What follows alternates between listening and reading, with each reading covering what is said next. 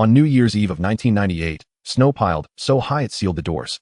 In the nursing home, 68-year-old Guilan lay stiff with cold on a hardboard bed, while outside the window came the noisy clamor of her children gathered around a bubbling hot pot. Her fingers stroked the worn jade bangle on her wrist, the only keepsake left by her late husband, and memories surged up a lifetime of toil. Her intangible heritage, osmanthus cake, craft squeezed dry, her pension carved up by her children, until she was cast aside to die in loneliness and misery. In the mingled blood and tears of that moment, she swore silently, "If there is another life, I will never again be a walking cash machine for my children." At the instant her consciousness faded, a blinding light flared. She snapped her eyes open to find herself back in 1992, on the 7th day after her husband's death. Offerings still lay neatly arranged on the 8 immortals table, and her 3 children sat around it, their eyes gleaming with greed, as they stared at the secret recipe clutched in her hand. The fragrance of offering fruits mingled with the acrid smell of burned paper ash and a faint lingering coal smoke that stung the nose. Guilan's eyes flew open, a chill like shards of ice bored through the seams of her bones and lodged in her chest. In 1998, the snow at the nursing home had fallen so heavily it crushed a corner shed and froze away her very last breath. A chill that penetrated to the marrow. Why had that bone-deep cold not yet dissipated? "Ma, what are you staring at? Dad's osmanthus cake recipe. You'd better hand it over." A shout exploded beside her ear, pounding at her temples until they throbbed, the fine hairs behind her ears standing on end. Guilan lifted her eyes. Her eldest son Zhou Jiangwo was standing with his hands still pressed on the 8 immortals table. The cuffs of his blue work overalls were stained with greasy engine oil, and his face was flushed the color of braised pork hock, straight from the pot, spittle flying so far it spotted the apples on the offering table. At the center of the 8 immortals table, her husband's black and white photograph still gleamed with the cold luster of a new frame. One of the offering apples bore a missing half-moon, like the crooked tooth marks glaringly obvious. No need to ask, it was certainly the work of her youngest son, Zhou Jinxiang, who had always been like this since childhood, never knowing how to cherish anything good. It was 1992, the 7th day after her husband's passing. She had truly been reborn.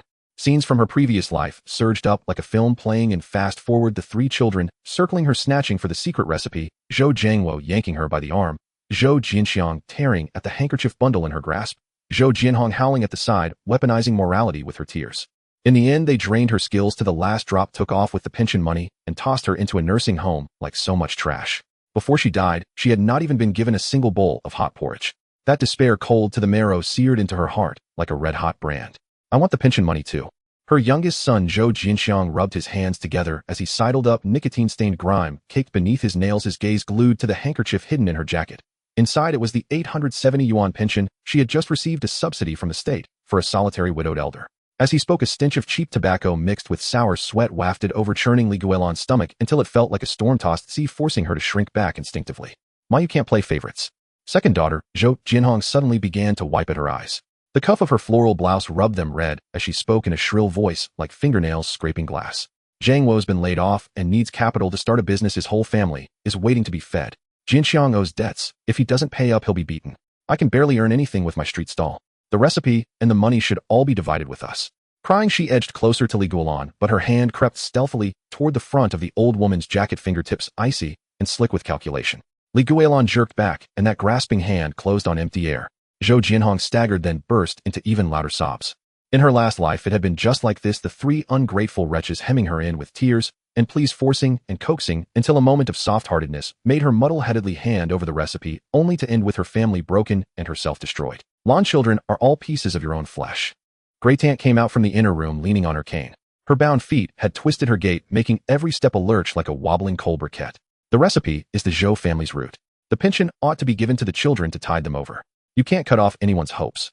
Her jujubwood cane struck the floor with a muffled thud that made the candles on the offering table flicker, her stance plainly backing the children. Neighbors crowded at the doorway to watch the spectacle, their heads bunched together like a string of candied hawthorn, their buzzing whispers drifting into the room like bees. Old Madame Lee's had a hard life. Her husband's barely gone, and her children are already pressing her like this. "I heard that osmanthus cake recipe of hers can bring in 5 yuan a gene, even more expensive than pork. Since Zhou Jiangwo was laid off, he hasn't done a decent day's work. Of course, he set his sights on his mother's last asset." The comments were not loud, yet every word pierced into Guilan's ears like tiny needles. She instinctively touched the worn jade bangle on her wrist. Her husband had given it to her when they were young. She had worn it for over 30 years until it was smooth and warm to the touch. The chill of the jade climbed up her fingertips, clearing the fog in her mind in an instant. In this life, she would never again let herself be a slaughtered cash cow. Guilan slowly straightened up, her previously hunched back unbending inch by inch. The wrinkles on her face tightened into hard lines, and even her breathing grew heavier than before. You want the craft? Her voice was hoarse, still roughened by recent crying, yet edged with a cold hardness that cut straight to the heart. You want money? Zhou Jiangwo thought she had finally relented. He immediately leaned in half a step, plastering on a false smile. Exactly. Ma, if you'd thought it through earlier, things would be easier. We're family. How could we ever shortchange you? Sign this first. With a sharp motion, Li Guilan drew a folded sheet of paper from inside her jacket and slapped it down on the Ada mortal's table. The paper was yellowed and brittle. She had written it the previous night after her rebirth by the light of a kerosene lamp, driven by a fierce resolve, terrified she might let her spine soften, as in her former life. Across the top, 4 large characters, severing family ties agreement, had been brushed in ink, the strokes crooked, yet forceful, the ink soaking the paper until it wrinkled the very sight, stinging the eyes. What the hell is this? Zhou Jiangwo's fake smile froze. He reached out, wanting to tear it up. Li Guilan seized his wrist in a vice grip, her knuckles whitening, the age spots on the back of her hand bunching together.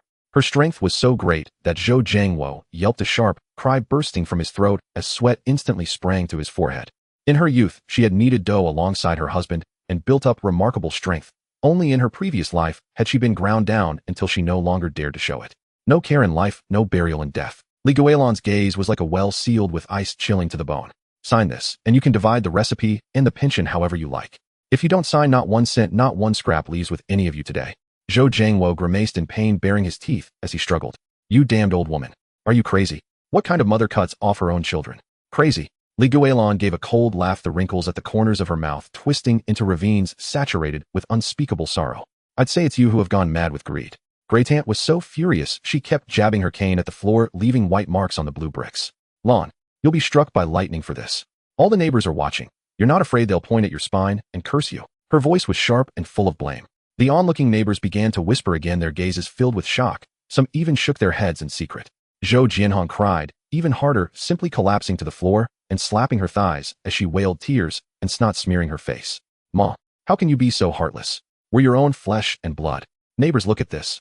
Have you ever seen such a merciless mother? She deliberately inched closer to the doorway and the crowd, her skirt hem dragging through the dust on the floor, calculating inwardly. She knew her mother prized her reputation above all else and would surely be coerced into yielding. Zhou Jinxiang chimed in, reaching out to grab the agreement on the table. Who would recognize this worthless scrap of paper? You've gone senile, old woman. Li Guilan raised her leg and kicked the leg of the 8 immortals table. With a loud clatter, it shuddered, the offering plates nearly toppled, and the candle flames flinched in fright. Who dares touch it? Her voice was not loud, but it carried an intimidating weight. Zhou Jinxiang's hand froze in midair, seeing the ferocity in her eyes, a nameless dread crept over him. The pension is a subsidy from the state to me, a solitary old woman. It has nothing to do with you. Li Guilan held Zhou Jiangwo's wrist in an iron grasp, her gaze sweeping over her 3 children, each look stabbing like an eyesore. The recipe is your father's life's work, the skill he taught me to keep body and soul together. What right do ungrateful wretches like you have to claim it? Zhou Jiangwo's face darkened to a purplish red as he panted. We're your children. What's yours ought to be ours by right. What's mine? Li Guilan laughed, a sound laden with desolation and finality. Tears could not help but spill down, splashing cold onto the back of her hand. How much money have you drained from this household over the years? You really don't know? Zhou Jiangwo, when you were laid off and sat idle at home for half a year, who brought you every meal? Zhou Jinxiang, when you lost at gambling and were chased down for repayment, who begged and bowed to repay your debts? Zhou Jianhong, when you were bullied running your street stall, who took osmanthus cakes to stand up for you? Her voice trembled more and more, not from fear, but from fury pushed to its limit. With another squeeze of her fingers, sweat streamed from Zhou Jiangwo's forehead, yet he still could not wrench free from those calloused hands. The watching neighbors gradually fell silent. Seeing Li Guilan's tear-streaked yet unwavering face, then her children's greedy, guilty expressions, their murmurs began to change. It does seem a bit much. Who bullies their own mother like this? Old Madame Li used to be so honest and meek, she must have been driven to the brink to act like this. I'd be furious too. Her husband's just passed, and they're already snatching his things. Truly unfilial. In the crowd, an elderly woman in a blue blouse sighed. My own boy is laid off too, and he never demands things from me like this. Hearing the comments, Zhou Jianhong's sobs waned, a flicker of panic crossing her face as she secretly tugged at Zhou Jiangwo's sleeve. Zhou Jinxiang still tried to bluster, craning his neck as he shouted, if you won't hand it over, we'll just stay here and not leave. We'll wait you out until you give in. Very well. Li Guilan's gaze turned razor sharp. She wiped her tears away and suddenly raised her voice. I'll go to the police station right now and report you for harassing a solitary elder and attempting to steal private property. The police station is just around the corner, 3 minutes on foot. We'll settle this in front of the officers. As she spoke, she moved as if to leave, still clamping Zhou Jiangwo's wrist, her steps fast and steady. Panic seized Zhou Jiangwo. The police station was no place for theatrics. If he was really taken in, his mask as a dutiful son would shatter completely. He would never again be able to hold his head up among the neighbors, and his wife would probably demand a divorce. You wouldn't dare? He blustered, voice tough but heart hollow, his body involuntarily shrinking back until his toes nearly bumped against the threshold. Greytant, flustered now, hurried to grab Guilan's arm. Her hand was icy cold and smelled faintly of old medicinal plaster. Lon, talk it out. Don't go to the police. Family shame shouldn't be aired in public. If word spreads, it'll ruin the children's reputations. Reputation? Guilan flung her hand off with such force that Greytant staggered. When they were seizing my things, did they think about reputation? When they threw me into the nursing home, did they think about reputation?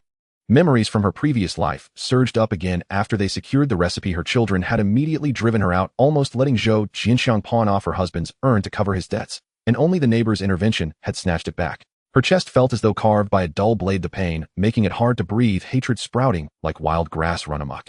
Her gaze grew ever colder, her teeth clenched tight. Today this agreement will be signed, whether you are willing or not. Guilan increased the pressure of her grip, making Zhou Jiangwo hiss in pain, his eyes watering. Either you sign and walk away, or you come with me to the police station and we'll lay everything bare. Looking into her unyielding eyes, Zhou Jiangwo realized she meant every word. In the past, no matter how angry she became, his mother had never brought herself to treat him like this. Today there was no trace of reluctant affection in her gaze, only a cold, resigned disappointment. Second daughter, Zhou Jianhong, secretly tugged at his sleeve and whispered, brother, just sign it first. We'll have chances later. In her mind, the calculations churned. Once they had the recipe, the agreement would be nothing but a useless piece of paper, and their mother would eventually have to acknowledge them again. The youngest, Zhou Jinxiang, had lost his earlier swagger. Shrinking to the side, he muttered, fine, sign then. As long as we get the recipe. The assembled neighbors stared transfixed. No one had imagined that the always meek, ever submissive old Madame Li would become so tough that she dared to stand her ground even against her own children. Fixing them with her gaze, Guilan spoke each word distinctly. You have 3 minutes to decide. Either you sign, or I call the police right now. Her voice was like an ice pick, leaving a cold ache in the heart. The jade bangle on her wrist swayed gently with her breathing, emitting a faint crisp clink. Sweat beaded on Zhou Jiangwo's forehead as he looked at his mother's deeply wrinkled, yet unervingly resolute face, then at the neighbors watching from the door. His back was soaked through. He knew that if he really ended up at the police station, his life as he knew it would be ruined. Ma, do you truly mean to be this ruthless? He asked through gritted teeth, a thread of supplication and unwillingness in his voice. Guilan did not waver in the least. She only replied mildly, you were the ones who were ruthless to me first. The 3 minutes stretched out like a century. The room was so quiet they could hear the crackle of burning candles and Zhou Jiangwo's heavy breathing. Color drained and returned to Zhou Jiangwo's face in waves. Finally, he clenched his jaw as if making a monumental decision. Fine, I'll sign. Guilan released his wrist and pulled a ballpoint pen from her pocket, snapping it down on the table. The barrel still bore a dusting of flour, smudged there the previous night while she kneaded dough. Staring at the severing ties agreement, Zhou Jiangwo's hands shook the pen tip, hovering over the paper for a long time without writing a single stroke. Zhou Jianhong and Zhou Jinxiang crowded in beside him, their faces full of resentment and unwillingness, yet none of them dared voice another objection. Just as the tip of Zhou Jiangwo's pen was about to touch the paper, Zhou Jinxiang suddenly shouted, brother, you can't sign. If you do, we'll end up with nothing. Like a man driven mad by gambling debts, he lunged forward, reaching to rip the agreement from the table, his nails scraping along the paper's edge. But Guilan had been expecting this. She slammed her hand down on the agreement, pinning it firmly. Her eyes flashed with a sharp, cutting light. You dare tear it? Intimidated by her aura, Zhou Jinxiang's hand froze mid-reach, his eyes wild with a mix of madness and despair. Why should we have to sign something like this? All of that should be ours by right. Ma, you're playing favorites. You just don't want to give it to us. The crowd of neighbors stirred again. Some cried out that he had gone too far, others urged him not to be reckless, and still others had already begun rebuking him for his lack of filial respect. The scene dissolved into chaos. Candle flames wavered on the verge of going out, while ash from burned paper drifted through the air, filling the room. Heart pounding wildly, Guilan pressed down on the agreement with all her strength. Her breaths came unevenly, and her arm trembled from the effort. After all, she was a woman in her 60s, already exhausted from the struggle. But she could not give in. She had to take this step, or the tragedy of her previous life would simply replay itself. Zhou Jinxiang still struggled, trying to pry her fingers loose. Zhou Jiangwo hesitated with the pen in hand. Zhou Jianhong stood to the side, sobbing, chanting, Ma, have some pity on us. Greytant, beside herself, stamped her feet in agitation, repeating over and over, stop it. Stop this at once. Drawing a deep breath, Guilan spoke again. Exhaustion tinged her voice, but beneath it lay an unshakable resolve. Today these signatures will be written, whether you sign willingly or not. Whoever dares to tear up this agreement, I'll smash my head right here on this 8 immortals table and let you bear the stain of having driven your own mother to her death. Her hand clutched the worn jade bangle so tightly that its chill kept her mind razor clear. Her gaze swept over her 3 children, carrying a door-die resolve. This hard battle was one she had to win. The moment Zhou Jinxiang's hand touched the agreement, Li Guilan pressed it down as if it were a branding iron holding. Her grip was strong enough to crush a walnut. Her fingertips pressed the paper into wrinkled folds. He tried to pry her fingers away in a frenzy, his nails scraping across the age spots on the back of her hand, leaving several red welts. The pain made Li Guilan suck in a sharp breath as her brows twisted into a hard knot. You dare tear it. Her voice trembled, yet her knees braced against the table, her chest almost touching the edge of the 8 Immortals table. Her husband's black and white photograph sat right before her, the glass frame reflecting the candlelight, as if he were coldly watching this farce. The fierceness in her eyes startled Zhou Jinxiang. His hand froze in midair as a beast-like growl rolled from his throat. Spittle flew, landing on the wax, tears running down the offering candles, sticky and foul. Jinxiang, stop! Zhou Zhengwo suddenly shouted. He glanced toward the doorway where more neighbors were gathering. Aunt Zhang from next door was tiptoeing to peer inside. Old Wang stood with his hands behind his back, shaking his head. Zhou Zhengwo's heart sank. If someone really got killed today, his reputation as a filial son would be utterly ruined. He would never again be able to hold his head up in the factory or among the neighbors.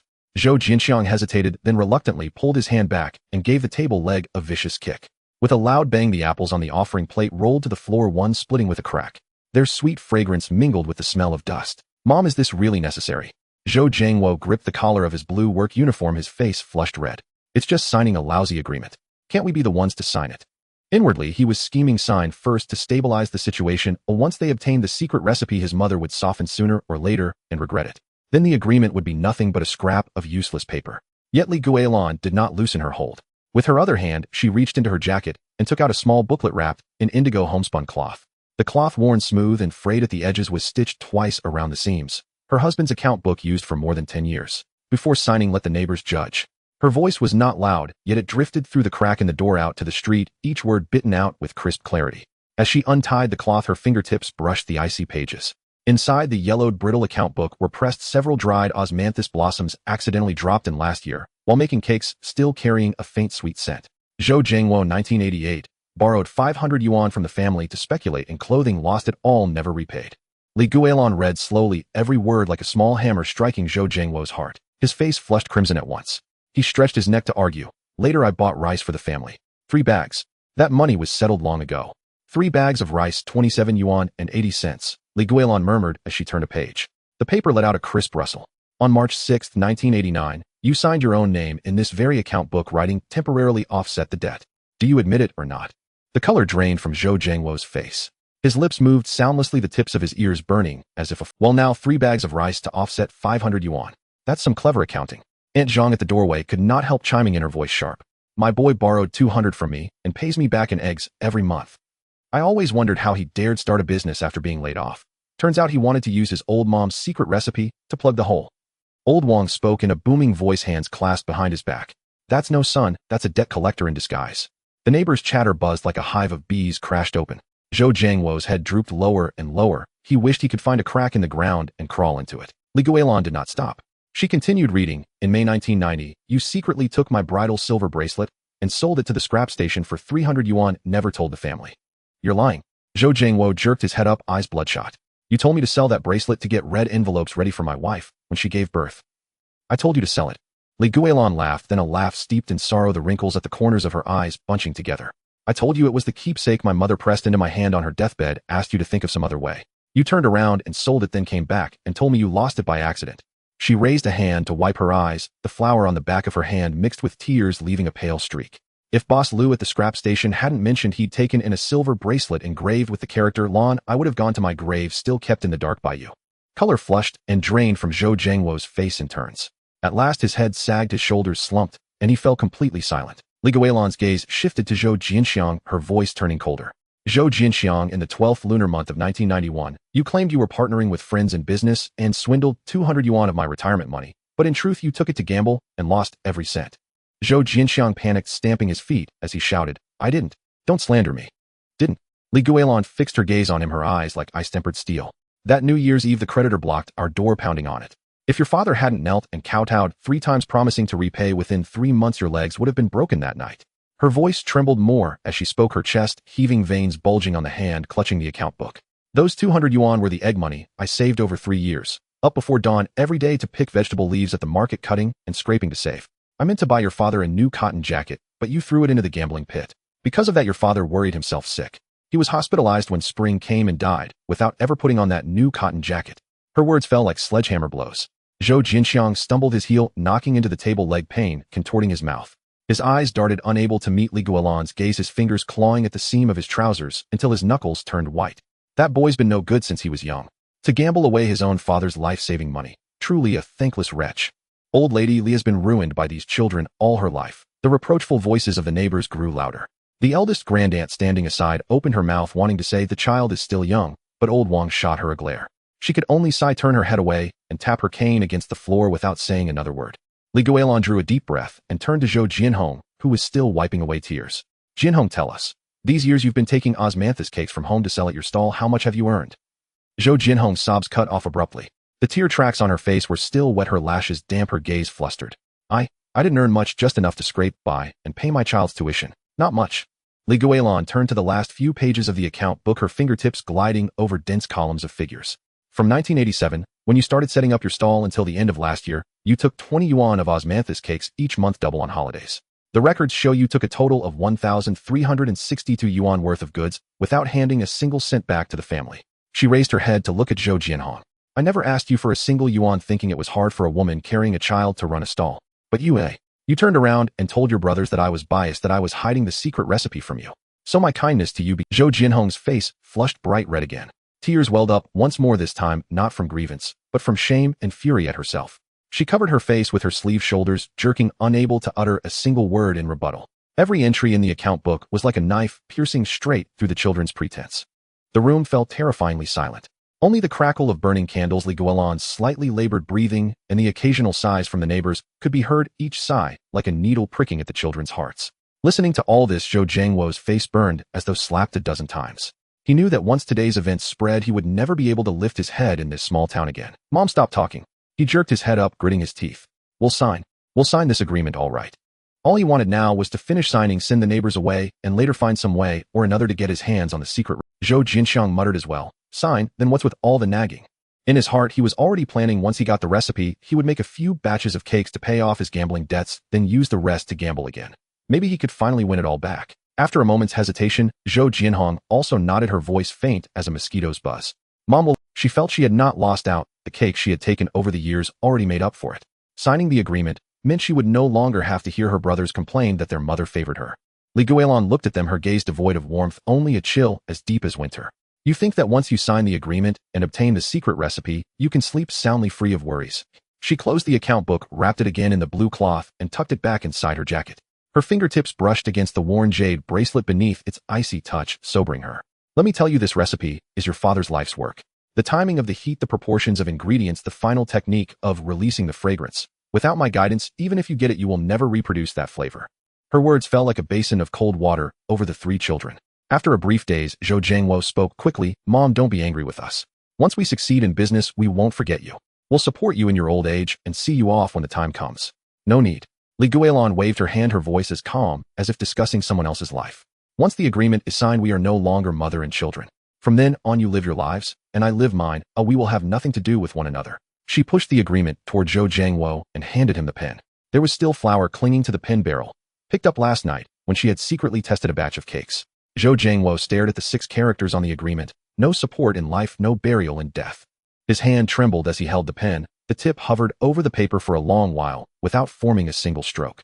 Zhou Jinxiang and Zhou Jinhong leaned in, as well, their 3 heads squeezed together, faces full of resentment and unwillingness, yet none of them dared voice another objection. The pen's tip scraped over the paper with a soft rustling, as though drawing a full stop to this distorted kinship. The names Zhou Jiangwo, Zhou Jinxiang, and Zhou Jinhong sprawled crookedly across the page, the ink blooming outward, harsh to the eye. Li Guilan picked up the agreement and carefully read it through.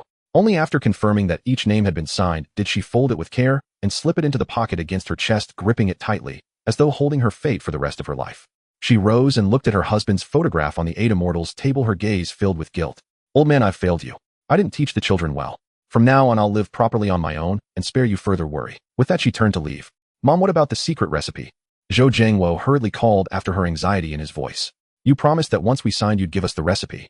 Li Guilan halted and glanced back at him, a cold smile tugging at her lips. I only said that after signing you could share the recipe and the compensation money. I never said I'd hand them over right now. She paused, then raised her voice so that every neighbor at the door could hear clearly. If you want the recipe, we'll see whether you have the capability to earn it. Zhou Jiangwo panicked, rushing forward 2 steps to grab her. You're playing us. Playing you. Li Guilan flung his hand off with such force that he staggered. Haven't I already been played by you enough? You stole my needle money as children, swindled my retirement savings as adults, and now you even covet your father's life's work. Do you deserve it? She pointed toward the door. From today on, this house is yours. I leave with nothing. As for the secret recipe, stop dreaming about it. I will use it to support myself and live better than all of you. Without another glance at her children's faces, she turned and walked toward the doorway. The neighbors instinctively parted to open a path for her. Aunt Zhang could not help tugging at her arm. Guilan, where are you going dressed with just this and so little money on you? Auntie, I'll be fine. Li Guilan smiled, the wrinkles at the corners of her eyes relaxing with a touch of release. I have a craft. I won't starve. Her steps were steady, each footfall felt as if landing on cotton, yet carried a resolve she had never possessed before. As she stepped out of the house, the sunlight stabbed her eyes, making her squint. In her pocket lay the severance agreement and her remaining 200 yuan, the leftover funeral allowance from her husband's workplace, money she had never had the heart to spend. Behind her came the sound of her children arguing. Zhou Jiangwo cursed Zhou Jianxiang for being impulsive, Zhou Jianxiang blamed Zhou Jiangwo for being brainless, and Zhou Jianhong sobbed on the side, complaining that the two of them had dragged her down with them. Li Guilan did not look back, did not harbor the slightest reluctance. She raised a hand to touch the worn jade bracelet at her wrist. Its coolness crawled up through her fingertips, clearing her mind completely. She had endured enough bitterness in the life behind her. In the life ahead, she would rely on her own hands and the craft her husband left and live well. Yet faced with the bustling street, the endless stream of traffic, the cries of street vendors, the jingling of bicycle bells mingling together, a faint confusion rose in her heart. A woman over 60 with no real funds and no home to return to. Where could she find shelter? And how could she use the osmanthus cake craft to earn her first bucket of gold? At that moment, she recalled what her husband had once said: "Our osmanthus cakes use honest ingredients and have a genuine taste. As long as people eat them, we'll never lack a livelihood. The market is always crowded. You're bound to meet someone who recognizes quality." Her gaze grew steadily firmer as she clenched the 200 yuan in her pocket, the notes warmed by her body heat. No matter how difficult it was, she would give it a try. She lifted her eyes to the sky. The sun hung overhead, its gentle warmth on her body, dispelling a measure of cold. Li Guilan set off toward the market, her figure slender, yet upright.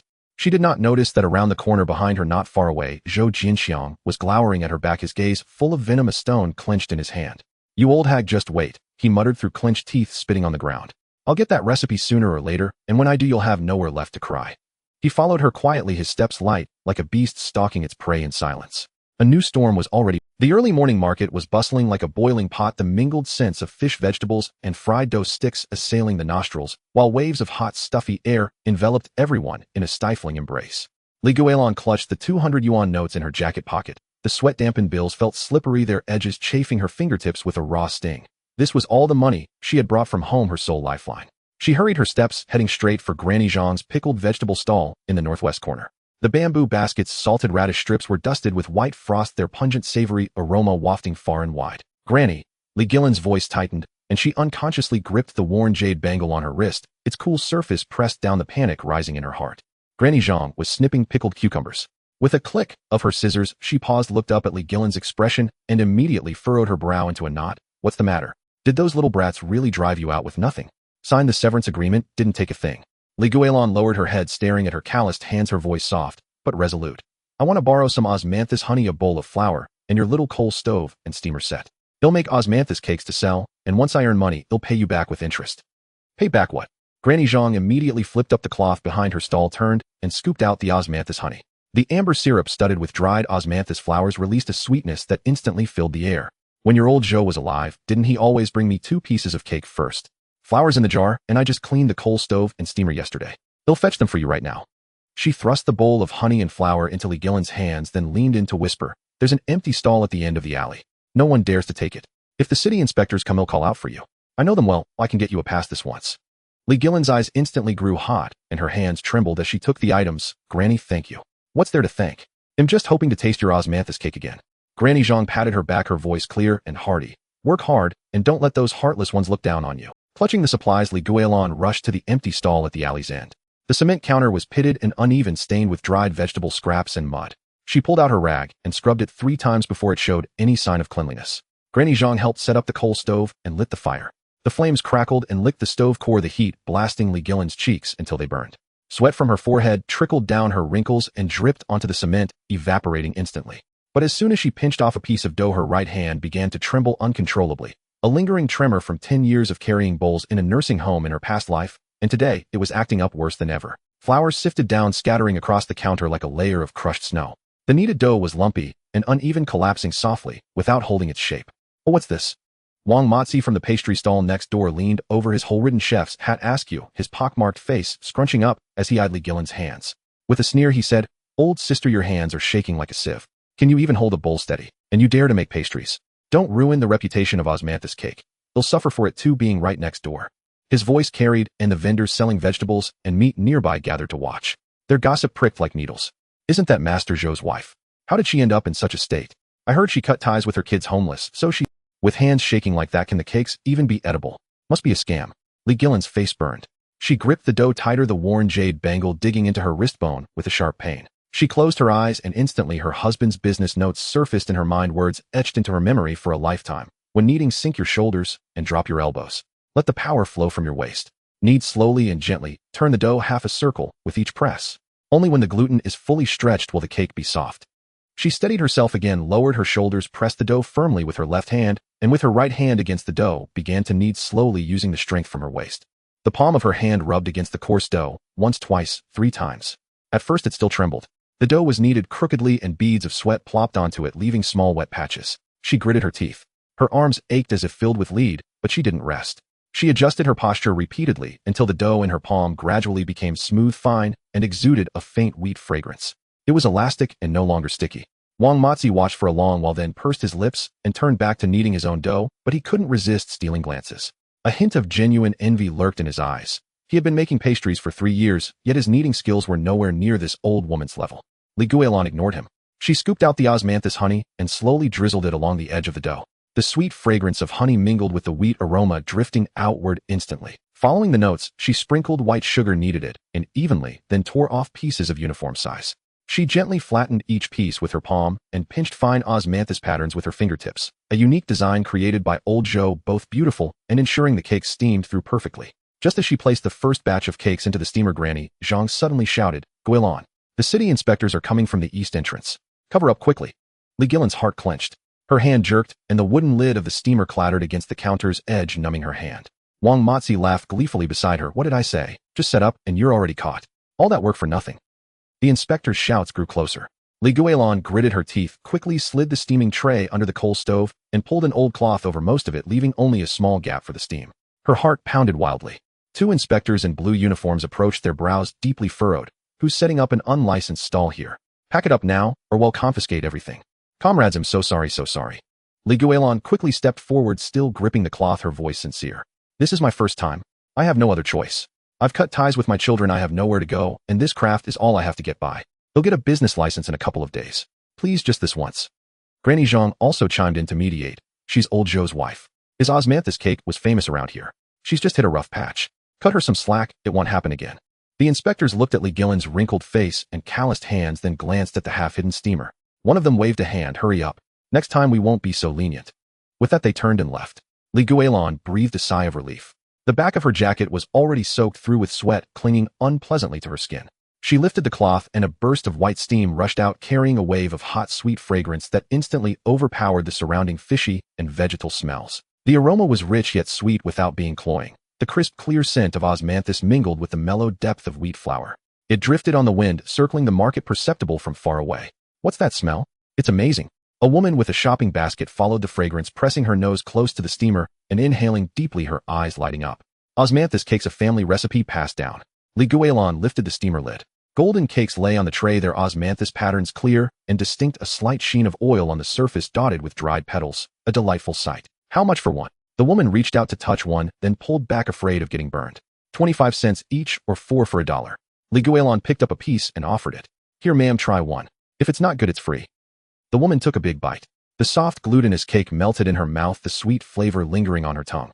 Even after swallowing, a faint, refreshing aftertaste of osmanthus remained, leaving no greasiness. She immediately gave a thumbs up, her voice loud enough to echo through the entire alley. "Delicious. Even better than the pastries from the city bakery. Give me $10 worth." That shout caused a stir.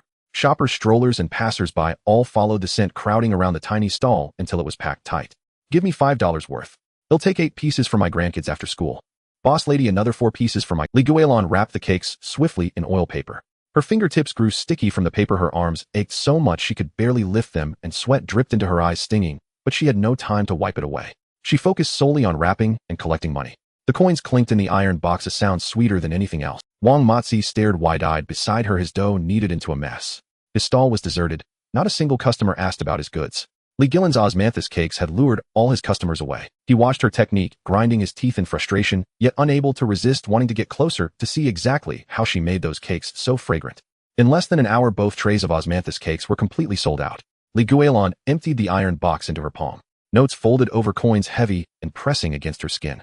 She counted 3 times exactly 52 yuan and 30 cents. That 52 yuan and 30 cents was the first money she had earned with her own hands since her rebirth.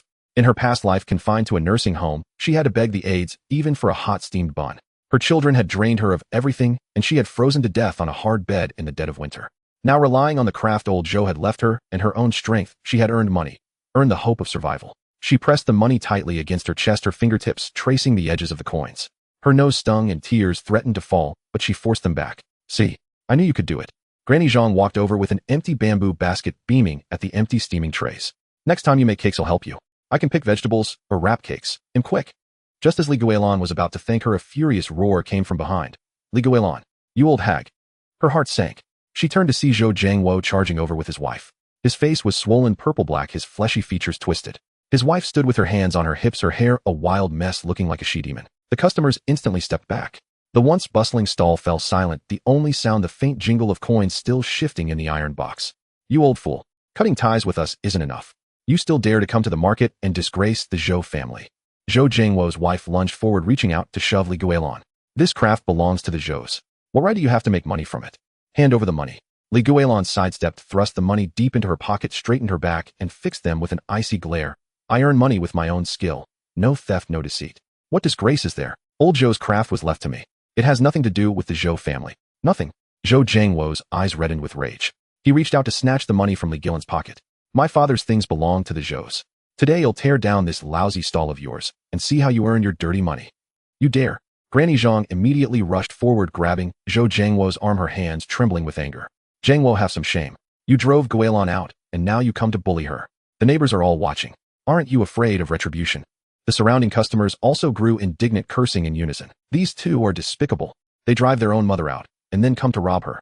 The old lady is just earning a living with her craft. What's it to you? Get lost. Yes, stop making a scene here and ruining our shopping. Some people pulled at Zhou Jiangwo while others stepped in front of Guilan. In a flurry of hands, they surrounded the couple, preventing them from moving.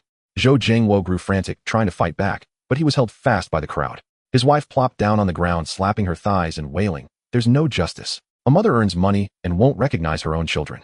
And the neighbors help outsiders bully us." No one paid her any mind. Everyone pointed fingers at them, their gazes as if watching a pair of clowns. Seeing the situation was hopeless, Zhou Jiangwo glared venomously at Guilan, hissing through clenched teeth. You won't keep this stall for long. They'll make sure you're driven out of this market. With that, he yanked his wife up from the ground, shoved the people around him hard, and pushed his way out of the crowd, cursing. The crowd sighed in relief and gathered around to comfort Guilan. Old lady, set up your stall boldly. We'll come buy your osmanthus cakes every day. Don't mind those ungrateful wretches. They're not worth it. Guilan nodded, words of thanks stuck in her throat. She simply raised her hand and touched the jade bangle on her wrist. The jade had grown hot from her grip. But just as she began to relax the corner of her eye, caught sight of Wang Matzi. He was huddled behind his stall, head down, holding a small notebook. His pen scratched across the paper, but his eyes kept darting sideways toward Guilan's steamer and kneading area. His little scheme was glaringly obvious, impossible to hide. When Guilan looked his way, he quickly shoved the notebook under his stall and pretended to knead dough. But his gaze still stole glances at her, sticky and unsettling, sending a chill down her spine. Guilan's heart skipped a beat. The feud with Zhou Jiangwo and his wife was set. They would surely come back to cause trouble. Wang Matzi, the pastry vendor, didn't seem like a good sort either. What was he jotting down in that notebook? Was he trying to steal her recipe or plotting some mischief?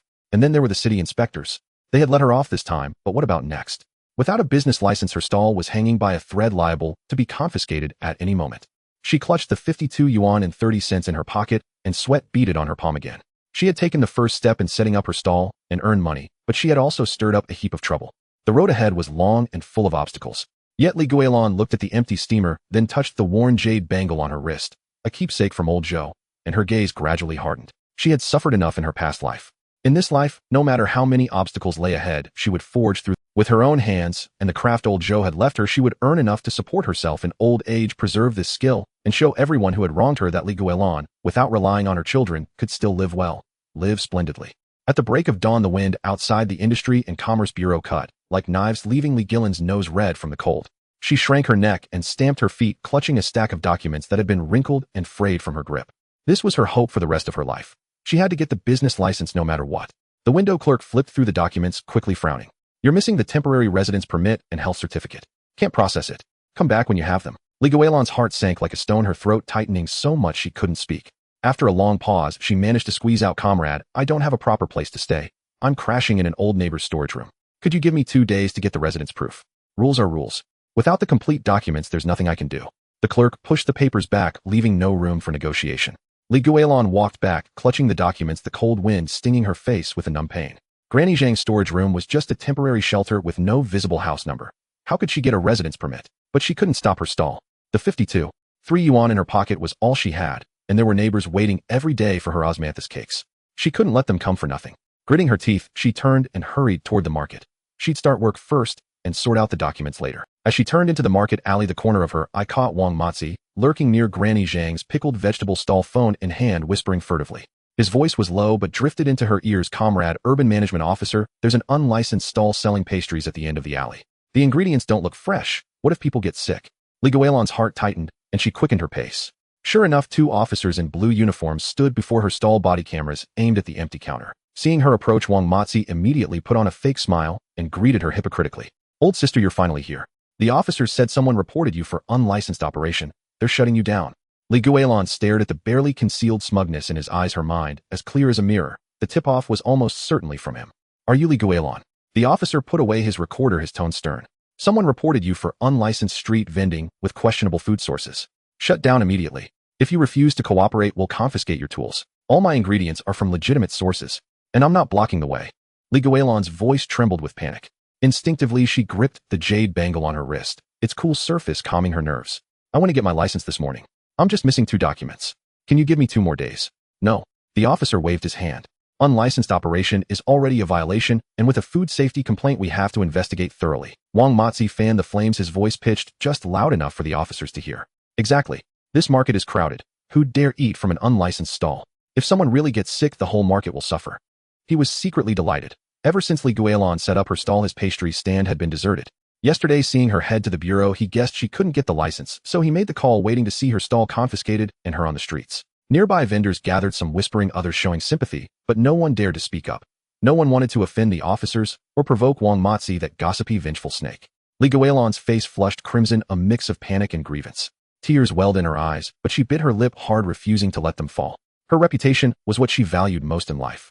She had never cheated or deceived anyone. Being slandered like this felt like countless needles piercing her heart. Officer, don't take her stall. Granny Zhang rushed over, a bag of groceries in hand, planting herself in front of Li Guilan. This report is pure nonsense. I watch Guilan make her osmanthus cakes every day. Her ingredients are fresher than what I use at home. Granny Zhang had been Li Guilan's neighbor for decades, close since the days of old Zhou. She knew Li Guilan's character well and despised Wang Matzi's petty schemes. I went with her to buy high-gluten flour at the grain shop. The osmanthus honey is directly sourced from mountain beekeepers, and the sugar is a brand-name product from the supermarket. How can you say the source is questionable? I can vouch for her. A middle-aged man with a briefcase pushed through the crowd. He worked at a nearby office building and bought Li Guilan's osmanthus cakes every morning for breakfast. A few days ago, I bought some cheap pastries from another stall and had diarrhea all day. But Aunt Guilan's cakes are clean and delicious. I've eaten them for half a month without any problem. He pulled a piece of osmanthus cake wrapped in cling film from his bag and handed it to the officer. Look, I bought this just this morning. No additives, no spoilage. Way better than those chemically flavored ones in the city. I'll testify too. An elderly woman with graying hair raised an empty oil paper bag. My grandson is picky, but he loves her osmanthus cakes. He says they're sweet without being cloying, with a natural floral fragrance. Sister Guilan is estranged from her children, all alone. She relies on this little stall to get by. It's not easy. Me too. Once I forgot my wallet, and she gave me the cake anyway, telling me to pay next time. Such an honest person. Her cakes are generous portions, never shortchanged, and she always throws in an extra piece. More and more neighbors crowded in, some carrying shopping baskets, others pushing carts, all chiming in. They praised not only the cake's taste and cleanliness, but also Li Guilan's hardships and kindness. Some even pulled out their phones to show payment records and photos proving they were loyal customers. The officer looked at the tightly packed crowd, then down at the osmanthus cake in his hand, exuding a natural sweetness. His expression gradually softened with hesitation. Comrade, let me make a batch right here for you to see. Li Guilan took a deep breath, wiped the moisture from her eyes, and spoke with firm resolve. The ingredients and my skills are all out in the open.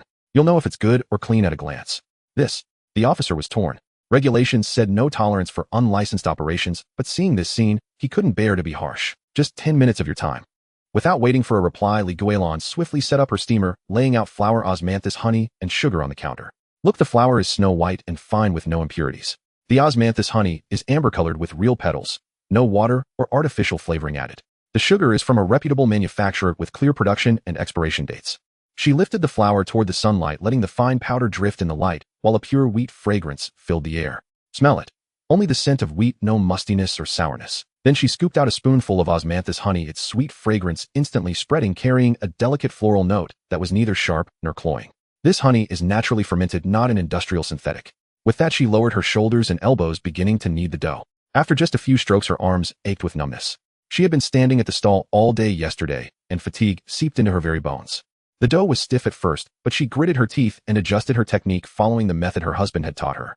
Gradually, her calloused palms worked the dough until it became smooth and supple, glowing with a warm luster. Beads of sweat dripped from her forehead onto the counter, evaporating instantly. She didn't bother to wipe them away, focusing intently on dividing the dough and shaping each piece with delicate osmanthus patterns. Every move was fluid and natural, honed by decades of practice. Her nimble fingers worked swiftly, and soon rows of neatly patterned dough pieces were arranged in the steamer. The neighbors fell silent, watching her calloused yet dexterous hands, the sweat on her brow, and her focused expression. Their eyes were filled with both sympathy and admiration. Outside the crowd, Wang Mozi's face darkened to an ugly shade of gray. He never expected the neighbors to rally so strongly behind Li Guilan. He tried to step forward and say something, but the burly butcher next to him shot him a fierce glare. Stop stirring up trouble. That old lady's had it hard enough. Why don't you run a decent business yourself? Wang Mozi was seething with anger, but dared not utter a word. He could only stare intently at Li Guilan's movements, hoping she would mess up and fail. Soon the steamer billowed with white steam, and a rich warm sweetness filled the air, a blend of osmanthus's crisp fragrance and wheat's deep aroma. It overpowered the fishy and vegetal smells of the market, drifting far and wide, drawing passers-by toward the stall. The officer stood before the stall, his nose twitching slightly at the aroma. Watching Li Guilan work methodically, seeing the glistening sweat on her forehead, his expression gradually softened. Done. Li Guilan lifted the lid, and a burst of steam carrying sweet fragrance rushed out. The golden osmanthus cakes steamed gently, their patterns crisp and clear surfaces gleaming with a natural sheen scattered with bits of osmanthus petals. Irresistibly tempting. She picked up a piece and offered it to the officer. Comrade, please taste it. If you detect any additives, I'll accept whatever punishment you give. Confiscate my stall, take my tools, I won't say a word. The officer hesitated, then took the osmanthus cake and took a bite. The soft, glutinous cake melted in his mouth, its sweet fragrance lingering on his tongue. There was no harsh industrial sweetness, only a natural lingering aftertaste. As he swallowed, a faint osmanthus aroma remained in his throat, leaving a lasting impression. How is it? Granny Zhang asked eagerly, her palms sweating. The officer nodded, his tone much gentler. The flavor is truly authentic. No strange taste. The ingredients are solid. He turned to Li Guilan, speaking sincerely. Big sister, we trust your skill and your character. For the residence proof, have Granny Zhang issue a temporary one and get it stamped at the community office. For the health certificate, go to the community hospital tomorrow. Get it in the morning, and you'll have it by afternoon. It's quick. We won't penalize you today. You can continue your stall. Once you have all the documents, get the license as soon as possible. Li Guilan's eyes instantly welled up and tears streamed down her cheeks uncontrollably. She quickly wiped them away, nodding vigorously. Thank you, comrade. Thank you all. I'll go for the health certificate first thing tomorrow and get the documents sorted as soon as possible. The neighbors breathed a collective sigh of relief and broke into applause.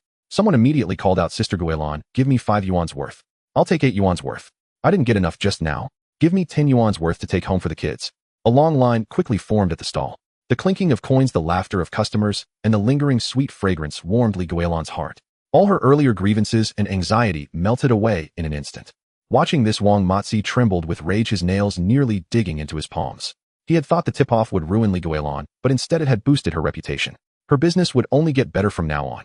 He glared at her stall, his eyes dark and venomous, silently vowing, Li Guilan, don't get too cocky. You got lucky this time, but next time I'll make sure you're utterly disgraced and can never set foot in this market again. He shot one last vicious glare, then turned and pushed through the crowd, his footsteps heavy and hurried as he left the market. He needed to come up with another plan fast to stop Li Guilan from sailing smoothly. After seeing off the officers, Li Guilan turned to the neighbors gathered at her stall and bowed deeply. Thank you all. Without you today, I would have lost my stall. Don't mention it. Granny Zhang patted her back with a smile. You're honest and your skill is good. You deserve our help. Besides, I want to eat your osmanthus cakes every day. Exactly. Aunt Guilan, your cakes are the best. A little girl with pigtails held up a crumpled 5 yuan note, her face beaming with innocence. Guilan looked at the sincere smiles of her neighbors, and a wave of warmth surged through her heart. In her past life, abandoned by her children, she died alone in a nursing home with no one caring about her well-being. In this life, she had met so many kind-hearted people who reached out when she needed them most, showing her that warmth still existed in the world. She wiped her tears, picked up the dough again, and said with a smile, "Don't worry, everyone. I'll make the osmanthus cakes even better and cleaner. I won't let your trust down." But deep down she knew this was only a temporary calm.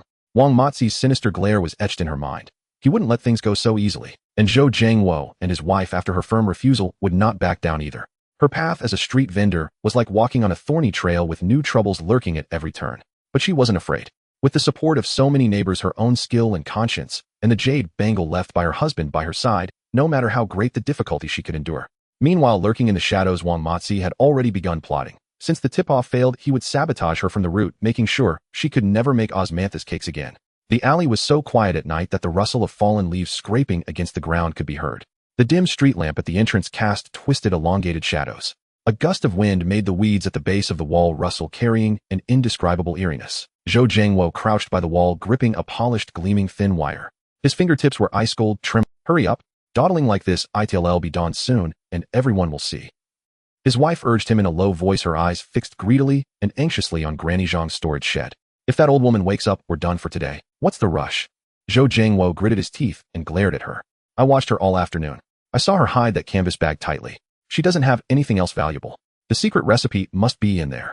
The wicked fire in their hearts was about to burn their throats. A few days ago, they hadn't gotten a good spot at the market. Watching the long lines at Guilan's osmanthus cake stall and hearing the clink of coins, they couldn't even afford meat. Why should that old woman get to live comfortably off the Zhou family's craft? Seeing Guilan touch her canvas bag when she packed up today, they were convinced it held the exclusive recipe. If they could steal it, they could set up their own stall and make even more money than the old woman. Zhou Jiangwo took a deep breath, held it, and approached the lock. He inserted the wire, jiggled it 3 times, bending it twice before a soft click was heard. The moment the lock sprang open, they nearly jumped out of their skin, not daring to breathe. They pushed the door open quietly. A musty smell mixed with the faint sweetness of osmanthus cake hit them. The shed was piled with old cardboard boxes and broken wooden stools. Guilan lay on a small bamboo bed in the corner, covered with a thin blue quilt, breathing evenly, as if in a deep sleep. The wife tiptoed and pointed at the old canvas bag by the bed. Zhou Jiangwo crept over, but the moment his fingers touched the strap, a soft cough came from the bed. They froze on the spot, their legs trembling. After waiting half a minute, seeing Guilan only turn over and mutter something, they dared to continue. He unzipped the bag and felt a hardcover notebook. The touch sent a surge of wild joy through him. This was it. Tucking the notebook under his arm, he turned and ran, not even closing the door. They dashed out of the alley before daring to catch their breath. The sweat on their palms made the notebook cover hot, the pages sticking together. Back home, they huddled under the lamp, flipping through the notebook noisily. But the more they read, the darker their faces became, until they were utterly crestfallen. The notebook did record the recipe for osmanthus cake, but it was just a few lines: 500 grams of flour, 2 liang of sugar, 1 spoonful of osmanthus honey, an appropriate amount of water, and steam until cooked. It was incredibly ordinary, nothing more than a basic street-side pastry recipe. It didn't even mention resting or kneading times. Tucked inside was a small note that read, "Skill lies in the heart, integrity in the person," clearly in her husband's handwriting. What the hell is this? The wife threw the notebook onto the table, furious. Her cakes are so fragrant, there must be a hidden secret.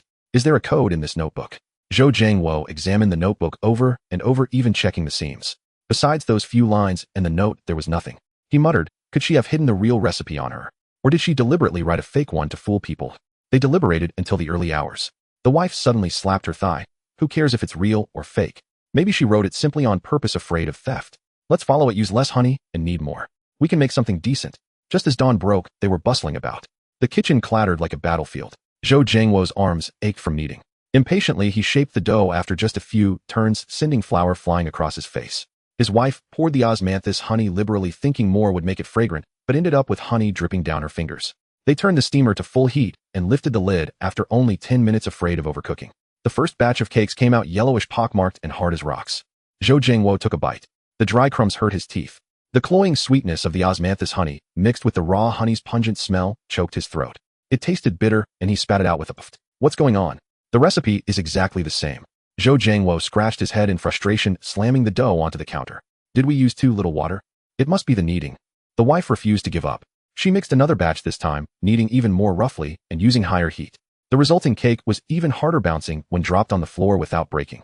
After ruining 3 batches, they had used up all the flour and honey. None of the cakes were edible. The wife looked at the mess on the counter, wincing in regret. We can't let this go to waste. Take them to the market and sell them as Lee Guilan's authentic cakes. Sell them cheap, 1 cent a piece. There are always people looking for a bargain. Can we sell these? Won't people curse us? Zhou Jiangwo hesitated, his heart filled with dread. Are we supposed to throw them away? His wife glared at him. The market is crowded. We'll find a corner, sell them quickly, and leave. Who will know who we are? The two of them pushed a small broken cart to a corner at the east entrance of the market and yelled, "Authentic Lee Guilan osmanthus cakes. 1 cent a piece. Clearance sale." Sure enough, a few elderly women were attracted by the price and gathered around to buy. Each took 2 pieces, but their expressions soured the moment they took a bite. Is this Lee Guilan's cake? Who are you trying to fool? Aunt Zhang threw the cake on the ground. It didn't break, but rolled twice. Lee Guilan's cakes are soft, sweet, and have a strong osmanthus flavor. This thing of yours is hard and bitter, cloyingly sweet. It's a complete fake. Exactly. It's fake. I buy Lee Guilan's cakes every day, and this tastes nothing like hers. Another woman pointed at them accusingly. Are you two so desperate for money that you'd pass off this garbage as the real thing? They tried to defend themselves, but everyone who had tasted the cakes surrounded them, cursing them out. The commotion grew louder. A few regular customers of Lee Guilan's passed by and immediately shouted, "Don't buy? These are Lee Guilan's unfilial children. They stole from her and are selling fakes. They have no conscience. No wonder the cakes are so bad. They're scammers. Give us our money back. Or we'll call the market manager, and if that doesn't work, the police." Zhou Jiangwo and his wife were surrounded, their faces turning a livid purple like pig's liver. They couldn't lift their heads from the shame. The wife tried to make a scene, plopping down on the ground, but before she could wail, an old man pushed her. "Get out of here. Stop disgracing yourselves. Leave now, or we really will call the police." Terrified out of their wits, they abandoned their cart and pushed through the crowd to flee, leaving behind a mess of hard cakes that were trampled into a sticky paste on the cement. Granny Zhang, who was on her way to open her stall at the market, saw the whole thing. She rushed to Lee Guilan's stall and found her calmly kneading dough with steady, practiced movements, the mass becoming smoother under her palms. "Guilan, those 2 unfilial children of yours are causing trouble. They stole your ordinary recipe-made fake cakes and tried to sell them. The neighbors chased them away." Lee Guilan's hands paused for a moment, her fingertips tracing the fine texture of the dough. She gave a faint smile and continued kneading without even looking up. "So that's what it was. I see. Aren't you angry?" Granny Zhang was anxious. "They stole from you, passed off fakes as yours, and ruined your reputation." Lee Guilan lifted the lid of the dough basin.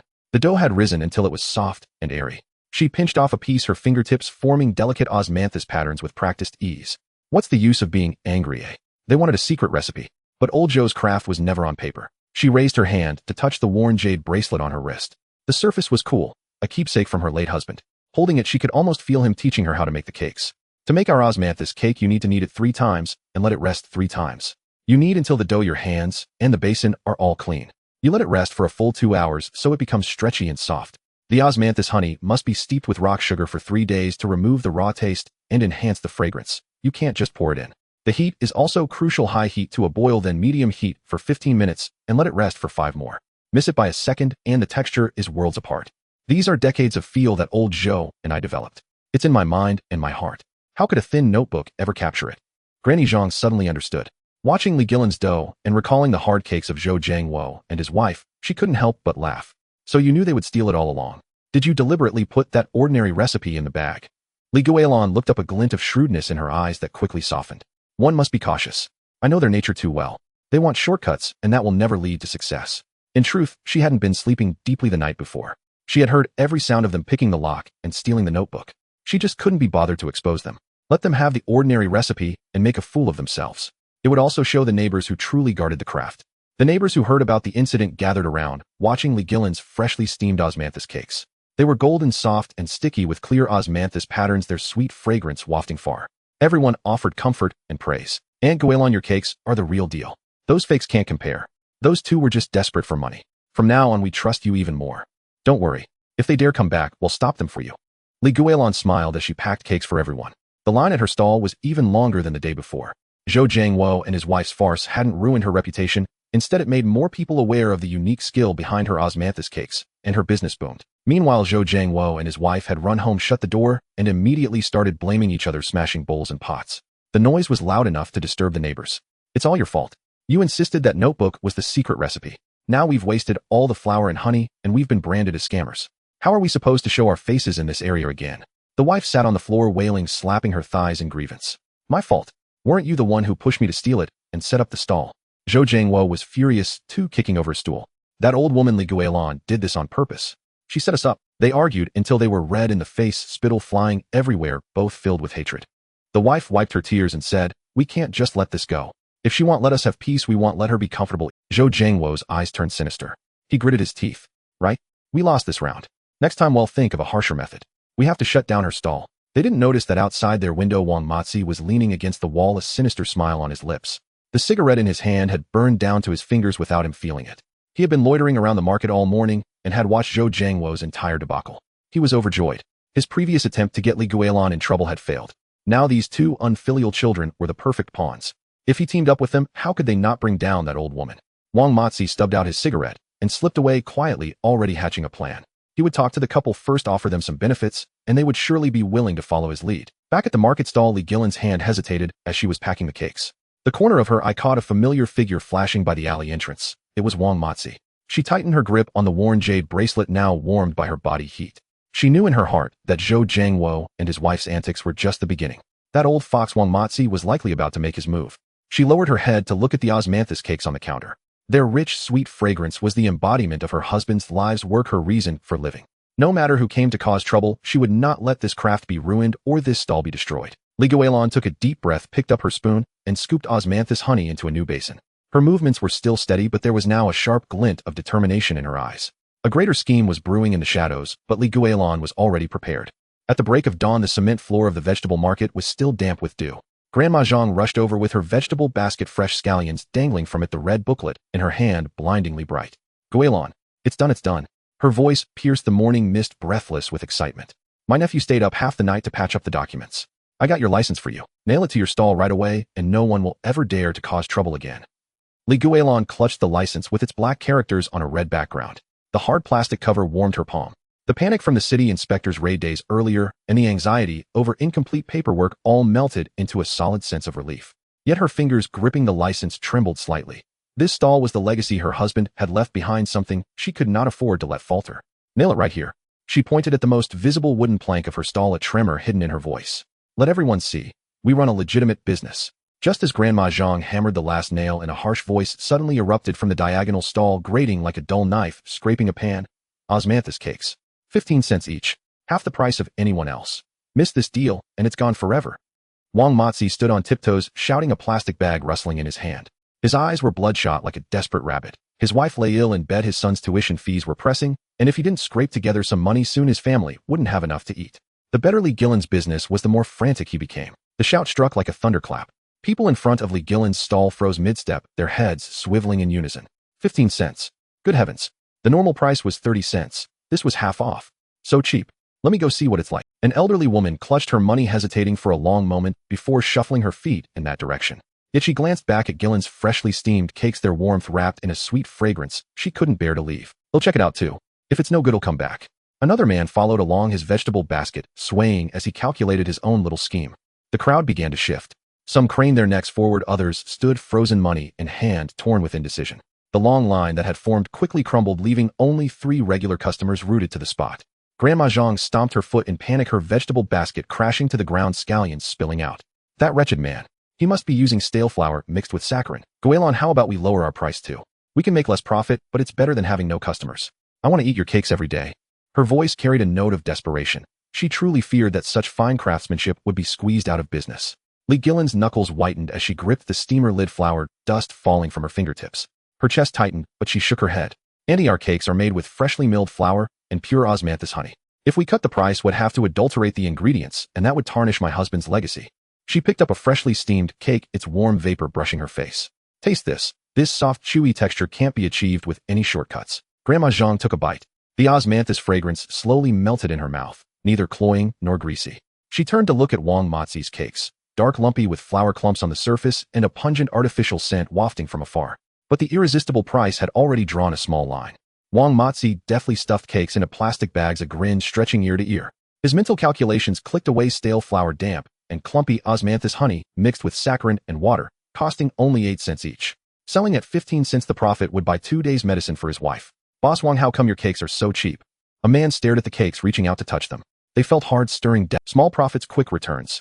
Wang Matzi's voice was honeyed to the point of nausea, his hands never stopping. "It's all proper craftsmanship. Eat with confidence." Within 40 minutes, only Grandma Zhang remained by Li Guilan's stall.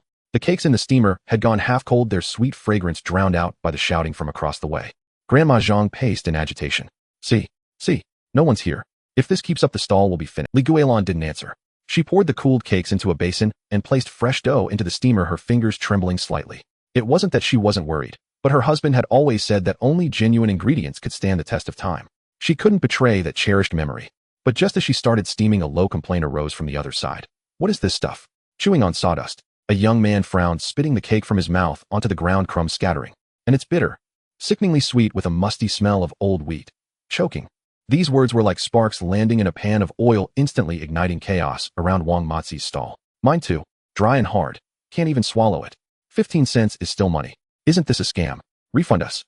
At first a few people muttered quietly, then more and more joined in. Elderly women slapped the stall, shouting. One old man, furious, reached out to grab Wang Mazi's cash box. Wang Mazi's face turned as white as paper. He clutched the cash box, desperately yelling at the top of his lungs, "Don't talk nonsense. I made these with proper ingredients. Are you deliberately causing trouble? Proper ingredients. You're lying through your teeth." Aunt Zhang pushed her way and, holding up a cake she'd bought from Li Guilan. Everyone smell this. This is what osmanthus cake should be like. Sweet and pure, fragrant and soft, not sticky. The clean, sweet scent of osmanthus drifted over, and in stark contrast to Wang Mazi's pungent artificial aroma, the crowd erupted even more. Refund us. If you don't, well, smash your stall. Call the market manager. Report him for selling fake goods. And Wang Mazi was shoved back and forth, sweat pouring down his forehead. Facing the furious crowd closing in, he tremblingly pulled out money for refunds. The cash he'd just earned was gone in an instant, and he was spat on all over, his pant legs soaked. After the refunds, the crowd surged back to Li Guilan's stall. The elderly woman who had left earlier blushed and rubbed her hands together. Guilan, I was foolish just now chasing after cheap bargains. Don't take it to heart. It's okay, Li Guilan said, lifting the lid of the new steamer. Warmth and sweet fragrance burst forth, the panic in her eyes easing slightly. Buy 10 get 2 free. Thank you all for still trusting me. At those words, a line instantly stretched to the alley entrance. Someone raised their phone to film. From now on, we'll only buy from you. Real ingredients, no cheating. Wang Mazi slumped on a small stool, staring at the mountain of substandard cakes before him. His heart ached with a sharp pang. The stale flour and saccharin were all wasted. He hadn't even recouped his stall fee. His wife's medicine money was still unpaid, and had earned himself the reputation of fake goods Wang. As he pounded the table and cursed, a shadow crept up beside him. It was Zhou Jiangwo, clutching a crumpled plastic bag, a malicious glint in his eyes. Zhou Jiangwo had been loitering at the market entrance for a while. Seeing Wang Mazi stumble, an idea immediately took shape in his mind. Boss Wang tripped up by Li Guilan, he said, his voice low, his gaze flickering toward her stall. I got royally screwed by that old woman a few days ago too. She's too cunning. Wang Mazi shot him a sidelong glance and spat contemptuously. You jinx, stay away from me. Don't be so quick to refuse, Zhou Jiangwo said, rubbing his hands together with a sly smile, his eyes full of temptation. I have a grudge against her, you have a grievance. Let's join forces and ruin her reputation. Shut her stall down for good. Then the osmanthus cake business in this market will be ours. Your wife's medicine, your son's tuition. Still worried? Wang Mazi's eyes suddenly lit up. He leaned in, his voice trembling. What's your plan? Don't feed me bullshit. Zhou Jiangwo leaned close to his ear and whispered for a long while. Wang Mazi's face grew darker with each word, finally slapping his thigh and shouting, great. Let's do it. Let her taste what it's like to fall too. The two of them huddled together, heads touching, murmuring in hushed tones. Their smiles carried a ruthless edge, just as Li Guilan happened to catch a glimpse. She was bagging cakes for a customer when her peripheral vision caught the shadowy figures in the corner, and her heart skipped a beat. Li Guilan tightened her grip on the worn jade bracelet on her wrist. The cool surface of the jade instantly steadied her nerves. Zhou Jiangwo harbored a grudge, and Wang Mazi was desperate to recoup his losses. Those two scheming together meant nothing good. The cakes in the steamer were still steaming, their sweet fragrance drifting far and wide. But a heavy stone weighed on Li Guilan's heart. The earlier sense of security had vanished, replaced by a creeping unease. She wasn't fearless, but she knew that panic was useless. All she could do was make every cake, while preserving her husband's craft and conscience. Yet from the corner of her eye, those two were still whispering, their smiles growing more sinister, tightening the string of tension in her heart. A darker scheme was already quietly taking root in the shadows. As the morning warmth began to rise in the market, a piece of gossip pierced the crowd like a poisoned barb. Don't you dare buy Li Guilan's osmanthus cakes anymore. Zhou Jiangwo's wife, clutching an empty basket with traces of chive greens under her nails, wove through the crowd, her voice low but insistent, as if whispering in one's ear. My distant cousin ate them and couldn't even stand from the diarrhea. I've seen the photo of her medical records from the community hospital. She pulled out a crumpled sheet of paper, the print on it blurred and illegible, yet she deliberately waved it before the crowd. Look at the diagnosis: acute gastroenteritis, suspected food poisoning. These words, delivered with an air of solid proof, exploded like water splashed on a hot oil, causing panic and unease. The line of waiting housewives froze in unison, their money crumpled in their hands as they stared warily at Li Guilan's steamer baskets. Is it true? I just bought some yesterday for my granddaughter's breakfast. No wonder it smelled a bit off. Probably laced with something to hook you. Forget it, better safe than sorry. I'd rather believe it than risk it. Some stepped back, others turned and left outright. The long queue that had stretched to the alley entrance unraveled like a cut rope, leaving only 3 regular customers hesitating, their feet glued to the ground. The oiled paper in Guilan's hand dropped to the ground with a slap, cake crumbs scattering everywhere.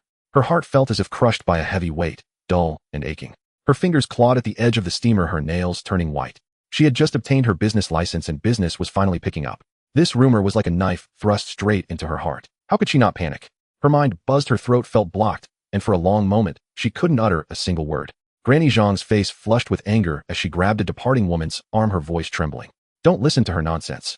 I see what ingredients Guilan uses every day. Freshly milled flour, pure osmanthus honey, and even the water is from the mountain well behind. How could she possibly add anything? But inside she was also panicking. If Guilan's stall collapsed, it wouldn't just be a loss of an old craft. She herself would never taste authentic osmanthus cakes again. More than that, she feared this rumor would ruin the market's reputation, making everyone suspicious of everything they bought. Granny, you can't say that. Zhou Zhengwo's wife sidled over, a sly smirk on her lips. You never know what's in a person's heart. If she wants to make money, what wouldn't she do? Besides, how could the medical records be fake? Some in the crowd craned their necks to look at the blurry printout, murmuring among themselves, and no one dared to step forward. Hidden behind his own stall, pockmarked Wang pretended to knead dough which stuck to the counter in sticky lumps, but inside he was gleeful. This idea had been forced out of him. His wife was in the hospital awaiting surgery, still short 20,000 yuan for the fees, and his son's tuition was also due urgently. His stall's business was dwindling day by day. If he didn't drive Guilan out, his whole family would collapse. This rumor was the simplest solution he could think of. But as he sneaked a glance at Guilan's pale face, a twinge of guilt pricked him. The crumpled hospital bill in his pocket, its edges digging into his palm, reignited his ruthlessness. Guilan bent down to pick up the oiled paper, her fingertips cold from the cake crumbs. The worn jade bracelet on her wrist pressed painfully against her skin. She took a deep breath, the tightness in her throat easing slightly, and said in a hoarse voice, "If you don't believe me, you'll eat it right in front of you." She lifted the steamer lid, and a burst of warm, sweet fragrance wafted out. The golden cakes gleamed with a sheen of oil dotted with crushed osmanthus flowers, looking clean and appetizing. She reached for a piece, and before anyone could react, took a big bite. The soft, sticky cake melted in her mouth, the sweetness sliding down her throat without any strange aftertaste. But she was too eager. Crumbs caught in her throat, making her cough twice, tears springing to her eyes. Undeterred, she picked up a second, and then a third piece, her cheeks bulging, crumbs clinging to the corners of her mouth. Her eyes held determination, but also a trace of barely concealed grievance. "Look," she said after swallowing, her voice raspy from coughing. "I eat these cakes for every meal, 3 times a day. If they were laced with anything, I'd be in the hospital by now, not here selling." But the crowd still didn't move. Someone muttered, "Just because there's no reaction now doesn't mean it's safe. Laxatives take time to work. Exactly, who knows if you took an antidote beforehand?" Zhou Zhengwo's wife smirked even more smugly. Guilan, stop putting on a show. Just close your stall and save yourself the shame before you hurt anyone else. Granny Zhang stamped her foot in frustration, then suddenly slapped her thigh. "They'll take it for testing." She grabbed a freshly steamed osmanthus cake, wrapped it in 3 layers of clean oiled paper, and clutched it tightly. "My nephew works at the Food and Drug Administration.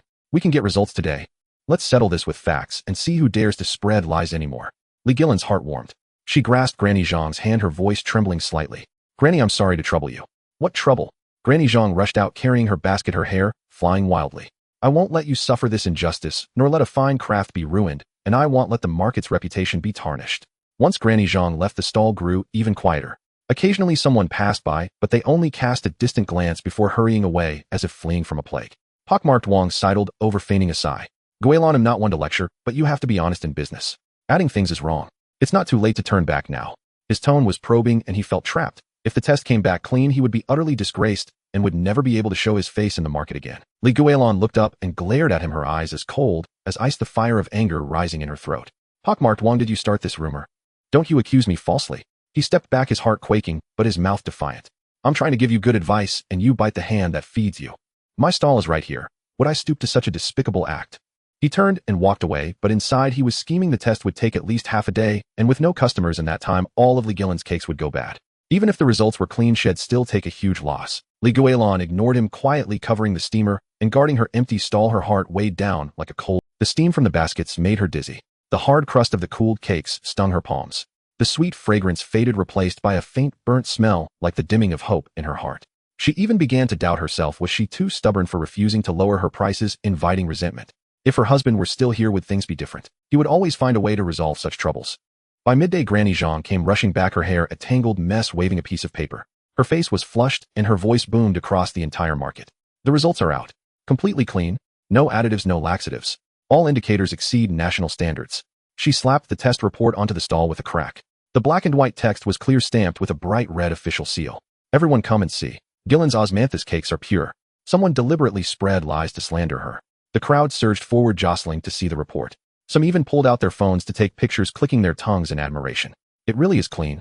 Look at these numbers. Better than the brand name cakes I buy. I knew Guilan wasn't that kind of person. I've been eating her cakes for 3 years and never had a problem. Where's that woman now? The one who spread lies with that blurry piece of paper. Come out and explain yourself. Zhou Jiangwo's wife had already slipped away.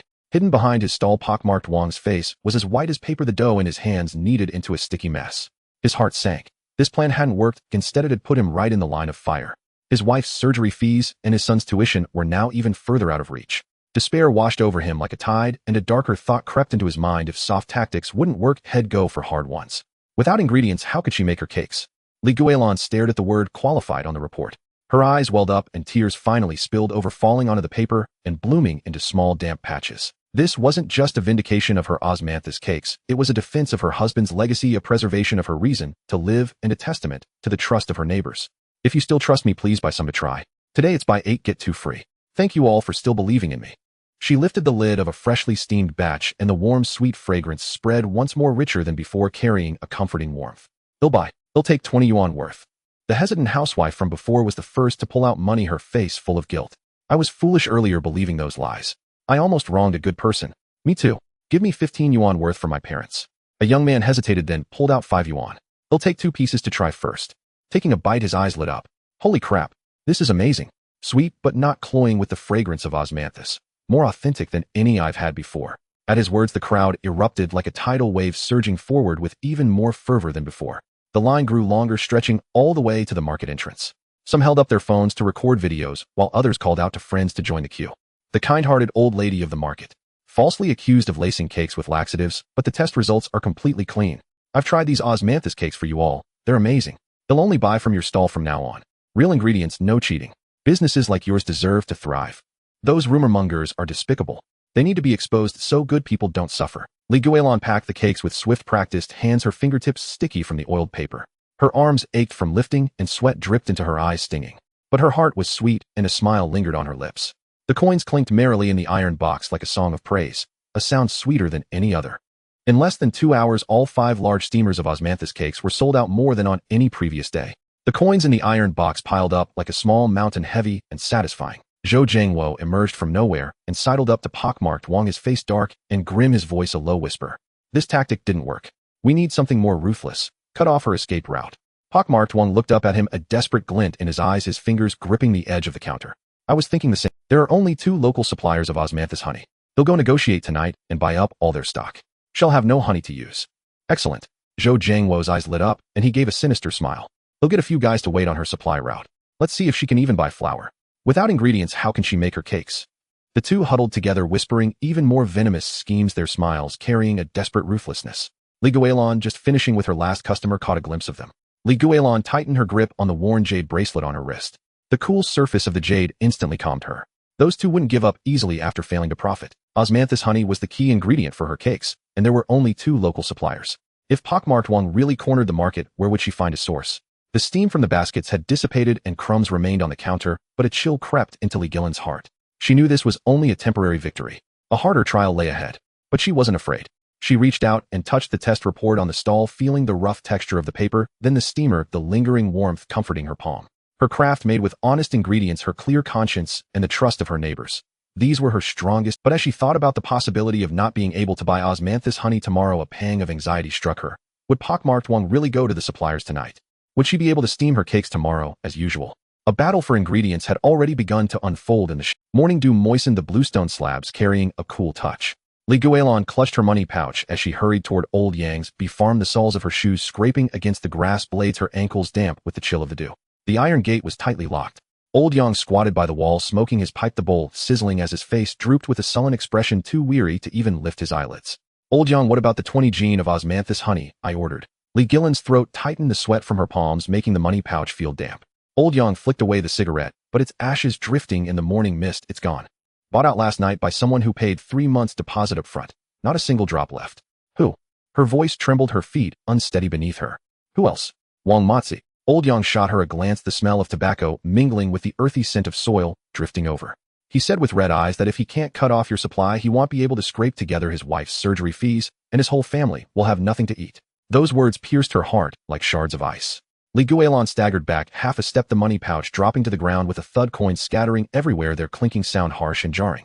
She staggered down, her fingers scraping the coins, the edges digging painfully into her fingertips, tears nearly splashing onto the cold stone slabs. The osmanthus honey was the soul of her cakes. Without it, the craft left by old Joe would be lost, and this old woman would have no way to survive.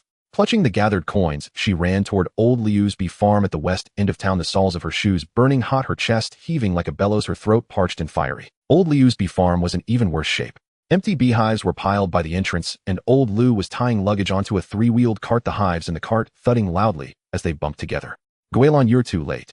Old Liu sighed, the rope biting into his knuckles until they turned white. Wang Matzi offered double the price and booked all my honey for 6 months. He even threatened that anyone who sells to you will have their hives smashed.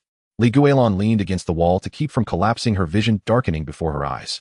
There were only 2 osmanthus honey suppliers in this area, and Wang Matzi had cut off both. She suddenly remembered glimpsing Wang Matzi yesterday, clutching a hospital payment notice and muttering to Zhou Jiangwo. She hadn't thought much of it at the time, but now it dawned on her. That was a desperate, allure-nothing gamble. Clutching the empty money pouch, she trudged toward the market, her legs feeling like lead, every step heavy. She slumped down behind her stall, the cold steamer exuding a damp chill. The worn jade bracelet on her wrist pressed painfully against her skin. Staring at the empty steamer, a wave of despair rose in her heart. Maybe she should just give up. Guilan, why the long face? Didn't get the honey.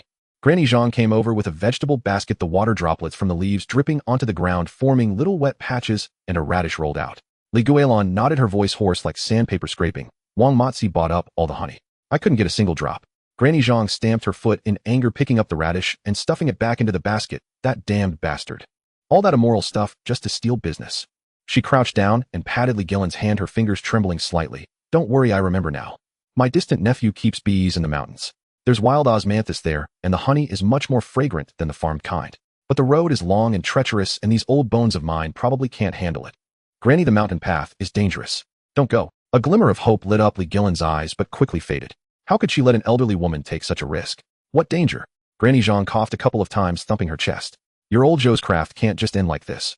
We do business with a clear conscience. We can't lose to his crooked ways. He'll take you there. I know the way. Wang Matzi hid behind his own stall, watching everything clearly, a sinister smile curling at the corner of his mouth. He had withdrawn all the money for his wife's surgery last night. The hospital had issued an ultimatum: if he couldn't scrape together the funds in time, the operation would be delayed indefinitely. He couldn't afford to gamble. As long as Li Guilan's supply was cut off, customers would eventually come back to him. Then the money would be recouped, and his wife's surgery could proceed. In this gamble, he had to win. At 4 in the morning the next day, the sky was still dark, stars twinkling overhead. Li Guilan and Granny Zhang set off with bamboo baskets on their backs loaded with water bottles and dry provisions, heavy and weighty. The mountain path was rough and uneven, gravel biting into the soles of their shoes, causing sharp pain. Branches scraped their arms, leaving red marks, and the dew soaked their clothes, clinging to their skin with a bone-chilling cold. Halfway up, Granny Zhang was panting heavily, leaning against a tree trunk and coughing, her face flushed red, her back bent. Guilan, let's rest a bit.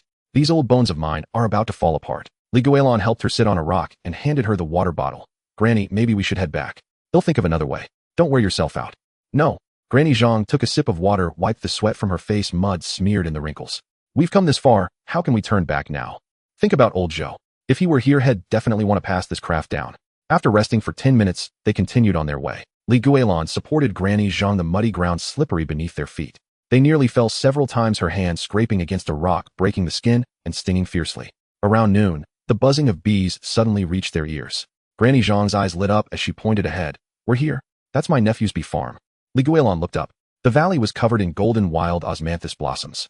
As the wind blew, waves of flowers surged, their fragrance mingling with the fresh, clean scent of the forest, penetrating the nose. Richer than farmed osmanthus by 3 parts, and 10 times more mellow. Bees swarmed around the flower clusters, their buzzing dense and lively. A young man with sun-darkened skin was squatting by a beehive cutting honey. The honey knife slid across the honeycomb, and golden honey dripped down the grooves, its fragrance making one's mouth water. Seeing them arrive, the young man was startled. Aunt, why are you here? Nephew, I've brought you some business. Granny Zhang panted, pulling Li Guilan forward. This sister makes osmanthus cakes, and she's very particular about honey quality. Spare some of your wild osmanthus honey for her. The young man scratched his head, a troubled look on his face. And it's not that I don't want to sell to you.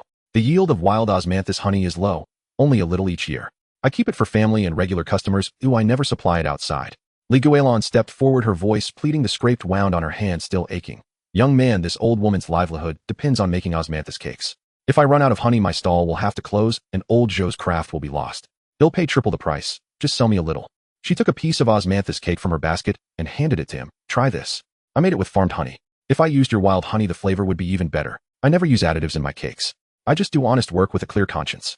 The young man took a bite, his eyes instantly lighting up as he smacked his lips. Delicious. Sweet without being cloying, with a fresh osmanthus taste. Much better than my mom's.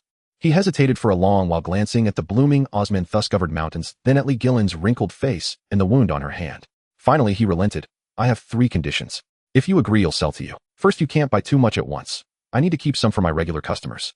Second, every day save 10 pieces of the cakes made with my honey and send them to my mom. Third, if you sell, we'll help promote my honey. I want to reach more people who appreciate good quality. Guilan wept with joy, clutching his hand tightly, the calluses on her fingers rubbing against his skin. I agree to all 3 conditions. From now on, whenever you want cakes, I'll send them to you every day. And as for promotion, the young man deftly packed the honey, the amber liquid flowing through the funnel, slowly sliding down the bottle's walls, its fragrance pure and untainted without any off notes. Guilan looked at the heavy jars of honey in her basket, the weight finally lifting from her heart. Her nose tingled with emotion. This honey had been so hard won. Carrying the honey jars back toward the market, the setting sun slanted westward, casting golden rays that felt warm and soothing. When Wang Matzi saw Guilan's basket, the dough in his hand slapped onto the chopping board, his face instantly turning pale, drained of all color. He sidled over, pretending to be curious, his voice trembling slightly. Guilan, what's in that basket? Smells pretty good. Guilan ignored him, walking straight to her stall and lifting the basket's lid. The fragrance of wild honey mingled with the fresh, clean scent of the forest spread instantly. Richer than farmed honey by 3 parts 10 times more mellow, wafting through half the market. Wang Matzi's heart clenched in panic. How was this possible? She had actually managed to get honey. He had spent all his wife's surgery money betting on her supply being cut off. Now everything was ruined. Early the next morning, Guilan launched her Wild Osmanthus limited edition cakes. As soon as the steamer was opened, the sweet fragrance spread throughout the entire market. The golden cakes adorned with crushed osmanthus petals looked irresistibly tempting. Why is this aroma so special? It just grabs your nose. A middle-aged woman leaned in, sniffing eagerly, her hand already reaching toward the steamer. Guilan, is this a new product? Give me one to try. If it's good, I'll buy more. The woman took a bite, her eyes instantly lighting up as she couldn't help smacking her lips. Oh my God, this is incredible.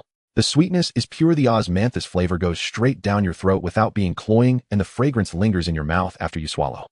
Is it really that good? Give me 2 pieces. They'll take 5 to bring back for my parents to try. Give me 10, my office colleagues all want some. A crowd quickly gathered around. Some were taking videos, others calling friends over the line, growing longer and more bustling than ever before. Guilan worked swiftly, packing the cakes, her fingertips sticky with honey, her arms aching from the effort. Sweat dripped into her eyes, stinging, but her heart was as sweet as honey, a smile never leaving her face as she busily moved about. In less than an hour, all 30 trays of the limited edition were sold out, with people still queuing up empty-handed, clamoring for her to make more the next day. Wang Matzi hid behind his stall, watching the scene unfold. The dough in his hands was kneaded into a sticky mess stuck to the chopping board, impossible to peel off. His trembling fingers opened the hospital's payment reminder text. The red circled due date stung his eyes. His wife's surgery payment was due the day after tomorrow. The honey sat rotting in the warehouse, not a single cent earned. He had lost this gamble completely. Zhou Jiangwo approached, his face dark and gloomy, his voice low. I didn't expect that old woman to be so tough. She actually found wild honey. Wang Matzi gritted his teeth, his eyes bloodshot, his voice hoarse like a broken gong. I spent all my wife's surgery money. Now everything is finished. Finished. What's finished? Zhou Jiangwo slapped his shoulder, a sinister smile on his face, a ruthless glint in his eyes. If she can find it, we can destroy it. That wild osmanthus forest is unguarded. Tonight we'll set it on fire and burn it all. Then we'll smash the bee farm, so she'll never have honey to collect again. Wang Matzi's head shot up, a flicker of hesitation in his eyes. Arson was a crime. Crime. Zhou Jiangwo sneered. What about your wife's surgery fees? What about your son's tuition? You have no money now. How is that any different from being dead? If you let Guilan keep thriving, your whole family will starve. Wang Matzi stared at his wife's photo on his phone, tears streaming down his face. He wiped them away fiercely, his eyes now filled with nothing but madness. Fine. Let's burn it. He'll go with you. I won't let her destroy my family. The two huddled together, heads close, whispering the details of the arson, their smiles carrying a ruthless edge that sent chills down one's spine. This scene was glimpsed by Granny Zhang, who had come to deliver vegetables. Her heart tightened, and she nearly dropped her basket. She hurried to Guilan's stall, her breath unsteady, lowering her voice. Guilan, something terrible. Wang Matzi and Zhou Jiangwo are going to burn down that wild osmanthus forest and smashed the beef farm. The oil paper in Li Guilan's hand fell to the ground with a slap cake, crumbs scattering everywhere. Her heart turned cold in an instant, her limbs stiffening, cold sweat breaking out on her back. That wild osmanthus forest was her hope, the lifeline of old Joe's craft. If it were burned, she would lose her honey supply again. And the beef farm, her nephew's hard work, would be destroyed too. She gripped the worn jade bracelet on her wrist. The cool surface of the jade helped her calm down instantly. Wang Matzi and Zhou Jiangwo had been driven to desperation. They were capable of anything. Dusk had already fallen and the wind in the mountains was sure to be blowing stronger. A single spark could ignite the entire osmanthus forest. How could she stop them? How could she protect that osmanthus forest and the hard-won honey source? The steam from the steamer still rose, the sweet fragrance filling the air, but Li Guilan's heart was weighed down by a heavy stone, making even breathing difficult. Tonight's trial would be a tough one to overcome. A battle between hope and destruction was about to unfold in the deep mountain forest under the cover of night. Clang!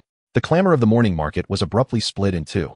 Wang Matzi, his eyes bloodshot, gripped a wooden club so tightly that his knuckles turned white, and he smashed it viciously onto Li Guilan's steamer basket. Scalding steam carrying the sweet fragrance of osmanthus burst forth violently. The snow-white cakes tumbled onto the bluestone pavement, mingling with mud and shards of porcelain, instantly turning into a pulpy mess. You want to cut off my livelihood? He roared, his mouth twisted, spittle flying wildly. His wife lay in the hospital awaiting surgery. Fees, the osmanthus honey he had monopolized by sinking all his capital, was now a dead loss, and seeing the long queue before Li Guilan's stall, he was utterly driven beyond reason. Li Guilan scrambled to protect the remaining cake trays. A flying shard of porcelain slashed a gash across the back of her hand with a sharp hiss. Beads of blood immediately seeped out, and she gasped in pain. Have you all lost your minds? Her voice trembled, her chest tight with panic. White flour dusted her face, making her cough violently until tears nearly sprang to her eyes. Zhou Jiangwo and his wife lunged forward like mad. Zhou Jiangwo kicked over the stall table.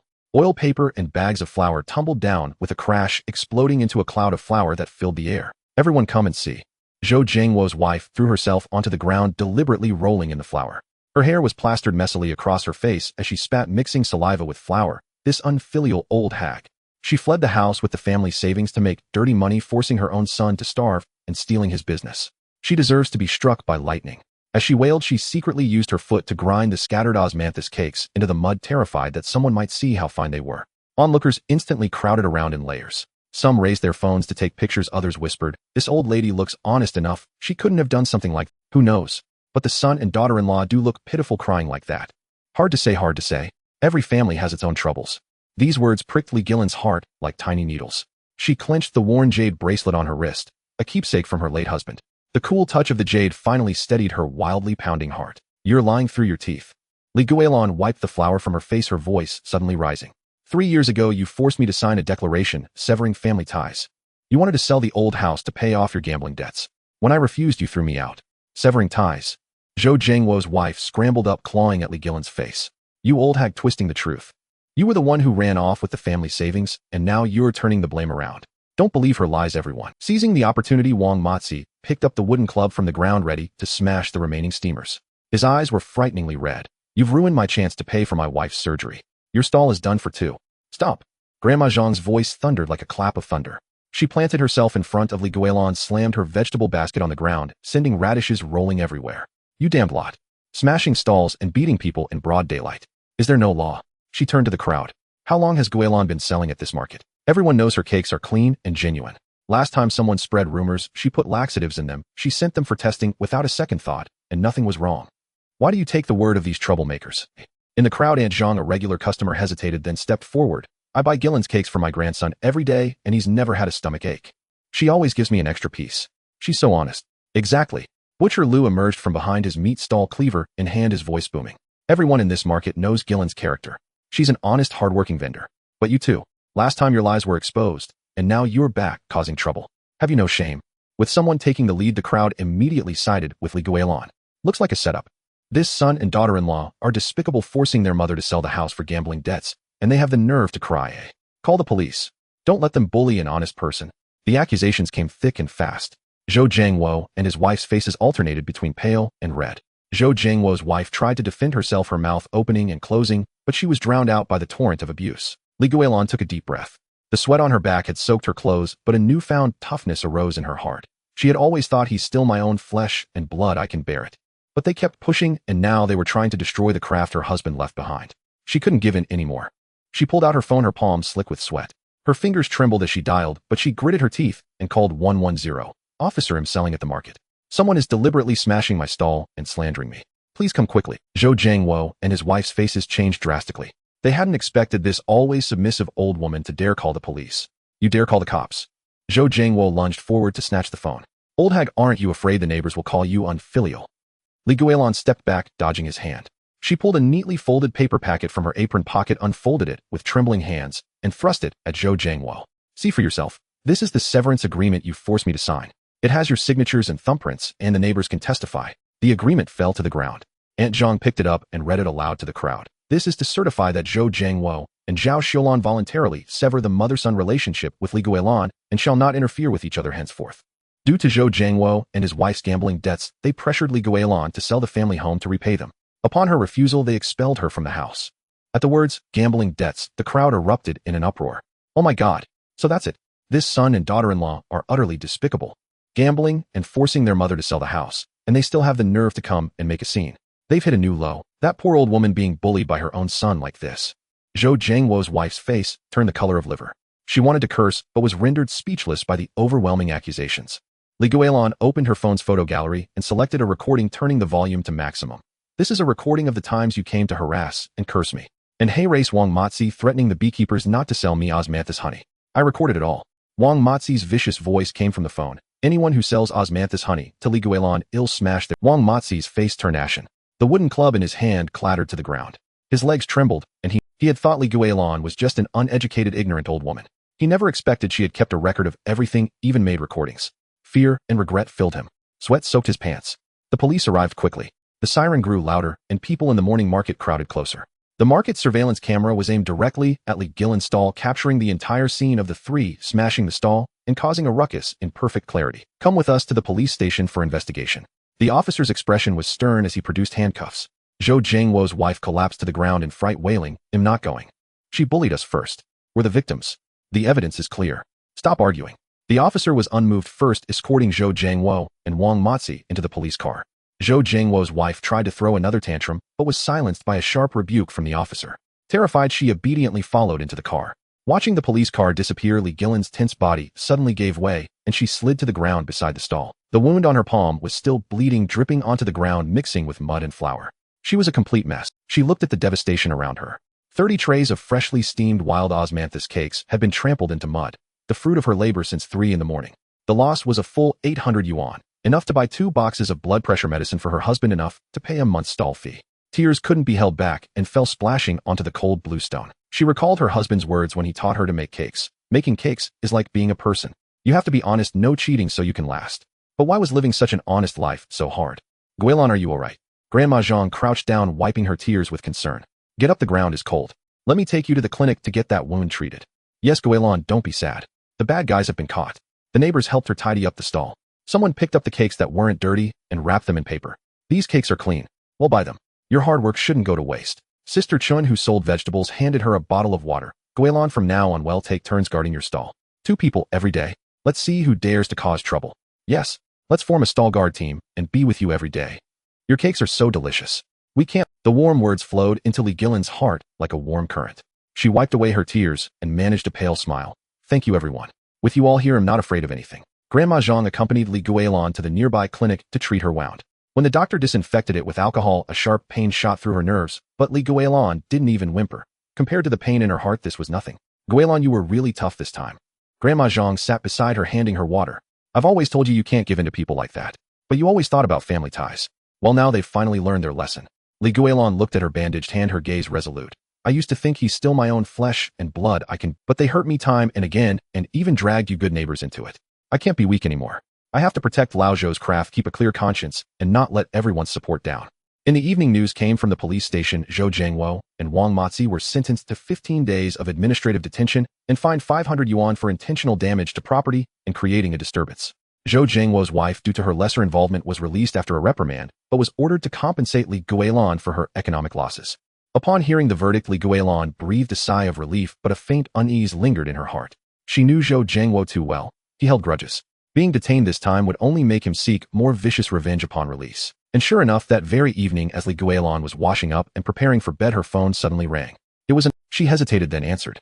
Zhou Jiangwo's wife's shrill, venomous voice came through the line laced with menace. You old hag, just you wait. 15 days in jail is nothing. When my man gets out, he'll make you pay. You want to open a flower shop, slip of the tongue. I'm telling you that lousy shop of yours will never open, not in this lifetime. The phone slammed down with a sharp click, leaving only the dial tone. Li Guilan clutched the phone her palm as her plan to open a small shop was known only to a few close neighbors like Grandma Zhang and Uncle Lu. How did Zhou Jiangwo's wife, just released, know so clearly? Was someone secretly watching her? Or had a neighbor inadvertently let it slip? The night deepened, and the wind howled outside, rattling the windows. Li Guilan looked at the shop plan spread out on the table, weighed down by her late husband's black and white photo. She touched the photo, her fingertips icy. 15 days would pass in the blink of an eye. What even more vicious methods would Zhou Jiangwo and Wang Matzi use against her when they got out? Who was the one who leaked the information? Would her shop ever open smoothly? Li Guilan clenched the worn jade bracelet on her wrist. The cool touch of the jade could no longer suppress the chill in her heart. This battle over craft, conscience, and survival was far from over. Before the fragrance of osmanthus from the market had even faded, chaos erupted. As the white steam from the steamer just began to rise, over 100 people surged forward, surrounding the stall in layers upon layers, clogging the aisles so tightly that not even a shopping basket could squeeze through. The flashing lights of phones dazzled her eyes. Li Guilan raised a hand to shield them, her grip on the pastry spatula loosening as flour dusted from her fingertips. She was stunned. In 60 years of life, her osmanthus cake stall had never seen more than 20 or 30 people in line. Today's spectacle was crazier than the New Year's Eve market rush. The sweet scent of osmanthus mingled with the crowd's sweat, and the fish stall's briny odor tangling in a chaotic mess.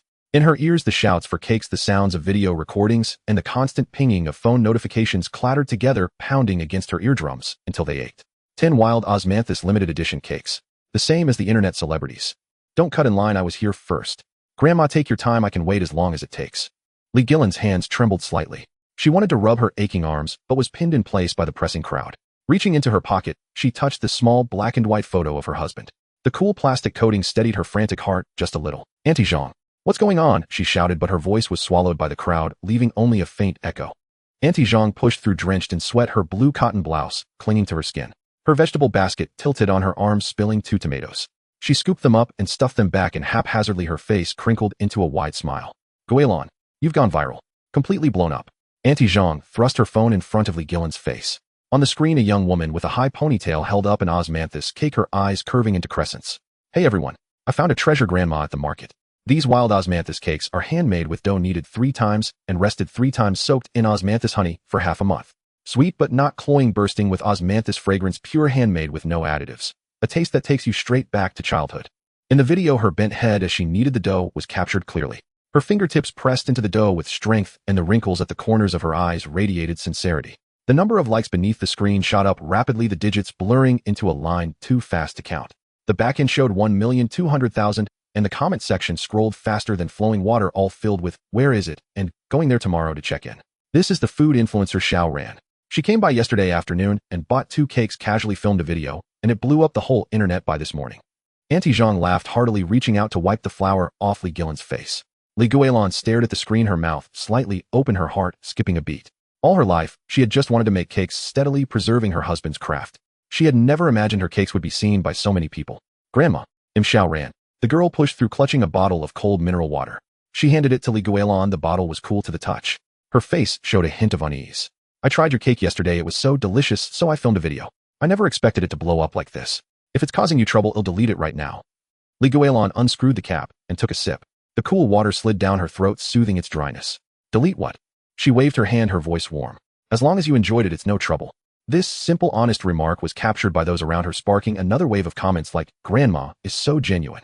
Neighbors began to pitch involuntarily. Uncle Lu, the pork seller, dropped his boning knife, still holding a freshly cut piece of pork belly, and bellowed in his loud voice. Everyone line up. Don't push. Guilan always saves hot cakes for my grandson. Today I have to help her keep order. With his thick arms he stood there, and the chaotic crowd quickly became more orderly. Sister Chun, the vegetable vendor, brought a small stool and sat down to help pack the cakes, her hands moving swiftly.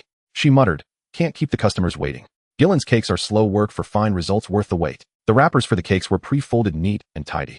Auntie Zhang guarded the small iron box for money, licking her fingers to count the bills, her eyes squeezed into slits with laughter. Guilan, you finally made it. Steamer after steamer went up, and Li Guilan's hands never stopped.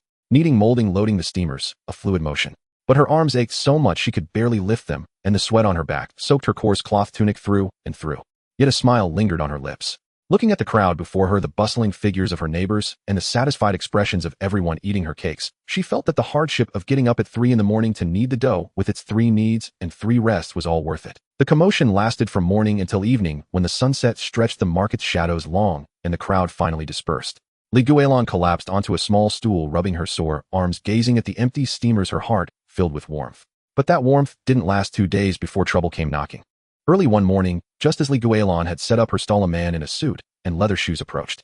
His hair was slicked back, gleaming, and he held a gilded contract in his hand, his face plastered with an ingratiating smile. "Hello, Grandma.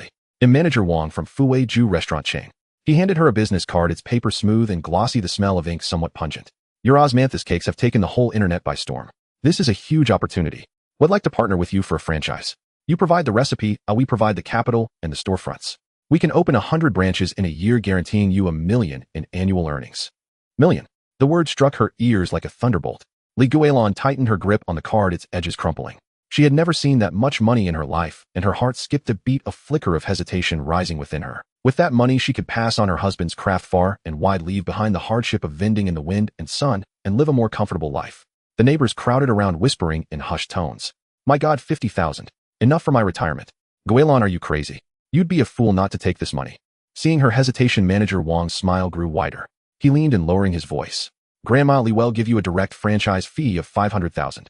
On top of that, you'll get 30% of the profits from every branch. You won't have to do a thing. Just sit back and collect the money. 500,000, 30% of the profits." The tempting figures lay before her, and Guilan's heartbeat quickened. She reached into her pocket and touched her husband's photo, recalling his parting words. "Guilan, making cakes is like being a person. You must be honest. You can't cut corners or lose your conscience. A cake made without integrity, no matter how tasty, is worthless." The hesitation in her heart dissolved instantly. She handed the card back, shaking her head, her gaze once again resolute. "I want franchise." Manager Wang's smile froze on his face. He thought he had misheard.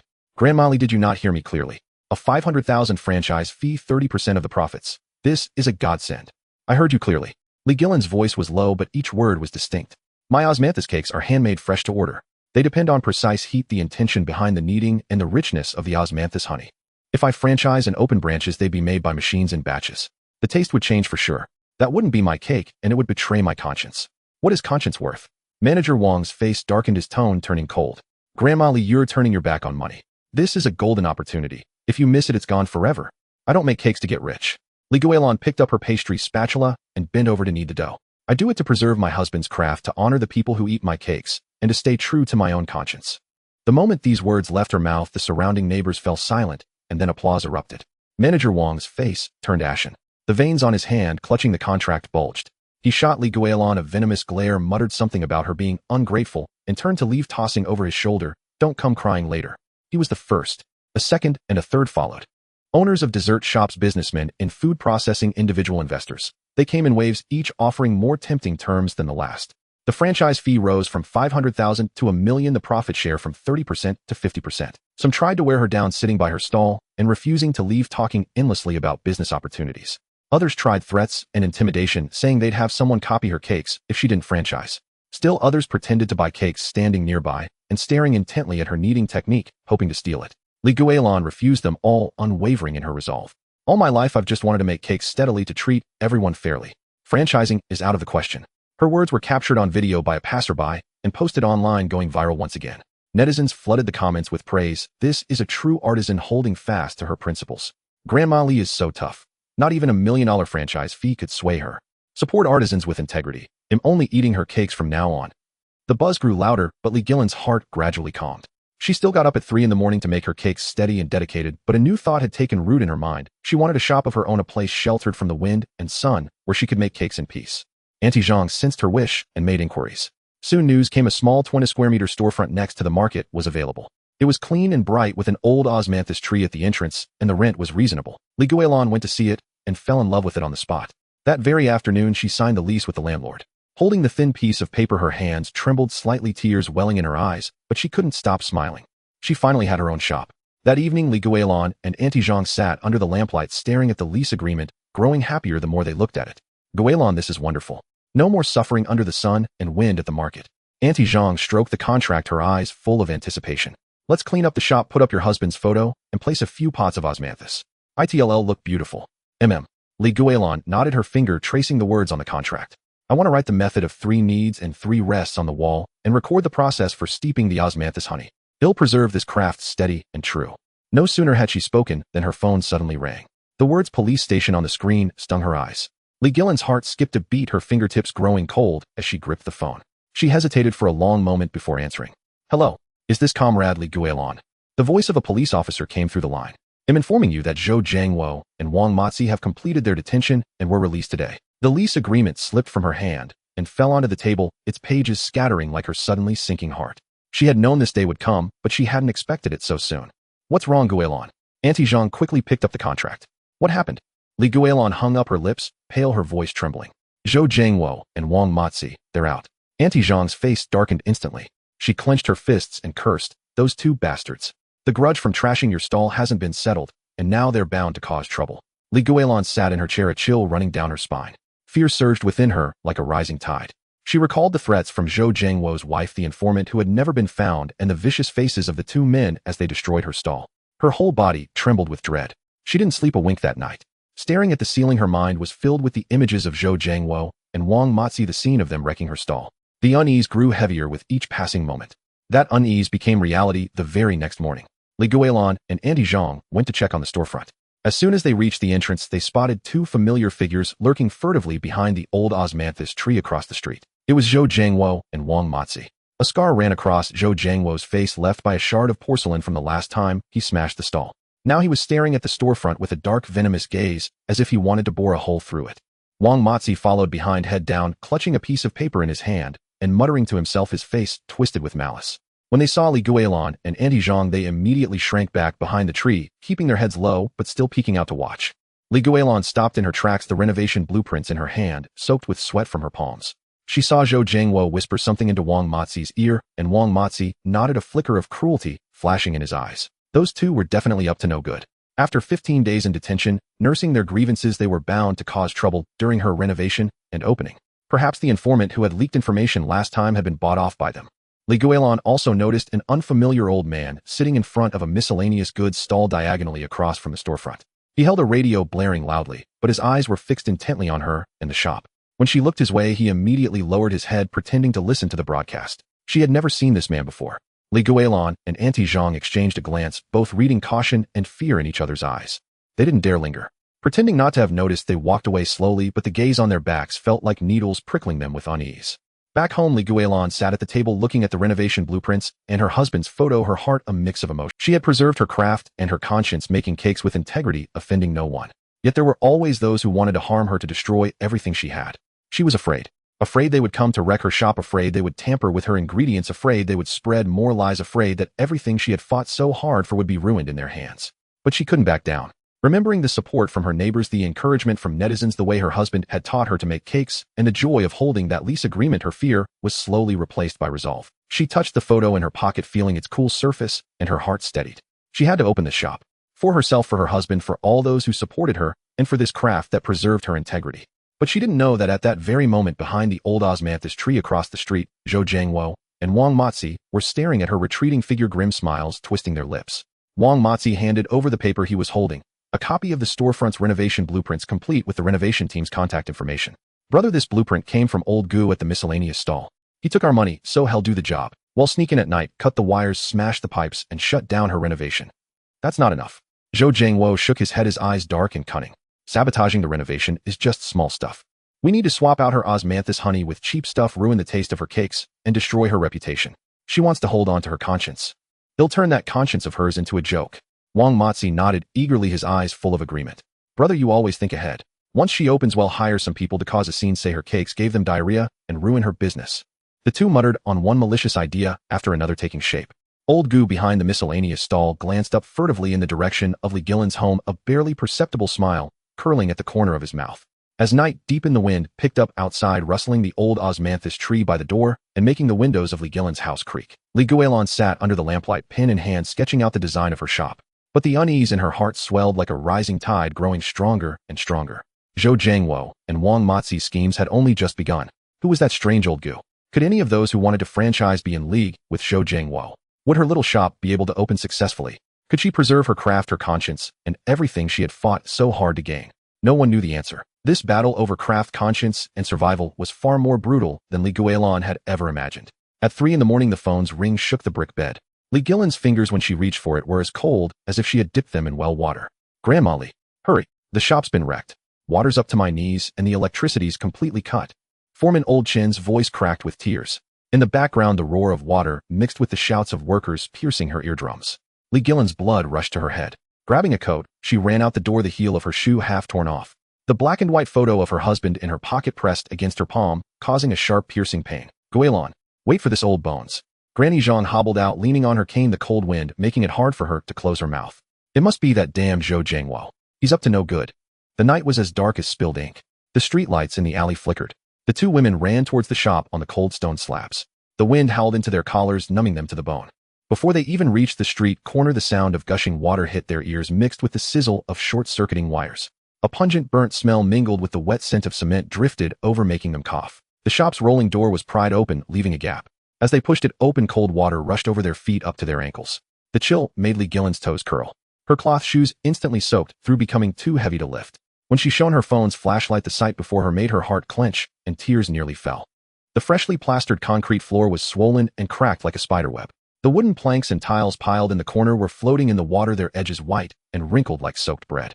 The main water pipe on the ceiling had a hole the size of a fist punched in it, water gushing down in a column, splashing half a foot high, leaving a large black stain on the wall. The wires in the corner were cut cleanly, the exposed copper blackened and emitting faint black smoke, the burnt smell growing stronger. Grandma Li, look. Two workers who had stayed behind crouched on the ground, pointing at the smashed surveillance recorder. The memory card's been pulled and the hard drive soaked. Nothing was recorded. Old Chun, his eyes red, stamped his foot in frustration. This loss is at least 8,000. That's enough to keep you steaming cakes from dawn till dusk for 3 months, your fingers swollen from kneading. The pipes need to be completely replaced, the wiring redone, and all the water damage materials thrown out. My crew just took on another job. If I'm delayed, I lose 500 a day. This mess means I'll be paying out of my own pocket. Li Guilan clutched the photo in her pocket, her knuckles white and veins bulging. Her chest felt blocked like a lump of wet mud. She was both angry and pained, tears swirling in her eyes, but she forced them back. She had anticipated Zhou Jiangwo would cause trouble, but she hadn't expected him to be so ruthless, striking in the middle of the night during the shift change. Luckily, the workers had left too to keep watch, or a major disaster might have occurred. Who cares if the surveillance is gone? There's a traffic camera at the market intersection. Granny Zhang pounded her cane on the ground, making a thumping sound, and wiped the cold water from her face. I'm calling 110 right now to get the footage. It's 3 in the morning. He can run, but he can't hide from his shop. Granny, it's no use. Li Guilan suddenly spoke, her voice hoarse like sandpaper. She stared at the muddy footprints by the door, shallow prints stained with the unique cold dust from the grocery stall. Zhou Jiangwo didn't come himself. There's an inside man tipping him off. Granny Zhang was stunned for a moment, then slapped her thigh and cursed. It must be old Gu from the grocery stall. I got up to empty the chamber pot in the dead of night, and saw him hanging around the shop door with a plastic bucket. I asked him what he was doing, and he said he was fetching water for his vegetables. What vegetables need watering in the middle of winter? He was clearly keeping watch. It's him, no doubt about it. Old Chun had also caught on, his face red with anger. He came by the day before yesterday to borrow a claw hammer and chatted me up for ages, asking about our shift changes, which wall the wires ran along, and where the main water pipe connected. I thought he was just being nosy, but now I see he was pumping me for information. It's him, no doubt about it. Old Chun had also caught on, his face red with anger. He came by the day before yesterday to borrow a claw hammer and chatted me up for ages, asking about our shift changes, which wall the wires ran along, and where the main water pipe connected. I thought he was just being nosy, but now I see he was pumping me for information. As his words fell, a bang came from the doorway as a plastic bucket hit the ground. Li Guilan looked up and saw old Gu standing there holding an empty bucket, his pant legs wet and stained with mud, the same cold water prints from the shop. When he saw the people inside, a flash of panic crossed his eyes, and he turned to flee. Old Gu, stop. Li Guilan's voice wasn't loud, but it carried a chilling force that froze him in his tracks. Old Gu stood rigid, rubbing his hands in his pockets until his knuckles were white. He tried to bluff. I was just passing by. I heard a commotion and came to check. Don't get the wrong idea. Wrong idea.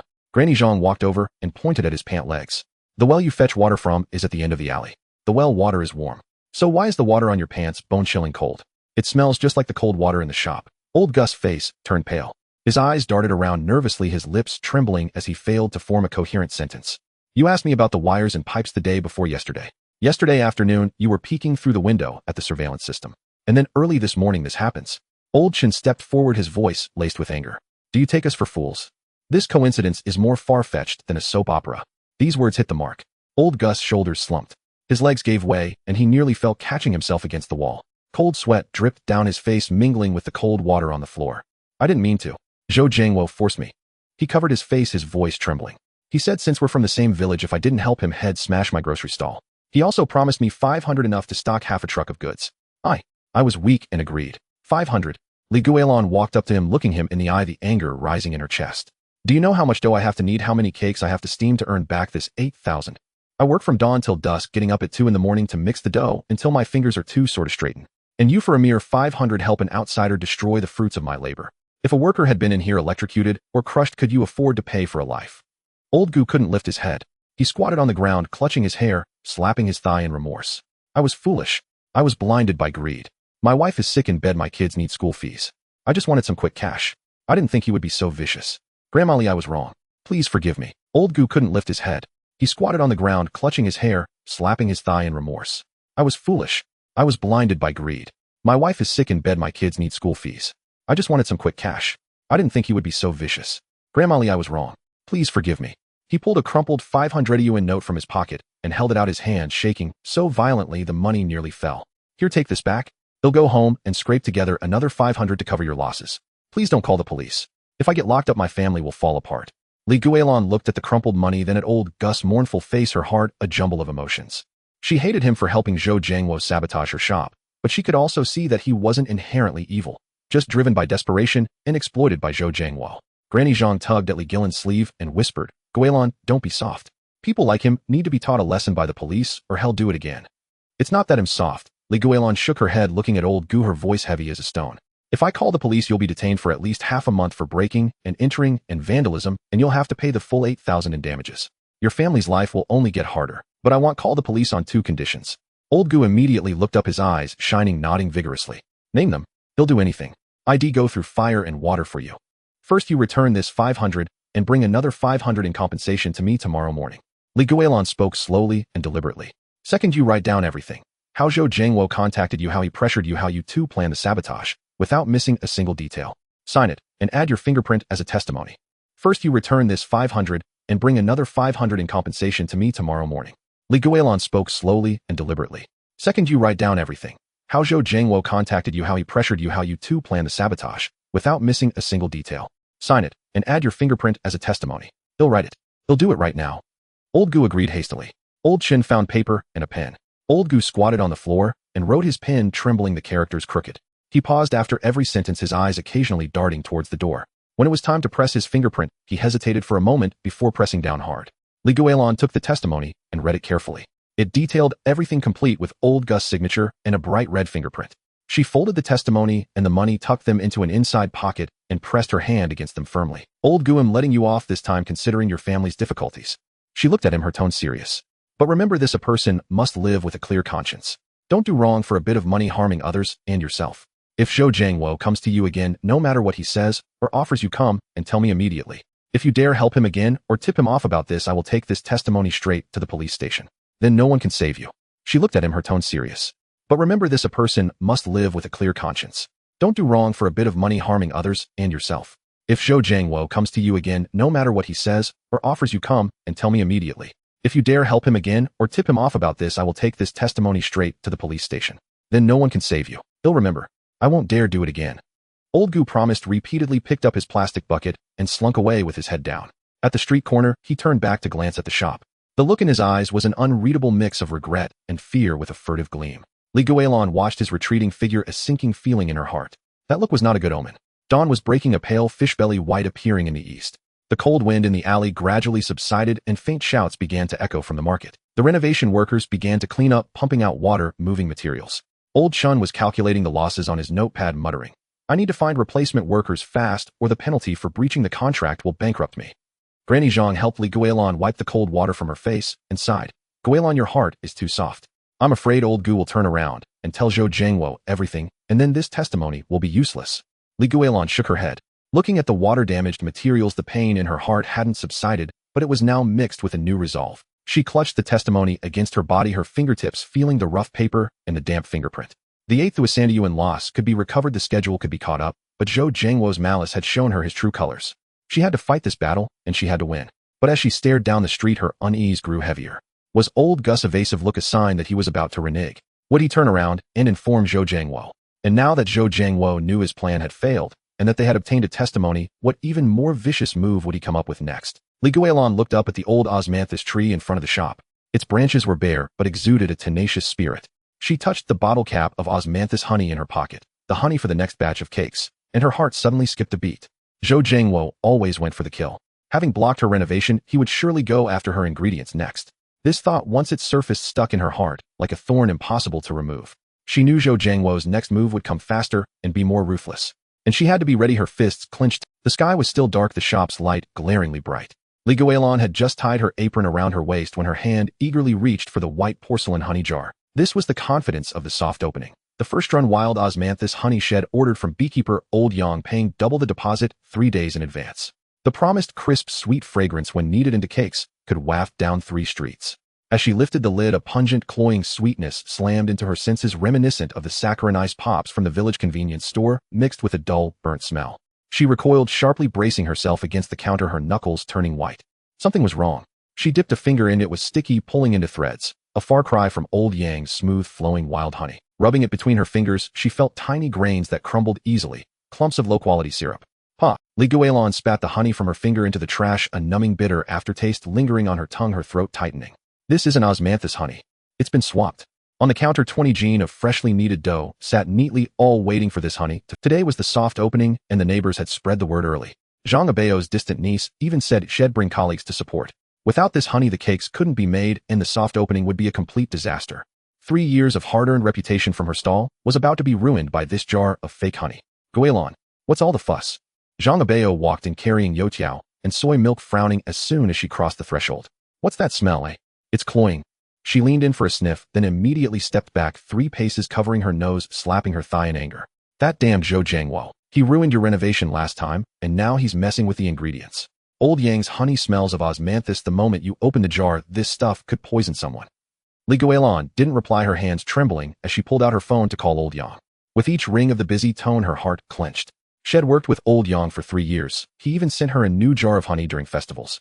How could he suddenly turn on her? The phone rang 5 times before he answered.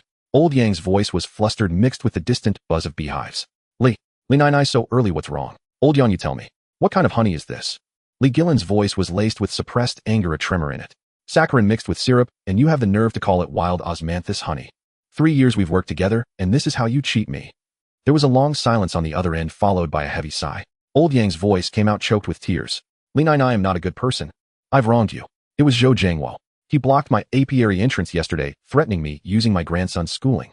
He said if I didn't swap the honey, had caused trouble for my grandson at school, and he stuffed 3,000 yuan in my hand, saying it was more than your deposit. My whole family lives off the apiary. My grandson is my life.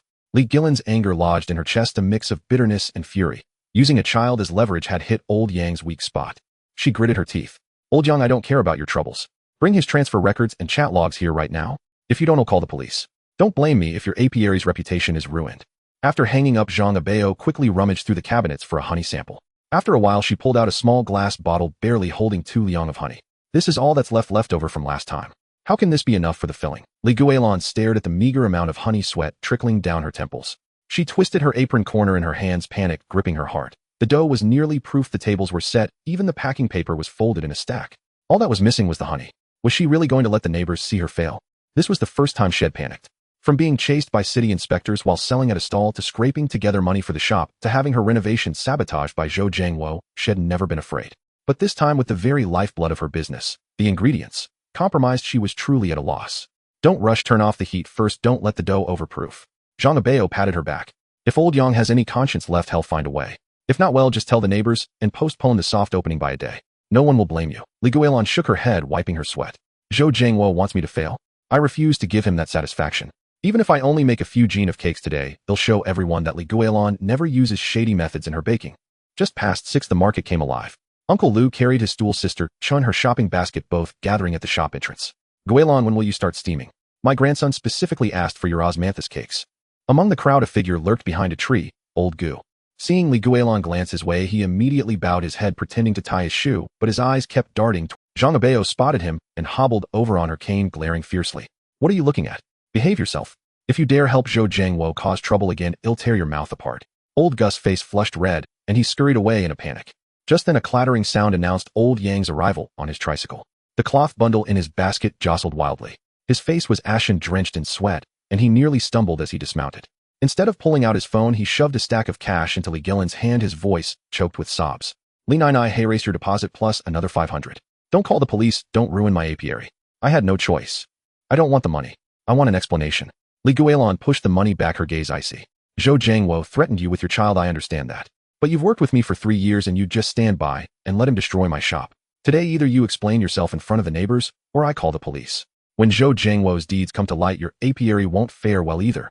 Old Yang's face flushed and paled. He fumbled in his cloth bag, hesitating for a long time before pulling out his phone, showing the transfer records and chat logs. His voice trembled violently.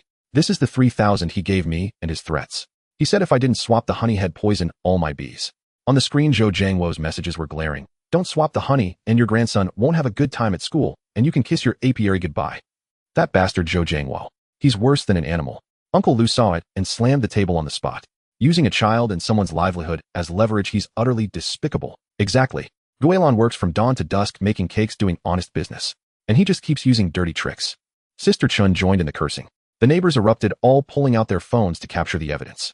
Suddenly a young man in a floral shirt darted out from the crowd, reaching out to snatch old Yang's phone. Stop filming. What evidence? It's all fake. Who are you? One of Zhou Jiangwo's lackeys. Uncle Lu was quick, grabbing the young man's arm, his knuckles white, trying to steal the evidence. No way. The young man struggled, but couldn't break free, stubbornly insisting. I don't know any Zhou Jiangwo. Don't falsely accuse people. Still lying. Several younger neighbors surrounded him, blocking his escape. We saw you smoking with Zhou Jiangwo at the alley entrance just now. Think we're blind. The young man instantly deflated, his head drooping to his chest. The neighbors cursed him a few times before driving him away. He was sent by Zhou Jiangwo to stir up trouble, to snatch the evidence and leave Li Guilan without a leg to stand on. This incident only made the neighbors see Zhou Jiangwo's malice more clearly, and they all rallied to help Li Guilan. Guilan, what about the honey shortage? I have some acacia honey at home, will that do? They'll check the supermarket next door for osmanthus honey. No need to Old Yang suddenly spoke, his face red with shame. I called home. My wife is bringing over freshly made wild osmanthus honey. It's fresh and it's free as my apology. Your soft opening today cannot fail. He immediately dialed, speaking hurriedly, his face full of guilt. Li Nai, I've wronged you. They'll give you all this month's osmanthus honey for free as my way of making amends. Li Guilan nodded, half the weight lifting from her heart. Thank you, Old Yang. It's good that you can admit your mistake and change. If Zhou Jiangwo bothers you again, tell me directly. We neighbors will help you stand up to him. In less than 40 minutes, Old Yang's wife arrived on her electric scooter. The honey jar in her basket was sealed tight. As soon as the lid was lifted, a crisp osmanthus fragrance drifted far and wide, making the neighbors inhale deeply. That's the smell. The real deal. Li Guilan got to work immediately, pouring the honey into the filling, kneading the dough, wrapping the filling, and setting the steamers. Her movements were fluid and practiced. As white steam rose from the steamers, the scent of osmanthus and cake filled the market, drawing in passers-by. She then poured the fake honey and the new honey into 2 separate white porcelain bowls, heating them over a low flame to verify the quality in front of everyone. The fake honey bubbled and splattered like a frying pan, its pungent odor making people wince. Soon it clumped and turned black, hard and unbreakable. The wild osmanthus honey melted slowly into a clear amber liquid, exuding a delicate floral scent. When lifted with a chopstick, it was smooth and silky sweet without being cloying. See the difference between real and fake honey? Li Guilan pointed with her chopstick. Li Guilan only use genuine ingredients in my cakes. Anyone trying to use dirty tricks to ruin my shop has another thing coming. The neighbors applauded, pulling out their phones to film the honey test, adding captions and posting it on WeChat moments and Within an hour, a video titled "Conscientious Grandma at the Market Fiercely Exposes Fake Honey" went viral. Local food bloggers saw it and immediately reposted it with the caption, "Boycott inferior ingredients, support honest businesses." The comments section was flooded with people cursing Zhou Jiangwo and supporting Li Guilan. The first batch of cakes was steamed. As the lid was lifted, white steam carrying the scent of osmanthus rushed out. The cakes were soft and sticky, stamped with a small osmanthus flower pattern. The neighbors lined up to buy, and those who tasted it were full of praise. It's the same flavor. Authentic. Cakes made with real ingredients, you can eat them with peace of mind. A long line formed in front of the shop, stretching from the market entrance all the way to the alley. Li Guilan and Zhang Abeo were busy packing the cakes, while Uncle Lu and Sister Chun helped maintain order. Old Yang stayed to lend a hand, his face full of guilt, but his hands moving quickly. Busy until noon, Li Guilan finally took a breather and drank some water. Looking at the long line outside, her heart felt warm, but her fingers still clenched involuntarily. The young man sent by Zhou Jiangwo had run off. He wouldn't let things go so easily. She looked up at the alley entrance. Old Gu was lurking there again, clutching a bulging plastic bag, his eyes darting furtively towards the shop. When he saw her looking, he quickly ducked his head and slunk away.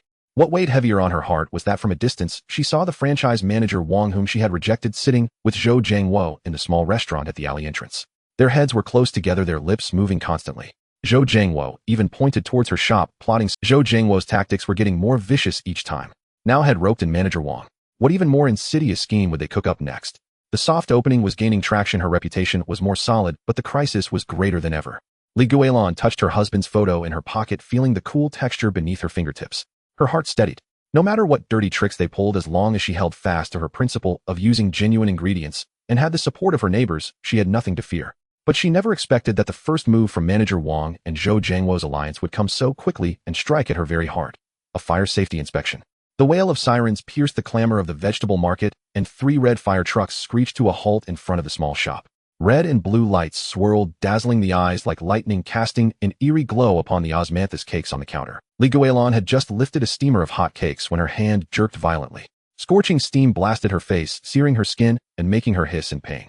Her fingers went numb, and the tray clattered against the counter, nearly sending several snow-white osmanthus cakes tumbling to the floor. Cold sweat instantly broke out on her palms, and a chill ran down her spine. Yesterday she had seen manager Wang and Zhou Jiangwo whispering at the alley entrance, their eyes dripping with sinister intent. It was clear now they were gunning for her over the fire safety issue. Comrade Li Guilan, an anonymous report has been filed claiming your shop fails fire safety standards and poses a major fire hazard. Cooperate with the inspection. 2 firefighters stepped inside, the national emblems on their helmets gleaming harshly. The body camera on one of them clicked on with a snap, and their tone was rigid, leaving no room for ambiguity. Zhou Jiangwo seemed to materialize from the ground, elbowing his way to the front of the crowd. A barely concealed smirk hung on his lips as he sidled up to the firefighters, subtly hooking his heel under a flour sack. The bag wobbled, sending white powder cascading down. Comrades, I've been waiting for you. I've always felt this place was a ticking time bomb. The wiring's like a spider's web, flour piled higher than a man, and the gas tank right next to the stove. If a fire starts, this whole market will go up. Li Guilan's heart pounded like a drum, her throat tightening. She wanted to speak, but the words got stuck. At over 60 years old, she had never dealt with law enforcement. Now bathed in the harsh lights and stared at by a ring of onlookers, her knees felt weak and her mind buzzed. Those 2 were counting on her meekness, using this tough fire safety issue to intimidate her. Zhou Jiangwo, stop your... Uncle Lu pushed through, holding a bunch of greens he had just bought, droplets of water shaking off the leaves. When Guilan renovated, she specifically hired an old electrician. I went with her to the hardware store to buy flame-retardant conduit. Every wire is encased. Where's this so-called mess of wiring? That's right. I saw her wiping down the fire hydrant just last week. The hose inside was folded up neat and tidy. Sister Chun chimed in, though her voice wavered slightly. The fire safety of a small eatery was always something that made people uneasy. Someone in the crowd muttered, it does look a bit messy. What if it really doesn't pass and gets shut down? The words stabbed into Li Guilan's heart like needles. She took a deep breath, wiped the sweat from her forehead, and clutched the hem of her apron. Comrades, my shop was renovated strictly according to fire codes. There's absolutely no loose wiring. Take your time inspecting, I'll cooperate. The firefighters didn't reply.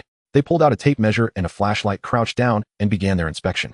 Zhou Jiangwo kept fanning the flames, pointing at the conduit in the corner. Look at that piping, looks cheap.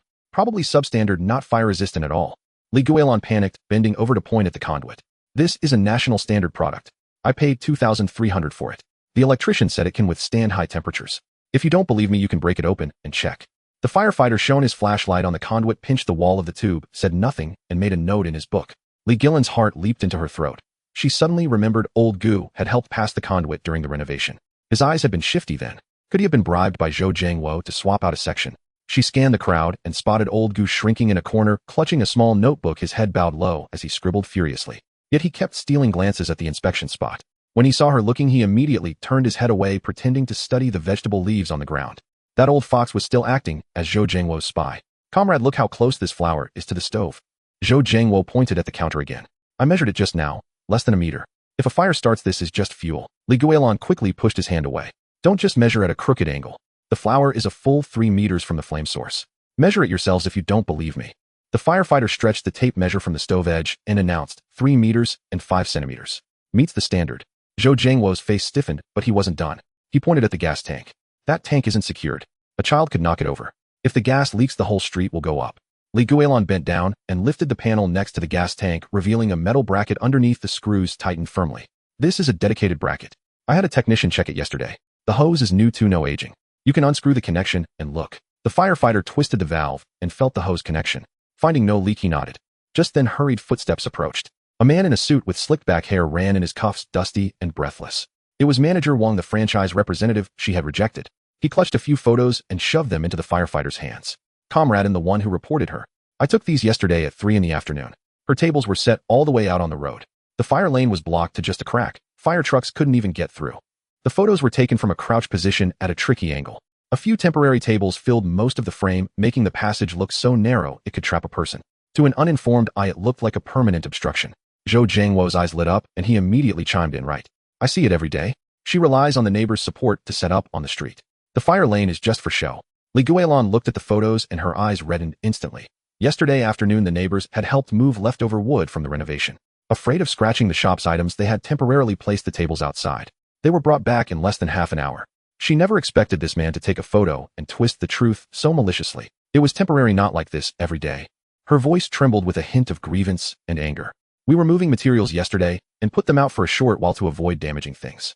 Many neighbors can vouch for me. Who would believe that? They're all your friends. Their testimony doesn't count. Manager Wang sneered. My photos are solid evidence. I asked you to join my franchise before offering to help you standardize your business, but you refused. Now look at the trouble you're in. Your shop got popular stealing my business. I see you're deliberately opposing me. These words made everything clear to the crowd. Manager Wang was holding a grudge over the rejection and feared Li Guilan's shop would take his customers, so he teamed up with Zhou Jiangwo to sabotage her. The firefighter walked to the door with the photo. Now all the tables were neatly arranged inside the shop and the passage was wide at least 2 meters with no obstruction at all. The photo was taken at 3 yesterday afternoon. It's 10 now. We can't prove it was a long-term obstruction. The firefighter's tone softened slightly, speaking plainly. But even temporary blocking needs attention. Fire lanes can't be casually blocked. It could be too late if something happens. Manager Wang grew anxious, stepping forward. Comrade, she's a repeat offender. I warned her a few days ago, and she completely ignored it. This kind of shop should be shut down or a disaster is bound to happen. Someone in the crowd muttered, temporary blocking is still wrong. It does need to be managed. Li Guilan watched the scene, her heart a mix of panic and grievance, tears welling in her eyes. She worked from dawn till dusk, cautious in every detail, afraid of making a mistake, yet she had still been caught out. Wait, we have evidence. A shout came from a distance, followed by urgent footsteps. A group of young people pushed through, holding up their phones. At the front was a bespectacled young woman, her forehead covered in sweat, out of breath. It was Xiao Xia, the food blogger who had filmed the honey verification video yesterday. Firefighter uncle, look at my phone. Xiao Xia held out her device. I was live streaming here at 3:30 yesterday. I saw them moving things with my own eyes. The tables were only out temporarily. By 3:50 they were brought back in. The passage was always over a meter wide. It was never blocked. On the phone screen, the live stream replay was clear. In the footage, neighbors were carrying wooden boards. The tables were set by the roadside, and the passage in the middle was wide enough for 2 people to walk side by side. An elderly man was even directing, making sure not to block pedestrians. Another young man also raised his phone. I have a video from 4 o'clock. I came to buy cakes then, and the entrance was already cleaned up. The passage was very wide. A fire truck could have driven through. A woman carrying a vegetable basket pulled out her phone too. I took a picture at 3:20. It proves it too. It was just for a short while, not a permanent blockage.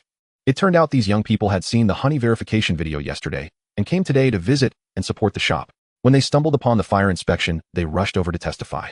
Manager Wang stared at the videos, his face turning as white as paper, his lips trembling. This is all faked. She hired you as shills. Who's a shill? Xiao Xia was indignant, her voice rising. My followers all know I only visit honest shops. Grandma Li's cakes use real ingredients and are fairly priced. We came on our own. If you don't believe me, watch my live stream replay from yesterday. It was real time. How could it be faked? The firefighter quickly scanned the videos and also asked a few passing strangers who all said the tables were only out briefly and didn't block the passage. Just then, one of the firefighters suddenly pointed at the fire extinguisher box in the corner. The pressure gauge on this extinguisher is wavering near the yellow line. Li Guilan's mind went blank and cold sweat broke out on her back. She hurried over to look. Sure enough, the needle on one extinguisher was touching the yellow line. She had bought brand new ones. How could this be? Zhou Jiangwo immediately jumped up, his voice startlingly loud. See, I told you. It's just for show. It must be expired, a total fake. Li Guilan crouched down for a closer look. The lock on the extinguisher box was open. Remembering old Gu lurking in the corner earlier, she suddenly understood. Old Gu had tampered with it. She took a deep breath, forcing herself to calm down. She reached out and gently turned the pressure gauge, and the needle slowly moved back into the green zone. Comrade, it must have been bumped while moving things, just now causing the needle to shift. It's not expired. Look at the production date. It's from last month and the pressure is normal. The firefighter picked up the extinguisher, checked the production date, and pressed the relief valve, which released a small puff of dry powder. He nodded. The needle was indeed offset. It's fine. Zhou Jiangwo's face completely fell, though he still muttered, there must be something wrong. You're not checking thoroughly enough. Shut your mouth. Granny Zhang, leaning on her cane, shot him a furious glare. You wretched man. What kind of black heart do you have? First the honey switch, now this fire safety stunt. Are you just waiting for Guilan's shop to go under? Zhou Jiangwo was rendered speechless, his eyes darting away, unable to meet the crowd's gaze. The firefighter packed up his tools and closed his notebook, speaking in a calm tone. After verification, your shop's fire safety equipment is complete, wiring is standard, and material storage meets requirements. The temporary blockage has been rectified and caused no impact. This inspection is passed. No penalty will be issued. He paused, then turned to Manager Wang and Zhou Jiangwo, his tone turning serious. Let me remind you, anonymous reports must be truthful. Malicious reporting is illegal. If this happens again, we will refer the matter to the relevant authorities. Manager Wang's face cycled through shades of red and white. Amidst the crowd's pointing and murmurs, he pushed his way out in disgrace, blindly crashing into the doorframe and nearly falling flat on his face. Zhou Jiangwo tried to slip away too, but Uncle Lu grabbed his arm. Don't you leave. Explain yourself. Did you put old Gu up to tampering with things? Zhou Jiangwo shook off Uncle Liu's hand, forcefully shooting Li Guilan a venomous glare. Just you wait. Then he bolted his pant legs, askew, his retreating figure utterly pathetic. The neighbors burst into applause, crowding around to comfort Li Guilan. Guilan, it's okay, just a false alarm. Those two are too wicked. You need to be more careful from now on. Li Guilan wiped the moisture from the corners of her eyes, her heart a mix of bitterness and warmth. She thanked everyone profusely. Thank you all for helping me today. Without you, I don't know what I would have done. Grandma Li, no need to thank us. Xiao Xia said with a smile. We just can't stand seeing honest business owners bullied. We'll come by every day from now on to support you and help spread the word. Paradoxically, the shop's business boomed after the incident. Many people came specifically to show support, wanting to try the fire safety approved genuine ingredient osmanthus cakes. Li Guilan busied herself packing cakes, her movements swift, but her heart felt heavy. Old Gu was still lurking in the shadows, and Manager Wang and Zhou Jiangwo hadn't given up. This battle was far from over. She looked up at the corner, but Old Gu was already gone.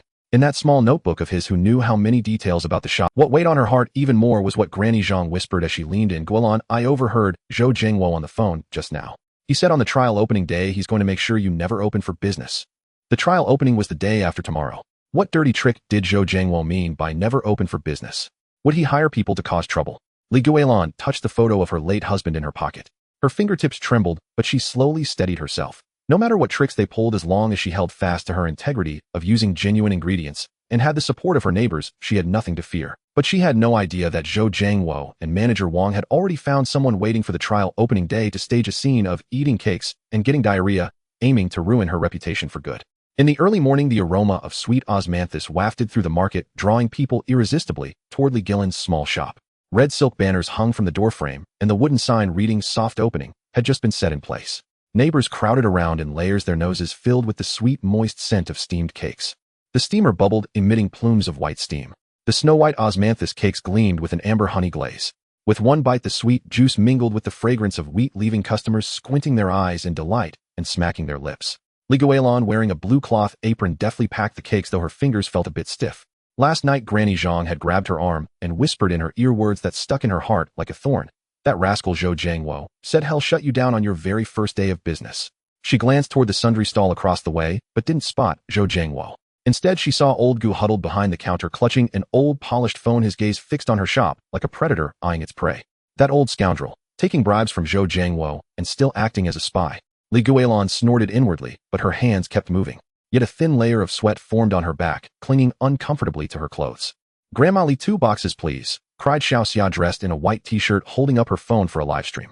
The camera zoomed in on the steamer as she said, folks, look, pure handmade osmanthus cakes. The honey is wild mountain honey, and the dough must be kneaded and rested 3 times to be soft enough. One bite, and it'll melt in your mouth. In the live stream room, order now and send address flooded the screen, and a long line formed outside the shop. Uncle Lu, holding a bunch of celery head just bought, stood at the front of the line. Everyone line up. Take your turn. There's enough for everyone. Aunt Chen came over to help, handing out bags while muttering, my grandson has been craving these cakes for half a month. I hope. Li Guilan wiped the sweat from her brow and let out a sigh of relief. Maybe she was just too nervous. Even if Zhou Jiangwo was a scoundrel, he wouldn't dare cause trouble in broad daylight, would he? Just then, 3 burly men pushed through the crowd. The leader, wearing a floral shirt with tattoos on his arms, bellowed like thunder, boss, 3 cakes. Hurry up. As soon as Li Guilan handed over the cakes, the 3 men wolfed them down. After a couple of bites, the man in the floral shirt suddenly cried out, clutching his stomach and collapsing to the ground, his face turning as pale as paper. It hurts so much. There's something wrong with these cakes. He writhed on the ground, thrashing his arms and legs while cold sweat beaded on his forehead and trickled down his cheeks. I've got diarrhea. Take me to the hospital, or someone's going to die. The other 2 burly men also clutched their stomachs, squatting on the ground and groaning. We don't feel well either, dizzy and nauseous. These cakes are definitely unsanitary. The crowd erupted in chaos. The neighbors waiting in line stepped back in fear, some pulling out their phones to take pictures. Murmurs buzzed like a disturbed beehive. What's going on? Getting sick from eating a cake. It looked clean enough. Maybe the ingredients aren't fresh. If this happens on the first day, he'll dare to eat here in the future. The cake plate in Guilan's hands clattered onto the counter, and a few osmanthus cakes rolled to the ground splattered with mud. Her mind went blank, and her legs wobbled. She had lived over 60 years, but had never faced such a scene. On the very first day of her soft opening, being accused of selling food that made people sick. How could she keep the shop open? Comrades, did you eat anything else? She crouched down hastily, her voice trembling. I made these cakes fresh this morning. The flour was ground yesterday, and the honey was brought by Old Man Wong from the mountains. It's absolutely fresh. Don't give me that crap. The man in the floral shirt jerked his head up, his finger nearly poking Guilan's nose. We only ate your cakes today, nothing else. You heartless boss, putting lives at risk for money. I'm going to report you and get your shop shut down. Oh dear. Zhou Jiangwo suddenly emerged from the crowd, wearing a fake look of concern. He crouched down to help the burly man, but his eyes darted toward the neighbors taking pictures. Brother, hang in there. Call 120. Guilan, this is too much. Selling inferior cakes on your opening day. You're cheap. As he spoke, he secretly filmed with his phone, typing frantically and muttering. I have to post this online and let everyone judge. This kind of shady shop deserves to be exposed. Guilan trembled with rage, her chest tightening. Zhou Jiangwo had planned this all along. Last time he swapped her honey, before that he reported her to the fire department. Now had hired people to frame her. He was dead set on ruining her shop. The livestream room was in chaos. Some viewers typed unfollow, others called her a shady merchant. Xiao Xia, sweating profusely, waved at the camera. Everyone, don't panic. Grandma Li isn't that kind of person. There must be a misunderstanding. But her voice was quickly drowned out by accusations. Guilan watched the burly men rolling on the ground, and Zhou Jiangwo's smug, petty face. Suddenly her mind cleared. She couldn't panic. Panicking would play right into his trap. Last time, when he swapped the honey, she was cleared by the beekeeper's testimony.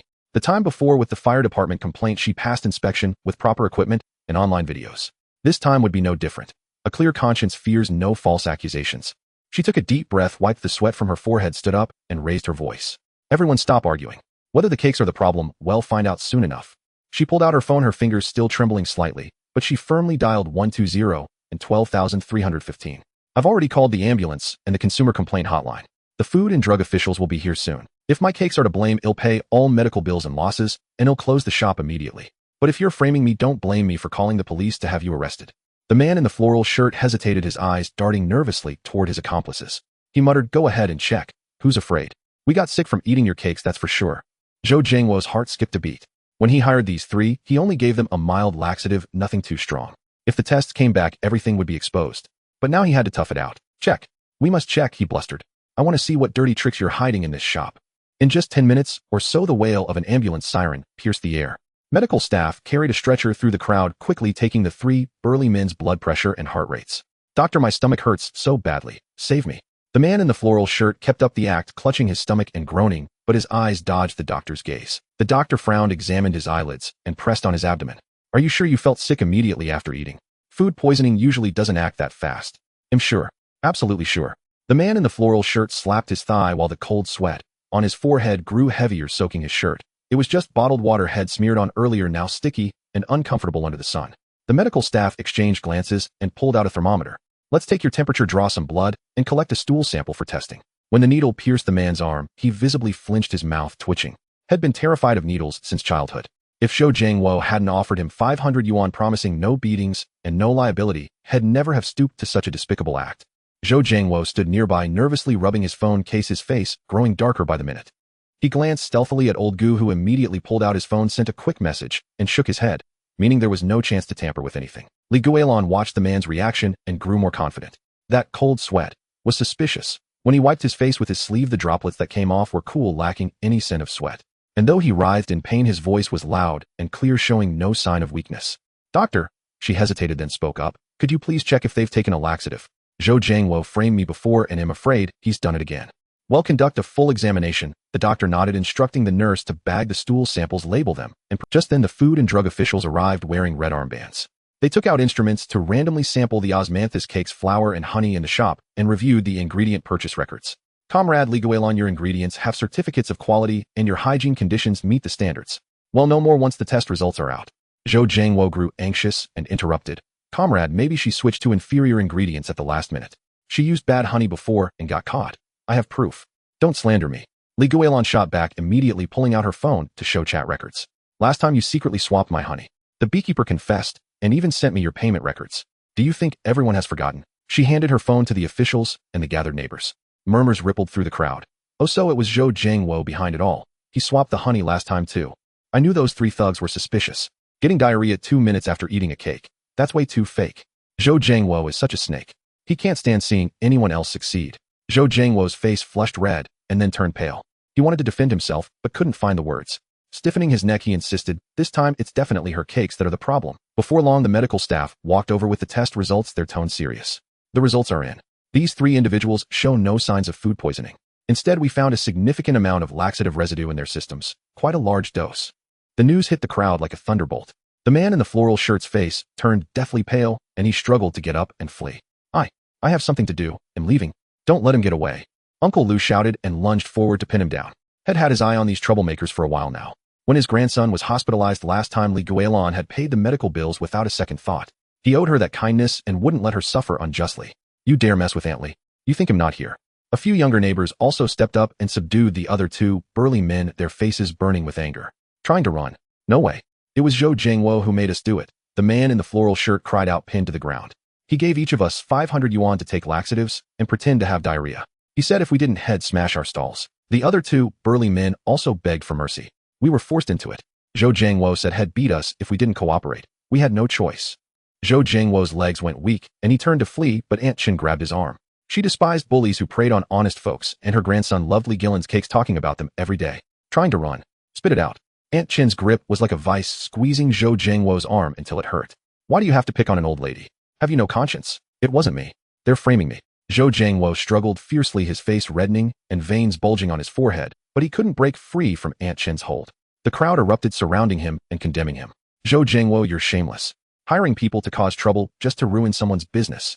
First the honey swap, then the fire department complaint, and now this frame-up. What won't you stoop to? Grandma Li runs an honest business. Why can't you stand to see her succeed? In Xiaoxia's livestream room, netizens typed, punish Zhou Jiangwo and support Grandma Li, showering her with gifts. Some even placed orders directly. This kind of honest merchant deserves support. I'll order 10 boxes. The food and drug officials took out a recorder and questioned the 3 burly men, documenting Zhou Jiangwo's hiring of them to cause trouble. Comrade Zhou Jiangwo, you are suspected of malicious framing. We will hand over the evidence to the police station. Please cooperate with the investigation. Zhou Jiangwo trembled all over and slumped to the ground, still muttering, I didn't.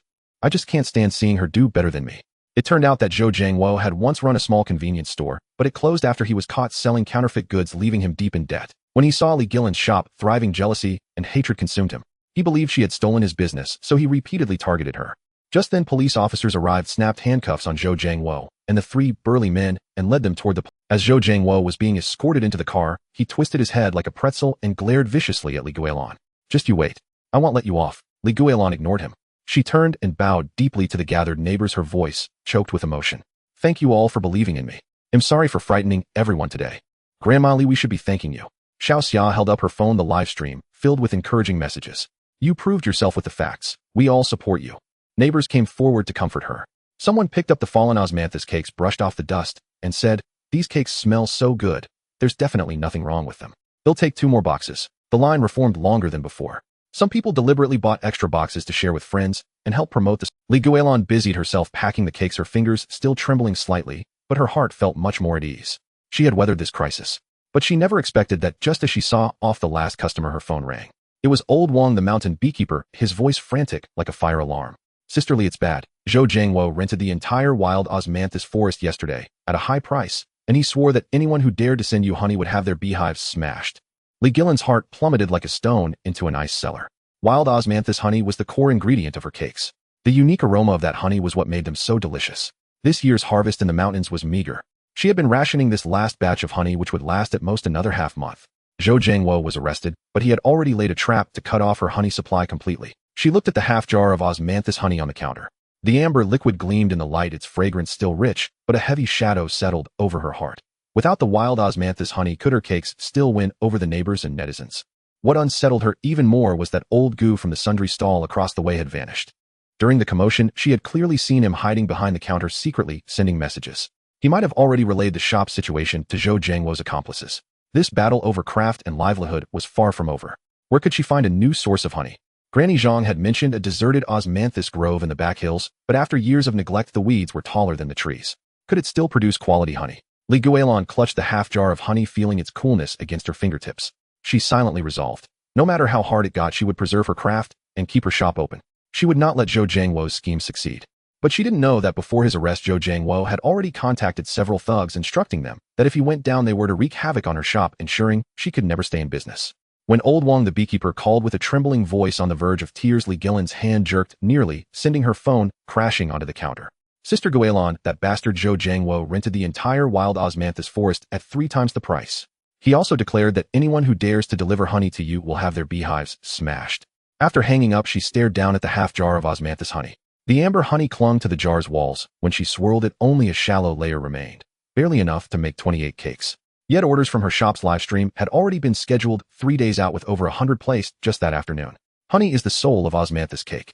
Without this wild osmanthus honey, her cakes would lose their essence, becoming no different from ordinary pastries. Li Guilan's fingers whitened as she gripped the honey jar, her knuckles stiff from the pressure. She rubbed her thumb against the cold porcelain, the sweet aroma of freshly steamed cakes still lingering at her nose, yet a chill crept into her heart as if doused with ice water. She was truly panicked. Just as her trial operation had weathered the storm of troublemakers and her shop was building a reputation, Zhou Jiangwo's move was a death blow to her livelihood. Aunt Li! Uncle Lu rushed in, hoe in hand, his pant legs splattered with mud, sweat streaming down his forehead and into his wrinkles barely wiped away. I just went to old Wang's place. Zhou Jiangwo has 2 thugs guarding the osmanthus forest entrance. Not even a bee can fly out. Sister Chen burst in, clutching her vegetable basket, her face flushed red, her voice rising. That damn Zhou Jiangwo is rotten to the core. Your shop just started thriving, and he pulls such a dirty trick. Neighbors gathered, buzzing with suggestions. Some suggested using ordinary osmanthus honey as a stopgap, others proposed sending someone to negotiate with Zhou Jiangwo, and a few slapped their thighs, arguing for calling the police. Li Guilan shook her head. She picked up the honey jar, tasted a bit. Its sweetness carried a crisp, wild mountain freshness that ordinary honey could never replicate. There's no negotiating, he wants me shut down. Calling the police won't help either. He paid the rental fee promptly, and with a signed contract we have no ground to stand on. Her voice quivered, the panic in her eyes impossible to hide.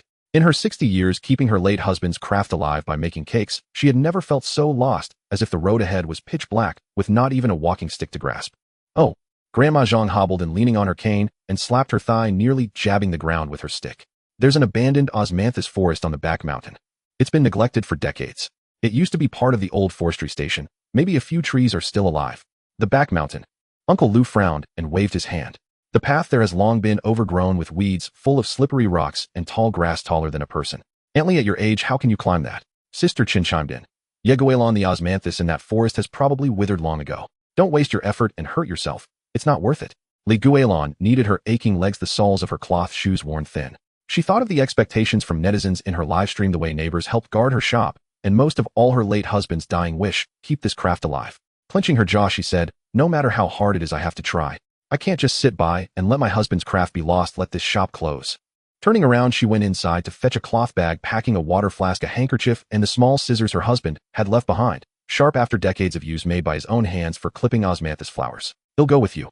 Uncle Lu hoisted his hoe onto his shoulder. When I was young, I used to chop firewood. I know the back mountain trails well. I can clear the path for you. Besides, if your shop closes, where will my grandson go for such delicious cakes? I'm coming too. Sister Chen handed her basket to a neighbor. I have nimble fingers, I can pick osmanthus quickly and help sift out dead leaves. My little one craves your cakes every day. Xiao Xia held up her phone, live streaming, the camera focused on Li Guilan's cloth bag. Her voice choked with tears. Family Grandma Li is heading to the back mountain to find osmanthus. Zhou Jiangwo cut off our honey source, so we have to find our own way. The live stream chat exploded with messages. Some sent keep going, others said, I went to the back mountain osmanthus forest last year. There are still a few trees alive with an incredibly strong fragrance, and local netizens commented, I'm on my way with a sickle and a bamboo basket. I have a sieve at home, I'll bring it over. Watching the flood of messages on the screen, the panic in Li Guilan's heart slowly gave way to a warm glimmer of hope. She realized she wasn't fighting alone. Early the next morning, as dawn barely broke and the morning mist lingered with a damp chill, Li Guilan set out for the back mountain, with Uncle Lu's sister Chen Xiaoxia and 4 local netizens who had come to help, carrying bamboo baskets and shouldering sickles and hoes. The mountain path was covered in sharp gravel, burning the soles of her feet with every step. Wild grass grew waist-high, its stiff blades scraping her arms, leaving red welts that stung and itched unbearably. Li Guilan panted heavily, her chest heaving like a bellows, her cloth shoes, soles nearly worn through.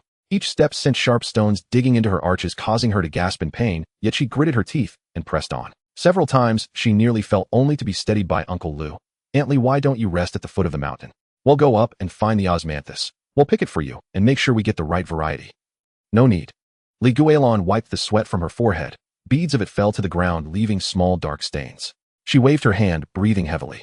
"I have to smell the osmanthus myself. If we pick the wrong variety, the honey won't taste right, and I can't afford to ruin the shop's reputation." Her stubbornness flared. Even as her legs trembled, she refused to stop.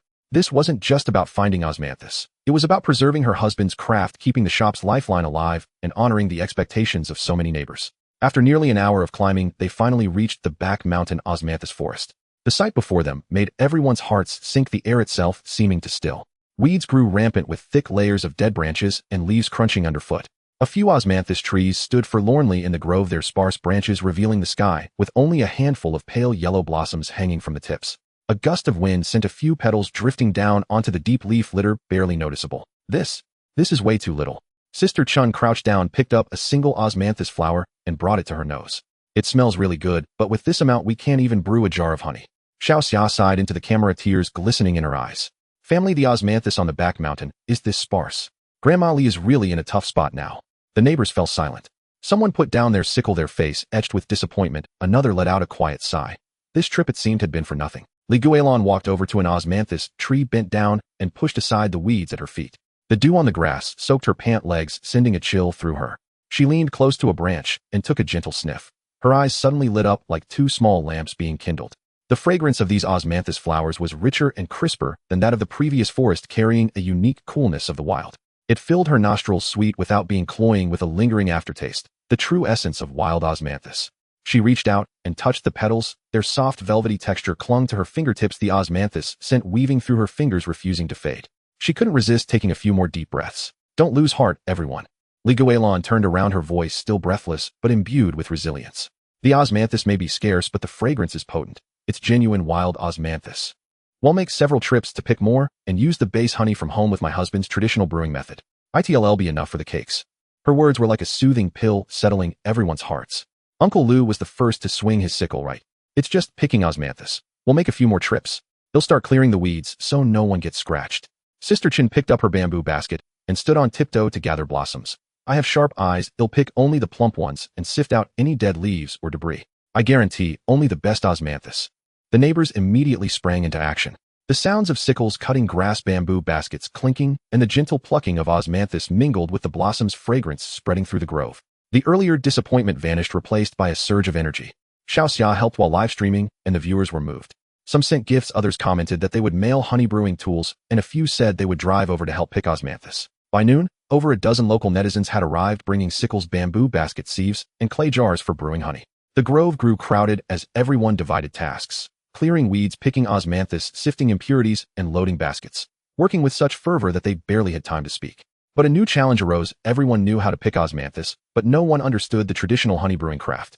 Li Guilan frowned as she looked at the two large baskets of osmanthus piled on the ground. Her husband had taught her to brew honey by layering osmanthus with base honey, one layer of flowers, one layer of honey, sealed and fermented. Doing it alone would be slow, and she feared a mistake would ruin the precious blossoms. "Grandma, I can do it." A young man with glasses stepped forward, holding a yellowed book with a worn cover. "My grandfather was an old beekeeper. He taught me the traditional method, and I still have my notes." The young man, Shaolin, was a college student home on break. After watching the live stream, he had come specifically with his. Flipping through his notes, he verified the steps with Li Guilan. "Sift and dry the osmanthus, layer it with base honey in a 1:3 ratio, seal it in a clay jar, ferment at around 25 degrees Celsius for 3 days. Is that right?" Li Guilan's eyes brightened, and she nodded eagerly, her voice filled with joy. "Yes, that's exactly it. Young man, you've been a tremendous help. Thank you so much." Everyone set to work immediately. Li Guilan went home to fetch the clay jars her husband had left behind, scrubbing each one clean. Shaolin handled temperature control, setting up a simple insulation shelter in the shed. Uncle Lou and Sister Chun layered the osmanthus and honey evenly, while neighbors took turns watching over the jars, anxious that even a slight temperature fluctuation might ruin the hard-earned blossoms. Those 3 days became the most agonizing for everyone. Orders for the shop kept rising, and netizens asked daily in the live stream about the osmanthus honey. Li Guilan visited the back mountain every morning to check the jars, and only returned home at night. The red veins in her eyes grew more pronounced, yet she never complained of fatigue or slept a peaceful night.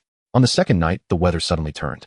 What had been fine moments before transformed into a raging storm with howling winds, low-hanging dark clouds, and then rain pelting down violently, pounding against leaves and rocks with a deafening roar. The temporary shelter in the grove began to leak. Rainwater seeped through gaps in the roof, dripping onto the ground and quickly pooling.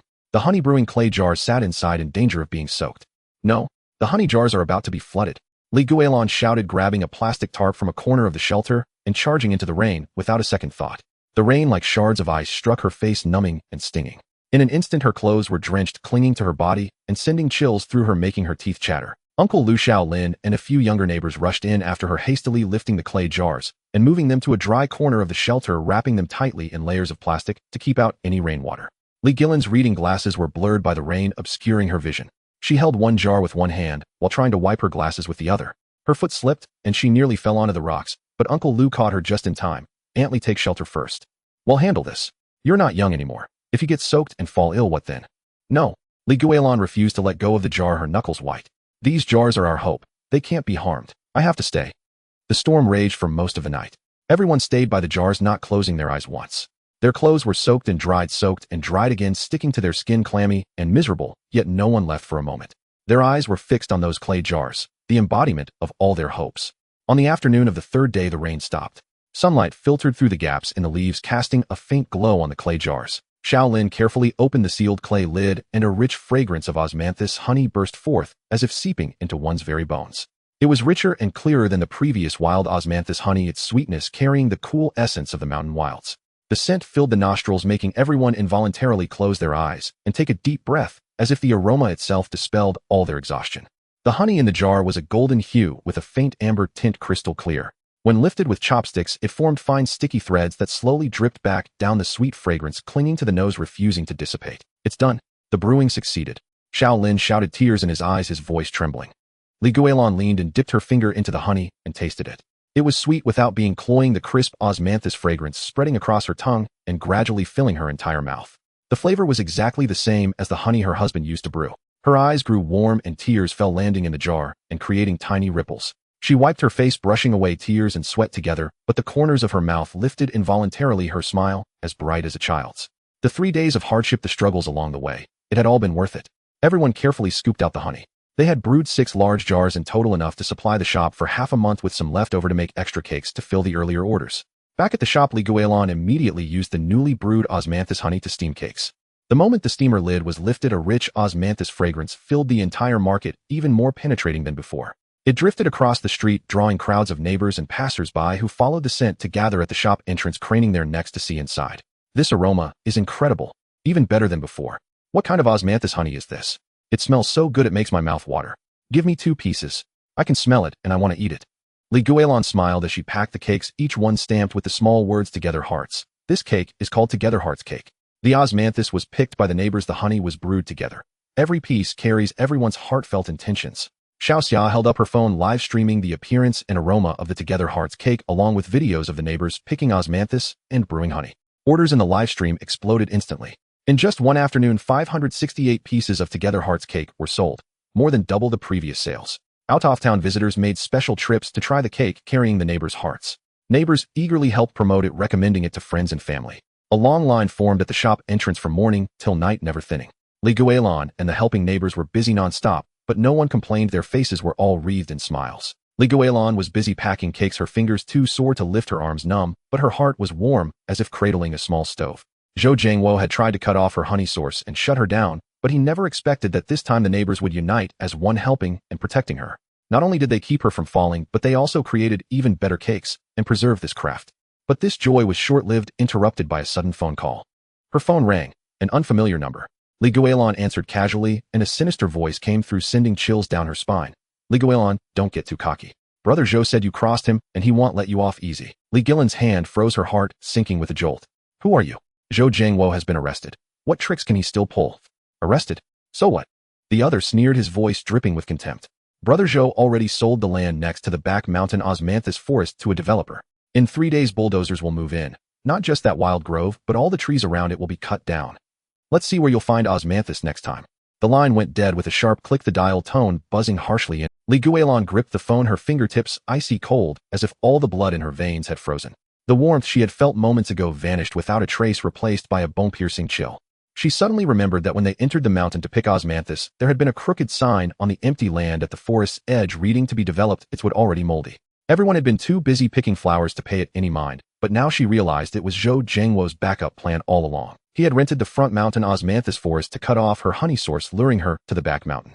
Once she and the neighbors had invested so much effort into making the back mountain their hope, he would have the developer cut down the trees, leaving her with no way out. What a ruthless scheme. Auntie, what's wrong? You're so pale. Did something happen? Uncle Lu noticed something amiss and came over, his face etched with concern. Li Guilan looked up, taking in the bustling shop, the busy figures of her neighbors, and the osmanthus cakes on the counter stamped with together hearts. The unease in her heart surged like a tide, impossible to hold back. In 3 days the bulldozers would move into the mountain. The back mountain osmanthus forest would be gone. The honey source she had fought so hard to find, the hope she had barely managed to keep. Was it all about to slip away again? Zhou Zhengwo had been arrested, but his backup plans were more vicious and insidious than the last. What could she do? Was she really going to watch the back mountain osmanthus forest be felled, watch her husband's craft reach a dead end once more? Uncle Lu saw the look on Li Guilan's face and instantly understood. He thumped his hoe on the ground with a loud thud, his voice booming. Aunt Li, don't panic. If the sky falls, we neighbors will hold it up. If the developer wants to come into the mountain and cut down trees, well, stand guard. As long as we're here, no one will destroy the osmanthus forest or cut off your lifeline. Sister Chin nodded firmly, still holding a bag of cakes, her tone resolute. That's right. Well, stand guard. I don't believe they'd dare cut down trees right in front of so many people. The neighbors gathered around, chiming in. Yes, well, stand guard. Whoever dares to cut down trees, well, reason with them. Protect the osmanthus forest, protect the Together Hearts cake. Li Guilan looked at the neighbors before her, saw the determination in their eyes, and the warmth in her heart once again overwhelmed her panic. She realized she had never been alone. But she also knew the developer had permits, bulldozers, and professional construction crews, while the neighbors only had hoes and sickles and a burning passion. This battle would not be easy. What would the back mountain look like in 3 days? Could she protect the osmanthus forest and preserve this craft of togetherness? No one knew the answer, but Li Guilan knew that she would never give up, and neither would the neighbors. This hard-fought battle to protect the osmanthus forest and preserve the old craft was just beginning. The wooden sign reading to be developed in the osmanthus forest behind the hill was tilted amidst the wild grass, morning dew dampening its surface, and osmanthus petals laden with dewdrops scattered across the ground. Li Guilan and her neighbors were crouching by the small shop's entrance, huddled over a crumpled piece of paper to discuss forest protection methods, when the solid wooden door was kicked open with a loud bang, its hinges squeaking and startling the sparrows under the eaves into flight. Zhou Zhengwo, clutching a red hardcover certificate, barged in with a nudge of his elbow, the gilded words trademark registration certificate glinting in the morning light. He slammed the certificate onto the counter with a sharp slap, causing the freshly steamed tongshin cakes to tremble and the osmanthus crumbs on them to fall off. Li Guilan, take a good look. Li Guilan's osmanthus cake is now mine. Change the sign within 3 days, or I'll see you in court directly. Li Guilan's hand was still gripping the draft paper for forest protection, its edges crumpled by her tight hold. She stared at the name on the certificate, her mind buzzing as if struck by a firewood stick from the stove, dizzy and disoriented. This name was decided by her and her husband 50 years ago, carved into an old wooden sign that had hung for half a lifetime. How could it become someone else's? She staggered forward, her fingers brushing over the registrant information on the certificate, the paper edge worn and rough against her fingertips, the ink smell from the red cover choking her chest. You're being a scoundrel. This is my shop sign, my husband's legacy. How dare you take it away? By trademark law.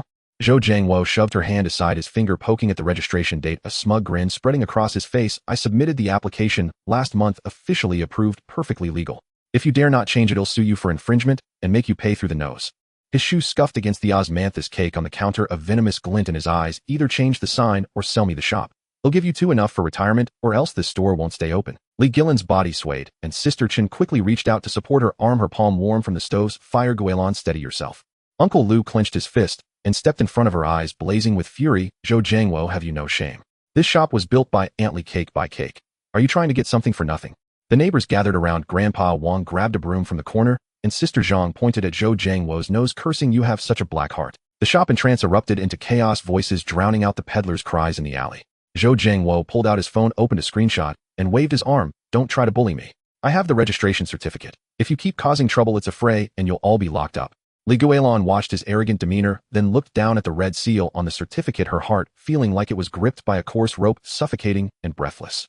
The tongshin cake had just become popular, with orders online and offline queued up for 8 days. Regular customers trusted the sign, new customers came for the name. If it changed, wouldn't all the hard work of the past half year and the neighbors' help be wasted? She crouched down to pick up the fallen osmanthus flowers, but the rough edge of the osmanthus sieve cut her fingertip, tiny beads of blood welling up and dripping onto the golden petals, a stark red.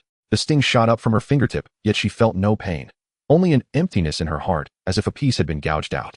Aunt Lee, don't panic. Let's find a lawyer. Sister Chun crouched down, pulled a handkerchief from her apron pocket, dipped it in warm water, and dabbed the blood off her fingertip. Even if it goes to court, we won't let him win. Court. Zhou Jiangwo sneered, lifting his foot to grind the osmanthus petals into the ground, crushing them. Lawyer fees cost more than your little shop's capital. Can you afford to drag it out? I can. He waved the trademark certificate, swaggered to the door, and threw out a final threat. He'll be back in 3 days to check. If I don't see a new sign, see you in court.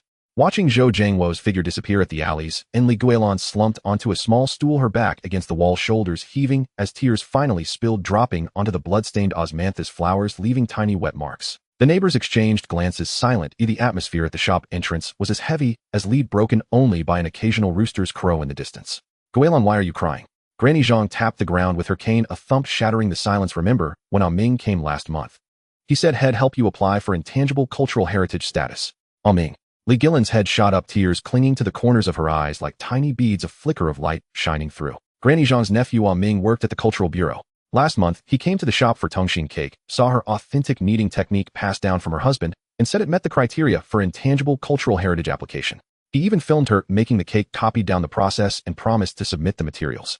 At the time, she was too busy dealing with Zhou Jiangwo's various harassments to take it seriously, thinking it was just a polite remark. Can intangible heritage overrule a trademark? Uncle Lu frowned, scratching his head. One deals with culture, the other with business. They probably don't connect right. Zhou Jiangwo's words still echoed in her ears, and the faint hope in Li Guilan's heart dimmed again. After all, it was a stretch. How could it help? Trying is better than waiting to die. Xiao Xia pulled out her phone, fingers trembling as she found Ming's number, and dialed, her voice shaking. Brother Ming, something's wrong. Zhou Jiangwo, trademark squatted, Aunt Lee's brand. Can intangible cultural heritage certification help? The shop fell silent. Everyone's eyes were fixed on Xiao Xia's phone. Li Guilan clutched the blood-stained handkerchief, her knuckles white, barely daring to breathe, afraid to miss a single word from the call. After a few seconds of silence, Ming's voice came through with firm confidence. Yes, it works. The name of our traditional intangible heritage technique is protected by law. This is malicious squatting. They'll file a trademark objection for you right now and expedite the heritage certification review. The Commerce Bureau will definitely recognize it. Really? Xiao Xia shouted, her voice cracking. Li Guilan straightened her back, tears still wet on her face, but the corners of her mouth trembled into a faint smile. Absolutely true, Ming said. I'm going to the Bureau now to handle it. They'll bring colleagues from the Cultural Bureau to the shop this afternoon to verify the craft. If the materials are ready, we can issue the district-level intangible heritage certificate on the spot. After hanging up, the shop erupted into excitement. Sister Chen wiped away Li Guilan's tears. Guilan, there's hope. Our craft will be protected by the authorities. Li Guilan nodded, wiped her face, and picked up the old notebook on the table, a weight finally lifting from her heart. Come on, let's gather the materials. When Ming comes, let him see that this craft is the real, authentic old thing. The neighbors immediately sprang into action. Grandpa Wang crouched by the cabinet corner, flipping through her husband's old cake-making notebook, its pages yellowed, wearing reading glasses as he leafed through them one by one as Sister Zhang swiftly organized the shop's business records from the past half year by month. Uncle Lu grabbed a rag and polished the counter until it shone, arranging the old tools for cake-making. Li Guilan put on her reading glasses, picked up a pen, and began writing an explanation of the craft's heritage, her hands trembling so much she wrote and rewrote, ink bleeding on the paper, which she carefully blotted with a tissue, leaving faint traces. At 2 in the afternoon, Ming arrived with 2 Cultural Bureau staff members dressed in navy blue uniforms, carrying inspection forms and a camera. Li Guilan demonstrated her cake-making skills on the spot. The 3 kneads and 3 rests technique was flawless, her fingers working the dough with even pressure, the resting time precise to the second, the ratio of honey-soaked osmanthus ingrained in memory. When the steamer lid was lifted, the fragrance of osmanthus filled the entire shop, sweet aroma mingling with steam, making even the staff take a deep breath involuntarily as they snapped photos continuously. They reviewed the old notebook evidence of the craft's heritage and cross-checked the materials Ming had submitted. On the spot, they produced a red silk-bound intangible cultural heritage certificate with gilded characters reading Li Guilan's osmanthus cake making technique, district-level intangible cultural heritage, and handed it to Li Guilan. It was heavy, the scent of ink blending with osmanthus refreshing the soul. Aunt Lee, your craft is authentic traditional skill. This certificate is the best proof, the staff member said with a smile. Well, submit the materials to the Commerce Bureau right away to handle the trademark objection. Just then Zhou Jiangwo returned. The moment he stepped in and saw the red silk-bound certificate, his face darkened, and he reached out to grab it. What's this? Don't try to fool me. Don't try to fool me. Ming blocked him, holding the certificate up to his face. This is an intangible cultural heritage certificate protected by the Intangible Cultural Heritage Law. Your trademark squatting constitutes malicious appropriation of a traditional technique's name. The Commerce Bureau will legally revoke your registration. Zhou Jiangwo's face flushed red, and then pale sweat beading on his forehead. and trickling down his cheeks. He clenched his fists but dared not strike, still blustering, "I don't believe it. You're all in cahoots. They'll file a complaint." "Go ahead and complain." Ming pulled out a file folder and a stack of documents. "All materials are complete. The procedures are legal. Complaining won't do you any good." Zhou Jiangwo stared at the certificate, then at the hostile looks from the neighbors, and finally cowered. He muttered, "Just you wait," and slunk away, even leaving behind the copy of his trademark registration certificate on the counter, which was blown to the floor by the wind. Over the next 5 days, Li Guilan went to the Commerce Bureau every day, making 8 trips in total. A hole wore through the sole of her cloth shoe, exposing her heel, which rubbed against the concrete and blistered. She limped as she walked, band-aids peeling off, so she wrapped a cloth strip around it and kept going every day. The neighbors offered to go for her, but she shook her head. "This is my craft, my sign. I have to go myself to feel at ease." On the afternoon of the 5th day, the Commerce Bureau finally summoned her and Zhou Jiangwo walked in defiantly, shouting, "I have a legitimate registration certificate. You can't revoke it." The Commerce Bureau staff placed the investigation report in front of him, their voice stern. "After investigation, knowing that Li Guilan's osmanthus cake is the name of a district-level intangible cultural heritage technique, and that Ms. Li Guilan had long used this name for her business, you maliciously squatted it, violating Article 32 of the trademark law. We hereby decide to revoke your trademark registration certificate and impose a fine of 5,000 yuan. The staff paused, then produced another stack of documents. "Furthermore, evidence of your previous deliberate damage to Ms. Li Guilan's shop and hiring thugs to cause trouble has been received and will be transferred to the public security authorities for handling." "What?" Zhou Jiangwo shot up the chair, legs scraping against the concrete floor with a harsh screech. He stared at the investigation report, his face draining of color, lips trembling. "Impossible. This is impossible." He lunged for the report, but was stopped by the staff. After a few seconds of stunned silence, he collapsed into the chair, his bag falling to the floor, cigarettes and a lighter rolling out, the pack crushed. He looked utterly deflated, all his previous arrogance gone. Li Guilan received the revocation notice from the Commerce Bureau, the red official seal stark against the paper. Her fingers gently traced the seal, her eyes welling up, and tears fell again. This time tears of joy splashing onto the notice and blurring tiny ink spots. The sign was saved, her husband's legacy preserved, and the old craft was officially recognized. As she stepped out of the Commerce Bureau, the neighbors were waiting outside, holding flowers and a silk banner embroidered with "Inheritance of Craftsmanship, Light of Intangible Heritage" in red on a gold background, dazzlingly bright. Uncle Lu saw her and bellowed, "Aunt Li, we won." The neighbors cheered, surrounding her with laughter and excitement. Xiao Xia held up her phone for a live stream, shouting into the camera, "Everyone, Grandma Li won." The trademark was revoked, and Li Guilan's osmanthus cake-making technique became a district-level intangible heritage. So satisfying. The livestream chat instantly flooded with congratulations and awesome gifts pouring in, and orders exploded, queuing up for half a month. Reporters from local media rushed over, surrounding Li Guilan for interviews, microphones almost in her face. The crowd in front of the shop grew larger than during the New Year. In the following days, the shop's business boomed even more. The intangible heritage sign hung at the entrance, red silk fluttering with tourists checking in and customers buying cakes in an endless stream. The neighbors all came to help. Grandpa Wang kneaded the dough, Sister Zhang packed the cakes, Uncle Lu handled the money. So busy their feet barely touched the ground, yet everyone wore smiles and hummed little tunes. But in Li Guilan's heart, a faint unease lingered. She kept recalling the look Zhou Jiangwo gave her as he slumped in the chair, venomous like a spitting snake, and his parting words, "Just you wait." He definitely wouldn't let it go so easily. What troubled her more was that her son and daughter-in-law, who had been helping at the shop these past few days, seemed off. While kneading dough, her son, Zhou Qiang, kept glancing at the celadone jar where she stored the osmanthus honey. When she turned to steam the cakes, he quickly pulled out his phone and snapped 2 photos, swiping his finger across the screen. Her daughter-in-law, Lu Mei, kept flipping through her old notebook, asking about kneading pressure and resting times, her eyes evasive. When caught, she quickly closed the notebook, saying with a smile, "Mom, I'm just curious. I want to learn to make it for the kids." That evening, after the shop closed, Li Guilan was cleaning the counter when she found a small USB drive in the corner of the kneading basin, dusted with flour. The cold plastic touch sent a jolt through her heart. It wasn't hers nor the neighbors. Who left it there? Hesitating, she went back to her room, turned on her husband's old computer, and plugged in the drive, her heart pounding so hard she almost couldn't hold the mouse. The drive contained a single folder with over a dozen videos. Her entire cake-making process, from kneading and resting to mixing osmanthus honey and steaming, every step captured in crystal clarity, even the angle of the spoon when she added the honey. The filming angle was concealed as if shot from a cabinet corner. Clearly someone had recorded her secretly. A cold sweat broke out on Li Guilan's back, trickling down her spine. Who filmed it? Was it one of Zhou Jiangwo's people, or? She thought of her son and daughter-in-law's strange behavior over the past few days, Zhou Chang's surreptitious photo-taking, Lu Mei's nosy browsing through the notebook, and a chill settled in her heart like a block of ice. Just then her phone rang, an unfamiliar number. She answered, and a man's voice, thick with cigarette smoke and as low as a mosquito's buzz, came through with a sinister edge. "Li Guilan, you think it's over. Brother Zhou said he'll get his hands on your craft sooner or later. Just you wait." The line went dead with a sharp click, the dial tone buzzing in her ear like a needle prick. Li Guilan gripped the phone, her palm slick with sweat, the USB drive burning hot in her other hand. The video was still playing on the screen, her figure kneading dough, but her heart was filled with doubt and anxiety. Who was the one filming? Was it one of Zhou Jiangwo's lackeys, or her own son?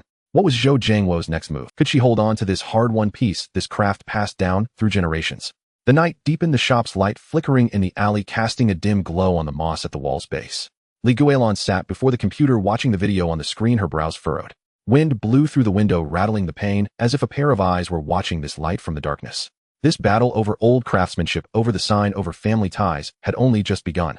The red silk of the intangible cultural heritage sign fluttered in the wind, carrying the sweet scent of osmanthus cakes and the papery smell of gift boxes.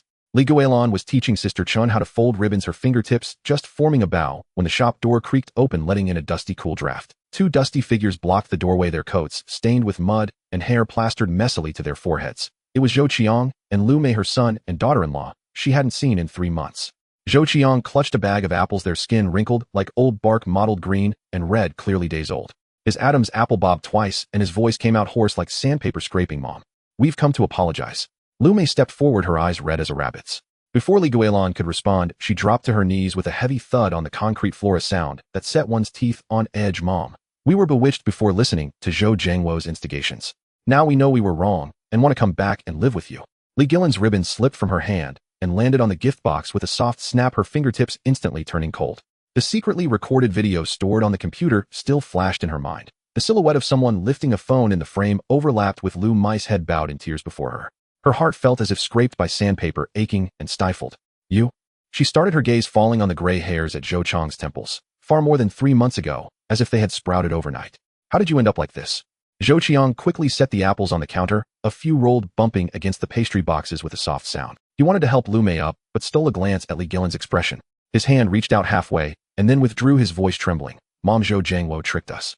He said if we helped him ruin your shop, he'd give us 30% of the profits. But he ran off with the money, and now we owe 1/8 yuan. The words 1/8 yuan were bitten off urgently and heavily. He pulled a crumpled IOU from his pocket, its edges frayed, the red ink amount blurred by sweat.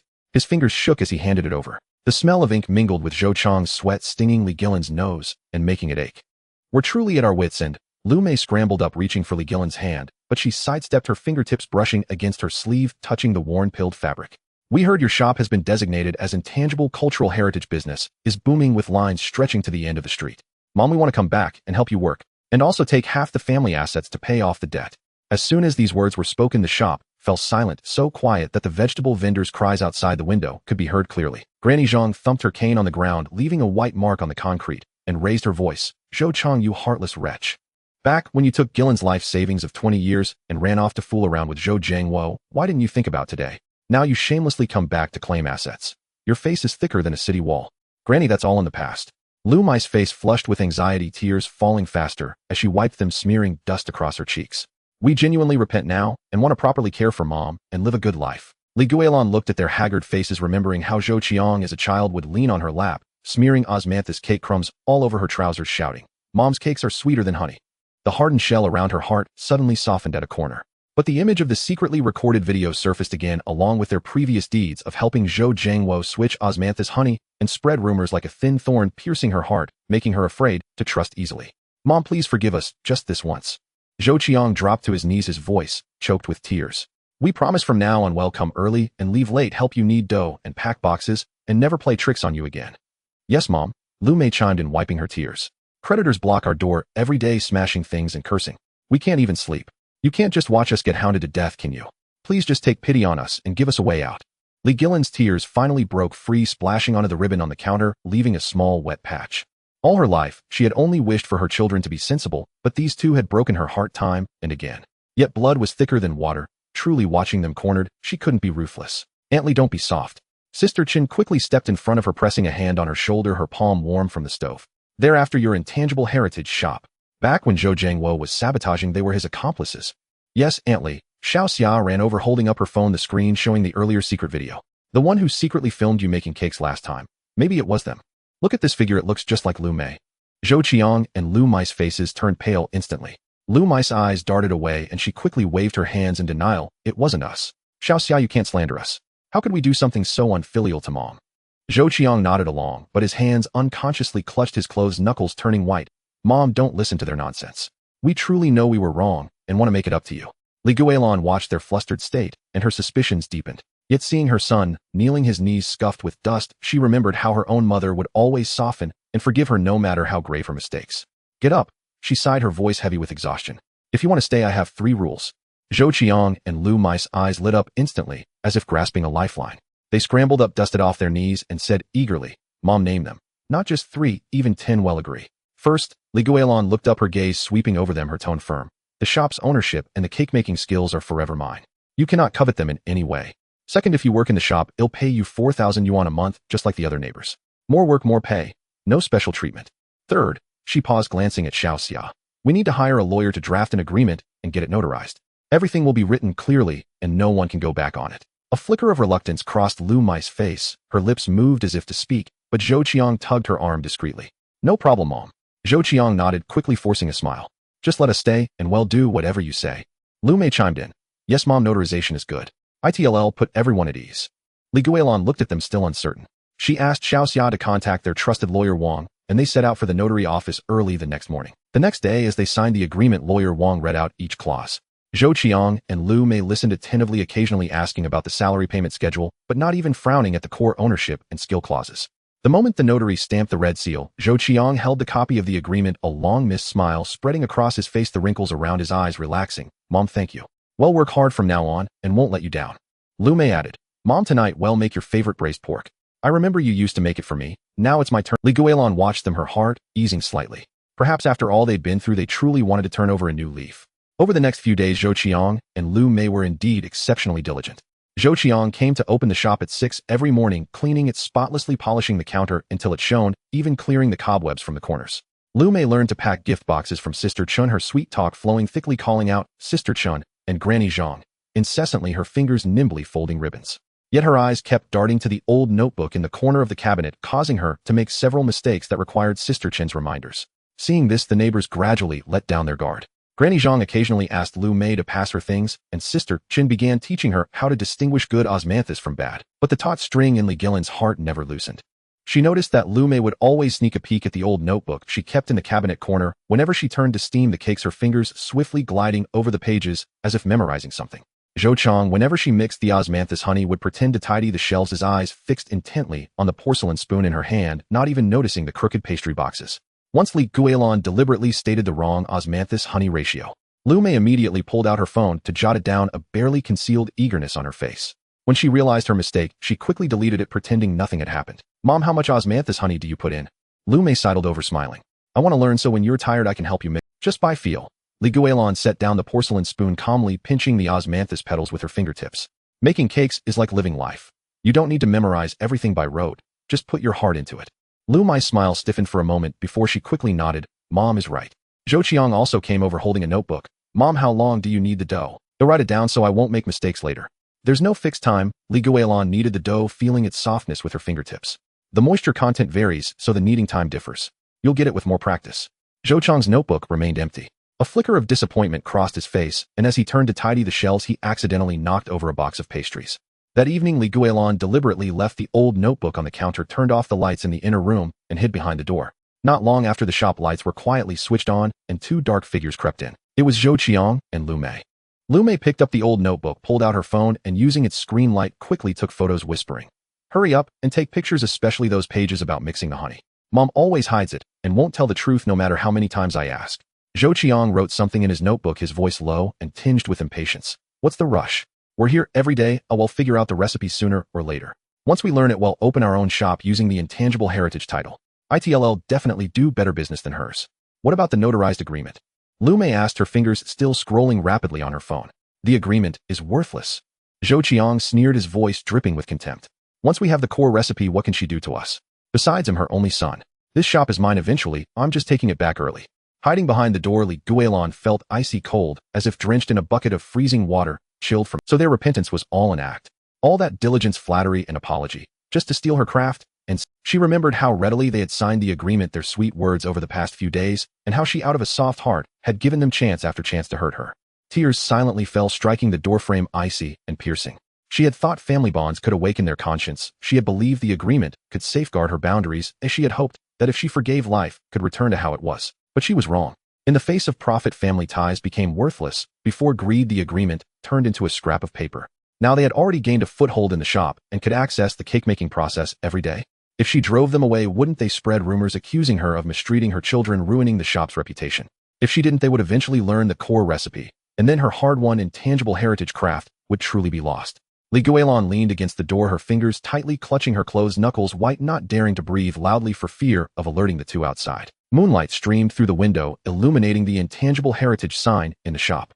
The red silk swayed gently in the breeze, as if sighing silently. What would they do next? Would they continue their charade until they had stolen all the skills? Or would they impatiently seize power and have a falling out with her? How should she deal with these wolves lurking beside her? How could she protect this hard-won intangible heritage shop and preserve the last remnant of her late husband? As the night deepened, the shop's light grew dim. Guilan's heart was filled with despair and turmoil. This tangled knot of family and profit. How on earth was she supposed to untie it? In the dead of night, thick clouds smothered the moon, plunging the alley into a silence so profound that one could hear their own breath. The grass blades rustled against the wall as if someone were tiptoeing in the shadows. A dark figure crept along the base of the wall, staggering under the weight of a bulging white plastic bucket. The bucket scraped against the bricks, producing a dull thudding sound that echoed through the stillness, tightening the hearts of all who heard it. It was Zhou Jiangwo. His hair was a tangled mess, as if a chicken had been scratching through it. His eyes were sunken deep enough to hold two beans, and his bloodshot orbs churned with madness and despair. A twisted, malevolent grin hung on his lips. He exuded the reckless ferocity of a cornered beast, like a wild dog driven to the edge of a cliff by hunters. Who would have thought that just half a year ago he was a well-dressed small business owner? He had lost everything in a foolish investment, drowning in a sea of usurious debt. Seeing Guilan's small shop thriving, even earning an intangible cultural heritage designation, had ignited a burning envy within him. He had tried everything, stealing her osmanthus honey, hiring people to fake food poisoning and cause a scene, even preemptively registering her trademark. Yet he gained nothing and was instead fined by the Commerce Bureau, losing his last shred of savings. His final hope rested on Zhou Qiang and his wife to steal the craft. But Guilan was vigilant, and they met with repeated failures, not even bringing back a single piece of useful information. Guilan, you old hag, he hissed through gritted teeth, his voice low and trembling with tearful hatred. I'm hounded by debt collectors day and night. I can't sleep or eat. What gives you the right to live comfortably as a boss? Today you'll burn your damn shop to the ground and make you as destitute as I am. He twisted open the plastic cap. A soft click was followed by the pungent smell of gasoline that surged forth, making him cough violently, tears and mucus streaming down his face. This opportunity was one he had scouted for half a month. The neighborhood night patrol usually changed shifts every hour. A few days ago, he had deliberately loitered at the alley entrance and overheard Uncle Lu mention to someone, "It's getting cold. We'll take an extra couple of minutes for a sip of hot water during the shift change." He had seized upon this as his chance. Guilan's shop was tightly shut. The red silk ribbon on the heritage sign drooped in the night breeze like a piece of red cloth that had lost all its vitality. Zhou Jiangwo stooped low, circling to the back door of the shop. His hands trembled violently as he poured the gasoline along the cracks of the door and window frames. The transparent liquid spread across the ground, shimmering with an oily sheen. The smell grew stronger, even making a distant dog bark incessantly. The sound traveled far into the night, but no one dared to open their doors to investigate. He pulled a lighter from his pocket. The metallic casing glinted coldly in the dark. The moment his fingertip touched the striker, a strange, inexplicable panic seized him. If he was caught, he would rot in prison. But then he remembered the thunderous kicks on his door from debt collectors, the gossip of neighbors calling him useless. That flicker of fear was instantly washed away by a tidal wave of hatred. Burn it, and everything will be at peace. Just as his finger was about to press down on the lighter, "Stop. You bastard, dare to make a move." The roar was loud enough to shatter roof tiles. Suddenly 4 or 5 beams of light from flashlights cut through the alley like sharp swords, pinning Zhou Jiangwo in their glare. He was illuminated starkly, every speck of mud on his face visible. Zhou Jiangwo was so startled, he dropped the lighter. It clattered to the ground and rolled to the edge of the gasoline puddle, just a centimeter away from igniting a fire. He looked up to see Uncle Lu leading Xiao Liang, Old Wang, and a few other neighbors charging towards him from the alley entrance. Uncle Lu gripped an iron shovel, its blade glinting menacingly in the light. Xiao Liang carried a thick wooden club, panting heavily as he ran. Old Wang held a flashlight in one hand and a phone in the other, clearly having just finished a call. Their faces were contorted with fury, their eyes burning with barely contained rage. "Old Lu, what are you all doing here?" Zhou Jiangwo stammered, a mix of shock and anger in his voice as he instinctively bent down to retrieve the lighter. "If you think you could hide your little schemes from us." Uncle Lu strode forward and stomped on the lighter, grinding it under his heel. "Ever since you were fined, you've been skulking around the alley entrance every day with a sinister look in your eyes, like you wanted to eat someone. Did you think we wouldn't be on guard?" The truth was, the neighbors had long noticed Zhou Jiangwo's strange behavior over the past few days. He would either squat at the alley entrance staring blankly at the shop, or head pull people aside to ask, "How much does Guilan's shop make in a day?" His words and actions were all off. Uncle Lou was worried. He secretly discussed it with a few younger neighbors, shortening the night patrol interval to half an hour. They even stationed someone in ambush at the corner near the shop's back door. When Zhou Jiangwo twisted open the bucket lid, Xiao Liang had already called the police. Knowing he couldn't escape, Zhou Jiangwo's eyes turned bloodshot. He grabbed a broken wooden stick from the base of the wall and swung it at Uncle Lou. "Mind your own business. They'll take care of all of you. You dare to fight back." Uncle Lou dodged sideways, swinging his iron shovel. It hit Zhou Jiangwo's arm with a sharp smack. "Ouch!" Zhou Jiangwo yelped in pain. The wooden stick clattered to the ground, and his arm went numb, unable to lift it, feeling as if it were broken. Xiao Liang, quick as a rabbit, grabbed his arm and yanked it back. Old Wang tackled him from behind, wrapping his arms around his waist and wrestling him to the ground. The other neighbors swarmed in, some pressing his shoulders, others his legs. In moments, Zhou Jiangwo was pinned face down on the gasoline-soaked earth. He struggled violently, his face turning purple, his fingernails scraping against the brick gaps until they were caked with mud. He cursed incessantly, "Let me go. What makes Li Guilan so special? She's just lucky. I won't accept this. I want her to pay. You heartless bastard." Uncle Lou was so angry his hands trembled, nearly snapping the shovel handle. Guilan works from dawn till dusk, making pastries, getting up at 3 in the morning to knead the dough. She uses the best ingredients, never cheats anyone, and treats everyone kindly. Who in the neighborhood doesn't praise her? Her success is earned through her own hard work. You only know crooked ways, stealing and cheating. You went down the wrong path yourself. You have no one to blame. Zhou Jiangwo was still writhing when a stack of papers fell from his coat pocket, scattering on the gasoline-soaked ground, rustling in the night breeze. Old Wang bent down to pick them up and couldn't help shouting, "Old Lou, look at this. It's the evidence of him bribing old Gu and the beekeeper and the transfer slips." Uncle Lou took them and saw the transfer amounts, dates, and the signatures and fingerprints of old Gu and the beekeeper, the very copies of the testimonies they had written for Li Guilan. Zhou Jiangwo must have found them while Zhou Qiang and his wife were in a panic and kept them as leverage. Well, carrying your own evidence in your pocket. You've walked right into the trap. Uncle Lou was so furious he kicked him, not hard, but with immense contempt. "People like you deserve to be locked up." Seeing the evidence discovered, Zhou Jiangwo struggled even more fiercely, tears and snot streaming down his face as he wailed, "I owe hundreds of thousands in usurious loans. Am beaten by debt collectors every day. How can I survive without ruining her? I don't want to go to jail. I don't want to go to jail." At these words, the alley fell silent for a moment. The neighbors looked at each other in shock. None of them had imagined there was such a hidden story behind his madness. But still, arson was unforgivable. Li Guilan's shop was not only her life's work, but also a point of pride for the entire alley. "You're in debt, so what? Can't you work to pay it off? Can't you talk to people properly?"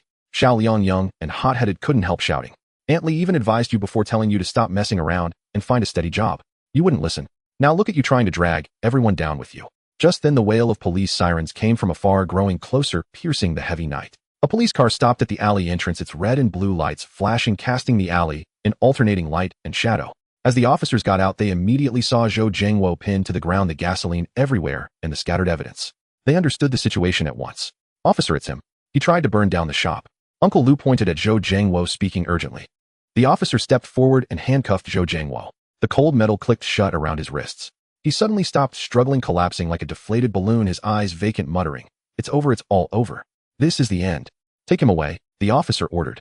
2 officers hoisted Zhou Jiangwo up and escorted him into the police car. The car's lights pierced the darkness as it slowly drove away, the siren fading until it disappeared at the mouth of the alley. The smell of gasoline still lingered in the alley. Uncle Lou had someone bring sand, which they scattered over the gasoline puddle, covering the pungent odor and the harrowing events of the night. Thank goodness for Uncle Lou, or the shop would have been gone tonight. Xiao Liang said, clutching his chest, still in shock. "That was close. It almost caught fire." Old Wang crouched on the ground, gathering the evidence, and sighed. He brought this on himself. Could have been a decent person, but he jumped into the fire.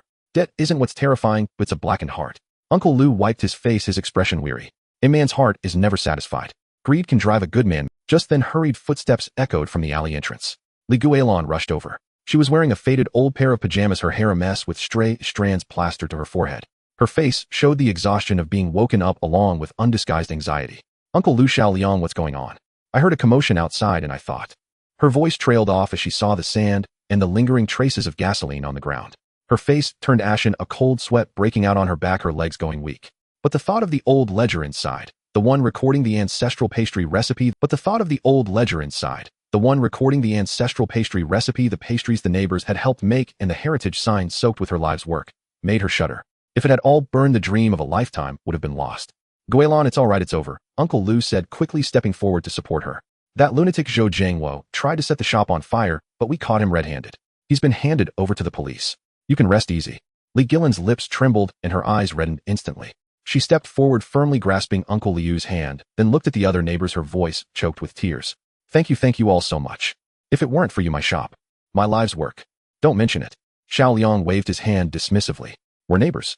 We look out for each other. Your shop isn't just your lives' work, it's the pride of our alley. Anyone who tries to destroy it will have to answer to us first. The other neighbors chimed in. Yantley, it's all good now. That lunatic won't bother you anymore. You can run your business in peace. Guilan nodded, but she couldn't stop the tears from falling. She looked in the direction the police car had gone, her heart a mix of emotions. Did she hate him?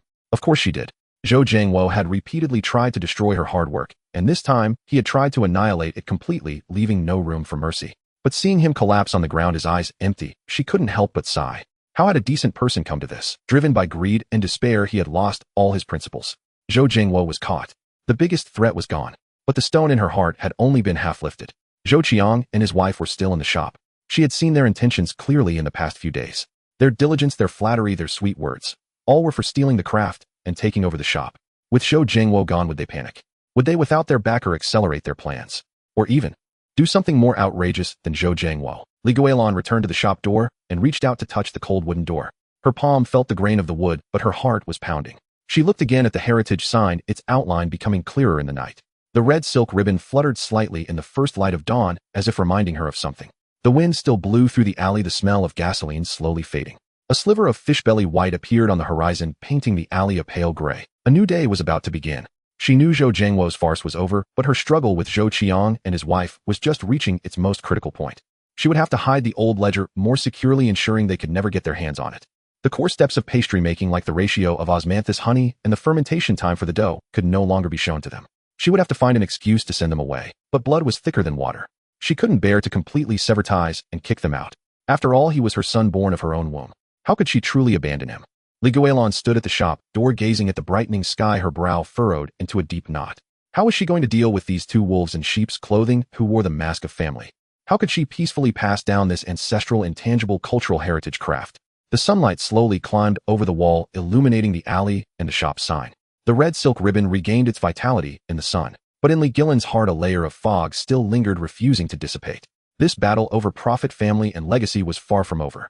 As the first rays of morning light skimmed the cobblestone patterns of the alleyway, Guilan's small shop was besieged by cameras, the cold white of video lights mingling with the warm dawn, casting a blinding glare upon the cutting board. Auntie Lee, need the dough once more. We need a close-up of your fingers pressing into it. The CCTV reporter's microphone hovered near the board, her voice tinged with excitement. The camera lens zoomed in, revealing the calluses on Guilan's hands, her fingertips rough as sandpaper, her knuckles hardened with a dark red crust from years of exertion. She pressed down on the snow-white dough, kneading with steady strength. Flour dusted her fingertips, mingling with the sweet fragrance of osmanthus honey from the earthen jar, releasing a warm, weedy aroma wrapped in the refreshing scent of osmanthus that tickled the nose. The origin of it all was a local livelihood report from half a month ago. A reporter had wandered into the old alley by chance and tasted a piece of tongshin, osmanthus cake.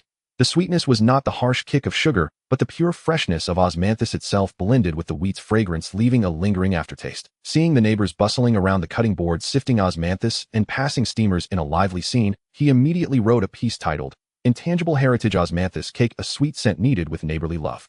Unexpectedly, it caught the eye of the CCTV food channel, and a production team rushed over overnight to capture this artisanal craft hidden in the old lane. On the day of the shoot, all the neighbors came to help, each drenched in sweat, yet chattering nonstop.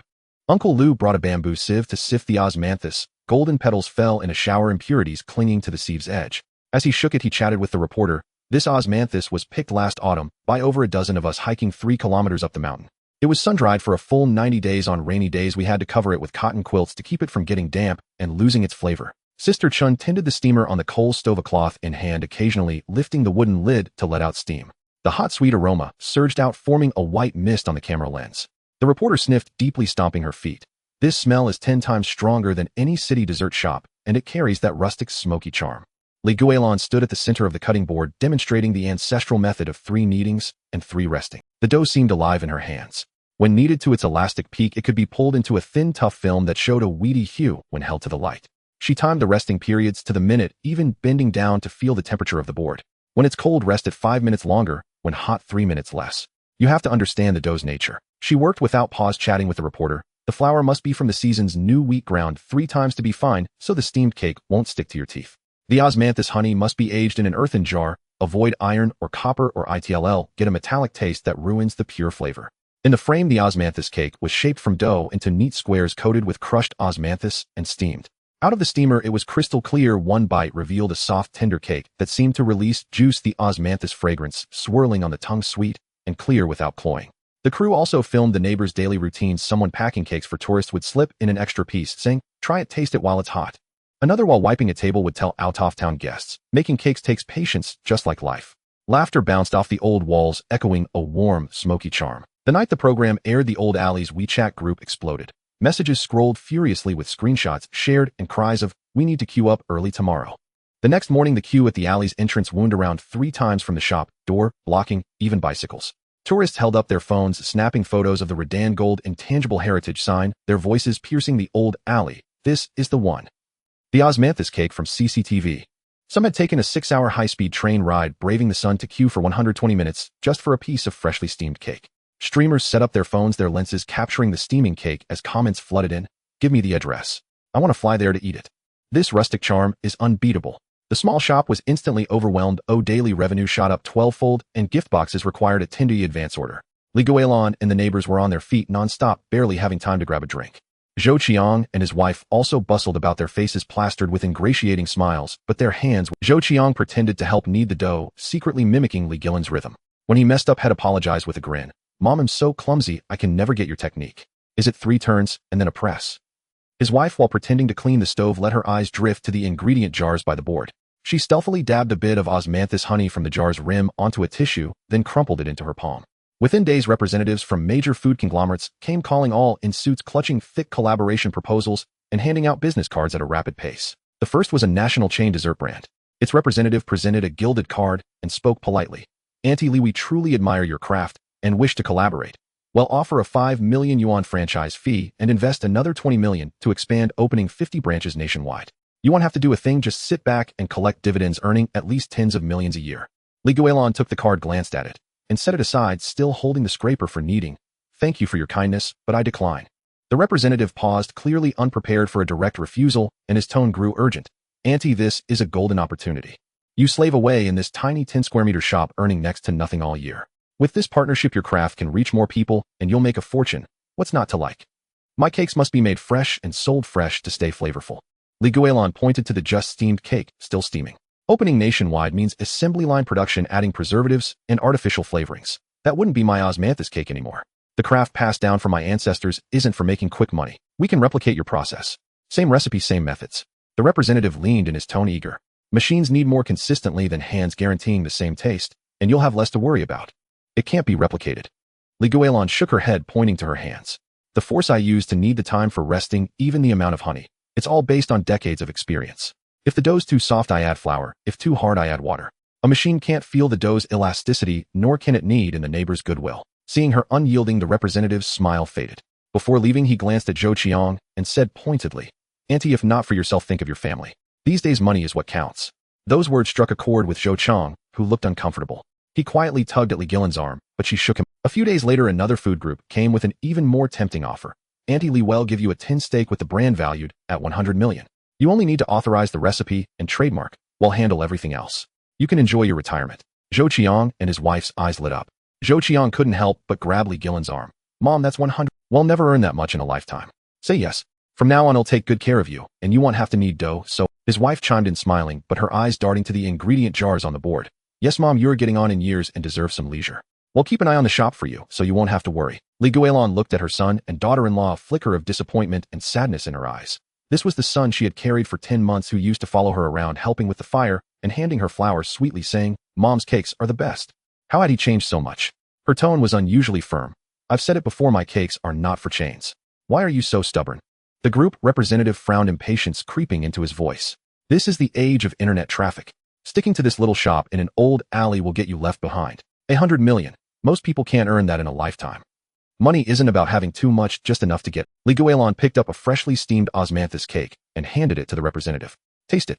This flavor holds the purity of osmanthus, the essence of flour, and the warmth of neighbors working together. If I go into chains, all of that will be lost. Then it won't be Li Guilan's osmanthus cake anymore." The representative took a bite, the sweet fragrance spreading in his mouth, but he shook his head and left, muttering, turning down a mountain of gold and silver. What a stubborn old woman. After the deal fell through, Zhou Qiang and his wife's enthusiasm waned and their smiles faded. Privately, Zhou Qiang squatted at the alley's entrance smoking cigarette, but littering the ground as he cursed. Mom is so pig-headed. Turning down 100 million to stick with this dumpy shop. What's the point? We work ourselves to the bone for her and barely make a few bucks. His wife leaned against the wall, clutching the honey-stained tissue, her eyes dark and calculating. What's the rush? She won't agree now, but there'll be a chance. Once we get the recipe and learn her craft, we can open our own shop and rake in the cash. Well, even use the intangible heritage title. They'll have this honey tested to figure out its composition. They exchanged a glance, their scheming barely concealed. No one noticed the small plastic bottle in her pocket, filled with flour, she had secretly scraped off. Having rejected all chain partnerships, Guilan had her own plans. She rented the shop next door, doubling her space, and hired 3 diligent neighbors for packaging and customer service. Uncle Lu handled ingredient procurement, heading to the market before dawn for new wheat. Sister Chen watched over the steamer, controlling the heat and timing, and a recent graduate was tasked with introducing the intangible heritage craft to tourists. Everyone had a clear role. Guilan still woke at 3 every morning to knead the dough, as unwavering as ever. The cutting board was polished to a shine, the ingredient jars neatly arranged. She hung a black plaque with gold lettering in the shop that read, "Pass on the craft, first pass on virtue," a rule handed down from her grandfather. Guilan, you really don't regret it.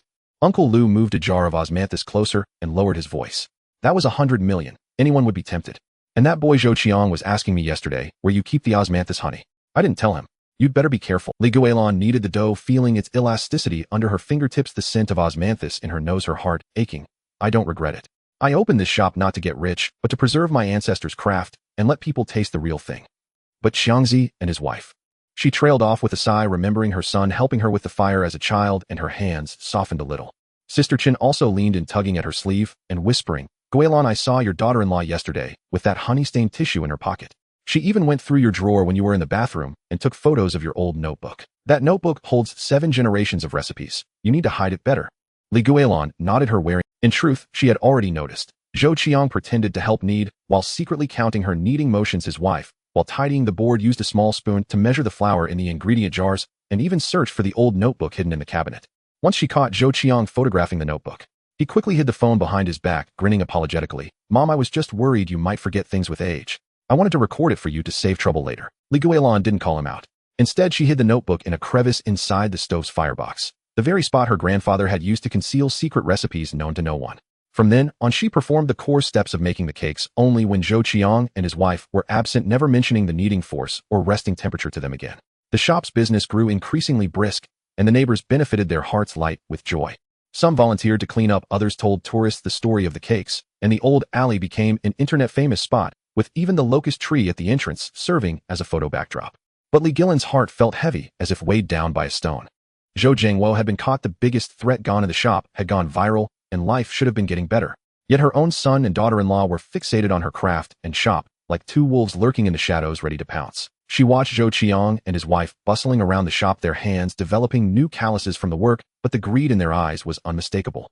Her heart ached with bitterness. If he would just work diligently and learn the craft properly, the shop would naturally be his someday. But he was too impatient, always looking for shortcuts. She recalled her ancestors' words, passing down a craft means passing down skill, but more importantly, integrity. Those without virtue shall not receive it. Yet blood was thicker than water, she couldn't bring herself to cast them out. He was her own son, the one she had raised through all the hardships. But keeping them close meant risking that her legacy might be stolen, the ancestral craft ruined, and the name, Guilan's osmanthus cake, tarnished. As the sun set, the last group of tourists left, and the shop finally fell quiet. The street lamp at the alley's entrance flickered on, casting warm yellow light over the cutting board, the plaque reading, "Pass on the craft, first pass on virtue," and Guilan's face. She sat before the board, touching the old notebook in the stove's crevice. The paper yellowed with age, the characters scrawled unevenly, passed down through generations. Her fingers traced the recipes, but her mind was a tangled mess. She wanted to take on apprentices, 2 hard-working, honest neighbors, to pass on the craft. But would Zhou Qiang and his wife agree? Would they, in their rush to seize power, do something even more extreme? How could she preserve the ancestral craft and this shop woven with neighborly bonds while facing this tangled, unbreakable family tie? The night deepened, and the wind through the old alley carried the sweet scent of osmanthus, but it could not dispel the clouds of worry in Guilan's heart. No one noticed Zhou Qiang and his wife huddled at the alley's corner, murmuring over a lab report on their phone. "We've figured out most of the ingredients. Just need to find out the resting time. We'll have to ask Mom somehow." His wife clutched the plastic bottle of flour, her scheming eyes growing more pronounced in the darkness. This battle over craft, inheritance, family bonds, and profit had only just begun. Morning light crept over the black plaque inscribed with "Pass on the art, first pass on virtue," entangled with the wheat fragrance on the chopping board. A scent mingling the fresh sweetness of new wheat and the mellow richness of aged dough, the reliable aroma that Guilan had known for most of her life. Gripping Aimé's wrist to teach her how to knead dough, the calluses on her fingers rubbing against the apprentice's tender hand, she was murmuring, "Knead until the dough sticks to the board, neither slipping nor sliding like it's coated with sugar," when a shout suddenly drifted in from the alley, startling her hand into a jerk. The dough slapped onto the board with a thud, sending up a puff of fine flour. "Mom, we're back." Zhou Qiang and his wife stood at the shop entrance. The man wore a jacket pilled from washing, the collar worn shiny. The woman was wrapped in an old scarf with frayed edges. Their faces were plastered with deliberate weariness, but the corners of their eyes couldn't hide a glint of opportunistic greed. In their hands they clutched a crumpled, notarized agreement, its edges rubbed fuzzy. It had been exactly 2 years since Zhou Qiang was sentenced to 2 years of probation for aiding Zhou Jiangwo in an attempted arson. The air in the shop instantly congealed. Even the wheat fragrance seemed to freeze, lingering at the tip of the nose. Aimé gripped the bamboo sieve for sifting osmanthus, her knuckles turning white. She was the daughter of Aunt Zhang from the alley entrance, had been learning from Guilan for 4 months, and always hummed a tune while sifting osmanthus, knowing best her master's tough exterior and soft heart. Amin leaned by the steamer, his hand unconsciously pressing against his waist, a habit the veteran couldn't shake, his gaze cold and hard. He had come to learn the craft drawn by those 5 words on the plaque, and Guilan had long since privately instructed him. Keep an eye on their movements, don't let them touch anything. Zhou Qiang stepped into the shop, his eyes first sweeping over the glass ingredient jars on the board, where the osmanthus honey congealed into golden beads glistening in the morning light, then falling to Guilan's hands, as if trying to etch the force of her kneading into his bones. A smile twisted at the corner of his mouth, uglier than crying. "Mom, my probation is up. We're here as per the agreement to help in the shop and learn the craft." His wife immediately stepped forward and slapped the agreement onto the chopping board with a sharp crack, the dough rolling from the vibration, the rustle of paper grating on the ears. "It's written here in black and white. We work here, we have the right to learn the core craft, and eventually we get to participate in the management. This shop is the Zhou family's business. We can't let outsiders take advantage." Guilan picked up the agreement, the paper edge biting into her fingertips, her hand trembling slightly. The soft-heartedness from 2 years ago was like a thin thorn suddenly stabbing deep into her chest. Back then Zhou Qiang had knelt on the ground, weeping in repentance, his forehead bruised from knocking it against the floor, saying, "Mom, I was wrong, I'll work hard for you from now on." Thinking that blood was thicker than water, she had signed the agreement, never imagining it would become a handle for them to seize power. She took a deep breath and pressed the agreement down on the board. "You've just come back, get some rest first. The shop work has the neighbors and apprentices helping out, no rush. Rest. Wasn't 2 years of rest enough?" Zhou Qiang's voice suddenly rose, all his pent-up urgency spilling out. "This shop is booming now, raking in money hand over fist. Why should we just stand by and watch? This should be partly ours."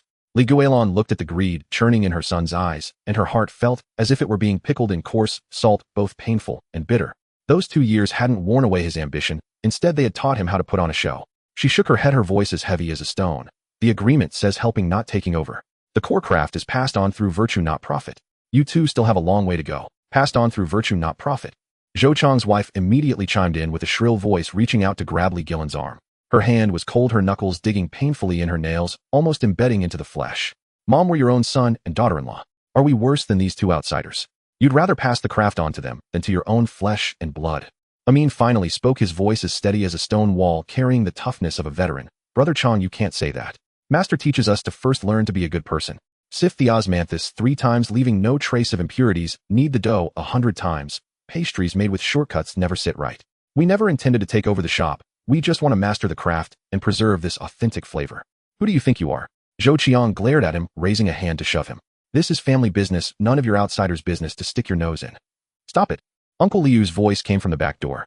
He carried a basket of freshly dried golden osmanthus, a few petals scattering on the ground, the fragrance sharp and pungent. "Zhou Qiang, you little brat, have you lost all conscience? When your mother first opened this shop, who helped her carry the flour sacks and build the stove? Who went to the market at 3 in the winter morning to pick out the new wheat? Now that the shop is thriving, you come back to reap the rewards." Aunt Chen also came over from the steamer, still clutching a coarse cloth for wiping the steamers, the heat mixing with steam, her voice a little breathless. "That's right. Back when you followed Zhou Jiangwo in those shady deals, your mother didn't disown you, and that was already more than you deserved. Now you have the nerve to come asking for the craft. Where's your face? Want me to find you a mirror to look at yourself?" The neighbor's words were like slaps, turning Zhou Qiang and his wife's faces white and red. Zhou Qiang's wife's eyes darted, and she immediately let go of Guilan's arm, wiping at her tears, her voice turning cloyingly soft. "Mom, we know we were wrong.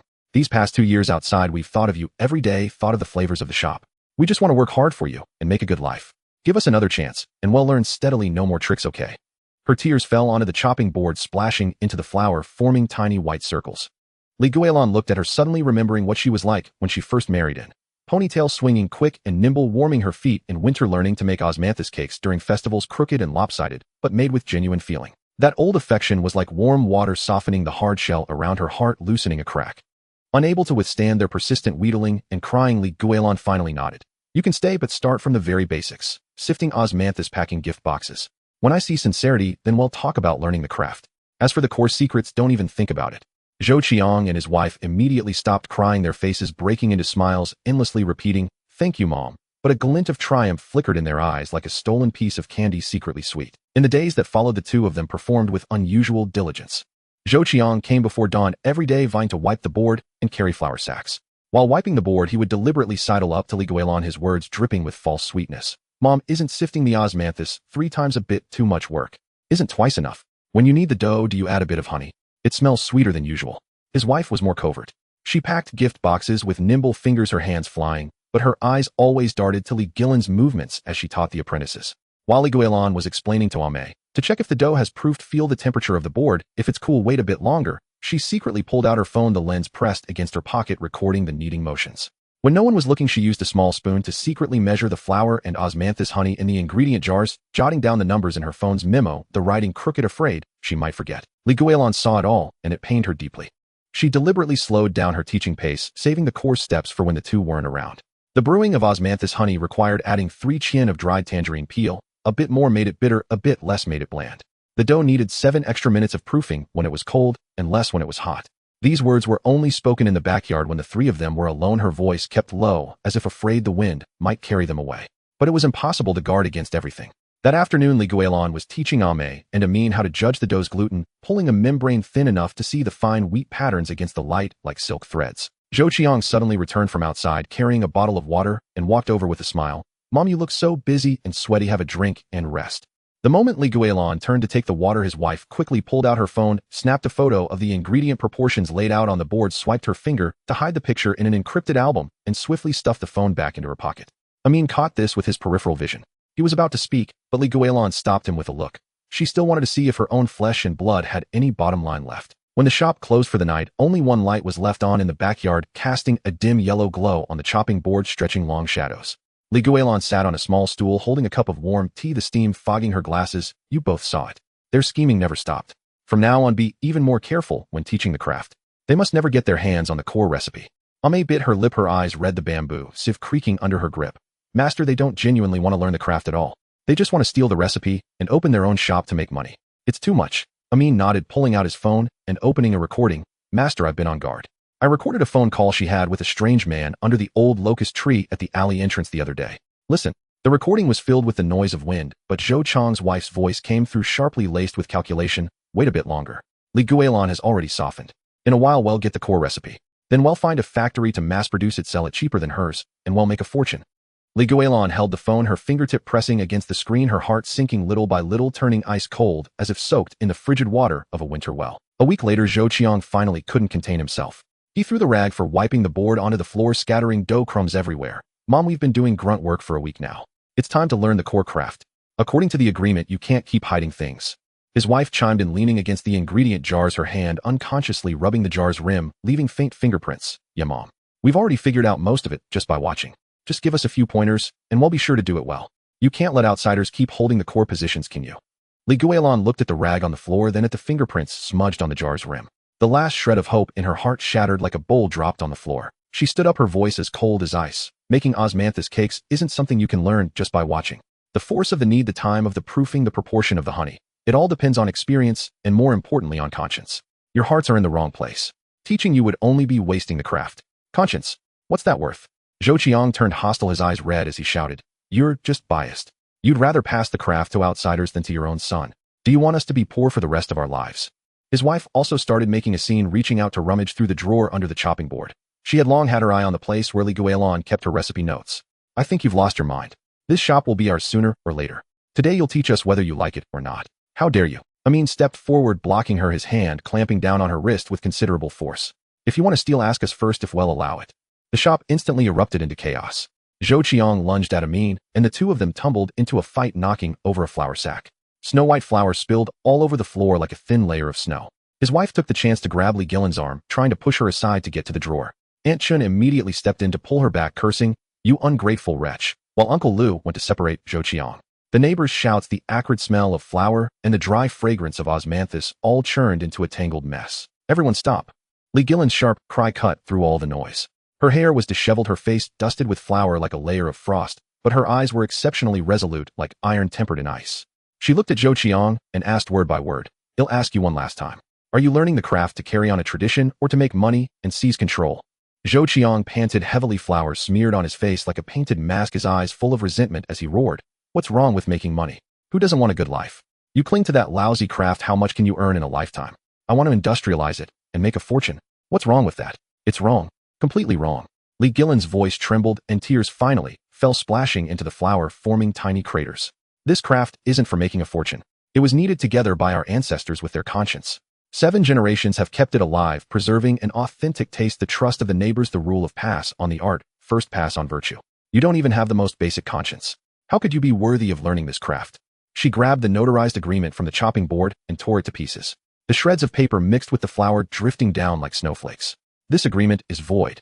From today on, you are never to set foot in this shop again. I, Li Guilan, do not have a son who cares only for money and not for conscience." Zhou Qiang and his wife were stunned, staring at the piles of shredded paper, unable to believe Li Guilan could be so resolute. His wife burst into tears and threw herself forward. "Mom, you can't be so heartless. We're your family. Blood is thicker than water. Family." Li Guilan wiped her tears, her tone as cold as the winter wind. "Real family wouldn't steal my life's work, wouldn't ruin my reputation, wouldn't get greedied over the money from this shop. Leave now. If you don't, I'll call the police." The neighbors also gathered around, shouting in a chorus, "Get out of here. Stop making a spectacle of yourselves. Guilan was kind enough to think of family ties, but you're just too ungrateful." Seeing the anger in everyone's eyes, Zhou Qiang and his wife knew there was no point in staying. They could only retreat in disgrace. At the shop entrance, Zhou Qiang turned back, his eyes fixed on the plaque that read, "Pass on the art, first pass on virtue." A flicker of malice flashed in his gaze, and he ground out through clenched teeth, "Mom, you'll regret this. This shop's roots are still in the Zhou family. Just you wait." The couple's figures disappeared at the alley entrance. The shop finally fell silent, leaving only the acrid smell of flour and the faint lingering fragrance of osmanthus. Li Guilan leaned against the chopping board, completely drained. Ame handed her a cup of warm tea. The warmth of the cup burned her fingertips but couldn't thaw the cold in her heart. "Master, don't be sad. A sum like that isn't worth it." Ame's voice was soft, filled with concern as she gently patted Li Guilan's back. Li Guilan took the tea and drank a sip. The hot liquid slid down her throat, warming her slightly. She looked at Ame and Amin. Sincerity shone in both their eyes. Then she looked at the neighbors gathered around her. Uncle Lu was helping to sweep up the flour, and Aunt Chun was wiping down the chopping board, muttering, "Don't bother with people like them." The chill in her heart slowly became wrapped in the warmth of this earthy, bustling life, giving her strength. She straightened up, walked over to the plaque, and raised her hand to touch the 5 gold-embossed characters, her fingertip tracing the raised patterns. Her voice was a little hoarse, but exceptionally firm. "Ame Amin. From today onward, I formally accept you as my disciples. I will pass on the craft of Li Guilan's osmanthus cake completely and intact from generation to generation." Ame and Amin exchanged a glance, then immediately knelt down and kowtowed 3 times, their foreheads dusted with a bit of flour. Their voices rang out in unison, clear and loud. "Master, above, your disciples shall obey your teachings, uphold the rules, pass on the art and virtue, and never fail your trust. Rise." Li Guilan helped them up and pointed to the jar of osmanthus honey on the chopping board. "Remember, making the cake comes after being a good person. With a righteous heart, the cake will be righteous. No matter how big this shop gets in the future, you must stick to handmade methods, no additives. Never forget your roots, never disgrace our ancestors. We will remember." The 2 disciples answered in unison, their eyes full of determination. But Li Guilan knew in her heart that this was far from over. The look in Zhou Qiang's eyes as he left was like a poisoned thorn lodged deep in her heart, impossible to pull out. Sure enough, 3 days later, Amin spotted Zhou Qiang and his wife under the old locust tree at the alley entrance. The 2 of them were huddled together with a man in a suit. The man held a contract in his hand and was pointing at his phone screen, saying something. Zhou Qiang's face was full of smug satisfaction. What was even more troubling was that when Ame was sifting osmanthus that morning, she found a small jar of osmanthus honey missing from the back kitchen. The seal on the glass jar showed signs of being pried open. The day before, Zhou Qiang's wife had stayed alone in the shop for over half an hour under the pretext of helping to clean the back kitchen. That jar of honey was the first batch that Li Guilan had brewed for 9 months, containing the core brewing ratio, the essence passed down through 7 generations. They must be planning to take that half jar of honey to a factory to have its composition analyzed, combine it with the secretly filmed ingredient proportions, counterfeit the osmanthus cakes, and sell them under the banner of Li Guilan's Osmanthus Cake Authentic Air, to make money. Guilan stared at the empty honey jar, her fingertips clenched white, her knuckles turning blue. The fragrance of flour on the chopping board suddenly tasted bitter. She knew that a war to defend the intangible cultural heritage had just begun. What kind of cakes would they counterfeit? Who was that man in the suit? Would they use underhanded means to suppress her shop? And Guilan picked up the old notebook from under the chopping board. The recipe passed down through 7 generations, its pages yellowed, the handwriting crooked, some spots stained with traces of osmanthus honey. She hugged the notebook to her chest, as if holding the lives' work of her ancestors. She looked up at Ame and Amin. The 2 apprentices were clutching their bamboo sieves, their eyes resolute. The neighbors also gathered around, chattering, "We'll help you guard the shop. We won't let them get away with it. We'll face this together." The night grew deeper. The wind blew through the old alley, carrying the sweet fragrance of osmanthus, but it couldn't dispel the tension in the air. The light in the small shop shone brightly, its warm yellow glow illuminating the chopping board, illuminating Guilan's resolute face, and also illuminating the scheming hidden in the darkness at the deep end of the alley. This was a battle she had to win. The clamor of the vegetable market was a chaotic symphony, mixed with a cloyingly sweet scent that prickled the nostril. Piles of Guilan's osmanthus cakes priced at 3 yuan a box were stacked like small mountains, 6 yuan cheaper than the store's regular price. The logo on the cardboard boxes was a counterfeit so convincing it could fool the eye. Even the alleyway's house number was printed with exact precision. Aunt Zhang's fingertips brushed across the cardboard box. The rough pulp chafed her skin. She leaned in to sniff. The sweetness was not the clean, refreshing scent from the store, but rather as if half a bottle of essence had been poured over it, pungent enough to make one dizzy. Auntie Zhang, such a bargain. The vendor hawked, waving a palm leaf fan grime under his fingernails. Fresh stock, just arrived yesterday, selling like hotcakes. Your grandson will be begging you for them. Aunt Zhang felt the loose change in her pocket and hesitated. A while back, her grandson had pestered her for osmanthus cake. At 6 yuan a box in the store, she always thought it was too expensive and never bought it. At 3 yuan a box, buying 2 would still leave enough for a bunch of scallions. What a deal. She gritted her teeth, grabbed 3 boxes, stuffed them into her shopping basket, and turned to head home. That evening in the emergency room of the community hospital, 7 residents were squeezed onto the benches, faces deathly pale. "Doctor, please look at my child." Aunt Zhang clutched an empty box, her knuckles white, her voice choked with tears. "Vomiting and diarrhea, he can barely stand from the sickness." Beside her, sister Wang was clutching her stomach, cold sweat on her forehead, her words coming out in broken fragments. "I ate that cake too. It stuck in my throat like a layer of syrup.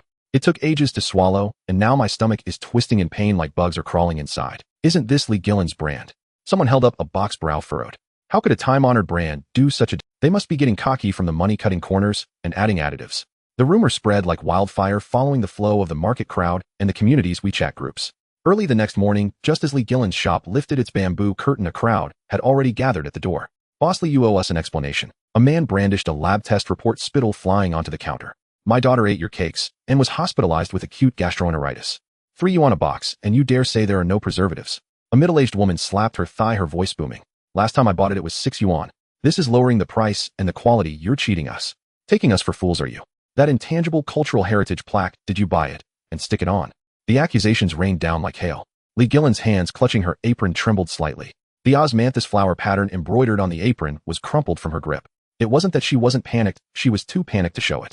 The cakes in her shop were all made by her own hands, every step following her ancestors' traditions. How could this have happened?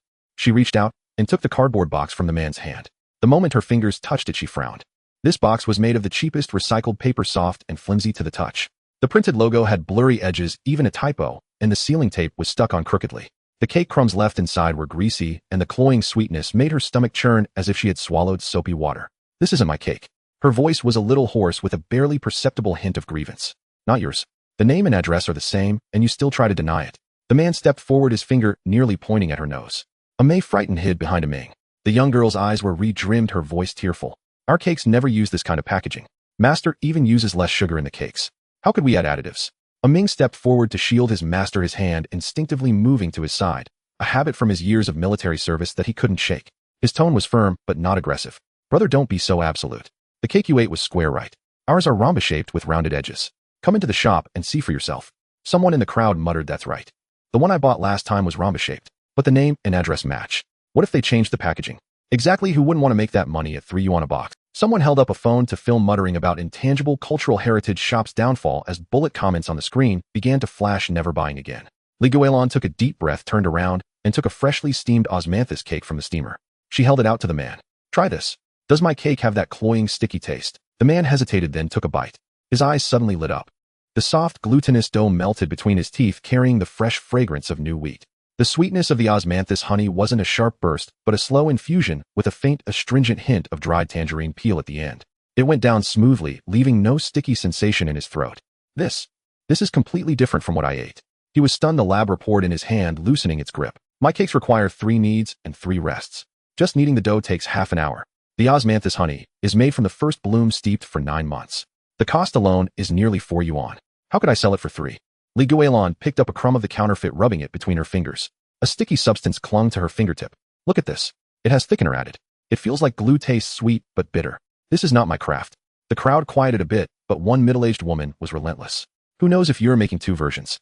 Selling the inferior ones cheap and the good ones expensive just to cheat us honest folks. Guilan's eyes reddened. The word integrity was what she valued most in life. Being questioned like this felt like a needle piercing her heart. But she didn't cry.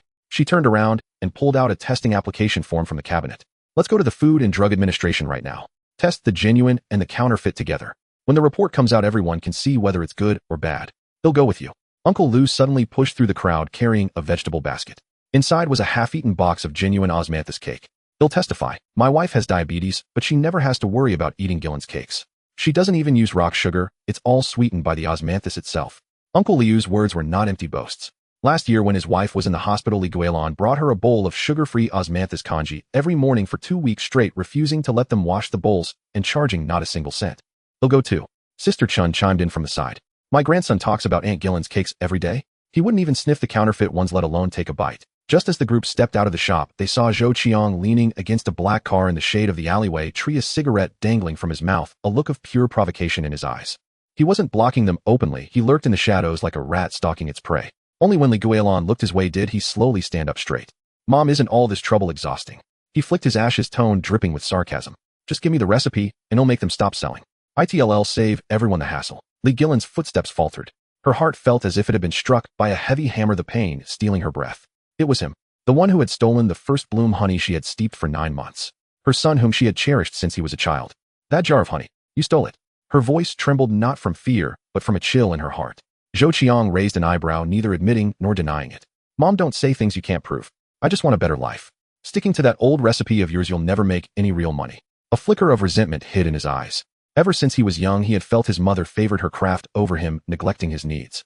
Now that her shop was thriving, he wanted to prove he was more important than that old skill. Do you think analyzing the ingredients will let you copy my cakes?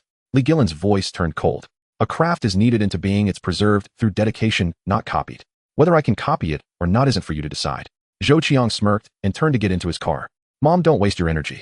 You can't win. Ming stepped forward to block him. The test report will tell if you did this. Zhou Qiang shoved him hard, making Ming stumble. Don't pull that on me. I have backing you can't afford to mess with. He slid into the car, and just as the window rolled up, Guilan caught a glimpse of a man in a suit in the passenger seat. The same one Ming had seen at the alleyway earlier, holding a document that looked like a contract from a contract manufacturer. In the testing lab of the Food and Drug Administration, 2 glass jars sat side by side, a stark contrast. The genuine osmanthus cake was a golden yellow with a light, airy texture. Leaning in its scent was a clean, moist fragrance of osmanthus.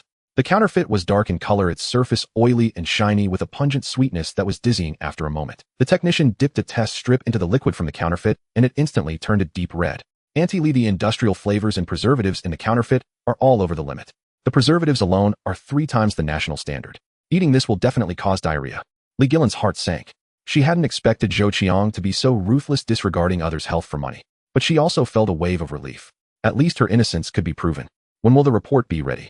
She asked, her voice still a little hoarse. It'll be ready this afternoon. Well, expedite it, the technician replied, handing her a glass of warm water. Don't worry, all the indicators for the genuine product are up to standard.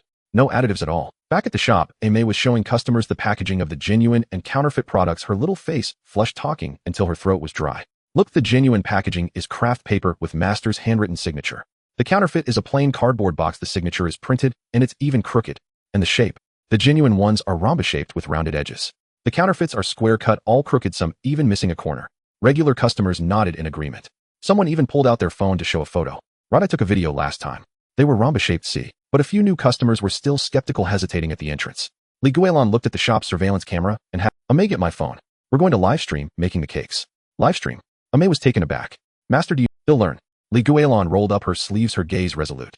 Let everyone see how my cakes are made step by step and whether I add any junk. May quickly started the stream, titling it Bluntly Intangible Cultural Heritage Osmanthus Cake, Handmade, No Additives, Revealed Live. At first, only a few dozen people were watching, mostly regular customers. The bullet comments scrolled slowly. Go master. We believe in you. Guilan picked up the flour and poured it into a clay bowl. The flour fell with a soft rustle, raising a fine mist. This is this year's new wheat ground by myself. No bleaching agents. See the color. It's a natural milky white, not that ghastly pale. She then picked up the jar of osmanthus honey and opened the lid. The clean, moist fragrance of osmanthus filled the entire shop, almost palpable through the screen. This is the first bloom osmanthus picked last autumn, steeped for 9 months. I only added a bit of dried tangerine peel to cut the astringency. No rock sugar, no honey. As she kneaded the dough, she explained. The calluses on her fingertips rubbed against the dough with a steady, even pressure. The dough slowly became smooth and elastic in her hands, able to stretch into a thin film. You have to knead the dough 100 times to develop the gluten, then let it rest for 20 minutes to fully relax. That's how the steamed cake turns out, soft, glutinous, and chewy. The number of viewers in the live stream slowly grew from dozens to hundreds, then to thousands. Wow, making one osmanthus cake is this much work. Look at that kneading force, it's tiring just to watch. 6 yuan is a real bargain. Compared to the counterfeit, it's worlds apart. The smell of that fake one makes me sick. Just as Guilan was about to let the dough rest, a flood of unfamiliar accounts suddenly poured into the live stream. Comments scrolled across the screen like a tidal wave. Fake. How can natural osmanthus be this fragrant? It's just a live stream stunt. Who knows how many preservatives they're adding behind the scenes. I was hospitalized after eating this brand. Don't buy it, everyone. It's a scam. The paid trolls' comments instantly drowned out the support from regular customers. The live stream's popularity began to plummet, and some even started hurling insults. Amai's eyes reddened with anger, her hands trembling. These people are going too far. It's clearly the counterfeit's fault. How can they blame master? Guilan was also a bit flustered. She hadn't expected anyone to be so brazen in their slander. For a moment, she didn't know what to say, and her hands stopped kneading the dough. Just then, the sound of noisy footsteps and voices came from the entrance. Uncle Lu led the way, followed by a dozen or so elderly neighbors, each carrying cake boxes. Their footsteps pounded on the ground. Guilan, we went to the vegetable market to educate people. Everyone who tasted it said the genuine one is delicious and the counterfeit is garbage. Right? We cornered the counterfeit vendor. He confessed that Zhou Qiang paid him to sell it. The neighbors spoke over one another, their voices carrying through the microphone into the live stream. The flood of troll comments gradually subsided. Then someone in the live stream started sending gifts. It was the man who had been hospitalized after eating the counterfeit. I just called my daughter. She's much better. The FDA has contacted me and confirmed the counterfeit is indeed problematic. I support Andy Lee. I'm a doctor. The industrial flavors in the counterfeit are harmful to children. Everyone don't buy the cheap fakes. I tried the genuine one at the market. It's really good. I've already placed an order. Support our intangible cultural heritage craft. The number of viewers in the live stream shot up again. The notification sounds for new orders rang out one after another. Amai was busy replying to orders, her grin stretching from ear to ear. In the afternoon, the test report from the FDA arrived. It was written in black and white. Guilan's osmanthus cake genuine, contains no food additives, complies with GB 196452016 food safety standards. Counterfeit Guilan's osmanthus cake contains industrial flavors, ethyl maltol thickener, xanthan gum, preservative, sodium dihydroacetate. Preservative content exceeds the standard by 2 times, does not meet food safety standards. Legal action is recommended. Guilan held the report, her fingers trembling. This was the most precious vindication of her life. Just as she was about to pick up her phone to call the police, it rang. The screen showed Zhou Qiang. Mom got the report. Zhou Qiang's voice was laced with a sneer. You think that means you've won? Zhou Qiang, what do you really want? Guilan's voice was weary. She didn't want to argue with her son anymore.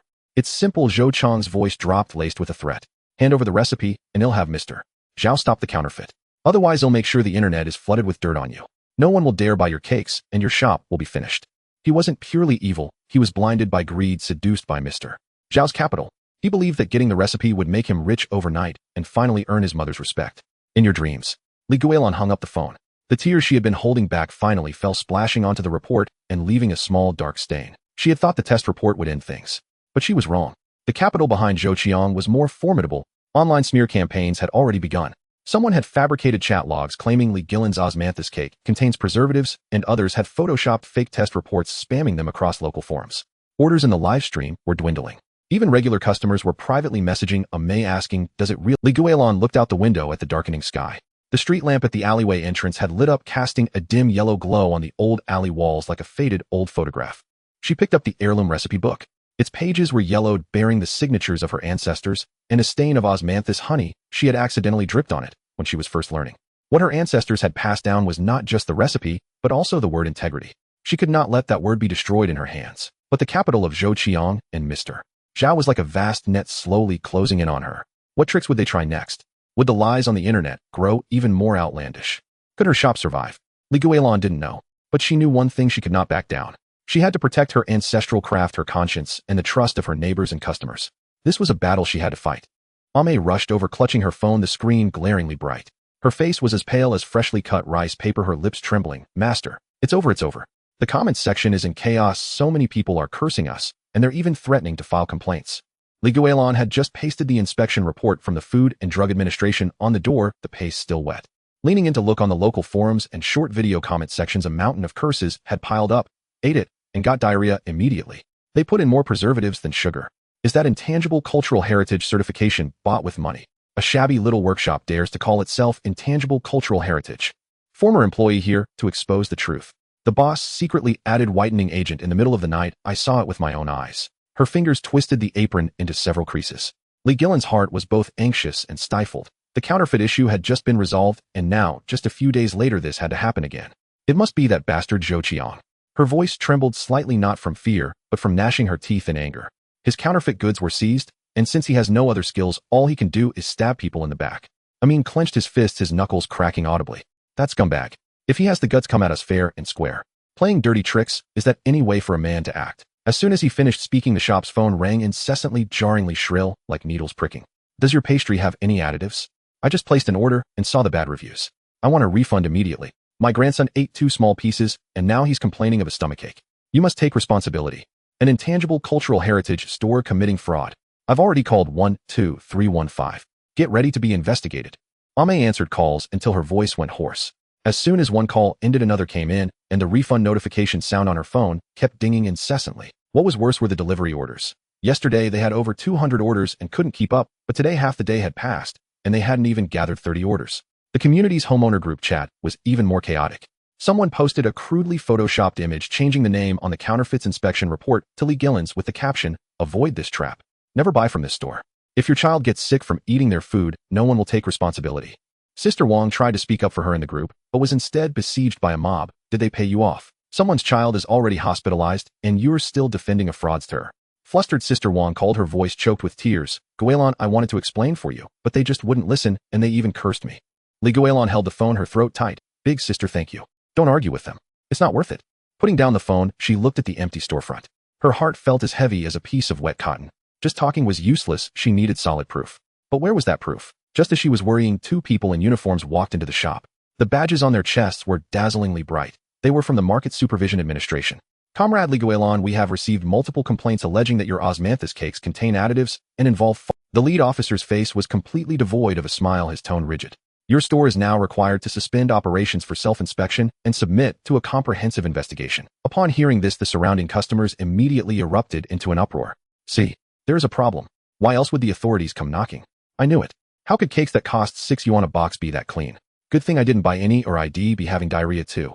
Someone held up their phone to record a video muttering about a live scene of an intangible cultural heritage store's downfall, the lens aimed directly at Li Guilan's face. Ame was on the verge of tears. She grabbed the inspector's sleeve. That's not true. We have an inspection report. It's qualified. We really didn't add any additives. An inspection report only proves that the sample was qualified, not all products. The inspector pushed her hand away. Please cooperate. You are to suspend operations temporarily. We need to inspect the raw materials, the production process, and the finished products. They'll cooperate with the inspection, but I have a request. She looked at the regulatory staff, her gaze resolute. Can the entire inspection process be recorded on video? I don't want to be slandered again. The regulatory staff was taken aback for a moment, then nodded. All right, but don't interfere with our work. The customers in the store gradually dispersed, some spat on the ground, as they left muttering liar.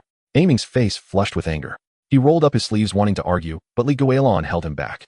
Don't go, she said in a low voice. The innocent are clear in their own hearts. Arguing with them would only lower ourselves, but only she knew how panicked she felt inside. A day of closure meant lost profits, and the rumors would only spread more fiercely. By the time the inspection results came out, the shop might already be ruined. The regulators had already begun their inspection. They delved into the raw materials storeroom, rifling through flour sacks and checking the labels on the osmanthus honey, meticulously verifying production dates and quality inspection reports. Then they entered the production area using instruments to test the countertops and examine the tools, not even sparing the residue in the trash bin. Li Guilan stood to the side, her hands and feet feeling stiff. Suddenly she thought of Uncle Lu. When her husband was hospitalized, Uncle Lu had helped a lot and the neighbors trusted him. Maybe she could ask them for help. She stealthily pulled out her phone, retreated to a corner, and called Uncle Lu, her voice barely a whisper. Uncle, there's trouble at my shop. Someone's spreading rumors that I use additives. The regulators are here, and I have to shut down for self-inspection. Before she could finish, Uncle Liu's roar burst from the receiver. Those damn bastards. So wicked. Guilan, don't panic. He'll gather the old neighbors and come right over. Not long after, the sound of hurried footsteps echoed outside the shop. Uncle Liu led the way, followed by a dozen or so old neighbors, Sister Wang, Aunt Zhang, and several young mothers who usually came to buy pastries. They crowded into the room in a mighty throng. Guilan, we're here. Whoever tries to frame, you will have to get through us first. Uncle Liu's voice was booming, and his presence immediately commanded the scene. Aunt Zhang clutched a photocopy, the inspection report she had deliberately copied after the counterfeit incident. I can testify. My grandson has eaten Guilan's pastries for years, and nothing has ever happened. His hospitalization last time was from eating the counterfeit goods, nothing to do with Guilan. Sister Wang chimed in. At my little convenience store, Guilan's pastries have been on consignment for 2 years. Regulars buy several boxes at a time. Only genuine ingredients can keep customers coming back. I've seen her make the pastries. She uses the best ingredients and never puts in any junk. Li Guilan looked at these neighbors, and her eyes suddenly felt hot.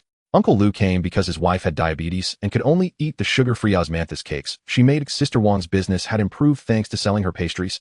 Aunt Zhang genuinely liked her skill and treated her like a younger sister. They weren't helping blindly. They truly believed in her and needed her. A sudden idea struck her. Uncles, aunties, thank you for believing in me. How about this? You form a supervision team, watch me make the pastries from start to finish, film it, and post it online. Let everyone see whether or not I add any additives. Great idea. Sister Wang immediately pulled out her phone and started the camera. They'll start filming now. Let those rumor mongers see what genuine ingredients look like. She held up her phone, aiming it at the production area, her voice excited. Look, everyone. This is Li Guilan's production area. Spotless, not a trace of grease. Uncle Liu picked up a bag of flour, tore open a corner, and grabbed a handful. This is flour ground from this year's new wheat. See the color. It's a natural creamy white, not that ghastly white of bleaching powder. Aunt Zhang opened the jar of osmanthus honey, and a pure, rich fragrance wafted out, lingering in the air. This honey was brewed from the first bloom of osmanthus, steeped for 9 months. Smell it. It's all the fresh scent of osmanthus, not a hint of artificial sweetener. The neighbors took turns filming videos, capturing every step. Kneading the dough, resting it, steaming the cake. In crystal clear detail. Sister Wang narrated as she filmed. See, the dough has to be kneaded 100 times, then rested for 20 minutes. It's all handmade. Where would there be time to add additives? These simple, unadorned videos unexpectedly caught the attention of many. Online comments gradually began to shift. I've bought this shop's cakes before. They really do taste like this. A clean, refreshing sweetness. The supervision team are all old neighbors. It feels pretty authentic, not like it's staged. Compared to those bots, cookie-cutter scripts, I'd rather trust the words of these ordinary folks. But the bots were still putting up a fight. The account, pretending to be a former employee, posted a long article detailing how Li Guilan secretly added additives in the middle of the night, complete with a blurry photo of the addition. The likes skyrocketed, surpassing 10,000 in no time. It's definitely staged. They paid the neighbors to cooperate. A small workshop meeting standards. I don't believe it. A former employee has spilled the beans. How can it be fake? Ame stamped her foot in fury. This is outrageous. It's clearly slander. Master, what do we do? Li Guilan stared at the poster hard, also full of doubt. She had never employed this person in her shop. But how could she prove it? She crouched down and rummaged through old account books under the cabinet. The pages were yellowed. She flipped through them one by one until she finally found proof in last year's payroll records. There was no name of this so-called former employee, nor any attendance logs. He slipped up. Li Guilan breathed a sigh of relief, pointing at the ledger for Ame to see. Look, I've never hired this person. And the time he claims I added the ingredients, I was delivering sugar-free porridge to Uncle Liu's wife. Uncle Liu can vouch for me, and the chat records are still there. She organized the account books, chat logs, and transfer receipts, then sent them to the short video platform's customer service. She also called the police to report the malicious slander and defamation. Meanwhile, the regulatory inspection had also yielded results. Comrade Li Guilan, after a thorough inspection, all products from your shop passed the test. No additives were detected. The lead inspector put away his instruments, his expression softening. Your ingredient procurement records are complete, and the intangible cultural heritage certification is authentic and valid. The previous complaints were all caused by rumors. He paused, then added, we will issue an official announcement to clarify the facts and clear your shop's name. Li Guilan's heart, which had been hanging in the balance, finally settled. Her back was drenched in cold sweat. It wasn't that she hadn't been afraid. Oh, she had just held on, fearing that if she panicked, Aiming and Ame would lose their anchor. Soon news came from the short video platform as well. After verification, multiple smear accounts were bots and had been permanently banned. The account, pretending to be a former employee suspected of defamation, had been handed over to the relevant authorities. The platform also pinned Li Guilan's clarification video and the regulatory department's inspection results. The truth was out, and netizens apologized one after another. I'm sorry, I misunderstood before. I've placed an order to show my support. Those bots are despicable. They almost drove a good shop out of business. Thumbs up for the intangible cultural heritage craft and for the honest neighbors. The number of orders for the shop suddenly skyrocketed, even higher than before. New customers came drawn by the reputation, specifically asking for the supervision team certified osmanthus cakes. Boss Lee, give me 2 boxes. I want to see if they're really that clean. I came because of the supervision team's videos. It's so authentic. I feel safe. They'll only buy from your shop from now on. Supporting an honest business. Guilan was busy attending to customers, a long-lost smile spreading across her face. Aiming and Ame also breathed a sigh of relief, swiftly packing orders and processing payments. Uncle Lou patted her on the shoulder. Guilan, it's all good now. The rumors are broken and business is booming. Sister Wong laughed. Yeah, all's well that ends well. Let's see who dares to spread rumors now. Guilan nodded, but a faint unease lingered in her heart. She knew Zhou Qiang too well. He wouldn't give up so easily. And behind him was the wealthy Boss Zhao. Earlier, Boss Zhao had approached her offering 500,000 to buy her shop and recipe, which she had flatly refused. Boss Zhao had simply said, you'll regret this. Now she suspected that he was the one pulling the strings behind all this. Just as she was thinking, her phone rang again. It was Old Chun, an osmanthus grower from a neighboring city. Guilan, I'm sorry, but I can't sell you the osmanthus this year. Old Chun's voice was strained, laced with guilt. Guilan's heart sank. Uncle Chun, what's wrong? Didn't we already? Well, a boss named Zhao offered 30 more than your price and bought up all our osmanthus. Old Chun sighed. He also threatened that anyone who sells to you will lose their market. I have no choice. Guilan stood frozen, phone in hand. Boss Zhao? He was trying to monopolize the osmanthus supply. Osmanthus was the core ingredient for making osmanthus cakes. Without it, her shop would be cut off at the knees. He was trying to drive her to the wall. The evening breeze crept in through the window crack, carrying a chill, making the jar of osmanthus honey on the table wobble. A faint wisp of fragrance drifted from the jar's mouth. There was only a little honey left in the jar, leftover from last year. The counterfeit crisis and rumor crisis had just passed, only to be followed by a raw material crisis. Where could she find osmanthus now? Boss Zhao, with his deep pockets, had surely bought off all the nearby growers. Was the craft passed down from her ancestors going to end because she couldn't get the ingredients? Guilan didn't know the answer, but she knew she would never give up easily. Suddenly, she remembered the old osmanthus grove on the back hill, planted when her grandfather was still alive. It had been neglected for years. She didn't know if any trees had survived. Perhaps that was her only hope. But the grove had been wild for so long. Even if some trees were still alive, the harvest season was almost over. Could she make it in time? If Boss Zhao found out, would he deny her even this last sliver of hope? After hanging up Old Chin's call, Guilan's fingers slipped on her phone, nearly dropping it onto the cutting board. The screen's glow cast a pallid hue on her face, her fingertips cold, as if just dipped in well water, and a block of ice sank in her heart. Master, what's wrong? You're as pale as paper. Ming had just folded the supervision team's sign-in sheet and tucked it into the drawer when he noticed her distress. He strode over his veteran's vigilance, instantly putting him on high alert. General Zhao has bought up all the osmanthus. Guilan's voice was hoarse, her throat as if choked with dried osmanthus blossoms. All the wild and cultivated osmanthus locally, he bought it all at 30% above the market price. Even the shipments coming in from out of town were intercepted on the national highway. Bang! A mice takeout box crashed to the floor, osmanthus cakes rolling everywhere, the sweet scent on the oil paper mingling with dust. Her eyes red with panic, her voice trembling with tears. Then what do we do, master? The orders are lined up until the day after tomorrow. Without osmanthus, our stoves will go cold. The shop fell silent, so quiet you could hear the rustle of falling leaves outside the window, a mournful sound like just yesterday they had cleared the shop's name of the additive rumors thanks to the neighborhood supervision team, and orders had soared back from a few dozen to over 200. Now General Zhao pulls this move, clearly trying to choke her into submission. That bastard is ruthless. Ming clenched his fists, knuckles cracking, his temper flaring. I'm going to see him. What right does he have to monopolize the supply? Does he think no one can stop him? Don't go. Guilan bent down to pick up the fallen pastries, her fingertips brushing against the greasy oil paper, a sticky, unpleasant feeling. He doesn't want the osmanthus. He wants my shop, the recipe passed down through generations. If you go and argue, it will only make him more arrogant. He might even turn around and bully the farmers who grow the osmanthus. Ming gritted his teeth, but said nothing. May lowered her head and wiped her tears. The air in the shop was so heavy it was suffocating. Guilan stared at the scattered osmanthus crumbs on the cutting board, her eyes suddenly lighting up. She jerked her head up. The back mountain. The osmanthus grove my grandfather planted back then. Maybe there are still living trees. Ming and May exchanged glances, both looking troubled. That grove had been abandoned for over a decade. The villagers all said it had long since turned into a dead forest. No one wanted to go there except for the occasional cattle herder. Better than doing nothing. Guilan grabbed the sickle from the corner, wiping the rust off its blade. We only have the last 8 days to pick the osmanthus. Any later, and this year's flowers will all have withered. Our little heritage shop will really have to close its doors. The three of them locked the shop and hurried up the mountain path, treading on gravel. The mountain trail was covered in sharp stones, and the weeds had grown wild, reaching chest height. With a sweep of the sickle, the grass blade snapped in two, scraping their calves with a fiery sting. The three of them locked the shop and hurried up the mountain path, treading on gravel. The mountain trail was covered in sharp stones, and the weeds had grown wild, reaching chest height. With a sweep of the sickle, the grass blade snapped in two. When they reached the edge of the grove, the sight before them chilled them to the bone. Most of the osmanthus trees were dead, their trunks split with cracks as wide as a finger, bark peeling off in chunks. The few remaining trees had sparse branches, their leaves coated in a thick layer of gray dust, bearing only a few scattered wilted blossoms that swirled down at the slightest breeze, their fragrance faint and fleeting. How much can we even pick? May crouched down, her fingertip touching the moss on a tree trunk, cold and slippery. Her voice trembled with tears. At best, we'll get half a basket. That's enough for maybe 2 batches of cakes. It's not even a drop in the bucket for our orders. Guilan's shoulders slumped. The burst of energy from moments ago was mostly gone. She reached out and touched a trunk that was still relatively thick.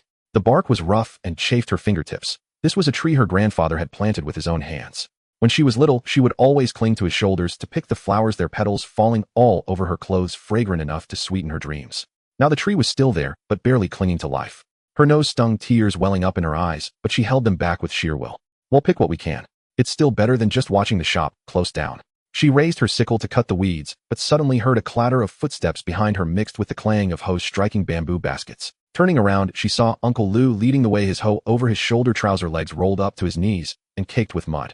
Behind him were a dozen or so old neighbors, Aunt Zhang carrying a bamboo basket, Sister Wang lugging a rake, and a few young men with backpacks, their procession so long it blocked the narrow path. Guilan, there you are. Uncle Lou panted heavily, splattering a few specks of mud as he set down his hoe. Sister Wang told us you were short on osmanthus, so we neighbors got together. Even if the trees in the back mountain are dead, we can still scavenge some. My wife has diabetes. Besides your sugar-free cakes, she can't touch anything else. Aunt Zhang's grandson has allergies and won't eat any cake from outside except yours. If you go under, what are we supposed to do? Aunt Zhang wiped the sweat from her forehead and set her bamboo basket on the ground. That's right, Guilan. Haven't you helped us plenty before? My grandson had an allergy attack in the middle of the night last time, and you still came all the way to deliver cakes. Now it's our turn to help you. Guilan looked at the crowd of neighbors, and her eyes instantly reddened. She realized that what she was protecting wasn't just a craft, but also the deep concern of so many people in the community. All those small, everyday acts of mutual help had now become the strength that held her up. The neighbors immediately got to work. The young men swung their sickles to clear weeds and chop dead branches, the dull thuds of hoaxes breaking the damp soil, rising and falling. The aunties and grandmothers stood on tiptoe, carefully pinching the osmanthus blossoms and placing them in bamboo baskets, the soft rustling sound as gentle as if they were afraid of startling the petals. Uncle Lou, holding pruning shears, carefully cut away diseased branches, muttering, "These trees can still be saved. Water them with more sheep manure next spring, and they'll definitely bloom more." The soft rustle of bamboo baskets brushing against branches, the chatter and laughter of the neighbors, and the occasional cough dispelled the gloom of the mountain forest. But by the time the sun set, painting the forest in a golden-red glow, they had only gathered half a backpack of osmanthus. The bright yellow pile looked cheerful, but it wasn't even enough for the next day's orders. They had already received over 100 orders that morning alone, requiring at least a full backpack of osmanthus to fulfill. This won't do it all. Ming straightened up, wiping the sweat from his forehead. A bead of sweat dripped into his eye, making him squint. Even if we use everything here, it won't last 3 days. Are we going to cancel the rest of the orders? Guilan sat on a rock, staring blankly at the sunset clouds. The wind blew a few dead leaves onto her lap. Suddenly, she remembered old Zhou, the beekeeper from the neighboring city. Last year, old Zhou came to town to sell honey. He said they had thousands of acres of osmanthus groves over there. He had left his WeChat contact, patting his chest and promising, "If you ever need osmanthus, just come to me. It's completely natural, no pesticides at all." Got it. Guilan jumped to her feet, pulling out her phone to scroll through WeChat, her fingers trembling. He'll contact old Zhou. He has plenty of osmanthus. Maybe he can help us out in a pinch. The phone rang for a long time before it was answered. Old Zhou's voice sounded a bit flustered with the buzzing of beehives in the background. "Bossly, why are you calling at this hour?" "I'm feeding the bees sugar water." "Brother Zhou, I urgently need to buy osmanthus. Do you still have any? They'll pay you 5 points above the market price." "What do you say?" Guilan's voice was full of hope. Old Zhou was silent for a few seconds, then sighed, his voice dropping very low. "It's not that I don't want to sell to you. It's that General Zhao has already put the word out. Anyone who dares to sell osmanthus to you, he'll buy our honey at half the price, and threatened to bring the Industry and Commerce Bureau to inspect our apiary, claiming we use illegal feed." Guilan's heart sank. "Him again?" "You bet." Old Zhou's voice was full of grievance. "He buys our osmanthus at only 70% of the price and has been delaying payment for 3 months. The dozen or so of us beekeepers don't dare to make a peep. A few of my old buddies here are furious and want to secretly set aside a batch for you, but it can't be too much. We're afraid his people will find out. You really can't." A small spark of hope flickered in Guilan's heart. "But I just got word that General Zhao has sent people to watch our groves." Old Zhou suddenly became anxious. "He seems to know I was about to contact you. He just said that if anyone dares to sell privately, he'll smash our beehives. Bossly, I'm sorry, but I really can't take this risk. My wife and kids are counting on the honey money to get by." The call ended. That tiny spark was extinguished with a puff. Guilan held her phone, her knuckles turning white. May looked at her master's face and whispered hesitantly, "Master, maybe we could just give in to General Zhao? Save the shop first, and then slowly look for other supplies later." "Give in?" Guilan's head snapped up. Her eyes were red and raw but filled with a stubborn defiance. "He doesn't want my submission, he wants the recipe in my hands.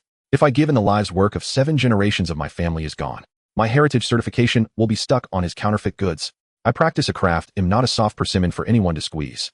It wasn't that she wasn't panicking, it was that she couldn't afford to. A Ming and a Mei were still with her, and the neighbors were counting on her. If she fell, it wouldn't just be the shop that was lost. The people who trusted her would also be disappointed. Uncle Lu walked over and patted her on the shoulder. His rough palm carried a comforting warmth. "Guilan, don't bear this alone. General Zhao is a black-heart man. He's been suppressing prices, delaying payments, and threatening farmers. He's made enemies of everyone. Someone will turn against him sooner or later. Let's think of another way. We'll get through this." As soon as he finished speaking, Guilan's phone suddenly rang. It was an unfamiliar local number. She hesitated for a moment before answering. A hoarse male voice came through the receiver carrying the simple honesty of a farmer. "Is this boss Guilan? I'm old Ma who grows osmanthus on the west side of town. Brother Ma, hello. What can I do for you?" Guilan's heart stirred. "Sister Wang told us you're in a desperate need of osmanthus." Old Ma's voice was a bit urgent, a little breathless. "General Zhao contracted all the osmanthus in our village, paying 30% less and delaying payment for 4 months. Over 200,000 yuan in total. We want to ask him for it, but he had his security guards kick us out and told us to take it or leave it." Guilan held her breath. "Brother Ma, are you thinking? I've secretly set aside 2 acres of the first flush for you, picked at dawn while they're still covered in dew. They're incredibly fragrant." Old Ma's tone was firm and decisive. "A few of us villagers have talked it over. General Zhao is too much of a bully. We'd rather earn a little less than let him get away with it. Besides, we heard you run a heritage shop using quality ingredients without any fakes. We want to work with you long term. Use our osmanthus, help us spread the word, and stop General Zhao from monopolizing everything and bullying people." After hanging up, Guilan's tears finally fell splashing onto her phone screen, leaving a small blurry mark. It wasn't sadness, it was relief. Money could monopolize supplies, but it couldn't monopolize people's hearts. Justice still prevailed in the world. "Master, we have a chance." A Ming and a Mei leaned in, their eyes shining like stars. "Yes." Guilan wiped away her tears, a new light in her eyes. "It's not just about finding a supply source. I'm going to establish a heritage co-building with these growers. We'll help them promote their osmanthus and honey, and they'll supply us with pure natural raw materials. We'll support each other. Then we'll never have to fear General Zhao's monopoly again." Uncle Lu slapped his thigh in approval. "That's a brilliant idea. Helping each other is 100 times better than going it alone. No matter how ruthless General Zhao is, can he stop a whole community from making a living?" In the middle of that very night, Old Ma arrived with 5 fellow villagers driving 2 3-wheeled carts. The cart beds were covered with thick tarpaulins. When they were lifted, a rich fragrance of osmanthus burst forth, mingled with the cool moisture of dew, sweetening the heart. The fresh osmanthus blossoms, glistening with crystal clear dew, were cool to the touch, a bright, cheerful yellow that filled the cart beds, a truly heartening sight. "Bosley, take a look. This osmanthus hasn't been sprayed with pesticides, and there are no dead leaves mixed in. We picked them out one by one." Old Ma scooped up a handful of blossoms and held them out to her. The specks of dirt on his palms spoke of his honesty. "General Zhao suppresses our prices and delays our payments. Working with you feels solid. We can get cash in hand and not be bullied." Guilan also grabbed a handful of osmanthus. The cool dew touched her fingertips, and the scent clung to them, refusing to fade. She smiled and said, "Brother Ma, don't worry. If you work with me, payment will be settled daily, no delays. They'll pay you 10% more than General Zhao, and it'll help you build a reputation for your osmanthus, so more people will know about your excellent products." Over the next few days, Guilan divided the tasks. Clearly, A Ming was in charge of coordinating transport, driving to the neighboring city to pick up osmanthus, and keeping an eye on the road in case General Zhao tried to block the shipments. A Mei stayed in the shop, recording the quantity and quality of the osmanthus, and even writing the growers' names on the packaging, labeling it Heritage Co-Building Raw Material Supply. Guilan herself spent every day on the phone with Old Zhou and Old Ma, discussing how to make their cooperation more stable. Unexpectedly, great news soon came from Old Zhou's side. "Bossly, General Zhao's threats are useless. A dozen or so of us growers here got together for a meeting. After all his price suppression and payment delays, no one listens to him anymore. We're all willing to participate in your heritage co-building. From now on, our osmanthus will be exclusively for your shop." And so it happened. General Zhao's relentless crackdown had instead forced Guilan's heritage raw material supply chain into existence. Old Ma and his group held the fort locally, while Old Zhou's Growers Alliance in the neighboring city provided a safety net. Fresh osmanthus arrived in a steady stream, carrying the pure fragrance of the mountains, its quality even better than before. The small shop regained its former bustle. Whenever a steamer was lifted, the rich scent of osmanthus would drift through the entire street, drawing passers-by to stop and linger. The order volume doubled compared to before. Many customers from out of town even drove specially to buy the cakes, just for a taste of the authentic heritage co-building osmanthus cake. Bossly, your cakes have such a strong, pure osmanthus flavor. They're not overly sweet. It's a real natural fragrance. I heard you work directly with the growers. No middlemen taking a cut, and you can even see who grew the flowers. It gives me so much peace of mind. Supporting heritage, supporting honest businesses. From now on, your shop is the only place I'll buy my pastries. Guilan was busy packing cakes for customers, a smile never leaving her face. Her heart was full of both comfort and a deep sense of security. She knew this wasn't just about solving a supply crisis. It was about upholding the principle of integrity. She had been honest with her neighbors and honest with the growers, and that honesty had earned her the tremendous support of so many people. That was more precious than anything else. But this peace of mind didn't last 2 days. Ming came rushing in from outside, panic-stricken, his face as pale as a ghost, sweat pouring down his cheeks and soaking his clothes. Master, this is bad. A huge problem. What's wrong? Speak slowly, don't panic. Guilan's heart skipped a beat. That ominous feeling surged back. General Zhao found out we built our supply chain. He's furious. He sent over a dozen men to Old Moss Osmanthus Grove. Ming panted heavily, his words tumbling out like a machine gun. I heard they're going to cut down the trees and destroy the grove. He's also warned that anyone who continues to cooperate with us will have their place trashed, and no one will be allowed to do business. The cake box in Guilan's hand slammed onto the counter, the osmanthus cakes spilling out. Her fingertips went cold instantly, and it felt like all the blood in her body had frozen. So General Zhao wasn't going to let it go. Old Moss Osmanthus Grove was the foundation of the supply chain. If it was destroyed, the stable supply they had just established would be cut off again, and the growers who trusted her would also suffer. More importantly, Old Ma and the others were simple, honest farmers. Their whole lives depended on those few acres of osmanthus groves. How could they withstand General Zhao's threats and destruction? Guilan grabbed her jacket and threw it on, snatching up the iron shovel from the corner. Her steps were unsteady. Let's go. To the osmanthus grove. Even if I have to risk my life, I have to save those trees, save everyone's hope. Ming immediately followed, grabbing a steel pipe from beside the door, his eyes sharp as if heading into battle. May, frantic, grabbed her phone, her fingers trembling as she dialed. They'll call Uncle Lu and the others. Get all the neighbors to come and help. The sky was darkening rapidly. The setting sun had dipped below the western mountains, leaving only a faint crimson afterglow. The wind had turned biting, carrying the lingering scent of osmanthus, but it was filled with an indescribable tension. From the direction of the distant osmanthus grove, faint sounds of commotion could be heard, tightening everyone's hearts. Old Moss Grove was still 10 li from the town. Could they make it in time? Had General Zhao's men already started? This hard-won foundation of cooperation, this battle between integrity and tyranny, who would ultimately prevail? The earthy scent of the osmanthus grove still lingered in the air. Guilan had just finished tying the last bundle of osmanthus branches when a screeching brake sounded in the distance. A black Mercedes sped over the gravel road, splashing mud that struck her pant legs with a biting cold seeping through the fabric and into her skin. The car door slammed open with a bang. Boss Zhao stood on the spot, his custom-tailored suit impeccably pressed, yet tainted with wild dust, looking strikingly out of place. Behind him, a bodyguard carried a heavy black briefcase, each step sinking low, its oppressive aura suffocating. Bossly, quite capable, aren't you? Zhao's voice dripped with a sneer colder than the mountain wind. The men I sent were actually blocked outside the grove by your... A weight lifted from Guilan's heart. So that was it. Last time they said they'd destroy the grove, Amin had called a few veteran comrades to guard it, teaming up with Old Ma and other growers to hold them off. But this big shot showing up in person meant trouble. The relief vanished and her nerves tightened again.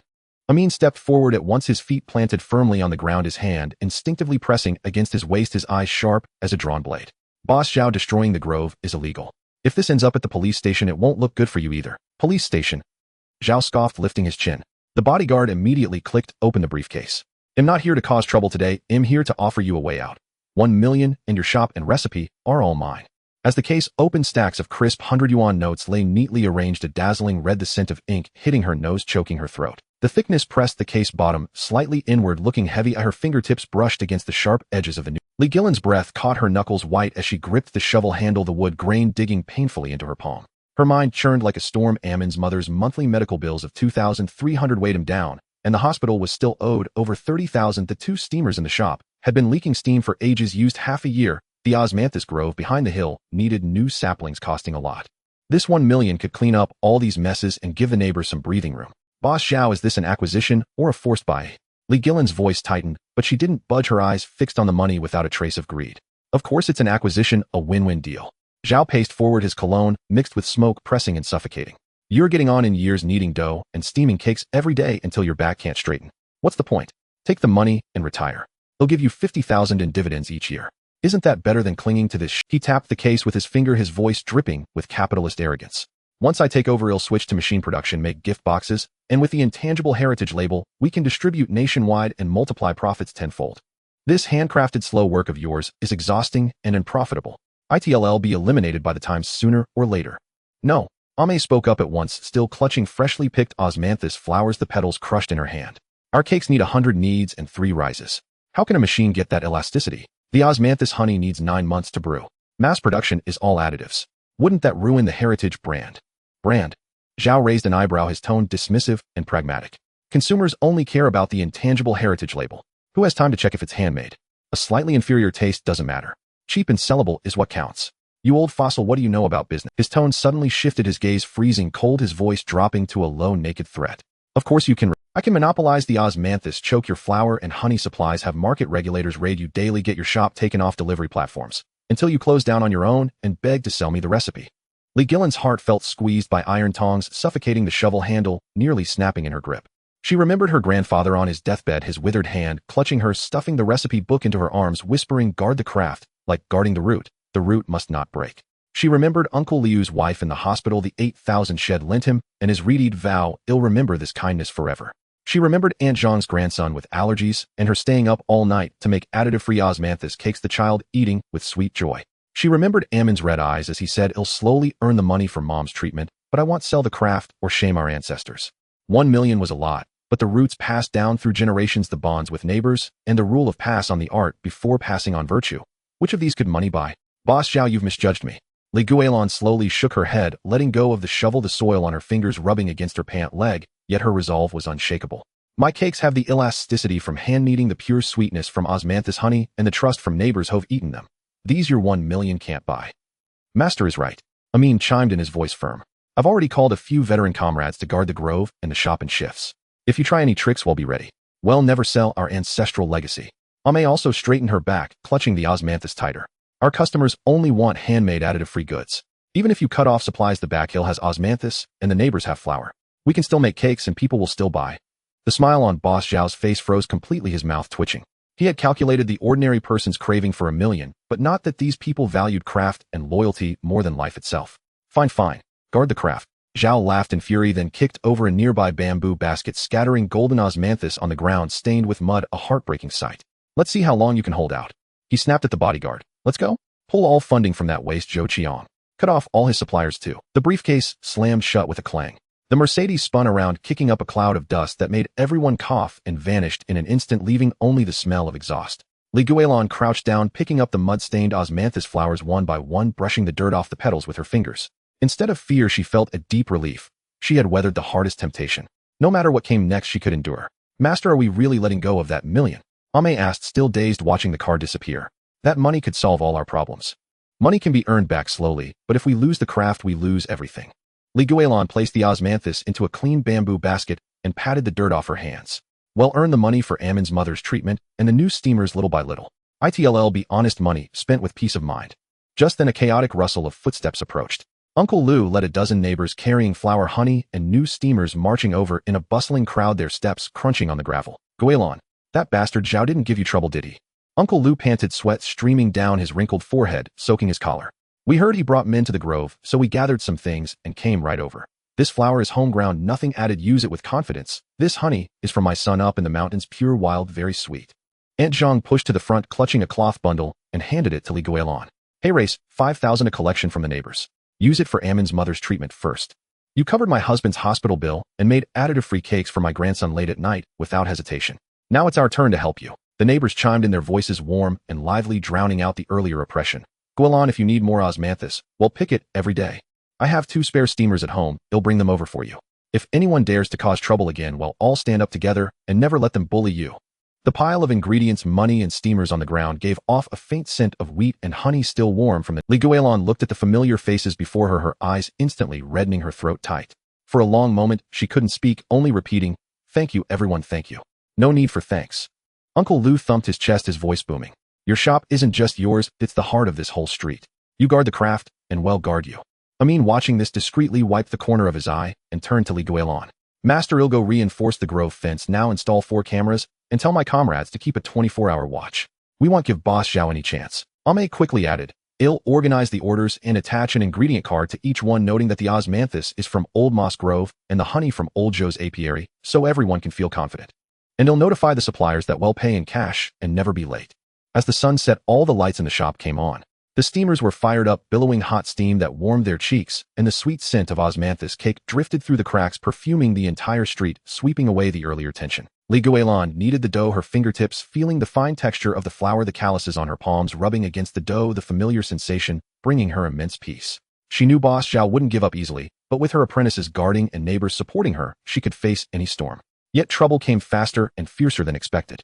That night Amin returned from his rounds, his face darker than the bottom of a pot. The moment he stepped in, he said, "Master Zhou Chang's imitation shop has completely collapsed. What happened?" Guilan stopped, kneading, her heart sinking. "I passed the market and saw his shop surrounded by people returning goods, saying his cakes gave them diarrhea." Amin spoke, rapidly, breathless. Suppliers were also at the door demanding payment. The shelves were empty. He owed over 80,000 in supplies. Once Boss Zhao pulled the funding, his raw materials dried up. He couldn't hold on and nearly got into a fight. Guilan's heart grew heavy. Zhou Qiang had always been narrow-minded and hated her bitterly. Now, with no way out, he might resort to desperate extreme measures. "Master, should we tell the neighbors to lock their doors at night and stay alert?" Ame asked anxiously.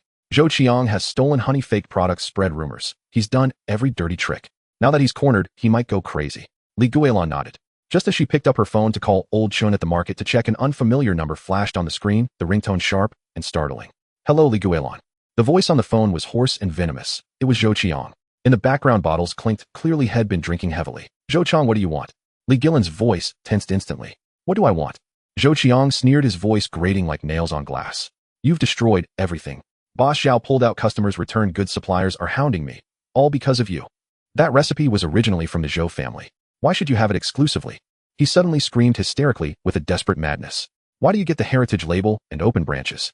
I tell you, even if Boss Zhao won't help, I've had a backup plan all along. I can ruin your heritage shop for good, make it so you can never hold your head up making osmanthus cakes." Guilan's heart tightened. She suddenly remembered that when Zhou Qiang stole the honey, had always sneaked glances at the ingredient counter and even rummaged through the back courtyard cabinets. Had he really hidden something? "What exactly are you planning?" Guilan pressed, but the line went dead with a dull thud followed by a piercing bit. She clutched the phone, her knuckles white, the cold device digging into her palm, her mind in turmoil. What was Zhou Qiang's bag? Could it be photos of the ingredient counter had taken secretly, or his own fabricated recipe drafts? If he started messing around with those, could the shop survive?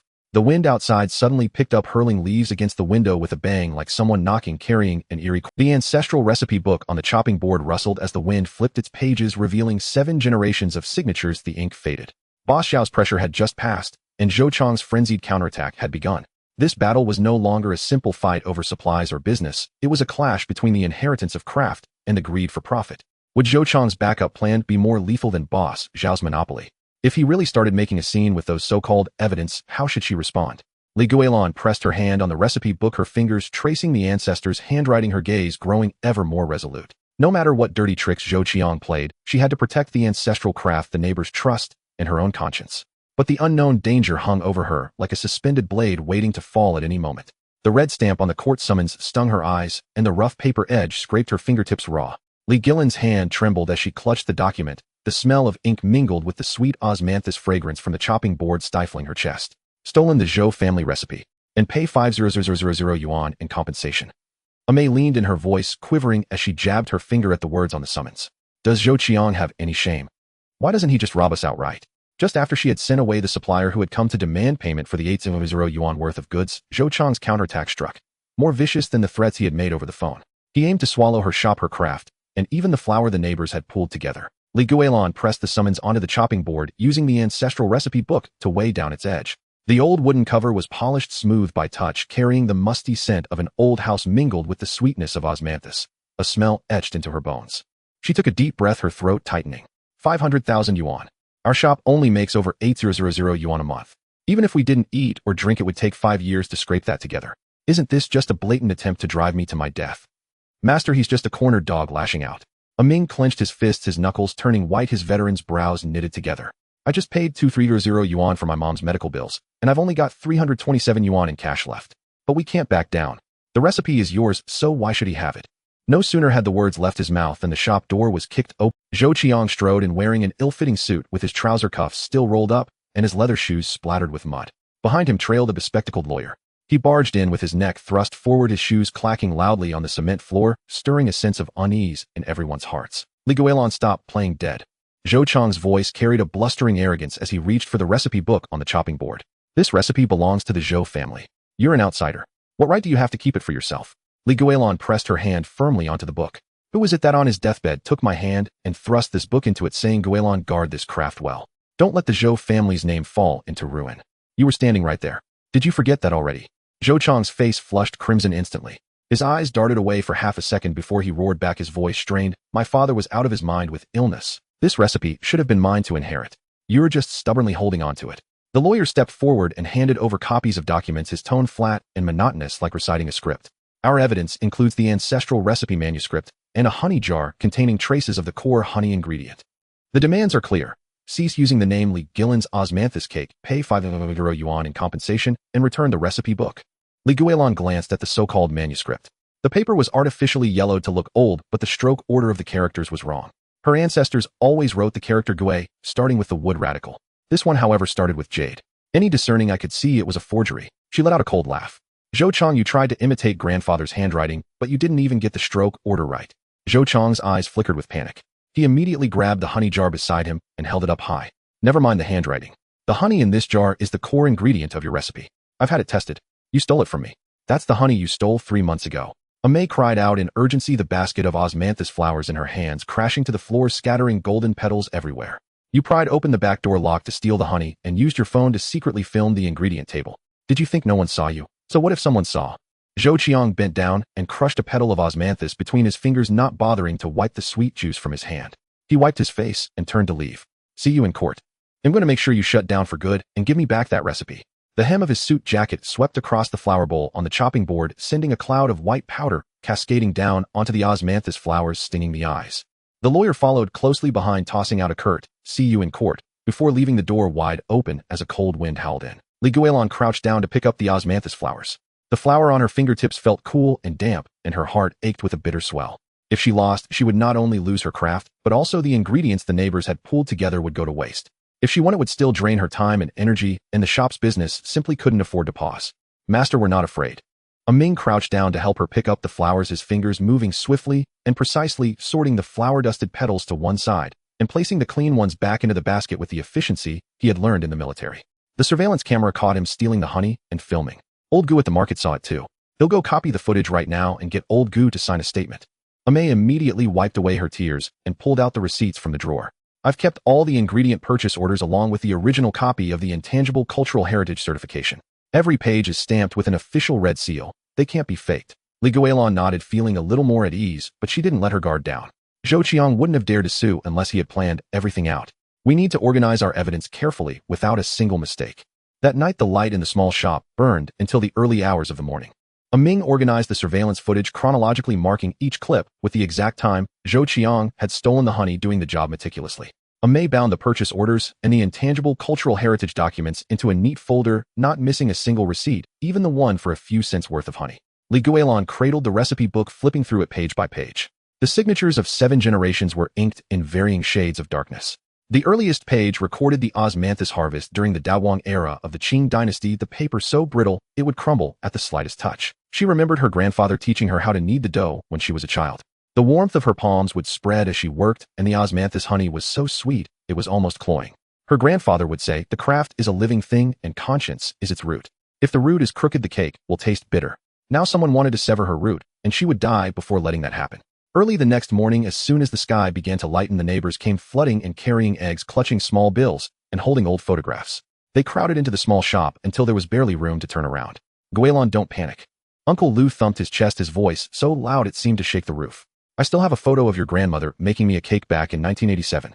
It tastes exactly the same as what you make now. They'll go to court and testify. The recipe is from your family. His wife had had no milk when she gave birth back then, and they had relied on Li Guilan's grandmother's osmanthus cakes to trade for millet.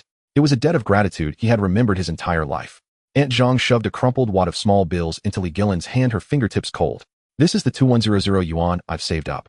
Take it for the lawsuit first. Back when my husband was lying in his hospital bed, you brought sugar-free cakes to us every single day. I made money to pay for his medical bills by setting up a stall to sell your cakes, and you never charged me a single extra cent. Now it's my turn to help you. The neighbors chimed in one after another. They'll watch the shop for you. You focus on the lawsuit. If anyone dares to bully you, the whole street will fight them. He'll testify too. I've been eating your cakes for 30 years. Familiar faces and warm hands surrounded her. Guilan's eyes reddened and tears splashed onto the recipe book, leaving small damp marks. Thank you, everyone. With you all here, I'm not afraid of anything. But trouble came knocking just as they had feared. 3 days before the trial, Ming went to copy the surveillance footage and discovered the hard drive was missing.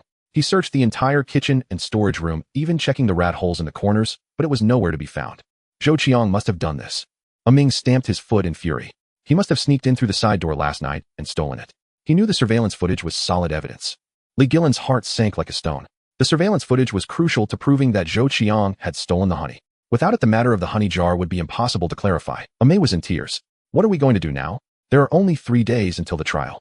Just as the two of them were pacing around in a panic, old Gu came running and gasping for breath, clutching a USB drive in his hand. Beads of sweat dripped onto it, glistening in the light. Guilan, luckily, I made a backup. Why did you make a backup? Guilan's eyes lit up. Old Gus' face flushed red, and he rubbed his hands together guiltily. Zhou Qiang slipped me 200 yuan last time and told me to keep my mouth shut about him stealing the honey. I took the money, but my conscience was eating at me. I felt I had done you wrong, so while Ming was organizing the footage, I secretly made a copy thinking you might need it someday. I'm sorry, Guilan. Guilan took the USB drive. Its cool touch seeped into her palm, and a wave of warmth and bitterness washed over her heart. Old Gu, the fact that you're telling me the truth now means more than anything. No sooner had one storm passed than another arose. The day before the trial, the court delivered Zhou Qiang's new evidence, 3 statements from neighbors claiming that her cakes tasted different from the Zhou family's earlier ones, implying she had altered the recipe. Mei's face contorted with rage the moment she saw the names. Uncle Wang, when your wife was sick, Master brought you cakes every single day. How could you have the conscience to sign this? Guilan stared at the statements, her emotions a tangled mess. Uncle Wang was an elderly man for whom she had once covered 300 yuan in medical bills. She guessed that Zhou Qiang must have offered him some benefit. She sighed. When interests are at stake, it's not surprising that some people are swayed. We have solid evidence. We're not afraid of his fabrications. On the day of the trial, the courtroom was packed to capacity with people even standing in the aisles. The neighbors sat in the gallery, clutching osmanthus cakes in their hands, their gazes fixed and intense, radiating a fierce protectiveness, as if they were guarding one of their own. Zhou Qiang, dressed up in his fine clothes, sat in the plaintiff's seat with his legs crossed, wearing an air of smug confidence. He was certain that without the surveillance footage, those statements would be enough to fool the court. The gavel struck with a dull thud, and the trial began. The lawyer stood up, his voice loud and grating. Your Honor, the defendant has stolen my client Zhou Qiang's ancestral recipe to produce and sell osmanthus cakes, reaping considerable profits, and has severely infringed upon my client's intellectual property rights. This manuscript is the Zhou family heirloom, bearing the signatures and dates of our ancestors. It is irrefutable evidence. Zhou Qiang immediately chimed in, his hand trembling as he held up the manuscript. This is my grandfather's handwriting. The recipe is mine. Guilan tricked me out of the book and changed the flavor just to keep it for herself. He held up the empty honey jar. The residue of the honey ingredient in this jar matches my ancestral recipe exactly. This is proof that she stole it. The gallery erupted in murmurs. Uncle Lu couldn't help but shout, that handwriting is a forgery. I've seen your grandfather write, and it never looked like that. The judge banged the gavel to restore order. Guilan took a deep breath, cradling the recipe book as she walked slowly to the center of the courtroom. Your Honor, members of the jury, this is the genuine ancestral recipe book. She opened the book and showed it to everyone. It contains the signatures and dates of 7 generations, the earliest dating back to the Daguang era of the Qing dynasty. Every generation's inheritance is recorded. This is no forgery. The recipe book's pages were yellowed and brittle, the ink faded with age. Placed next to Zhou Qiang's manuscript, the genuine article was instantly distinguishable from the fake. As for this honey jar, Guilan said, fixing her sharp gaze on Zhou Qiang, it belongs to my shop. 3 months ago, Zhou Qiang took advantage of my absence to sneak into the backyard, pry open the honey jar, pour out the honey, and secretly film my ingredient table with his phone. All of this is captured on surveillance footage. Old Gu submitted the USB drive. The surveillance footage clearly showed Zhou Qiang furtively slipping into the backyard, prying open the honey jar, pouring out the honey, and holding up his phone to take pictures, all in one fluid motion. Zhou Qiang's face turned ashen. Beads of sweat rolled down his forehead as he clutched the manuscript, his knuckles. Furthermore, Guilan said, producing a testing report with a prominent red stamp, the cakes sold at Zhou Qiang's imitation shop contain industrial flavorings and thickeners. My cakes contain no additives whatsoever. The ingredients are completely different. He doesn't even know the real recipe. The authentic osmanthus honey must be aged for 9 months with a touch of dried tangerine peel added for fragrance. His imitation uses nothing but cheap syrup. Uncle Lu shot up from his seat, his voice brimming with emotion. Your Honor, I can testify. I've been eating Guilan's osmanthus cakes for over 40 years, starting from her grandmother's time. The flavor has never changed. It's the pure, authentic taste of osmanthus and honey. It's nothing like Zhou Qiang's cloying, sticky imitation. Aunt Zhang also stood up. My grandson has allergies and can only eat additive-free food. Li Guilan made sugar-free cakes specially for him getting up in the dead of night to knead the dough. How could someone with such a kind heart ever steal a recipe? One by one the neighbors stood up to testify, their voices firm and their emotions running high. Seeing the tide turning against him, Zhou Chang's lawyer quickly interjected. These are all friends and relatives of the defendant. Their testimony should not be considered valid. Whether they are friends and relatives or not, everyone here knows the truth. Ming stood up and produced a document. This is a copy of the IOU showing that Zhou Chang's imitation shop owes a supplier 800 yuan in goods. He's up to his ears in debt and tried to turn things around by suing for the recipe. That's why he forged the evidence and filed this false accusation.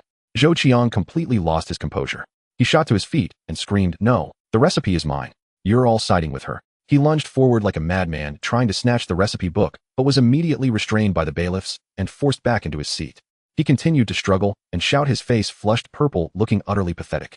The judge reviewed all the evidence, questioned both parties, and after a long silence announced from the bench, "Court is adjourned. A verdict will be rendered at a later date. The evidence submitted by the plaintiff is questionable, while the evidence submitted by the defendant appears to be authentic and valid. Further investigation is required before a final determination can be made." Stepping out of the courthouse, the sunlight was so bright it was almost blinding, and Li Guilan felt a great weight lift from her heart. The neighbors gathered around her, chatting and laughing. Ming and May also breathed a sigh of relief, yet she couldn't shake a nagging sense of unease.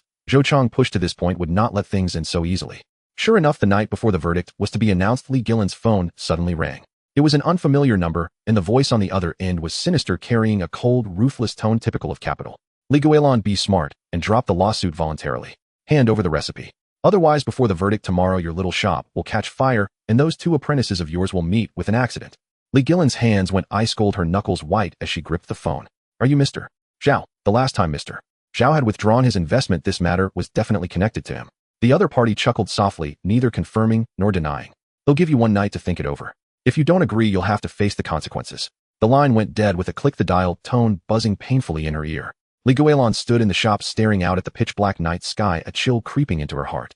She quickly called Ming and May, telling them to lock their doors and stay inside. She also called Uncle Lu, asking the neighbors to keep an eye on the shop. That night, Li Guilan sat in the shop, clutching the recipe book, unable to sleep a wink. She listened to the wind howling outside the window, her heart in turmoil. When dawn broke, Li Guilan tucked the recipe book into her pocket and was just about to head to the courthouse when Ming and May came running frantically toward her, their faces pale as death. "Master, something terrible has happened. Zhou Qiang has fled." Ming gasped, barely able to get the words out. His wife said he was afraid of losing the case and having to pay compensation, so he packed up and left last night. He's even turned off his phone. May added, "I just passed by the back door of the shop and saw 3 men in black suits lurking around, staring at the shop. They looked like bad news." Li Guilan's heart sank to the depths. Zhou Qiang had run away. Was he hiding from his debts or from prosecution? Were those 3 strangers Mr. Zhao's men? Would the accident they threatened actually happen? Even if she won the lawsuit, if Mr. Zhao didn't let go and Zhou Qiang remained at large, this trouble would never end. She tightened her grip on the recipe book, the grain of the old wood pressing into her palm. She looked toward the courthouse, her gaze growing more resolute by the second. Whether it was the pressure of capital or the machinations of petty men, she had to go. She had to protect the craft passed down by her ancestors with her own hands, to safeguard the trust of the neighbors, and to preserve the sweetness of the osmanthus cake that had delighted generations. But the wind of darkness was already blowing, and no one could say where the next obstacle would trip her up. The red seal of the court victory had barely dried on the wall for 2 days when Ming's phone suddenly buzzed like it was electrified, vibrating so hard it made his palm tingle. An unfamiliar number called, the voice wrapped in a chill as cold as air conditioning, unhurried, and carrying a tone of condescension. "For 1,500 a month times 5, that's 22,500 a month plus 10 of the store's shares. Come work for me. 22,500. The osmanthus sieve in Ming's hand crashed onto the counter, golden petals mixed with wheat bran scattering all over the floor, prickling his feet with pain. "Who are you?" He gripped the phone, his knuckles white, the static on the line mingling with the sweet scent of osmanthus from the shop, piercing his ears. "Mr. Zhao, the one who partnered with Zhou Qiang before." The other side chuckled softly, his words striking at the weak point. "Zhou Qiang told me your mother needs 800 for surgery. The doctor said yesterday that if you wait another 7 days, it'll be too late. 3 o'clock tomorrow afternoon at the old district warehouse. They'll give you a 5,000 deposit, first enough for the hospital fees." Mr. Zhao, the capital tycoon who pulled his investment, forcing Zhou Qiang to owe 800 in goods, and who threatened, "If you don't sell to me, he'll destroy the shop." Ming broke out in a cold sweat, the phone screen's light casting a ghastly pallor on his face. "How dare you bring my mother into this?" "I don't care what you think, Mr. Zhao's pace quickened, carrying an oppressive weight. "There's only one thing I want. Li Guilan's core craft. How long to brew the osmanthus honey, how much dried tangerine peel, to add the force for the 3 needs and 3 rests. Write it down for me, and it'll make you the factory manager. You'll have a much brighter future than kneading dough in this little shop. With a sharp click, the call ended. Ming stood frozen, the phone cold as ice against his thigh, making him shiver. His mother's medical records were still stuffed in his pants pocket, the pages wrinkled, like pickled vegetables rubbing against his inner thigh. The words critical warning on them stung like needles. He earned $4,500 a month, had scrimped, and saved 1,000, but was still 6,000 short of 8,000. A 5,000 deposit at 2,250 monthly salary and shares. This money was like a pie falling from the sky, landing right on his most painful spot, within easy reach. But his master's face suddenly flashed into his mind. Last year, when he clumsily knocked over a jar of osmanthus honey that had been brewing for 9 months, the sweet aroma spilling all over the floor, he cried in fear, but his master didn't scold him. Instead, she knelt down and wiped it up with him, patting his back with her rough hands, saying it's okay, honey can be brewed again, but people mustn't panic. May helped him deliver sugar-free cakes to his mother every day, secretly stuffing crumpled bills into his pocket, saying, "Senior brother, my parents pay my rent, you take this for Andy's treatment." Neighbor Uncle Lou patted his shoulder while buying flour, and said, Ming is an honest kid learning from Guilan, you can't go wrong. If he left taking the craft with him, wouldn't his master's shop collapse? What about the faces of those who trusted him? Ming crouched down to pick up the osmanthus petals, his fingertips caressing their sweet smoothness, but his heart felt like it was clogged with wheat bran, rough and painful. "Senior brother, what are you spacing out for?" May walked over carrying a basin of kneaded dough, her nose dusted with flour like a little kitten. "Master wants us to steam today's cakes. Auntie Zhang is waiting to take some for her grandson." Ming jerked his head up, his eyes darting away like he'd stolen something. "And nothing, just got a spam call." He couldn't meet 'em my size. They were too clear, too clean, reflecting the ugliness in his own heart. The dough on the counter grew hot from kneading, but Ming's hands were ice cold. His fingers unconsciously traced the red string on his wrist, a charm his master had prayed for at a temple last year, with a small osmanthus wood pendant tied to it. His master had said, "Learn the craft from me, and you must be safe, but more importantly, you must be upright." The edges of the wooden pendant were smooth from handling, warm with body heat, like his master's admonitions, burning his palm with anxiety. The plaque reading "Pass on the craft, first pass on virtue" hung above the counter, its black wood and gold letters yellowed from smoke, each word piercing his heart. His master had said that when her grandfather passed on the craft, he didn't teach kneading first, but starve rather than steal the craft, be poor rather than lose virtue. But his mother's illness couldn't wait. Ming secretly pulled out his phone, opened Mr. Zhao's number, his finger hovering over the dial button, trembling violently. On one side was his mother's life, on the other the bond between master and apprentice, neighborhood loyalty, and the rules etched into his bones. This choice was more agonizing than kneading dough 100 times. That night after the shop closed, Ming, using the excuse of staying overnight at the hospital, pocketed his bank card and headed toward the old district warehouse. The evening breeze carried the sweet scent of osmanthus, but couldn't dispel the musty smell of the warehouse district. Half the streetlights were broken, their flickering light casting crooked shadows on the walls, mirroring the knots in Ming's heart. A black car was parked at the warehouse entrance, its headlights blindingly bright. Mr. Zhao stood in the light, dressed in a suit and leather shoes, a black briefcase tucked under his arm, tapping it with his fingers, looking supremely confident. "Master Ming, you're here." Mr. Zhao opened his briefcase and pulled out a bulging envelope. "Hey, raise 500 in cash, all new bills. Count them." The envelope was rough in his hands, heavy with weight. The smell of fresh banknotes mixed with the warehouse's mustiness was particularly pungent. He could imagine that with this money his mother could be hospitalized immediately and had only be 1/8 short of the surgery fee. "Just write down the core craft, Mr. Zhao handed over a piece of paper and a pen, and arranged the subsequent 200 bonus, the share contract, and the best caregiver for you. 200,000. With this 500, it would not only cover the surgery fee, but also hire a caregiver and even get a better hospital room. Ming's heart pounded wildly, his own ragged breathing filling his ears. He picked up the pen, but his fingertips trembled so much he couldn't write. Suddenly, he remembered his master teaching him to brew osmanthus honey. She opened the earthenware jar, and a rich, mellow sweetness surged out. She dipped her finger in the honey and offered it to him. "Honey needs to brew for 9 months, not a day less. It's the same with being a person. Those who are impatient for success never accomplish anything." He also recalled Mai's face when she gave him her pocket money, her young fingertips warm as she stuffed the crumpled bills into his pocket. "Senior brother, I was saving this for a new phone. Take it first, I can get the phone next year." Ming suddenly threw the pen to the ground and slapped the envelope back into Mr. Zhao's hand. "I can't do it." Mr. Zhao's face darkened instantly, his smile vanishing without a trace. "Have you thought this through? 500 deposit, 2,250 monthly salary. This opportunity won't come again. If your mother misses the surgery window, you'll never have peace of mind for the rest of your life. If my mother knew I was treating her with money earned through betrayal, she wouldn't have peace of mind either." Ming gripped the red string on his wrist, his voice trembling but firm. "The craft was taught by my master, and virtue was passed on by her. I can't forget my roots. I'll raise the money myself." With that, he turned and walked away, his pace quick like he was fleeing. Behind him, Mr. Zhao's snort of contempt stabbed into his back like an icicle. When he returned to the shop, the lights were still on. Li Guilan sat at the counter holding an old wooden box, slowly going through its contents. Amei was asleep on the table beside her, her cheek pressed against a pink bankbook, a smile still lingering on her lips. Master, why aren't you asleep yet? Aming's voice was as raspy as sandpaper. Li Guilan looked up, her eyes tired but gentle. Waiting for you. She pointed to the stool beside her. Sit. I could tell you were distracted today. You must have something on your mind. Aming's tears suddenly fell, hot droplets hitting the counter and raising tiny puffs of flour. He told her everything about Mr. Zhao's bribery. From the threats on the phone to the confrontation at the warehouse to his inner struggle, even the shameful thought of almost agreeing. Master, I'm such a terrible person, I almost. Aming choked, unable to continue. Li Guilan set down the old wooden box and reached out to pat his shoulder. Her hand was very rough, covered in calluses, but carried a reassuring warmth. Silly child, who doesn't have troubles in life? It's natural to want to raise money when your mother is sick. There's nothing to be ashamed of. She opened the old wooden box. Inside, a faded red velvet cloth lay over 3 bankbooks and several bundles of neatly tied small bills. 1s and 5s crumpled and rough to the touch. There's 4 euro here. Li Guilan stuffed the bankbooks and cash into a coarse cloth bag embroidered with a small osmanthus flower. It's my retirement savings plus some emergency money the neighbors chipped in.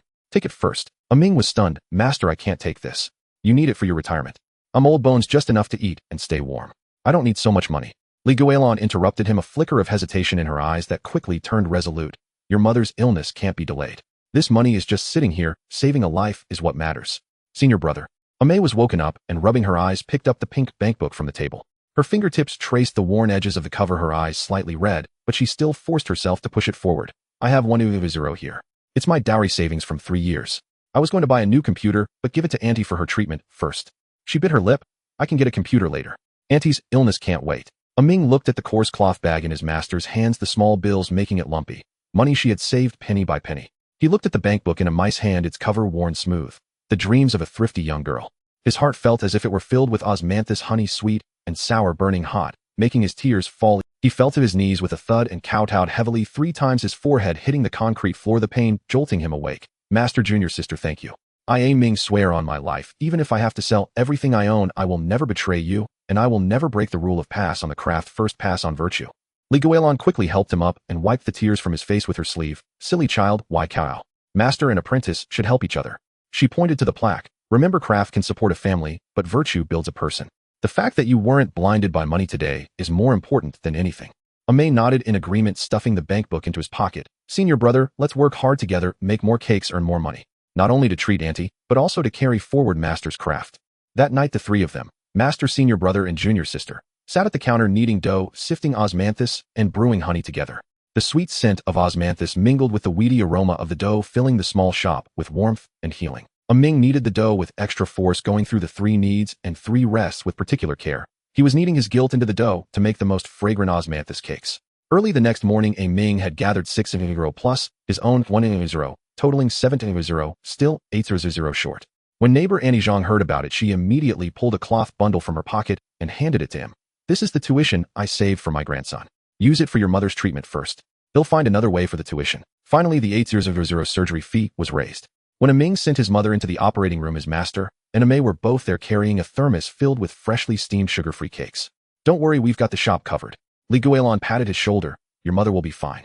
The surgery lasted 3 hours, each minute feeling like a year. When the doctor said the surgery was successful, Aming's legs gave way and he nearly collapsed to the floor. He breathed a sigh of relief, the heavy weight finally lifted from his heart. That afternoon, Aming returned to the shop, wanting to share the good news with his master and junior sister. As he reached the shop entrance, he saw a white envelope lying on the ground. There was no name on it, only a line of printed text. Since you won't take the easy way, you'll have to take the hard way. Just wait and see. Aming picked up the envelope and opened it. Inside there was no money, only a photo. A picture of his master's ancestral recipe book opened to a page showing the core ratio for osmanthus honey captured in clear detail. The background of the photo was the shop's backyard with the branches of the osmanthus tree in the corner standing out prominently. Aming's throat tightened and a cold sweat broke out instantly, his shirt sticking to his back. He suddenly remembered that a few days ago when he was delivering cakes to his mother, had noticed a hole in the backyard's wire fence about the size of a fist. Had been in a hurry then and hadn't thought to tell his master. It was Mr. Zhao. He must have crawled through that hole and taken the photo of the recipe book. Master, junior sister, something terrible. Aming rushed into the shop, his voice cracking. Mr. Zhao. He took a photo of the recipe book. Li Guilan was kneading dough and the lump of dough fell from her hands onto the counter with a slap, her face turning death. She picked up the photo, her fingers tracing the image of the recipe book, her eyes filled with shock and gravity. How could he? May panicked too, dropping the osmanthus sieve petals scattering all over the floor. What do we do? The recipe book is our lifeline. If he makes a copy and steals our craft, our shop is finished. Ming clenched his fists, his eyes blazing with anger and guilt. It's all my fault. I noticed the hole in the backyard fence a few days ago, but didn't think much of it. If I'd fixed it in time, he wouldn't have been able to get in. Guilan took a deep breath, forcing herself to calm down. She picked up the dough from the floor and slowly began to knead it again, her movements stiff, but carrying a stubborn resilience. It's not your fault. Mr. Zhao had been planning this all along. She looked up at the window. The sunlight was bright, but in the distance a black car flashed past the alley entrance like a lurk. He thinks taking a photo is enough to steal the craft. How naive. Guilan's eyes sharpened as she pointed to the small character Gui carved on the cover of the recipe book. This recipe isn't just about the ratio, it's about the heat, the experience, the knowledge refined over a lifetime. What he photographed is just the words on paper. He can't capture what's in the bones. Ming and May looked up simultaneously. What do you mean? Guilan didn't elaborate. She just placed the photo on the counter and picked up the dough again. We'll meet the move as it comes. If he wants to play, we'll play it through to the end. Despite her words, Ming's heart was still heavy. Mr. Zhao had already obtained the core ratio. What would he mass-produce imitations and undercut the shop with low prices? Or would he use even more ruthless tactics to force his master to hand over the remaining secrets? What unsettled him even more was that if Mr. Zhao could sneak in to photograph the recipe book, he might have also planted an informant in the shop. Their every move could be under surveillance. The sunlight streamed through the window, illuminating the plaque that read "Pass on the craft, first pass on virtue." The golden letters shone brightly, but they couldn't dispel the gloom in their hearts. This war over craft, virtue, and loyalty was far from over. In the shadows, Mr. Zhao had already unveiled a new weapon, and all they could do was hold tightly to their craft and their conscience standing ready. But this time with Mr. Zhao holding half the life of the recipe, could they still turn danger into safety as they had before? In the dead of night, the old alley was silent save for the chirping of insects and his own breathing. A sliver of warm light leaked through the lattice window of the osmanthus cake shop, casting a long shadow on the bluestone path. Ming clutched the copper key his master had given him, his fingertips repeatedly tracing the cold patterns. This was the third night he had voluntarily stood guard. The incident of Boss Zhao secretly photographing the recipe book weighed on his heart like a stone. The master had reinforced the back courtyard lock and replaced the hasps on the warehouse crates, yet Ming still couldn't sleep. He couldn't help but touch the osmanthus with talisman on his wrist. The master had said, guard the shop, guard the heart first. But now the talisman was slick with sweat, and the more he touched it, the more anxious he grew. What if he uses force? Suddenly a faint creak pierced the silence, the crisp sound of wire being bent. It wasn't loud, but in the night it was unmistakably clear. Ming sprang up, his heart pounding against his ribs, the wooden rolling pin nearly slipping from his hand. Cold sweat broke out on his back. He wasn't fearless, but the thought of the recipe book in the storeroom, the worn cover, the dog-eared pages filled with 7 generations of notes, made him grit his teeth and shuffle toward the back courtyard. In the direction of the back courtyard, a dark figure was crouching, squeezing through a hole in the wire fence. He had meant to patch it days ago, but the master had hurried him to deliver cakes to Aunt Zhang, and he had forgotten to find a piece of tin. Who's there? Ming's voice trembled. His steps were light as a cat's, his palms sweating as he gripped the rolling pin. The figure paused, then scurried faster to the warehouse window, a crowbar glinting coldly in the moonlight. It was Zhou Qiang. Ming's blood rushed to his head, then turned ice cold. This man who had lost his lawsuit and was drowning in debt had been cursing at the alley entrance just days ago. He should have known Zhou Qiang wouldn't let it go. He suddenly recalled that when they were young, Zhou Qiang had come to the shop to learn don't eating. The master thought his hands were too weak and made him practice every day. Zhou Qiang found it too hard and opened his own pastry shop. How had it come to this? The wooden crate in the warehouse was hidden behind the shelves, wrapped in thick cotton cloth. No one knew it contained the recipe book and the intangible cultural heritage application materials except the master and his 2 apprentices. How did Zhou Qiang know? The scraping sound of the crowbar against wood grew more urgent. Ming took a deep breath, and just as the figure climbed into the warehouse, and before he could steady himself, charged forward Zhou Qiang. How dare you touch my master's belongings? Zhou Qiang flinched. As he turned, Ming saw his appearance. Hair plastered to his forehead, bloodshot eyes, a twisted smile on his lips. In one hand, he held a lighter, under the other arm a bulging cloth bag, stained with dried osmanthus from the warehouse. It's you, the foolish apprentice. Zhou Qiang's voice was as raspy as sandpaper. The lighter clicked twice in his hand. Guilan ruined my shop, her debts drove my family to ruin.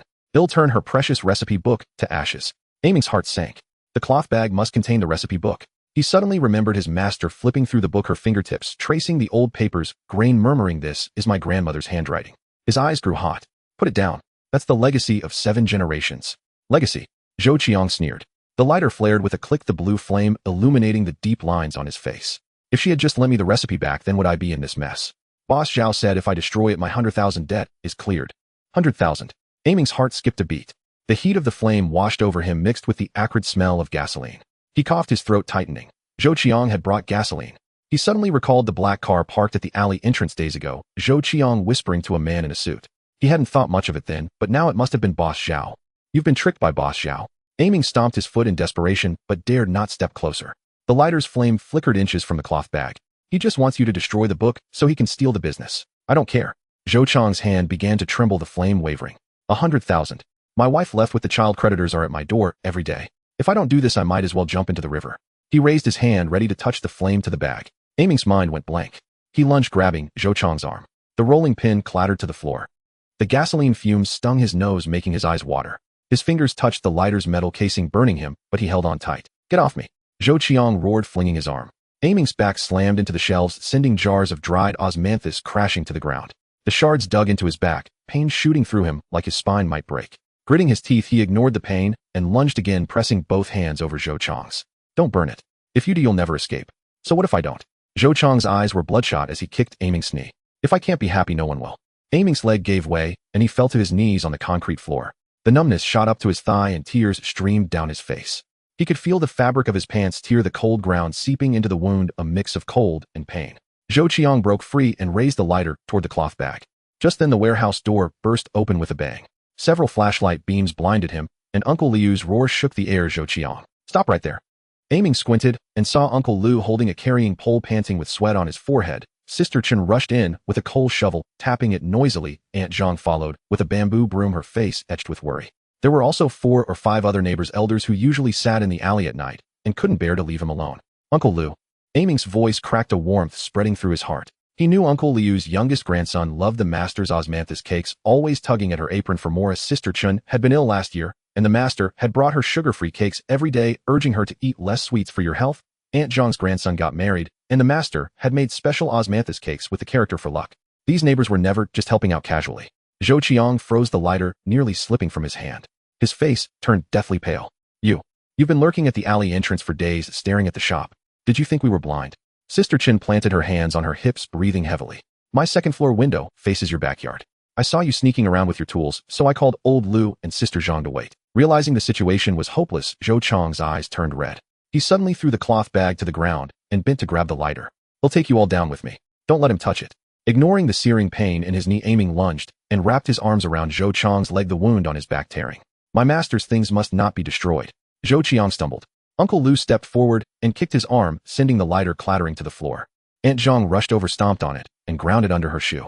Child, how could you be so foolish? Don't you remember how Guilan treated you back then? The neighbors swarmed in, pinning Zhou Qiang to the ground. He struggled wildly, his nails scraping against the concrete, with a screeching sound, roaring, let me go. Li Guilan owes me. I want revenge. Aiming stood up, leaning on the shelf to catch his breath. The wound on his knee throbbed with excruciating pain. Looking down, he saw a hole in his pants, blood slowly seeping through and sticking to the fabric. He was about to speak when the sound of police sirens grew from the distance, louder and closer. The master called the police. A wave of relief washed over Aiming, and he nearly collapsed to the ground. Later he learned that Li Guilan had gotten up for a drink of water and saw a flicker of fire near the shop. Terrified at the thought of Aiming on guard, she ran toward the alley while calling the police, tripping and bruising her knee badly in the process. When the officers arrived, they found half a bottle of gasoline on Zhou Qiang. The recipe book and heritage materials in the cloth bag were intact, though the cover had been splashed with gasoline, leaving dark stains. Take him away. At the officer's command, Zhou Qiang was handcuffed and escorted to the police car, struggling all the way. As he passed Li Guilan, he stopped, his eyes filled with venom and a trace of despair. Li Guan, I hate you. Li Guilan's eyes reddened, her voice trembling almost imperceptibly. Zhou Qiang, when you came crying to learn how to knead dough, I taught you hand in hand. I told you, make cakes, but first be a good person. How could you forget? She clutched the stained recipe book, her fingertips gently tracing the blemishes on the cover, her eyes full of sorrow. The police car's lights cut through the night, the sirens fading into the distance. The old alley fell silent again, leaving only the strange mix of gasoline and osmanthus choking those who breathed it in. The neighbors gathered around, their voices overlapping in concern. Aiming, is your knee all right? Let Auntie Chen take a look. Sister Chen pulled his leg and carefully applied a band-aid from her pocket. You foolish child, why didn't you stay back? Thank you all. Aiming smiled through the pain, his clothes soaked through with cold sweat. Only now did he dare admit that when faced with Zhou Qiang's lighter, his legs had turned to jelly. He had held on solely by the force of not wanting to let his master down. Li Guilan took Aiming's hand. Her palm was also trembling, still shaken. Foolish child, thank you. If the recipe book were lost, I wouldn't have the face to face our ancestors. Aiming shook his head, looking at the dark stains on the recipe book. A thought struck him. Master, how did Zhou Qiang know the book was in the warehouse crate? And how was he so familiar with the hole in the back fence? Li Guilan's face darkened, her brow furrowed. Indeed, the hiding place of the recipe book was known only to the master and her 2 apprentices, except for a distant nephew who had helped years ago. But he had long since moved away and hadn't been in contact for years. The hole in the fence had only been mentioned by aiming to her, not even to Ame. Could it be? Someone had tipped off Zhou Qiang. Was it Boss Zhao? After secretly photographing the recipe book, had he been plotting to use Zhou Qiang to destroy it and reap the benefits? Or was there someone in the shop colluding with Zhou Qiang? Moonlight streamed through the lattice window, falling on the plaque inscribed with "Pass on the craft, first pass on virtue." The golden characters gleamed coldly, but could not dispel the cloud of suspicion in their hearts. Zhou Qiang had been caught, but the one behind him had yet to show himself. Who was the hidden informant? And what would Boss Zhao do next? Aiming touched the band-aid on his knee. The wound still ached. He suddenly felt that this battle for craft and conscience had only just reached its hardest point. Could they really keep this small shop and protect the legacy of 7 generations? The iron bars of the prison cell exuded a biting cold descent of disinfectant, mingling with the damp mustiness wrapping around a lingering stifling odor that made Li Guilan instinctively wrinkle her nose. Her fingertips brushed against the polished leather cover the ancestral recipe book clutched until it felt scorching hot. This was the first time she had set foot in this place since Zhou Qiang had been imprisoned 3 months ago. It had long been uncovered that Boss Zhao was the one who tipped off the information. The place in the warehouse where the recipe was hidden, the hole in the backyard wire fence. He had told Zhou Qiang about all of it, even patting his chest and promising that if the recipe book was destroyed, he would help Zhou Qiang wipe out a gambling debt of 100,000 yuan. But when Zhou Qiang sent word through the prison guard, he specifically added, "There's something fishy that Boss Zhao didn't mention, and I can only tell you alone." Those words weighed on her heart like a stone pressing down heavily. The door to the visitation room crashed against the wall with a loud bang, as Zhou Qiang was half supported, half dragged in by a prison guard. He had become gaunt beyond recognition. His once glossy hair was now withered and yellowed, plastered to his scalp like a tangled mess of straw, and his gray prison uniform hung loosely on him, swaying, as if he were draped in a burlap sack. His hands were cuffed, clanking noisily as he walked, his steps faltering, and each one landing unsteadily. The moment he saw Li Guilan, Zhou Qiang's eyes flushed red and his knees buckled, as if he wanted to kneel, but the guard held him firmly in place, leaving him hunched over his shoulders, trembling like a sieve. "Mom." His voice was hoarse as if scraped by sandpaper, carrying a rusty edge, and tears streamed down his cheeks, splashing onto the concrete floor, leaving small dark stains. "I'm such a worthless piece of trash. I've made such terrible mistakes." Li Guilan's throat tightened, her fingertips gripping the recipe book so hard that the patterns on the cover dug painfully into her palm. She suddenly recalled a time when Zhou Qiang was little, with pigtails bouncing as he followed her around the stove, his small hands covered in flour, standing on tiptoes to reach the counter. "Mom, I want to learn how to knead dough. One day I'll make osmanthus cakes even more fragrant than yours, and buy you a new cotton-padded jacket with a fur collar." But the man before her now had a face half covered in stubble, his eyes sunken into deep hollows, his gaze murky and unreadable. There was no trace left of the child he once was. "Sit down." Her voice was as flat as a frozen river, though only she knew that the sweat on her palms had already dampened the leather cover of the recipe book. Once Zhou Qiang sat down, his body wouldn't stop trembling, his eyes fixed intently on the recipe book in her hands, as if it were a lifeline for a starving man. "Mom, I'm not human. I shouldn't have stolen the copy of your recipe book for Boss Zhao, shouldn't have falsely accused you of stealing his business, and certainly shouldn't have carried gasoline to burn down the warehouse." He gripped the iron bars tightly, his knuckles turning white, a bit of cement dust still clinging between his fingers, and the veins on his arms bulging and pulsing. "Boss Zhao is a liar. He said that if I destroyed your recipe, had not only helped me pay off my gambling debts, but also make me the manager of his... The debt collectors hounded me until I couldn't even go home. They smashed my windows, splashed paint on my door, and I had to hide under a bridge for 3 freezing days and nights. When he found me, he was holding my son's school enrollment form, and said that if I didn't do it, he'd have someone kick the kid out of class. And for that you dared to destroy the legacy of our ancestors." Li Guilan's voice suddenly trembled, a suppressed anguish spilling out. "Zhou Qiang, I taught you since you were little, make cakes with integrity. First, honesty is the foundation. When you lost 30,000 yuan running your shop, I gave you my retirement savings of 20,000 to fill the hole. When you owed 100,000 in gambling debts, I begged the neighbors to help you scrape together 40,000. And you turned around and threw what has been passed down for 7 generations into the fire." Zhou Qiang's head sank, even lower, his chin nearly touching his chest, his shoulders heaving, his voice choked with sobs. "I had no choice. The debt collectors cursed at my door every day, even splashed paint on my mother's grave. My mind went blank, and I followed Boss Zhao into doing something stupid." He suddenly lifted his head, a timid glimmer of hope in his eyes, his fingers scraping against the iron bars. "Mom, I write confessions every day in here, and I've filled 3 whole notebooks. The judge says that if you can provide a letter of forgiveness, I can get my sentence reduced by a year. Once I'm out, I'll definitely be a good person, learn to make cakes from you, keep the small shop, and never gamble or be greedy for money again." Li Guilan's heart suddenly went cold as if drenched in icy water. So this was the real reason he was so eager. She slowly opened the recipe book, revealing a yellowed photo inside. 10-year-old Zhou Qiang, holding up a piece of osmanthus cake, grinning, with a missing tooth flower stains on his cotton jacket, snuggled up to her, his eyes shining like stars. Do you still remember this photo? Her voice carried a barely perceptible tremor. That day was your birthday. You said that one day you'd pass the recipe book down to your son, so the Li family's craft would carry on forever. No cheating, no deceiving. Zhou Qiang's gaze dimmed, unable to meet the photo, mumbling from his throat. I remember. But Boss Xiao said this recipe book is worth millions, and if I got my hands on it, I could turn my life around and bring my wife and child back. Turn your life around. Li Guilan let out a bitter laugh, though her eyes reddened. You took the neighbor's life-saving money to gamble, and when you lost, you stole the shop's osmanthus cakes to sell. You ran away when you owed debts, leaving me to apologize and repay favors to the neighbors. Zhou Qiang, you've only ever thought of yourself, never of others. She suddenly remembered that when Zhou Qiang was 15, he secretly took the shop's osmanthus cakes to sell at the market, earning 5 yuan, and bought her a pair of densely stitched insoles, handing them over with his frozen red hands. Mom, you stand at the stove all day, your feet get cold. Put these in to keep warm. Back then there was light in his eyes and his mother in his heart. Mom, I've really changed. Zhou Qiang was frantic with tears, slapping his thighs hard, sending dust from his prison uniform flying into the air. I've been learning to make steamed buns in here, and the chef says I have nimble hands. Ooh, I've even written a pledge never to gamble again or covet others' things. Just forgive me this once, okay? His eyes were filled with longing, like a child who had done wrong, hoping for his mother's forgiveness. He even reached out, trying to touch Li Guilan's arm, but was blocked by the iron bars, his fingertips turning red from the impact. Li Guilan's hand traced the old marks on the recipe book, the handwriting left by her grandmother and mother, each stroke reading, "Work steadfastly, act with integrity." Her heart ached as if cut by a dull knife, but she knew that some mistakes once made could never be forgiven. Zhou Qiang, her voice grew unusually firm, carrying a resolute finality. I can forgive you for gambling, for running away from debts, even for stealing and selling the osmanthus cakes. But I cannot forgive you for losing your conscience, for destroying the legacy of our ancestors, and least of all, for helping outsiders harm your own family. She pulled out a blue cloth handkerchief she had used for over a decade from her bag and placed it on the table. Wrapped inside was a stack of neatly folded small bills, the largest denomination being 50 yuan. This is 3,000 yuan, what I've saved from making cakes over the past 3 months. Buy yourself some food to regain your strength in here, and stop fighting with others. From now on, our bond as mother and son. Zhou Qiang's face instantly turned deathly pale, as if all his strength had been drained away.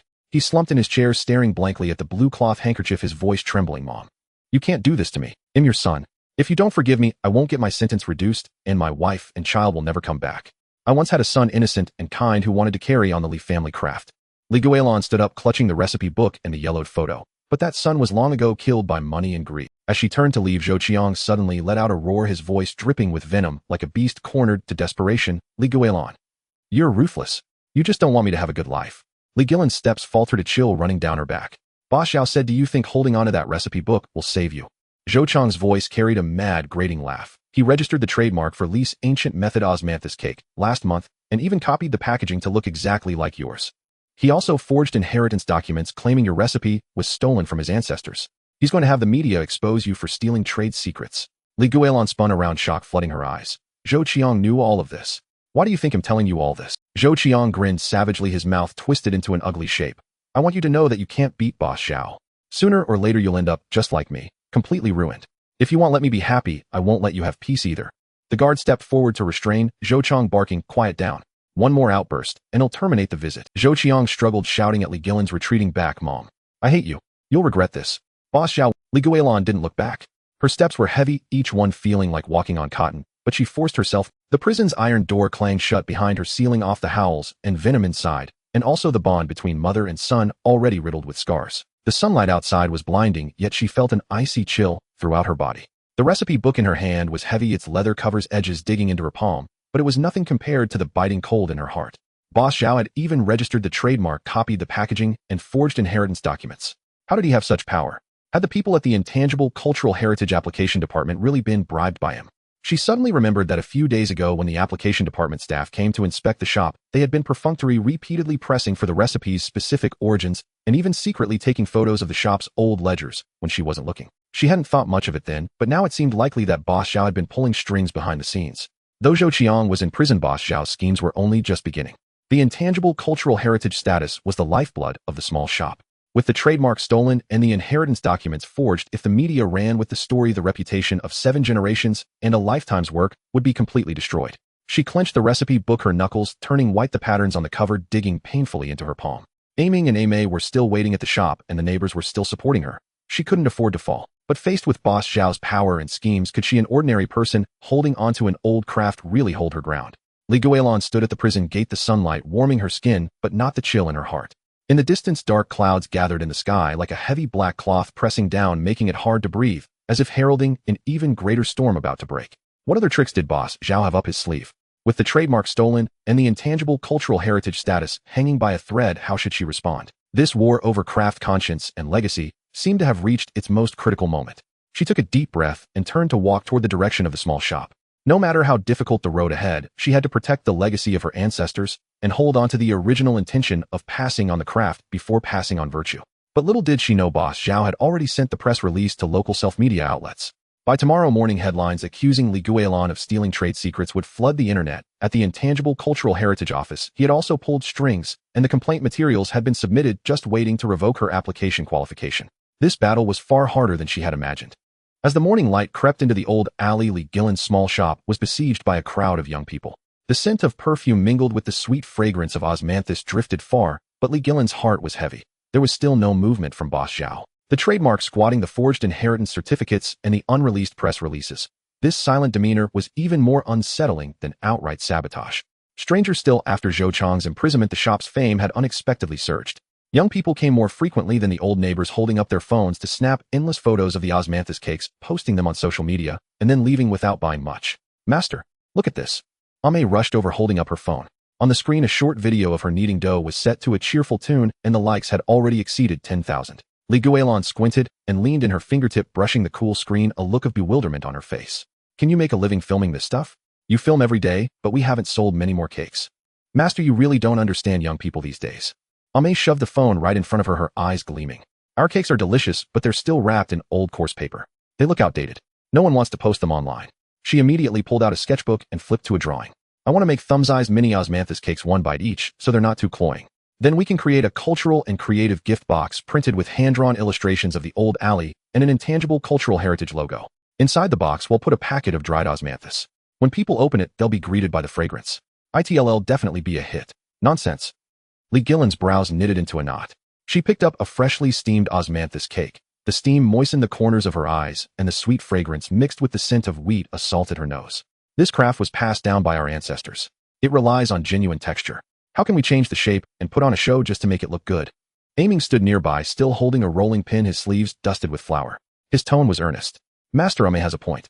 Last time we live-streamed to debunk the rumors, it was only because the young people shared it that we could clarify things." He wiped the flour off his hands. "Nowadays, fewer and fewer old neighbors come by. Even though the young people don't buy, they're willing to help us promote. If we can make gift boxes that people will want to carry away, sales will increase, and our craft can spread further." Li Guilan remained silent. She walked to the counter and picked up a piece of cake. The soft, glutinous cake bounced back between her fingertips. When she took a bite, the sweetness of honey and the fragrance of osmanthus melted on her tongue, leaving a lingering sweetness. But the young people would pick it up and put it down again, muttering under their breath, "Too big to carry around. The packaging is too rustic, not presentable as a gift." Then, after filming the old stove, they would turn and leave. Her heart sank. Sticking to the old ways, the young people weren't buying, and the old neighbors were gradually aging. Could this intangible cultural heritage craft truly be lost in her hands? "All right, let's try it." Li Guilan put the cake back on the plate, her tone decisive.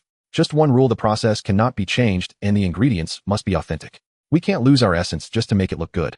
Let's make 50 portions to test the waters." Ame cheered and dragged Aiming into action.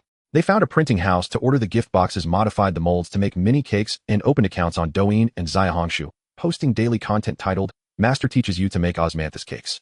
They were busy from morning till night. But just 3 days into the trial, problems arose. "Guilan, what's wrong with this new small cake?" "It tastes different," said old neighbor Wang, holding a mini cake, frowning as he spat it out. "It's cloyingly sweet, and the osmanthus fragrance is faint. This isn't your craft at all." Li Guilan's heart turned cold. She picked up a piece and tasted it. Indeed, the smaller size had thrown off the steaming time. The osmanthus aroma had completely dissipated, the honey's sweetness was overwhelming, and the texture lacked its former chewiness. Ame's eyes were red with anxiety, and she had deformed the mold in her grip. Her voice trembled with tears. "I followed Master's recipe, exactly steamed it for the same amount of time. Why isn't it working?" "When the size changes, the heat and time must be adjusted accordingly," Li Guilan said, picking up the rolling pin, though she was uncertain herself. "The essence of this old craft is in the details. The skin of the mini cake is thinner. Steam it too long, and it becomes sticky. Steam it too short, and it's undercooked. We have to experiment slowly." She taught Ame step by step how to adjust the steamer. "Raise it by 2 finger widths, turn the heat down to a low flame, and steam it for 3 minutes less than before. Aiming took notes on the side. The three of them worked until the early hours of the morning. The warm yellow light infused with the scent of osmanthus carried a glimmer of hope. But Guilan couldn't shake the doubt in her heart. Could this innovation really succeed? By the 5th day, the adjusted mini osmanthus cakes were finally perfected. The thumb-sized cakes had a milky white skin with a faint hint of osmanthus yellow. When bitten, they were soft and glutinous without sticking to the teeth. The sweetness of honey and the fragrance of osmanthus were perfectly balanced. One bite led to another, each more delicious than the last. On the day of launch, the 50 portions were snapped up by young people. They held the cakes up to the camera, smiling with captions like, "The intangible cultural heritage osmanthus cake, that'll make you fall in love at first bite." The video views skyrocketed, quickly surpassing 12 million. Within 2 days, a local influencer came specifically to check in. She live-streamed herself learning to make the cakes from Guilan. The peak viewership exceeded 1.0, and the accompanying osmanthus tea and snack set became a hit, tripling sales. In just 1 week, the shop's sales skyrocketed by 378. The cultural and creative gift boxes were selling out daily, with customers from out of town urging them to ship. Guilan looked at the bustling shop. She was happy, but even more worried. This explosive popularity would inevitably attract boss Zhao to come and cause trouble. Sure enough, a man in a suit and leather shoes arrived at the shop that day carrying a briefcase. He claimed to be a business development manager from an e-commerce platform. "Antley, let's talk about an exclusive distribution deal." The man handed over a contract, his tone enticing. "If you agree, I can sell your cakes all over the country. Guaranteed monthly sales of 100 boxes, and it'll also help you with paid promotion." Then his tone shifted and he added, "Just that the packaging needs to be changed according to our requirements, with our platform's logo added, and the price will be set by us." Guilan flipped through the contract. The smell of ink made her throat feel dry. 100 boxes. She had never dared to dream of such a number before. It would be enough to renovate the shop and give Aiming and Ame a raise. But then she thought again, adding someone else's logo, changing her own rules. Would these osmanthus cakes still be the Lee family's craft? What the ancestors passed down wasn't just the recipe, but also the principle of independent operation and integrity. How could she let others push her around? "Sorry, we can't cooperate." Guilan pushed the contract back, her tone firm. "My cakes have to bear the Lee name, and I set the rules. I can't lose my original intention just to sell more." The man's face immediately darkened. He packed up his contract and left. "Antley, don't be ungrateful. Internet fame comes and goes quickly. This is your only chance. If you miss it, you'll have no one to cry to." His words pierced her heart like a thorn. Just as Guilan was trying to catch her breath, she noticed the gift boxes in the hands of a few young people. They looked almost identical to her own cultural and creative version, except the logo was wrong and the cakes were a darker, almost black color. "Ame, look at that gift box." Guilan pointed quickly. Ame ran over, her face turning pale. She picked up an imitation cake, tasted it, and spat it out with a disgusted expression. "It's a fake. They added food coloring to make it this dark. It's cloyingly sweet and bitter with a strong artificial flavoring. The packaging is flimsy and collapses at a touch." No sooner had she spoken than a couple stormed in, angrily holding up a fake gift box and shouting, "Boss, your osmanthus cake made my partner sick. It's bitter and cloying. It must have additives. You need to explain this." Guilan's heart sank to the bottom. So boss Zhao wasn't inactive. He was waiting for this moment. He waited for them to make the cultural and creative line a success, then released fakes to steal their business at low prices while ruining their reputation. Aiming's hand gripping the rolling pin was bulging with veins. He gritted his teeth in fury. "What a scumbag. We worked so many nights to perfect this, and they just copy it and slander us." Ame cried in panic, her phone trembling uncontrollably. "There are already bots online stirring up trouble, saying our cakes aren't authentic. If this continues, all our hard work will be for nothing. All our efforts will be wasted." Guilan, however, remained calm. She placed her own gift box and the fake side by side for comparison. Hers was made of sturdy cardboard with a clear sketch of the old alley, a thick texture, and the faint natural fragrance of dried osmanthus when opened. The fake was made of thin paper with a blurry pattern that tore easily, and when you got close it smelled of pungent ink. She smiled. "What's there to fear? They can copy the packaging, but they can't copy the craft. And they certainly can't copy our conscience." She told Ame to start a live stream immediately. Holding up the genuine product and the fake in front of the camera, she said, "Everyone take a good look. Our mini cakes are a natural milky white, filled with real osmanthus petals. They're kneaded 3 times and proofed 3 times for that perfect chewiness. The honey is our own brew. The fake is dark in color, cloyingly sweet and bitter, and full of additives and artificial flavoring. Don't buy the wrong one." She broke open a genuine cake on the spot, revealing the visible osmanthus petals. Then she picked up a piece of dough and started kneading. "This craft of ours requires every step. Nothing can be omitted. Every cake must be steamed for a full 28 minutes. The counterfeiters just want to make money. What would they know about this?" The old neighbors also came forward to help. Old Wong, who had previously opposed making mini cakes, was now holding up a genuine product and shouting, "I've been eating Guilan's cakes for decades. The honey she uses is her own brew. The osmanthus is sun-dried by her own hands. She never cuts corners on ingredients. The fakes are just a ripoff." Sister Chun led netizens on a tour of the kitchen, filming as she spoke. Kneading the dough until there's no residue on your hands, letting it ferment for the right amount of time. These are all labors of conscience. You can't rush them. The live stream comments exploded. Just bought a gift box. The taste is amazing. Supporting the genuine product.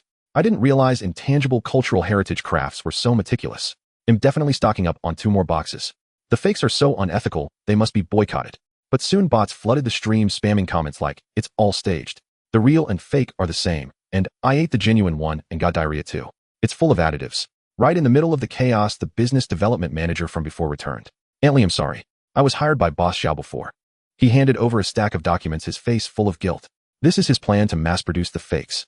He also told me to include clauses in the contract to limit your sales, so he could buy you out at a low price when you couldn't continue. He scratched his head, his tone sincere. I just couldn't stand by and watch anymore. Your craft, your integrity. It shouldn't be trampled on like this. Let me help you run your e-commerce store. No service fee, just a 5 commission. Together we'll sell the genuine product across the country and crush the fakes. Guilan was stunned. As she flipped through the documents, she realized the full scope of Boss Xiao's plan. He had laid his trap long ago, waiting for her to become popular before springing it. Thank you. Guilan put the documents away and laid down her rules. We can cooperate, but you must guarantee that all the cakes are handmade in our shop, no outsourcing. And I set the prices. The manager nodded vigorously. No problem. The netizens are all supporting you now, and the platforms are willing to promote quality, intangible cultural heritage goods. It's sure to succeed. Once the e-commerce store launched, the cultural and creative gift boxes sold like hotcakes. Daily sales reached 2,000 boxes, more than 10 times the previous amount. The small shop had become a full-fledged, internet-famous destination for intangible cultural heritage. Young people didn't just buy the cakes, they flocked to sign up for classes to learn how to make them. The shop was bustling with activity every day. Guilan looked at the sea of people. She picked up a mini cake and handed it to a little girl with pigtails standing near. The little girl stuffed her mouth full, mumbling, delicious. When I grow up, I want to learn how to make them too. I want to pass. Guilan smiled, the wrinkles around her eyes softening. She finally understood that heritage was never about stubbornly clinging to old ways. It was about making more people fall in love with the craft, ensuring that the old skills could survive and thrive. But just then Aiming came running in, frantically clutching a courier package. His voice trembled. Master, it's bad. A court summons. Boss Xiao is suing us for trademark infringement. He wants us to stop selling the gift boxes and pay 500 in damages. Guilan's heart tightened. She grabbed the summons and read it clearly. Boss Xiao had trademarked leased traditional osmanthus cake and attached forged inheritance certificates claiming her craft was stolen. To make matters worse, the e-commerce platform had also sent a message: if she couldn't provide valid proof of trademark ownership within 3 days, all her products would be removed. How ruthless. Ame sobbed, her eyes red and swollen. He not only squatted on the trademark, but also forged evidence to destroy us. Guilan clutched the summons, her knuckles turning white, her mind in turmoil. Boss Xiao's move was too vicious. By suing when the shop was at its most popular, he aimed to make all her efforts come to nothing. They had the recipe book passed down through 7 generations and the intangible cultural heritage certification, but the trademark was in Boss Xiao's hands. Could they win this lawsuit? If the products were taken down, would the path they had painstakingly carved out with the younger generation be cut off? Looking at the shop full of young people happily learning to make cakes, Guilan took a deep breath. She raised her head and said to Aiming and Ame, don't panic. We have solid evidence. What's there to fear? We'll find a lawyer tomorrow and fight this lawsuit. Even if it costs me my last ounce of strength, I will protect our ancestors' craft. Little did she know Boss Xiao had already greased the wheels. He had not only prepared a pile of false evidence, but had also bribed 2 old neighbors waiting to deliver a fatal blow in court. The air conditioning in the courtroom pierced like needles into the bone. Aunt Zhang's voice was shrill, like shards of glass scraping against the ears. I saw with my own eyes Guilan stealing the Zhao family's recipe. She clutched the hem of her clothes, her knuckles white, her gaze darting toward the plaintiff's seat, afraid to meet Guilan's eyes. 20 years ago, she was always sneaking into the Zhao family's kitchen, copying the secret recipe manuscript when no one was looking. Boss Xiao sat there, his fingertips tapping slowly on the table, a confident smile on his lips. The certificate of inheritance in his hand gleamed with a cold light, like a piece of counterfeit gold. Guilan clutched the old recipe book, the edges of the pages crumpled in her grip. Her fingers were as cold as if they had just been pulled from icy water. Only 2 hours remained of the 3-day deadline. Even the old neighbors had been bought off and turned against her. This trademark lawsuit seemed like a dead end, no matter how you looked at it. Your Honor, I object. Aming shot to his feet, his voice trembling slightly, but he stood straight and tall. He held up a worn, shiny, old magnifying glass and strode quickly to the evidence table. On the last page of this recipe book, there is my great-grandfather's secret signature written with ink made from fresh osmanthus juice. It only appears when exposed to warm water. As his words fell, the entire room fell silent, so quiet you could hear a pin drop. Aming unscrewed his thermos, dripping a few drops of warm water onto the corner of the page. Dark red characters slowly bloomed, the strokes matching perfectly with the signature on the intangible cultural heritage certification document. Aunt Jean's legs suddenly gave way and she collapsed onto the witness stand, tears streaming down her face as she sobbed uncontrollably. Boss Zhao forced me to do it. He gave me 50,000 yuan and threatened that my grandson would be bullied at school. She fumbled frantically for her phone and played a recording. Boss Zhao's voice was harsh and grating, filled with arrogance. If you don't do as I say, your kid won't be able to hold his head up at school. See who dares to play with him then. The situation turned on its head. The judge immediately summoned the appraisal report, which stated in black and white Boss Zhao's inheritance certificate was a forged seal, and during the trademark squatting, he had deliberately concealed Li Guilan's intangible cultural heritage certificate. It was pure malicious squatting. Judgment. The gavel came down heavily, making ears ring. Boss Zhao's trademark registration is invalid, constituting malicious litigation. He is to compensate Li Guilan for economic losses of 1,000 yuan. The trademark leased traditional osmanthus cake is exclusively owned by Li Guilan. Walking out of the courthouse, the sun was blinding. Neighbors were gathered at the entrance holding banners, and Uncle Liu's voice boomed, "Support intangible cultural heritage. Oppose unscrupulous competition." Li Guilan wanted to smile, but her chest felt like it was stuffed with wet cotton. Her vision suddenly went black, but Amei was quick and caught her arm just in time. "Master, what's wrong?" Amei's voice trembled with worry as she reached out to feel her forehead. "No fever. Are you just exhausted?" After the hospital checkup, the doctor slapped the diagnosis report on the table, his tone blunt. "Chronic sleep deprivation, excessive stress, arrhythmia. You must rest. If you dare to stay up late making cakes or worry about the shop again, next time it won't be just dizziness." Li Guilan clutched the diagnosis report, her thumb rubbing against the words "must rest," a heavy feeling in her heart. The shop had just won the lawsuit, orders were booked for half a month and business was booming.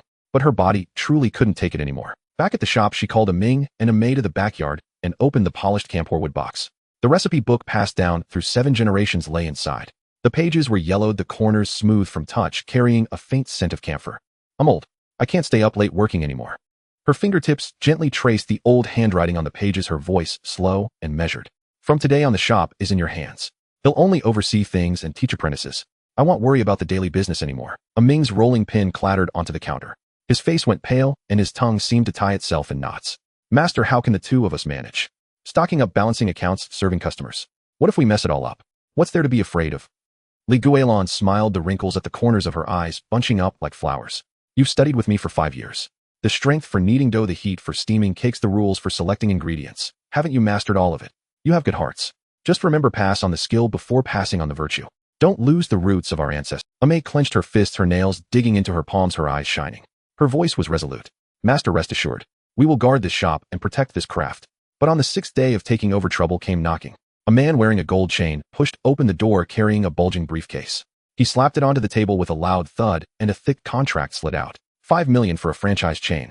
The man's voice was loud enough to make ears ring, his spittle wetting the contract on the table. "Open 100 branches nationwide. Unified machine production, unified supply. You two can just sit back and collect the money." He pointed at the kitchen, a look of disdain on his face. "Handmade is too slow. At most you sell a few hundred boxes a day. With a franchise you'll earn more in a year than you would in 10 years now."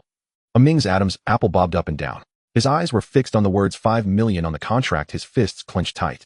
His mother's illness required long-term medication, and the old house leaked when it rained with no money for repairs. The temptation of this money was immense. But on second thought, how could machine-made cakes have the same chewiness as those kneaded 3 times and proofed 3 times? Amei interrupted him on the spot, her tone hard as stone. "Our cakes are purely handmade. Each piece must be kneaded exactly 36 times and steamed for exactly 28 minutes. A machine can't replicate this flavor, and it would lose the soul of the intangible heritage." The man's face darkened. He slammed the table and stood up, the legs of his chair screeching against the floor. "Are you fools? Turning down money? Who cares about handmade nowadays? Making money is what matters." He threw the contract onto the table and stormed out, slamming the door. "They'll give you 3 days to think it over. Call me if you come to your senses. This offer won't last." After the man left, the shop was so quiet you could hear a pin drop. "Amei, maybe. We should give it a try." Ming spoke hesitantly, his voice muffled. "A franchise could let more people taste the osmanthus cake. It's a form of inheritance too. And my mom needs money for her treatment. That's not inheritance.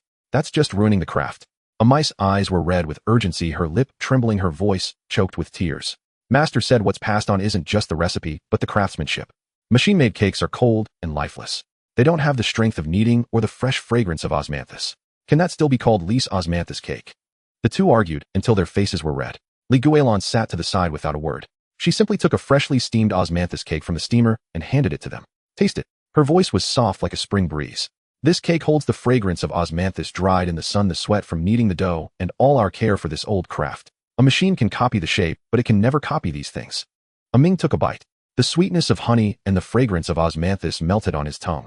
The familiar taste instantly brought back memories. When he first learned to make cakes, master had taught him to knead the dough hand over hand, his arms sore, but she never let him slack off, saying, "Every time you knead, you're putting a soul into the cake." "Master, I was wrong." He lowered his head, his voice filled with guilt. "I shouldn't have only thought about money and forgotten my original intention." Guilan nodded. She picked up a cloth and wiped the dust off the recipe book. "There's nothing shameful about making money, but you can't lose the foundation of our ancestors. You can innovate, but the handmade process and the rule of no additives must never change." Amai's eyes suddenly lit up. She grabbed Ming's arm, her voice brimming with excitement. "Master, I have an idea. Let's start an intangible heritage experience class. Let people make the cakes themselves. It preserves the handmade aspect and lets more people learn about this craft." Ming's spirits lifted too. He slapped his thigh. "Yes, we can even partner with schools and teach kids how to make the cakes. Let the intangible heritage take root from a young age." Without further ado, they got to work. They cleared out the empty room in the backyard, set up a dozen small wooden tables, bought mini rolling pins and small steamers, and made a simple, straightforward poster: "Make a warm piece of intangible heritage osmanthus cake with your own hands." But 3 days after the experience class opened, only 2 people had signed up, and they were influencers who had come to check in before. They took a few photos and left without even warming up the dough. "What do we do? No one's coming." Amai slumped over the table, staring at the empty backyard, looking as wilted as a frostbitten eggplant. Ming crouched on the ground, fiddling with a small mold, his tone optimistic. "Don't worry. Let's go ask the schools. Kids might like making things with their hands." They visited 3 elementary schools, and all the principals were supportive. "We're promoting traditional culture on campus these days. This intangible heritage experience class is perfect." For the first on-campus experience class, 45 children showed up, chattering noisily, filling the classroom to the... Ming taught the children how to sift osmanthus flowers. The golden petals scattered onto white paper like a layer of crushed gold.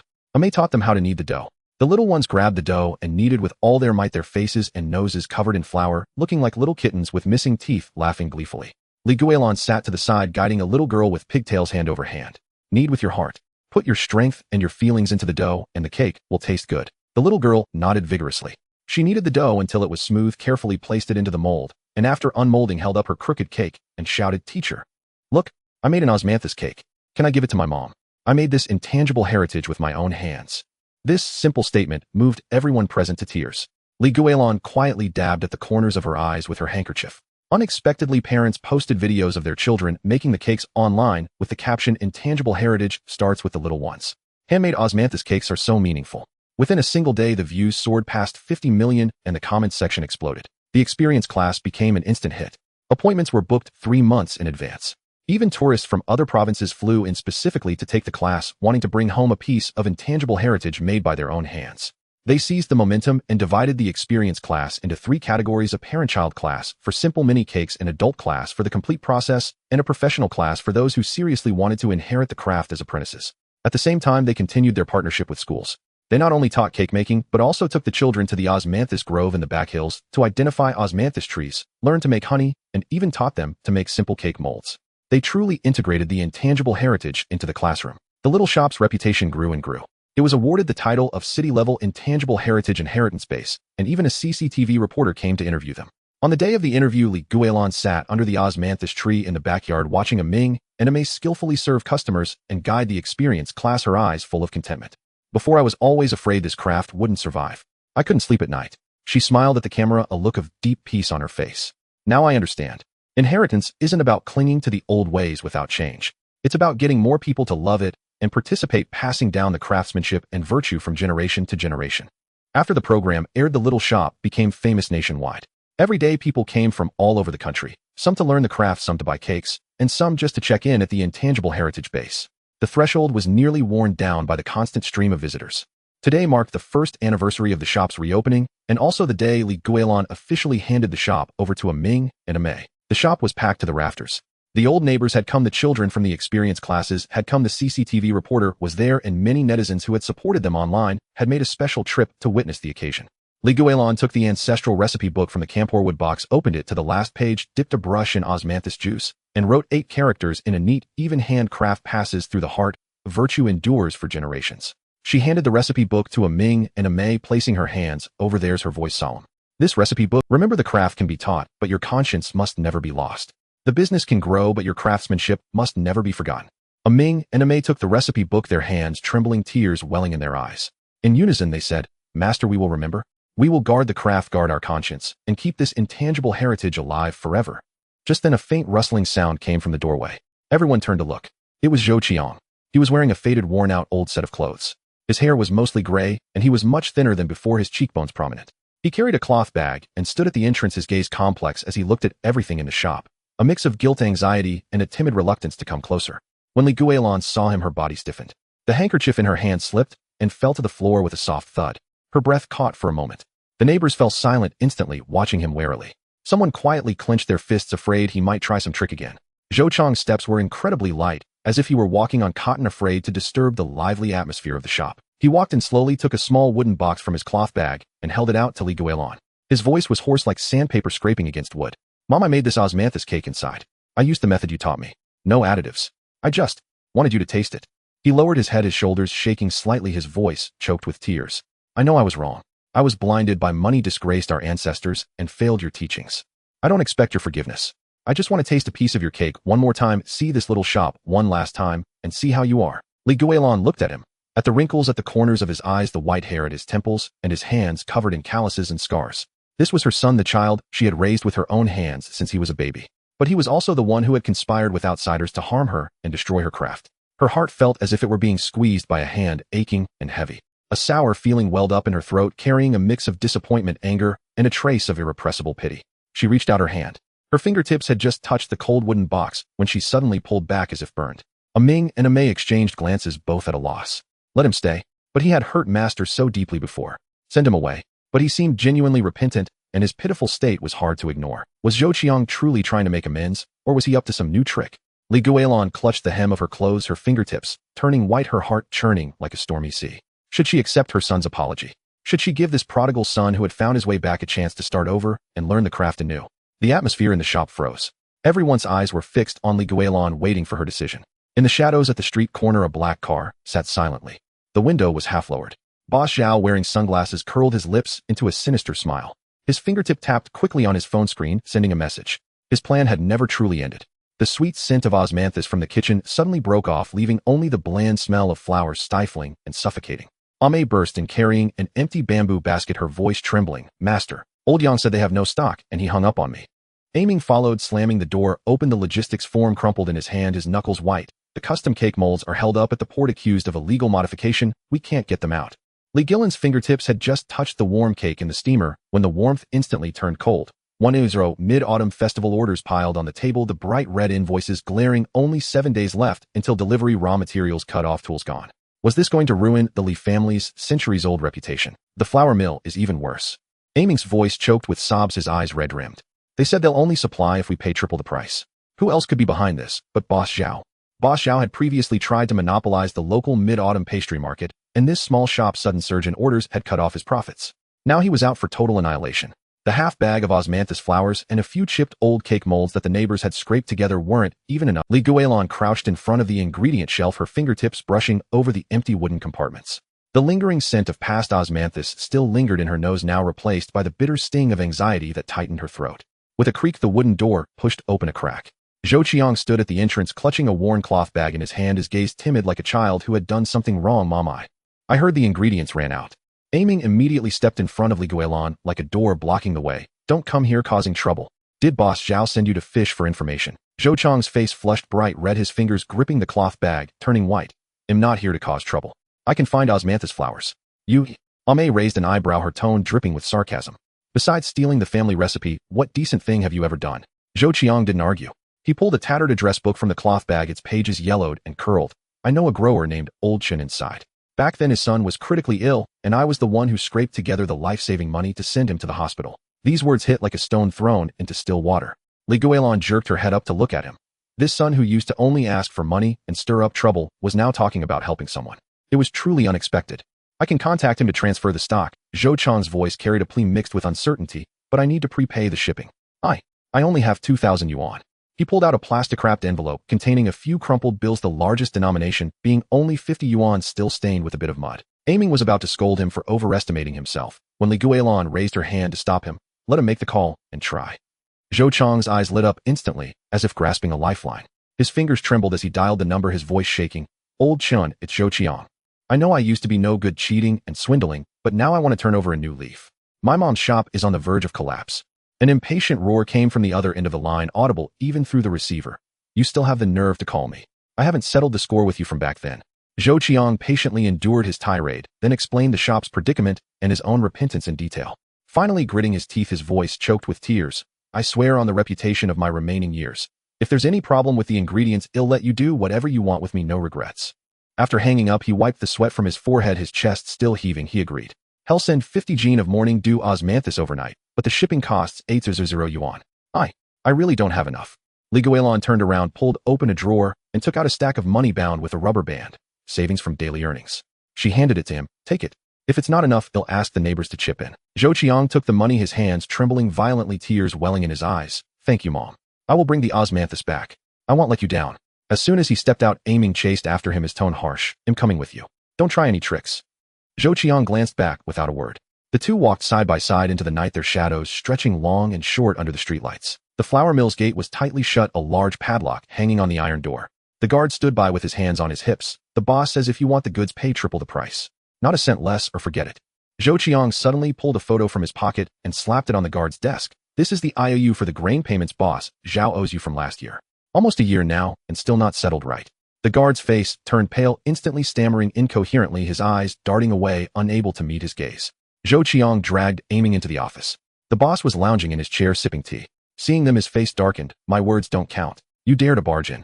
Boss Zhao cutting off our supply is just his way of monopolizing the local market. Zhou Qiang's voice rang out firmly, his eyes fixed on the boss. If he can force us to raise prices today, tomorrow he'll squeeze your purchase prices. When that happens, you'll have no one to cry to. Do you think you'll come out ahead? The boss' fingers paused on his teacup, his eyes flickering as he weighed the pros and cons. But I can't afford to make a We'll pay the original price and sign a long-term contract right now. Zhou Qiang stepped forward, his tone resolute. I'll use my mom's intangible cultural heritage shop as collateral. If we default, you can take the shop directly. No arguments. Aiming was stunned. He never expected Zhou Qiang to stake the shop. His guard unconsciously lowered a little, and his gaze towards Zhou Qiang shifted. The boss stared at Zhou Qiang for 3 minutes before finally setting down his teacup and nodding. Fine. Pay now, load now. Not a single cent short. The two quickly contacted Guilan to transfer the payment. Watching the flour sacks being piled onto the truck, the knot in their stomachs finally loosened a little. But as soon as they returned to the shop, Zhou Qiang's phone exploded. Old Chen's voice was filled with anxiety. Zhou Qiang, the shipping isn't enough. The driver says driving on the highway late at night is too dangerous. He wants overtime pay. We're still short 5,000 yuan, or he absolutely won't move. Zhou Qiang's face turned ashen, his phone nearly slipping from his hand, his voice distorted. How can he just jack up the price like that? I argued with him for 20 minutes, but it was useless. Guilan was about to rummage through every drawer to scrape together the money when footsteps sounded at the door. Uncle Lu walked in carrying an iron box, its lid not even fastened, revealing neat stacks of bills inside. I've got 3,000 yuan here. It's for my grandson's wedding dowry. Use it for now. He stroked the iron box, his voice reluctant, yet resolute. Pay me back when you're back on your feet. My grandson is still waiting to buy a house. This is his hard-earned money. Aunt Chen followed, clutching a wad of small bills, a bit of flour still stuck between her fingers. I've got 1,500 here. I saved it up from selling vegetables. If it's not enough, he'll go round up the neighbors. I've got 800. They'll chip in 200. I've got 500 here. It's the kids' New Year's money. Neighbors poured in, holding crumpled bills and coins, some still warm from their pockets. Soon 5,000 yuan was gathered. Zhou Qiang transferred the money, his palms soaked with sweat, his heart both warm and aching. The next few days the shop was like a battlefield blazing with light. Zhou Qiang learned to sift osmanthus flowers under Guilan's guidance, his fingertips pricked by the tiny thorns on the branches dotted with red marks and beads of sweat. He wiped them casually, the golden grains in the bamboo sift cascading down. Guilan watched in silence, then quietly handed him a pair of thread gloves. Her own work gloves, still carrying the familiar scent of soap. Aiming and Ame kneaded dough until their arms ached, then pressed hot towels on them before continuing. The dough thumped against the counter with a defiant rhythm, shaking the bowls on the table. The neighbors also kept busy. Aunt Zhang, wearing reading glasses, helped pack the cakes with nimble hands. Uncle Wang delivered goods on his tricycle, hunched, but moving fast. Even the elementary school kid next door came to help stick on labels, his little hands never idle. The shop's osmanthus fragrance mingled with the smell of sweat, becoming richer and more reassuring than ever. But the day before delivery, the osmanthus still hadn't arrived. Why isn't the logistics moving? Ame stared at her phone, her eyes re-dimmed, her voice choked with tears. Did it get into an accident? Or did Boss Zhao intercept it? Zhou Qiang kept refreshing the page, his fingers nearly poking through the screen, his voice tight. Old Chen said it will definitely arrive today. Just wait a little longer. The The night deepened, and the shop's lights stayed on until the wee hours. Everyone sat restlessly glancing at the door from time to time, the air thick with anxiety. Suddenly the roar of a truck sounded from outside, growing louder and closer. "It's here." Zhou Qiang shot up and dashed out, nearly crashing into the doorframe. The osmanthus was unloaded. As soon as the sack was opened, the sweet fragrance of morning dew rushed in, cool and refreshing, carrying the scent of sunlight, instantly dispelling the anxiety that had weighed on everyone's hearts. Zhou Qiang reached out and grabbed a handful. The osmanthus was fluffy and soft, covered in fine water droplets, cool to the touch. He brought it to his nose and sniffed, tears streaming down his face as he choked out, "It's here. It's finally here." Li Guilan looked at his bloodshot eyes, the sweat trickling down his forehead, soaking through the back of his shirt, his hair matted together. The ice in her heart seemed to melt a little. For the next 24 hours, no one slept. Zhou Qiang sifted osmanthus, aiming kneaded dough steamed cakes, and the neighbors packed them, moving like an assembly line. Steam billowed from the shop, and the osmanthus fragrance wafted far and wide. As the sky began to lighten, 120 portions of osmanthus cake were neatly stacked in the shop, wrapped in aroma and radiating warmth, a sight that brought a sense of peace. When the customer came to pick up the order, he picked up a piece and took a bite. His eyes lit up instantly, and he gave a thumbs up. "This flavor is authentic. Sweet but not cloying, with the delicate fragrance of osmanthus.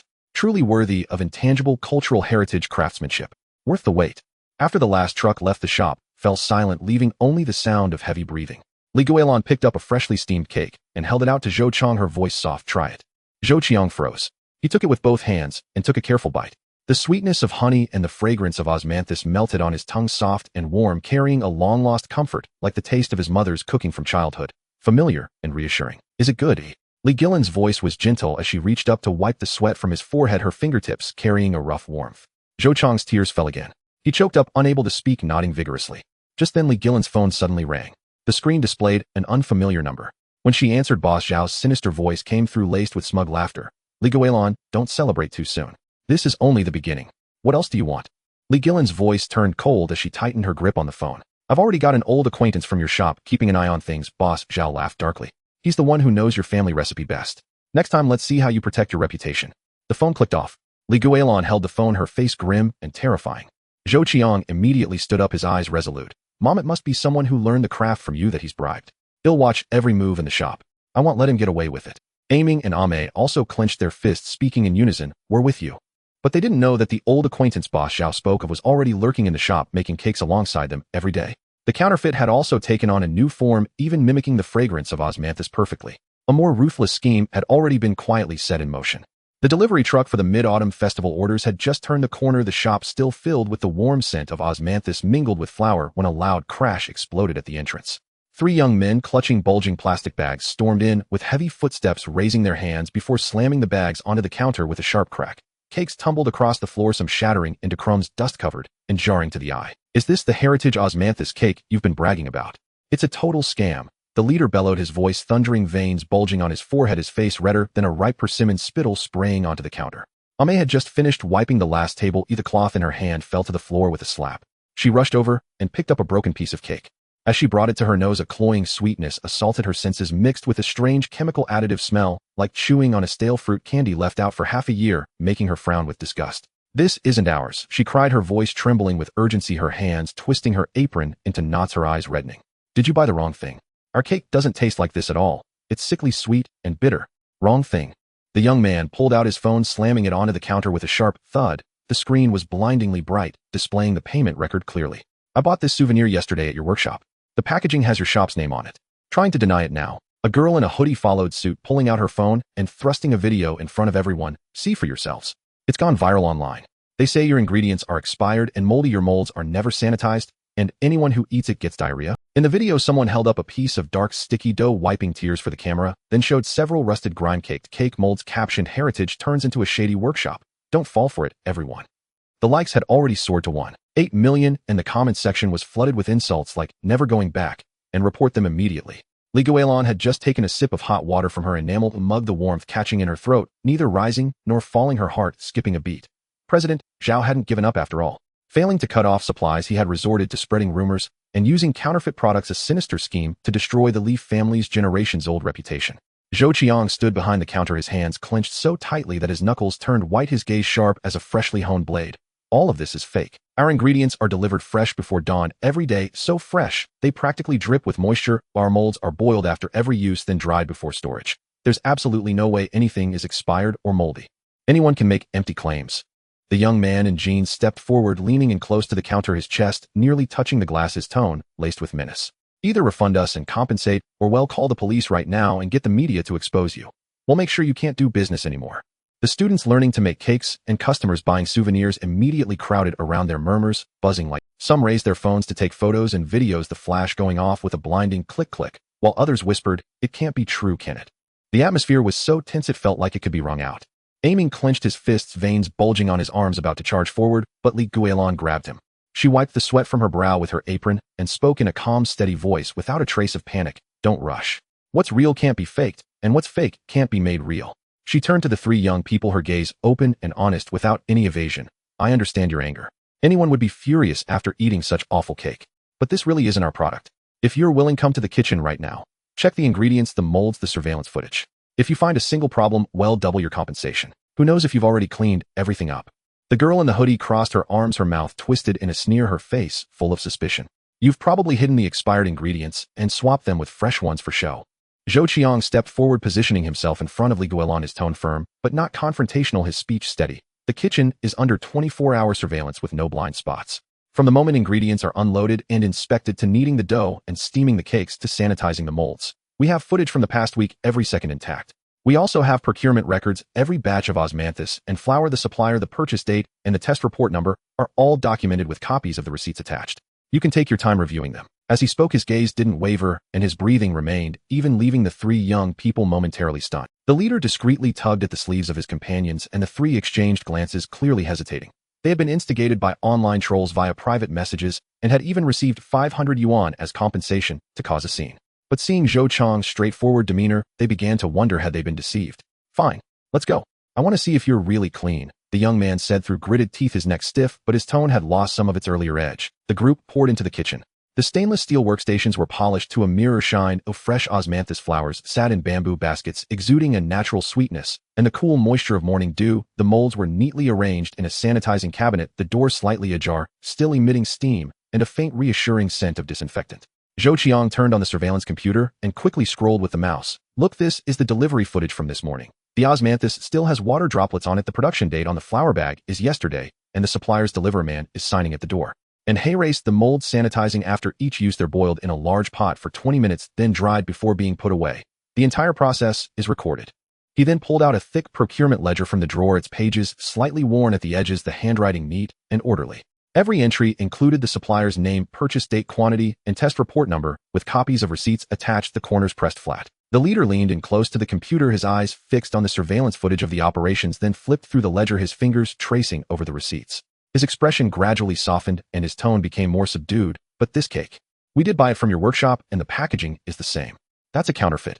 Zhou Qiang picked up a freshly steamed osmanthus cake and handed it over. The cake was still warm and soft. "Compare them. Our cake is sweet but not cloying, with a fine texture when broken apart, and you can see bits of osmanthus. The counterfeit is sickly sweet, has a grainy texture, sticks to your throat when swallowed, and leaves a bitter aftertaste." The three young people, half convinced, took the freshly made cake and took a bite. The osmanthus and honey flavors melted on their tongues, soft and not sticky. Then they picked up a piece of the counterfeit from the floor and nibbled on it. It was cloyingly sweet with an astringent aftertaste. They immediately spat it out with a huff and wiped their mouths. "Words aren't enough. Let's go to the Food and Drug Administration for testing right now." Zhou Qiang took 2 Ziploc bags from the drawer, placing a piece of the freshly made cake in one and a piece of the counterfeit in the other, his gaze resolute. "If it's our fault, well, double the compensation and issue a public apology. If it's a counterfeit, you'll help us clear our name and tell everyone the truth so no one else is misled by the rumors." Guilan nodded, picked up her cloth bag from the corner, and said, "He'll go with you. We'll cover the testing fees. No shirking or arguing." As the group stepped out of the shop, Aiming's phone rang. It was a call from someone inquiring about the workshop. He had barely said hello when a torrent of abuse poured from the other end. "How dare you still recruit students? Shady workshop. Cancel my reservation immediately or I'll file a complaint against you." The phone clicked off, but within seconds it rang again and then again, one after another, all demanding refunds. Aiming was drenched in sweat, his hands trembling. "What do we do? If this keeps spreading, our shop will be ruined. We've already had over a dozen workshop cancellations." Zhou Qiang drove while trying to calm him, his tone steady. "Don't panic. Once the test results are out, the truth will come to light. I may start a 24-hour live stream from the kitchen right now. Point the camera at the work area so everyone can see our real operations.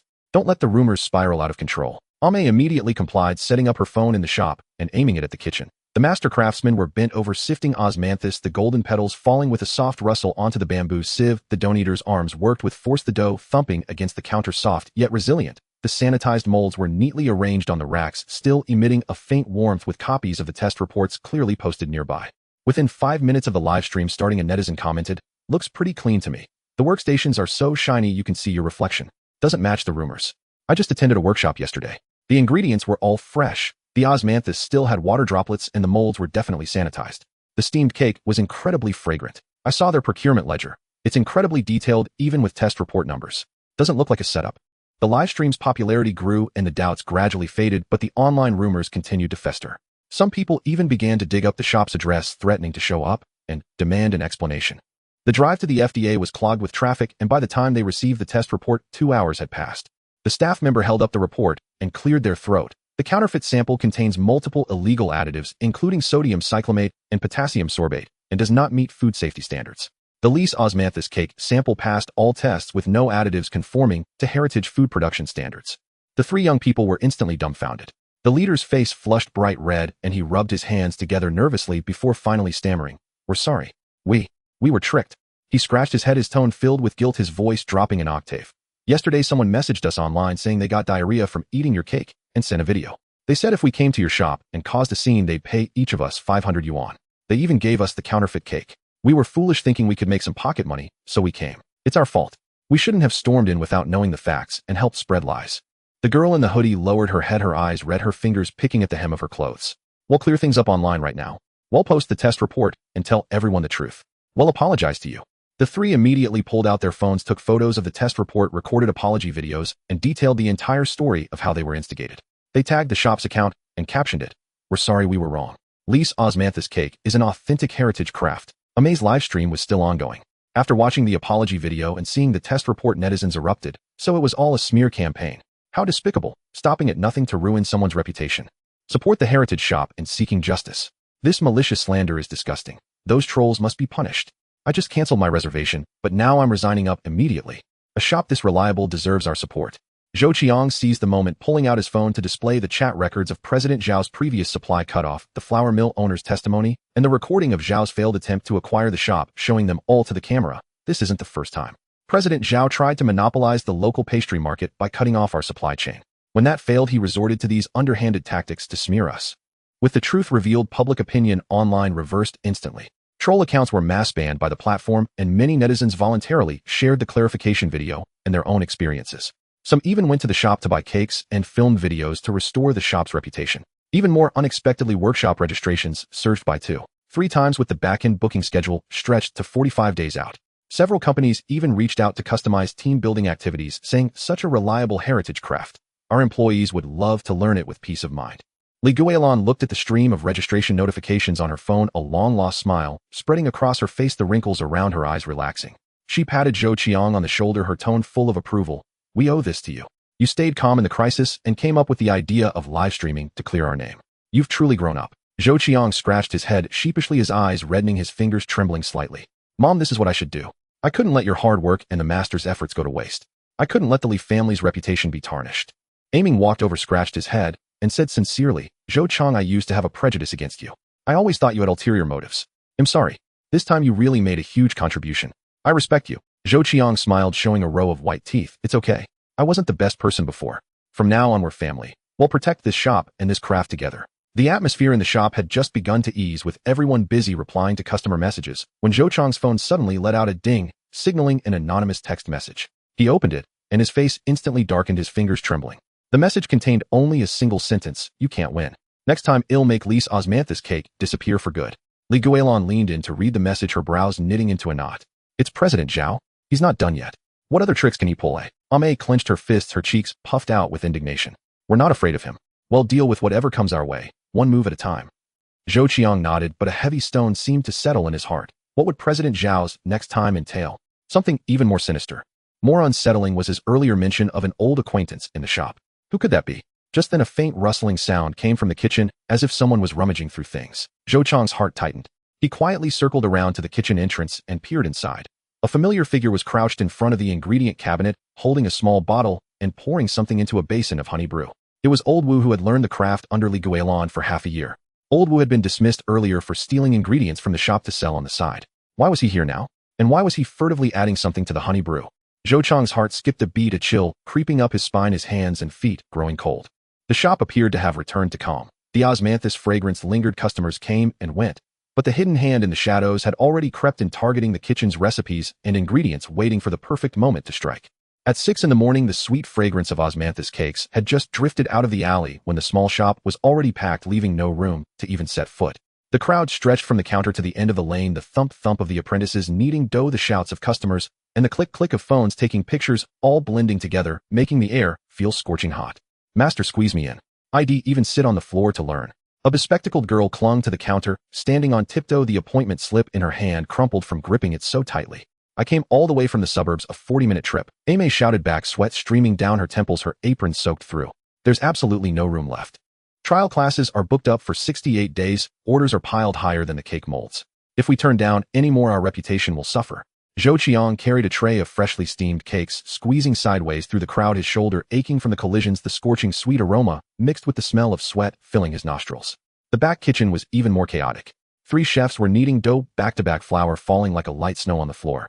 The newly arrived baskets of osmanthus could only be stacked by the door with not even a crack of space to stand. We can't hold on like this. Aiming wiped the flour off his face, his voice trembling with urgency. Yesterday, we took 23 corporate orders and 107 consultation calls. We can barely turn around. How are we supposed to keep up? Li Guilan looked at the crowd filling the room, her brow furrowed into a knot. The shadow lurking in the dark still hung over her heart. Now that the shop was booming, space had become a fatal bottleneck. If they didn't find a solution soon, the hard-earned reputation would go cold. Zhou Qiang set down the cake tray, his palms drenched in sweat. Mom, how about looking for a nearby storefront? Even a small one, just to use as a temporary workspace. I've already looked. Amy hung her head, her tone dejected. The nearby storefronts either demand double the rent or are too remote to attract customers. They're useless. Just as everyone was frantically pacing, a loud shout came from the entrance. Sister Guilan, don't worry anymore. My storefront is yours to use. Everyone looked up to see Uncle Lu from next door, a bunch of keys dangling from his hand, his wrinkled face beaming like a flower. Uncle Lu, we can't accept that. Li Guilan quickly waved her hands. Your storefront rents for thousands a month. Oh, we can't take advantage of you. Uncle Lu slapped the keys on the counter, his voice resolute. Mentioning money makes it impersonal. Back then your father saved my wife's life. He'll remember that debt forever. The storefront has been sitting empty for over half a year. It's perfect for you to expand. If the old street thrives, well, all share the glory.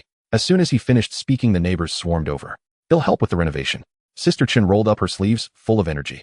My nephew is a decorator, and he'll cover the materials. Consider it thanks for the osmanthus cakes you give us every year. He'll make the cake molds for you. Master Wang the carpenter arrived, carrying his toolbox. He'll craft 20 new sets of molds for free, guaranteed to be more convenient than the old ones. My grandson talks about your cakes every day. Let me share a bit of the glory too. He'll come and clean. I have extra tables and chairs. The neighbors chimed in, their enthusiasm like a warm fire wrapping the small shop in coziness.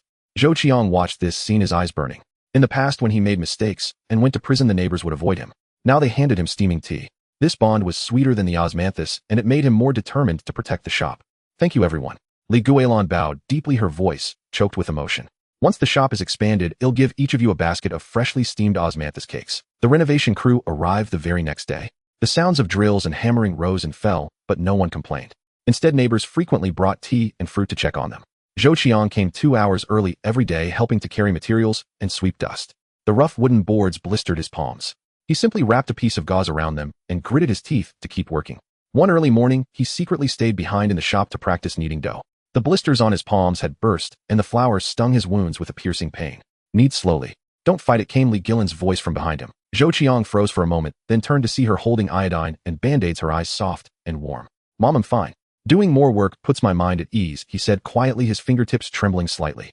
Li Guilan said nothing. She crouched down to tend to his wounds, the warmth of her fingers seeping through the gauze comforting him. Kneading dough is about using leverage, not brute force, she said, picking up a piece of dough. With a gentle twist of her wrist, she controlled the force effortlessly, the dough becoming smooth and round in her hands. When your father taught me, I practiced for 3 months before getting the hang of it. I even mistook sugar for salt once. Zhou Qiang watched her movements, his heart aching. This was the first time his mother had voluntarily mentioned his father, and the first time she taught him a skill like when he was a child. On the 5th day of renovations, a group of young people suddenly gathered at the entrance, all carrying backpacks, their faces a mix of excitement and nervousness. Is this Li's traditional osmanthus cake shop? We want to become apprentices. The leading girl with a ponytail held up her phone, the camera pointed at the shop. I'm a content creator and my followers are urging me to film the intangible cultural heritage. Apprentices. My eyes widened. You are all. We're the post-00s generation. A boy in a peaked cap stepped forward, clutching a notebook filled with dense scribbles. I failed in my previous business venture and want to learn a family craft to start over. She's a college student studying traditional culture. The others want to start handmade businesses because your osmanthus cakes have such a good reputation. There were 12 young people in total, their eyes full of anticipation crowding the entrance tightly. Guilan was both surprised and delighted, but also troubled. Children, learning to make osmanthus cakes is hard work. You have to get up before dawn every day. Kneading dough, brewing honey, sifting osmanthus. All of it requires real effort. Can you persevere? We can. The 12 answered in unison, their voices loud and clear. We're not afraid of hard work. We're afraid you won't accept us. Zhou Qiang looked at these vibrant young people, his heart stirring. Mom, let me teach them the basics. Tasks like kneading dough, sifting osmanthus, and washing molds. I can teach those. You focus on the core techniques. In his heart, he wasn't confident. He had only learned the craft for 6 months, and his foundation wasn't solid. But he wanted to try to prove he could shoulder the responsibility. Guilan hesitated for a moment, then looked at the determination in his eyes and nodded. All right, take good care of it. Remember, pass on the virtue before the skill. Craftsmanship can be practiced slowly, but character must never be compromised. Zhou Qiang nodded firmly, his palms sweating. He picked up a piece of dough to demonstrate the kneading motion. Knead with even force clockwise for 300 strokes until the dough is smooth and not sticky. Like this. As he spoke, he kneaded vigorously, but after just a few dozen strokes, the dough slipped and fell to the ground with a thud, rolling away, drawing suppressed laughter from the young people. Master, your technique seems a bit rusty. The girl with the ponytail said, holding back a smile. There was no malice in her eyes, just amusement. Zhou Qiang's face flushed crimson. The sweat in his palms had turned the flour into clumps. He had been too eager, wanting to show off, but ending up embarrassing himself. Let me try, Guilan said, walking over and picking up the dough. With a gentle twist of her wrist, she controlled the force effortlessly, the dough becoming smooth and round in her hands. Her movements were fluid and graceful, drawing admiring murmurs from the young people. Zhou Qiang stood to the side, a pang of disappointment in his heart, his fingers clutching his apron tightly. But to his surprise, after she finished kneading, Guilan leaned in and whispered, don't panic. The first time I taught a disciple, I was even more nervous than you. I mistook sugar for salt, and the cakes came out too salty to eat. She guided Zhou Qiang to adjust his posture, cupping the dough in his palm and using his wrist to drive his arm. See, kneading like this saves effort and makes the dough obedient. Zhou Qiang followed her lead, and this time the dough didn't slip. It wasn't perfect yet, but it didn't fall to the ground. Thank you, Mom, he said softly, his eyes reddening. In the days that followed, Zhou Qiang led the post-00s apprentices in practicing basic skills every day. He taught them to sift the osmanthus, explaining how to pick out stems and impurities, leaving only the golden petals. He taught them to wash the molds, soaking them in warm water for 10 minutes before scrubbing carefully with a soft brush, leaving no flour residue. Occasionally, when his technique faltered and the apprentices teased him, he didn't get angry. Instead, he smiled and said, you learned fast. Feel free to teach me later. We'll improve together. The apprentices grew increasingly fond of this down-to-earth master. The college student helped him organize the teaching notes, turning the steps into flowcharts. The content creator filmed short videos every day, and the shop's Douyin account gained tens of thousands of followers in just a few days. The entrepreneurial young people came up with many new ideas, like designing portable packaging for customer convenience. Master, we could live stream a simplified version of making osmanthus cakes. That would definitely attract followers, said the girl with the ponytail. And for packaging, we could make boxes shaped like osmanthus flowers, perfect for gifts, added the boy in the peaked cap. The young people's ideas were boundless, injecting new vitality into the small shop. During the renovation, there was a minor hiccup. A water pipe suddenly burst, water flowing down the wall, soaking the newly laid wooden floor. Without a second thought, the neighbors rushed over to help. Sister Chen quickly found a plumber. Master Wang helped move the furniture, and Zhou Qiang and the apprentices knelt on the floor, using towels to soak up the water. Sweat and mud dripped down, and they worked until midnight to solve the problem. This little trouble is nothing. Many hands make light work, Uncle Lu said with a smile, handing out the bottled water he had just bought. And so the renovation, which was supposed to take half a month, was completed in just 10 days. The new shop connected to Uncle Liu's storefront was 3 times larger than before. The front hall featured an experience area with brand new tables, chairs, and cake molds. The back kitchen had an expanded workspace with 4 new steamers, a well-organized ingredient area, and a separate room for brewing honey. On opening day, the old street was festively decorated with lanterns and banners.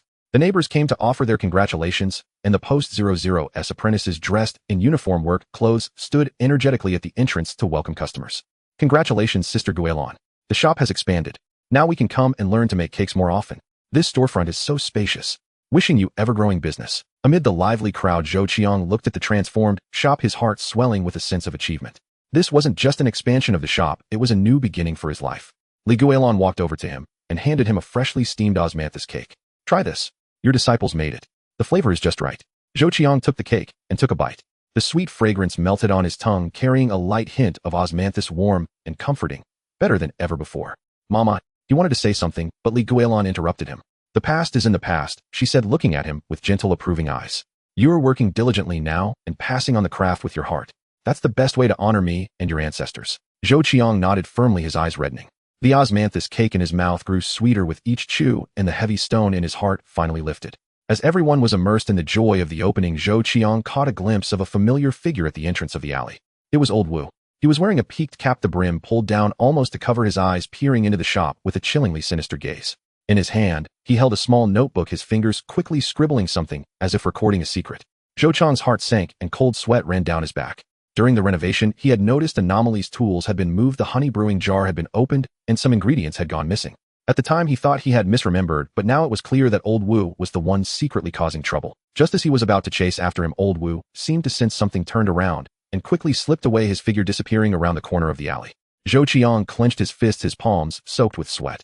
What unsettled him even more was that yesterday, while organizing the ingredients, he noticed that the small jar containing the core honey brewing recipe had signs of tampering on its wax seal, with a bit of unfamiliar soil clinging to the edge. The shop had expanded, the apprentices had arrived, and everything seemed to be thriving. But the hidden hand lurking in the shadows hadn't left, it was quietly creeping closer to the core craft. What was old Wu recording in that little notebook? Had he already obtained part of the recipe? What dirty trick would he pull next? Clang! With a sweep of his arm, 180 portions of osmanthus cake crashed heavily onto the floor of the creamy white pastries scattered across the ground, glowing with an unnatural pallor. Some had split open upon impact, revealing a dry, parched interior that was utterly unappetizing. How can anyone swallow this? The client representative bellowed, his voice rattling the window panes. It's dry and cloyingly sweet, chewing like a twig. If our team-building event serves this, our employees will curse us out. Zhou Qiang had just finished sifting osmanthus flowers with his apprentice, the scent of the blossoms still lingering on his hands. He whirled around at the outburst. Bending down, he picked up a broken piece of cake. The moment his fingertip touched it, he flinched. It was ice cold and hard as a pebble. When he bit into it, a crunch sounded. Dry, powdery crumbs choked his throat. An overwhelmingly sweet, strange taste assaulted his nostrils, carrying the stale, sour odor of cheap candy. There was none of the weedy fragrance of stone-ground flour, none of the moist, refreshing essence of osmanthus. It stuck to his throat as he swallowed, feeling rough and irritating. Impossible. Guilan rushed over in 3 quick strides, grabbed a piece, and broke it apart. The inside was white, dry, and brittle, lacking any of the soft, moist, and oily texture it should have had. She placed a bit in her mouth and pressed it with her tongue. Her brow instantly furrowed so deeply it could crush a mosquito. This isn't our cake. Not yours. The client representative pulled out his phone, tapped on a video, and thrust it before her eyes. Delivered this morning by your shop. All 180 portions were just like this. In the video, employees tasted the cake, frowned, and spat it out. Someone tossed the cake onto the table and muffled curses could be heard. What is this? So bitter it's sickening. It's terrible. We demand a full refund plus compensation for lost work time. The client representative slapped his phone onto the counter. Otherwise, I'll post this video online right now and let everyone see just how watered down your so-called intangible cultural heritage osmanthus cake really is. Amai's eyes were rimmed with red from anxiety. Her voice choked with sobs. She could barely speak clearly. It's impossible. The ingredients were all freshly opened this morning. The process hasn't changed. How could it turn out like this? Save your excuses. The client representative waved his hand impatiently. Either pay up or wait to be exposed. The choice is yours. Zhou Qiang clenched the piece of cake in his hand, his knuckles turning white. Suddenly, he recalled the oddities from a few days prior. The wax seal on the honey crock had a crack, as if it had been pried open and resealed. The cotton string on the flour sack had been replaced with plastic twine from the supermarket. When he had asked old Wu about it, old Wu had stammered, ran out of cotton string, found a temporary replacement. He had been busy teaching his apprentice then and hadn't thought much of it. There was also the look in old Wu's eyes, always evasive. A few days prior, he had probed, asking, is the ratio of rock sugar to osmanthus in the honey brew fixed? At the time, Zhou Qiang assumed old Wu wanted to learn the craft and had brushed him off with a casual answer. Mom, someone tampered with it, Zhou Qiang said in a low voice, his gaze darkening. The ingredients and process are fine. Someone changed the recipe and swapped the materials. Guilan's expression hardened. She made an immediate decision. Halt all orders. Ming, check the ingredient procurement records and inventory. Verify every single batch. May call every customer, explain the situation honestly, and promise to remake everything and deliver it personally before tonight. Zhou Qiang, come with me to the kitchen. In the kitchen, the honey crocks and flour sacks were arranged neatly. On the surface, nothing seemed amiss. Zhou Qiang picked up the small crock containing the core honey brew and opened the lid. A pungent, cloyingly sweet smell hit him, entirely different from the rich, mellow fragrance of the usual honey. This isn't our honey. Guilan leaned in to smell it, her voice trembling. Our honey needs to simmer slowly with osmanthus and rock sugar for 3 months. It's amber-colored with the scent of osmanthus. This is clear, and it has the weird smell of high-fructose corn syrup. Ming, clutching the procurement ledger, burst through the door, panting. The ingredients all check out. The osmanthus flour and rock sugar are all from our usual suppliers. The batch numbers are fine. I inspected them when they came in, they were all good quality. Then where is the problem? Amei stamped her foot in desperation, tears threatening to fall. The customers are all pressing us. If this really gets exposed, our shop is finished. Zhou Qiang said nothing. He crouched down and inspected the flour sacks one by one. He suddenly stopped in front of one. The seal on this sack was plastic twine, jarringly different from the cotton string on the others. He took out scissors, cut the sack open, and grabbed a handful of flour. He rubbed it between his fingers. It was smooth and slippery, lacking the fine, grainy texture of stone-ground flour. He brought it to his nose and sniffed. There was a faint chemical smell. The flour has been swapped, Zhou Qiang stated with certainty. This has bleaching agent added, maybe even talcum powder. That's why it's so white and smooth. Li Guilan grabbed a handful of the flour and rubbed it between her fingers. Her expression grew even graver. Her voice was as heavy as a stone, laden with disappointment and a hint of pain. He was only 15 when he first came as an apprentice. His family was dirt poor. I felt sorry for him and taught him the basic skills. Later he stole the honey brew to sell, saying it was to pay for his sister's school fees. I didn't call the police, I just kicked him out. I never thought he would come back this time. Zhou Qiang remembered how old Wu had looked when he came to apply for the job, wearing a faded white shirt, his hair neatly combed, speaking earnestly. Master Guilan, I know I was wrong. I've regretted it all these years. I want to come back and atone, even if it's just doing odd jobs. He had also mentioned that his mother was gravely ill in the hospital and urgently needed money for surgery. He said he had been working odd jobs everywhere to raise the funds, his eyes turning red as he spoke. It's Boss Zhao. Zhou Qiang suddenly understood. Boss Zhao failed the first 2 times. This time he saw that old Wu was desperate for money and bribed him to be the mole inside. Ming ground his teeth. That Boss Zhao is so vicious. He always preys on people's weaknesses. Pointing fingers won't help now. Zhou Qiang clenched his fists. We need to find the evidence. Otherwise old Wu will never confess and Boss Zhao will wash his hands clean. He's not in the shop now? Could he have already run away? Amei asked worriedly. No, Zhou Qiang shook his head. He hasn't gotten the final payment Boss Zhao promised. He'll definitely come back to see the result. He might even try to tamper with things again to muddy the waters. Li Guilan nodded, her gaze resolute. Well, wait. He'll come tonight. That evening the 4 of them split into 2. Zhou Qiang and Ming hid in the storage room next to the kitchen. It was piled high with baskets of osmanthus flowers, the air thick with their fragrance, but it couldn't suppress the tension in their hearts. They held their breath, their ears pricked, hearing even the sound of the wind outside clearly. Li Guilan and Amei were in the office upstairs watching the kitchen's surveillance monitor. On the screen the kitchen was lit only by a dim wall lamp casting long shadows. It was eerily quiet. The night was as dark as spilled ink. The lights on the old street went out one by one, leaving only the occasional distant barking of dogs, now near, now far. A little past 1 in the morning, Zhou Qiang heard a faint rustling at the door, the sound of shoe soles scraping against the floor. It was very soft, but in the dead silence of the night, it was unmistakable. He held his breath and peered through the crack in the storage room door. A dark shadow slipped in along the wall. It was old. He was wearing a black jacket, his hat pulled down low, almost covering half his face. He clutched something wrapped in black cloth. He first spent 5 minutes peering around at the doorway, cautiously making sure no one was there before tiptoeing into the kitchen. From the black cloth, he pulled out a small bottle. In the dim light of the wall lamp, he carefully poured a clear liquid into the honey brew crock. His movements were frantic, his hands trembling. He kept glancing back at the door, as furtive as a thief. Now, Zhou Qiang shouted in a low voice, and together with Ming they rushed out. Old Wu was so startled, he dropped the bottle with a clatter. The clear liquid spilled all over the floor, and a pungent, cloyingly sweet smell instantly filled the air, making everyone wrinkle their noses. You? What are you doing here? Old Wu's face turned deathly pale. He turned to run. Ming grabbed his arm and held him tight. Where do you think you're going? What are you adding to the honey brew? Old Wu struggled, his eyes darting away, his speech faltering. I just came to check if we have enough ingredients for tomorrow's orders. Liar. Zhou Qiang picked up the small bottle from the floor, unscrewed the cap, and sniffed it. It was the exact smell of that cheap sweetener. What is this? Why did you swap the flour and tamper with the honey brew? Li Guilan and Amei rushed down from upstairs. Li Guilan looked at Old Wu, her eyes filled with both pain and anger. Old Wu, I've treated you well. When your mother was in the hospital, I secretly gave you 2,000 yuan to buy some nutritious food for her. Why would you help Boss Zhao harm me? Old Wu trembled all over. His lips quivered and tears streamed down his face. It wasn't me. It's your own process that's flawed. It has nothing to do with me. Zhou Qiang gave a cold laugh, pulled out his phone, and tapped on a recording. It was a conversation from a few days earlier. Old Wu asked, Master, is the ratio of rock sugar to osmanthus in the honey brew unchangeable? What would happen if you changed it? Zhou Qiang hadn't thought much of it then, and answered casually. If the ratio is wrong, it's ruined. It becomes cloyingly sweet without the fragrance of osmanthus. The recording also included Old Wu asking about the location of the flour storage and inquiring, is there anyone guarding the shop at night? The probing tone in his voice was unmistakable. Still trying to deny it. Zhou Qiang's tone was icy. During the renovation, you were always hovering around the ingredient area. I later changed the storage place for the honey brew, and you kept probing. I found it suspicious back then, so I made sure to record this. Old Wu's face drained of all color. His legs gave way, and he collapsed to the floor, covering his face with his hands as he wept. Boss Zhao forced me to do it. He knew my mother needed surgery and was desperate for 100,000 yuan.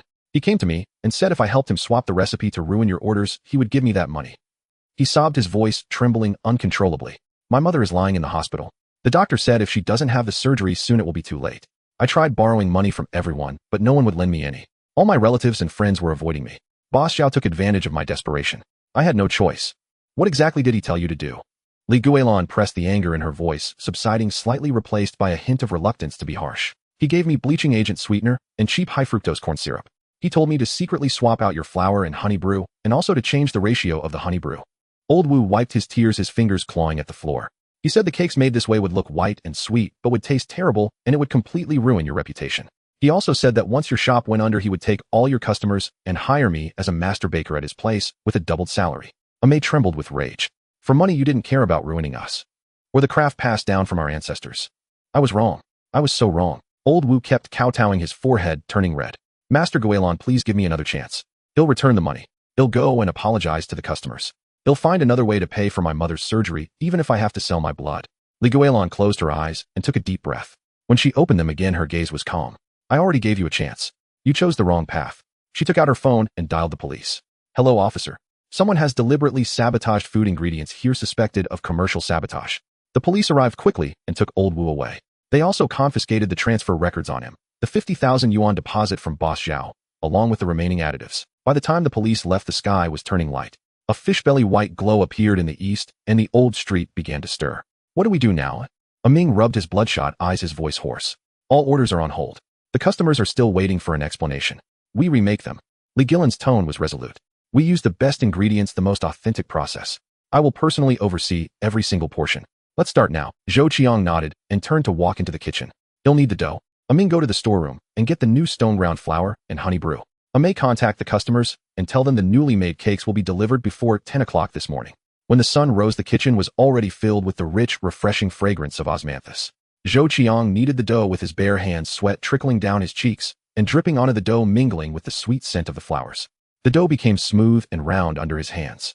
His movements were even and powerful, each knead firm and solid. Li Guilan stood by, watching his focused profile, her gaze softening. This son who had once caused trouble and deeply disappointed her was now calm in the face of adversity, daring to take responsibility. He had become someone who could stand on his own, using his actions to protect the craft passed down through generations. For the entire morning, the four of them, along with the apprentices, worked nonstop. The steam from steaming the cakes filled the kitchen, and the sweet fragrance drifted far and wide, making neighbors who passed by poke their heads in to ask if new cakes were being made. At 9:30 in the morning, the first batch of freshly steamed osmanthus cakes was boxed.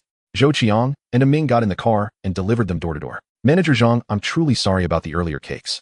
These are the ones we've remade. Please have a taste. Zhou Qiang handed over the box of cakes, his attitude sincere. Manager Zhang, who had been the furious client representative, opened the box with skepticism. A rich, mellow fragrance of osmanthus instantly filled the air, overpowering the earlier unpleasantness. He picked up a piece and took a bite. The soft, sticky cake melted on his tongue, sweet but not cloying. The delicate scent of osmanthus and the weedy aroma of the flour intertwined. Even as he swallowed, his throat felt moist and comfortable. Now this is the real taste. Manager Zhang's eyes lit up and the anger on his face vanished instantly. What was that earlier batch? It's worlds apart from this. We failed in our quality control, and I apologize for the trouble we caused you, Zhou Qiang said. To make up for it, we've added an extra 20 portions this time. In the future, we will assign more people to oversee the ingredients. This will never happen again. Manager Zhang waved his hand with a smile. With this attitude of yours, I have nothing more to say. You're so responsible, even delivering it personally. From now on, for our company's team-building events and gifts, we'll only order pastries from your shop. He immediately took out his phone and placed an order for the company's entire year's worth of team-building pastry orders. Other customers also gave positive feedback. Someone took a photo of the osmanthus cake and posted it on social media with the caption, "The intangible cultural heritage osmanthus cake lives up to its reputation."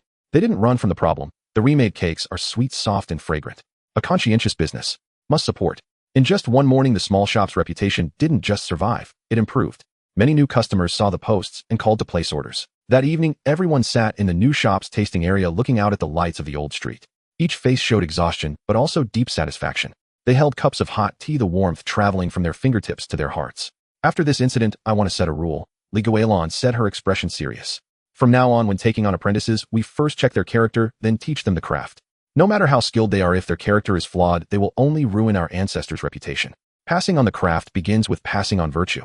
This is the bottom line, and it cannot be broken. I agree. Zhou Qiang was the first to second her. With a bad character, the craft becomes a tool for harm. What we are protecting isn't just the craft, but also the trust of our neighbors. A Ming and a Mei also nodded. From now on, when taking on apprentices, we need to thoroughly understand their background. They must also sign an integrity agreement. If they break it, they can never touch this craft again. Li Guilan looked at the three of them and nodded with satisfaction. She picked up a freshly steamed osmanthus cake and handed it to Zhou Qiang. Try it. You did a good job this time. Zhou Qiang took it and bit into it. It was soft, sticky, sweet, and fragrant. The delicate scent of osmanthus lingered on his tongue for a long time, warm and comforting. His heart felt brighter. Mom, you have some too. He pushed the box of cakes towards Li Guilan. Li Guilan took a bite, her eyes full of pride. It's even better than what I made when I was young. Just then a mice phone suddenly rang. The screen showed Intangible Cultural Heritage Office. She answered, her eyes growing wider and wider. A smile she couldn't suppress spread across her face and her voice rose. Really, that's wonderful. Thank you so much. We will definitely be there on time. After hanging up, she jumped up excitedly. The Intangible Cultural Heritage Office has informed us that we will be participating in the Provincial Intangible Cultural Heritage Expo next month. They said we are a key recommended project for our city and will have a dedicated booth. Smiles broke out on everyone's faces. This was recognition of their craft and a wonderful opportunity for Li's osmanthus cake to step out of the old street and become known to more people. But Zhou Qiang couldn't bring himself to smile. A faint unease stirred in his heart. Old Wu had been caught, but Boss Zhao hadn't shown his face. This whole affair was orchestrated by Boss Zhao, a man who held a grudge and would never let things go easily. The Provincial Intangible Cultural Heritage Expo was their opportunity, but it was also likely Boss Zhao's next target. Would Boss Zhao resort to even more insidious tactics?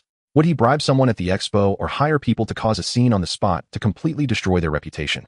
Zhou Qiang stared out the window at the pitch-black night sky and clenched his fists. This feud would have to be settled once and for all at the expo. Boss Zhao was surely brewing something even worse. Damn it, this is what they call a booth. Aiming kicked the iron frame, the clang rattling the nearby trash can. The stench of stale water mingled with dust, piercing the nostrils. The Provincial Intangible Cultural Heritage Expo Hall buzzed with chatter, yet Li's osmanthus cake stall was crammed into the most obscure corner right next to the trash bin. The display board leaned crookedly against the wall, exposed wires dangling, not even a spotlight in sight. The osmanthus cakes on the sample plate looked wilted, drained of all vitality. We clearly registered for the prime spot at A3, so how did we end up at C18? Ame jabbed a finger at the booth number, her eyes reddening with rage, her voice trembling. The Heritage Office swore up and down they'd give us a chance to shine, but this is just humiliating us. Zhou Qiang frowned, reaching out to touch the back of the display board. A layer of grime clung to his palms, sticky and unpleasant. A chill ran through him. This was no coincidence. That old fox boss Zhao had seized his opportunity. He clenched his fists, knuckles turning white, his elbows slightly raised. If not for the exhibition, he would have stormed off to demand an explanation. Li Guilan, however, remained composed. She clutched the ancestral wooden cake mold, her fingertips tracing the smooth osmanthus carvings worn down by time. Her voice, though laced with anger, was steady. What's the rush? We make a living with our craft. We can stand tall anywhere. First, let's arrange the samples properly. Her words were barely out when a sneering laugh drifted from behind, grating on the ears.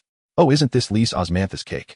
Boss Zhao, dressed in a sharp suit with slicked back hair and polished shoes that gleamed, was accompanied by a man in a Zhongshan suit with gold-rimmed glasses. Hiding away in this corner.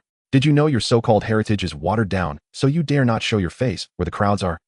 Zhou Qiang stepped forward, positioning himself firmly in front of Li Guilan, his gaze icy. Boss Zhao has such leisure. Why not tend to your own shop of counterfeit goods instead of stirring up trouble here? No need to be so harsh. Boss Zhao raised an eyebrow, patting the shoulder of the man beside him, his tone dripping with pride. Allow me to introduce you.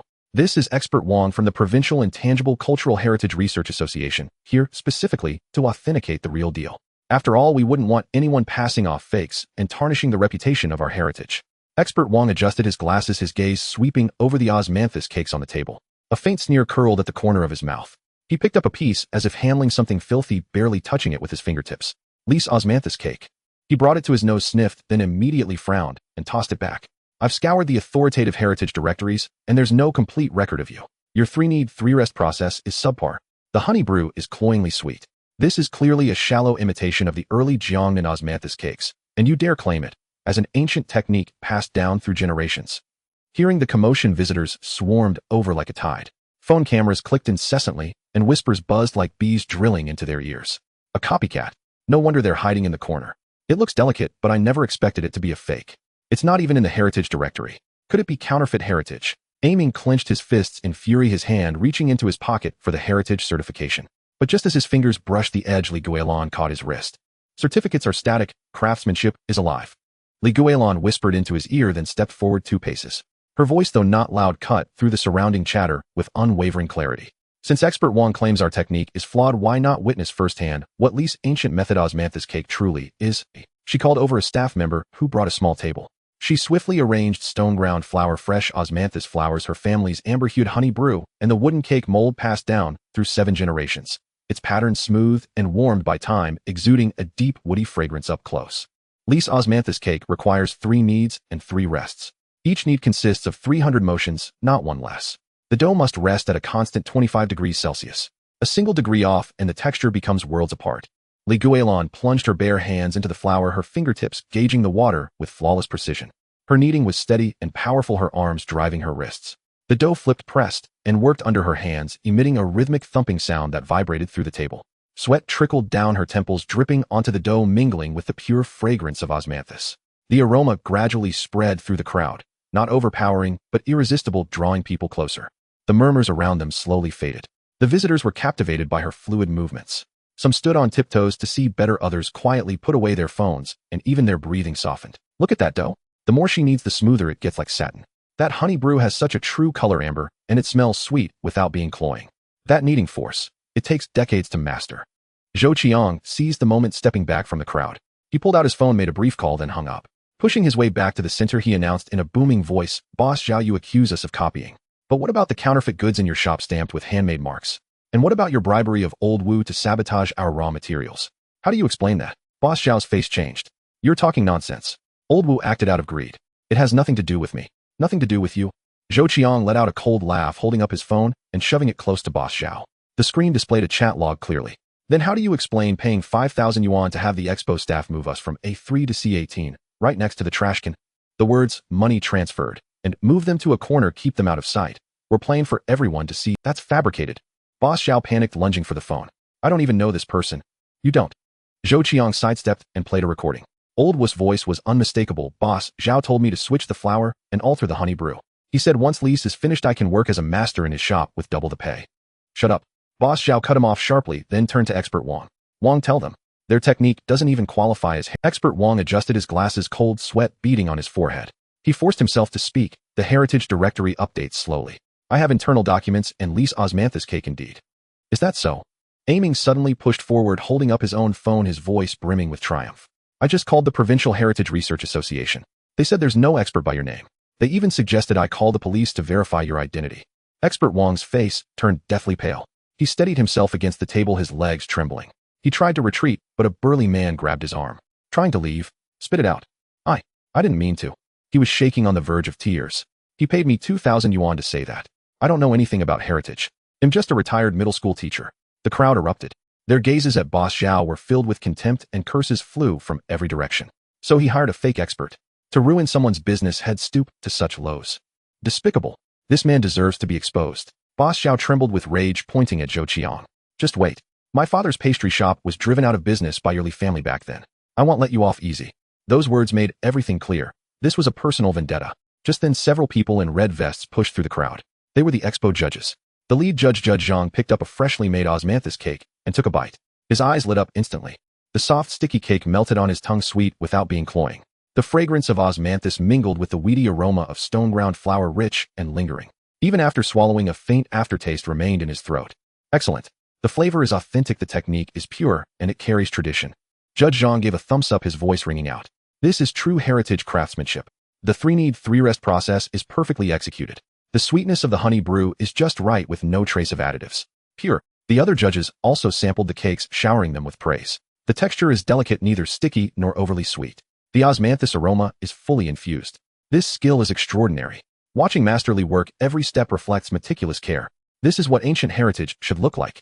Judge Zhang announced on the spot. "After our evaluation, Li's osmanthus cake boasts authentic technique and pure flavor, meeting the standards of intangible cultural heritage. We hereby award it the Heritage Innovation Award." Applause erupted instantly. Visitors clapped and cheered. Some immediately bought samples, while others crowded around asking about franchise opportunities. Several heads of heritage brands from neighboring cities pushed forward, handing over business cards. "Masterly would like to collaborate on a joint gift box to promote this wonderful craft. We want to collaborate too. Let's exchange WeChat for details." Our shop is in the next city. Well sourced from you. Li Guilan accepted the cards with a smile, nodding repeatedly. Wonderful. As long as we can help more people appreciate and pass on our heritage, we're happy to cooperate. Within half an hour, 5 cross-city cooperation orders were signed. The booth was packed, the earlier desolation gone. Even the staff voluntarily moved the trash can away and added 2 spotlights. Boss Zhao watched the scene, his face dark as a storm cloud. He tried to leave, but was surrounded by pointing visitors. Amidst the jeers, the expo staff eventually escorted him out. As he left, he spat, "Just wait. This isn't over." Zhou Qiang looked at the bustling booth, a weight lifting off his chest. Sweat trickled down his spine, soaking his shirt. He had been on edge, fearing Boss Zhao might have another trick up his sleeve. Li Guilan walked over and handed him a freshly made osmanthus cake. Her fingers brushed his, carrying the warmth from kneading. "Try it. We didn't shame our ancestors this time." Zhou Qiang took a bite. The sweet fragrance spread across his tongue, warming his heart. He could sense that Li Guilan's tone now held genuine recognition, a departure from the earlier distance. This was more than a victory, it was the beginning of Li's osmanthus cake, stepping out of the old street into a broader, but the joy was short-lived. A new challenge emerged. The 5 cross-city orders combined with on-site purchases piled up to over 1,000 portions in a single day. The purely handmade process couldn't keep up. Cutting corners to rush production would tarnish the heritage's reputation. Turning down orders would mean missing a golden promotional opportunity. Moreover, Boss Zhao's parting threat still echoed. That old fox was vengeful and would not let things rest. Zhou Qiang squeezed the osmanthus cake in his hand, his fingers tightening. The sweetness lingered on his tongue, but his heart felt heavy. A trial concerning heritage and efficiency had quietly arrived. We've only got 48 hours. If these 1376 cross-city orders fall through, the penalty fees alone will bankrupt our little shop. Ming slammed the order book onto the counter with a sharp smack, sending flour dust swirling into the air and making everyone wince. The old workshop's light bulb swayed unsteadily, casting flickering shadows over stacks of orders piled half as high as a man. The edges of the papers were frayed from constant handling, radiating an urgent, desperate energy. Let them fall through. We can't mess around blindly. Ame shot to her feet, osmanthus crumbs cascading from her apron, her eyes rimmed red, as if steeped in wine. When my grandfather passed, he gripped my hand, barely able to breathe, but still whispering that the soul of the Li family osmanthus cake lies in made fresh and steamed on the spot. A pre-made version would be digging up our ancestors' roots. Zhou Qiang clutched a freshly kneaded dough ball, his fingertips coated with wheat flour, the knuckles white from tension. His arms ached as if filled with lead. He had been kneading until the wee hours last night, his muscles stiff and hard. Even after applying 2 patches of pain relief plaster, they remained rigid. Lifting his arm required gritting his teeth and mustering all his strength. After winning an award at the Expo, cross-city orders had poured in like snowflakes, including 800 joint orders from 3 neighboring cities, time-honored, intangible cultural heritage brands. But the shop had only 15 people, from apprentices to master craftsmen. Doing everything by hand, they could make at most 200 portions a day, and even working around the clock, their arms and legs couldn't take it. Our ancestors' roots are important, but we can't starve to death either. Ming stomped his foot in agitation, the soles of his shoes squeaking against the cement floor. The penalty is 2,000. Last year, after slaving away for a whole year, our net profit was only 1,800. This is forcing us into a corner. Money can be earned again, but once the roots are dug up, they'll never grow back. Ame reached out to touch the plaque inscribed with Li family ancient method. Hanging on the wall, her fingers tracing its cracks, her voice trembling. I've guarded this shop for 10 years, from the days when I helped my grandfather with my hair and pigtails to now standing on my own. I can't let it all be ruined by the word pre-made. The apprentices gathered nearby, whispering among themselves. The younger ones scratched their heads and muttered, "We won't know if it works unless we try," while the older ones crouched on the ground, sighing, "The ancient method must not be changed." The noise bubbled up like a pot of porridge boiling over. Li Guilan sat in the corner, her fingers slowly stroking the ancestral wooden cake mold, its patterns worn smooth and gleaming from years of use. She said nothing, her gaze shifting between the piles of orders and the plaque, her brows knitted into an unyielding knot. "Master, please give us a firm decision." Ming stepped closer to her, his voice tinged with tears, rubbing his hands together frantically. Li Guilan set down the cake mold and stood up, the wooden chair legs scraping against the floor with a creak that carried a heavy, resolute weight. She grabbed a piece of freshly steamed osmanthus cake and held it to Ame's lips, her voice slow and gentle. "Try it. This is the taste your grandfather taught me to make." Ame took a small bite. The soft, sticky cake burst with a clear, sweet osmanthus flavor on her tongue, and tears streamed down her face, scalding her hands. "This is the taste. I'm afraid the pre-made version can't capture this warmth. Now try this one." Li Guilan picked up another piece of cake that had been sitting for 3 hours and handed it to Ming. "Cross-city logistics take at least 2 days. By the time it reaches the customer, this is what it'll be like." Ming chewed and frowned deeply, his face contorting. "It's dry and hard, all the aroma is gone. It's like chewing wax. Might as well eat a steamed bun. Do you think this protects our reputation?" Li Guilan's voice was as heavy as a stone, striking everyone's hearts. "Letting customers eat this hard lump is what truly ruins our name and disappoints them." She turned to face the group, tapping the counter with her fingertips, the rhythmic tap-tap, carrying an undeniable authority. We can try the pre-made version, but I have 3 unbreakable rules. The dough must be shaped entirely by hand, no preservatives whatsoever, and the texture must be nearly identical to the freshly made version. If it's off by even a fraction, we stop immediately. Ame froze her mouth, slightly open, tears still clinging to her cheeks and dripping down her chin. The resistance in her eyes softened a little. Master, you really want to let us try? Intangible cultural heritage isn't a decoration to be locked in a glass cabinet. Guilan picked up a cake mold, sunlight streaming through the window, casting delicate shadows of its patterns. If more people can taste our ancestors' craft, that's true inheritance. Then let's get started right now. Ming's spirits lifted instantly, and he grabbed Zhou Chang, pulling him toward the storeroom. Zhou Chang, you and I will adjust the process. You'll be the taste judge. Not even a slight deviation is allowed. We have to honor our ancestors. On the first day of experimentation, Ming made the cake blanks using the standard method, cooled them, and vacuum sealed. When they opened them the next day, the cake was sticky and had a plasticky smell. Ame spat it out after one bite, her tongue tingling, frowning, and waving her hand. No good, no good. This taste. I can't even swallow it myself, let alone customers. It's disgusting. Ming stared at the freshness-preserving box, his face dark as ink, clutching his hair and pacing in circles. Switch to imported packaging. If that doesn't work, well, add ice packs and cold chain shipping. I refuse to believe we can't crack this. It's useless. Zhou Qiang suddenly spoke, his voice a little hoarse. He pulled a small piece of beeswax from his pocket, its surface warmed and shiny from body heat, the edges slightly worn smooth. When I worked in the cafeteria, I saw them use beeswax to seal pastries. It locks in moisture and aroma, keeping them fresh for days. This beeswax was a gift from Old Wang, a neighbor, after Zhou Qiang helped repair his beehive during a typhoon. That day the typhoon had destroyed the hive, and Zhou Qiang worked through the night for 8 hours to fix it. Old Wang, feeling grateful, insisted on giving him this piece of beeswax, saying, "Beeswax is a wonderful thing. It preserves food and protects flavors." Zhou Qiang had kept it ever since, feeling it might come in handy. It was the first sincere gift he had received since turning over a new leaf. Beeswax. Ame frowned, reaching out to touch the wax. It was cool and slightly greasy. Want to have a strange taste. If customers don't accept it, won't all our work be for nothing? There's an ancient method called sealing flavor with wax, Guilan said, picking up the beeswax and sniffing it. Its fragrance was clean, mixed with a faint herbal scent. Let's give it a try. It's better than sitting around waiting to default on our contracts. For the second experiment, they melted the beeswax and brushed it evenly over the cake blanks before vacuum sealing them. When they opened it, the beeswax's fresh scent mingled with the osmanthus fragrance. The cake was still soft and sticky, but after heating, the wax layer solidified on the surface, making it greasy and cloying, coating the throat like oil. So close. Just a little more. Ming pounded the counter in frustration, rattling the bowls and dishes. He stared at the thermometer, his hair a mess, his eyes bloodshot, the ashtray piled high with cigarette butts. Adjust the beeswax thickness to 0.5 millimeters, thin as paper. This ordeal lasted 7 days. The old workshop's light burned late into the night, its glow flickering on the walls, illuminating everyone's bloodshot eyes. Flour sacks piled higher than a person, 3 large basins filled with osmanthus residue, the thermometer polished shiny from constant handling.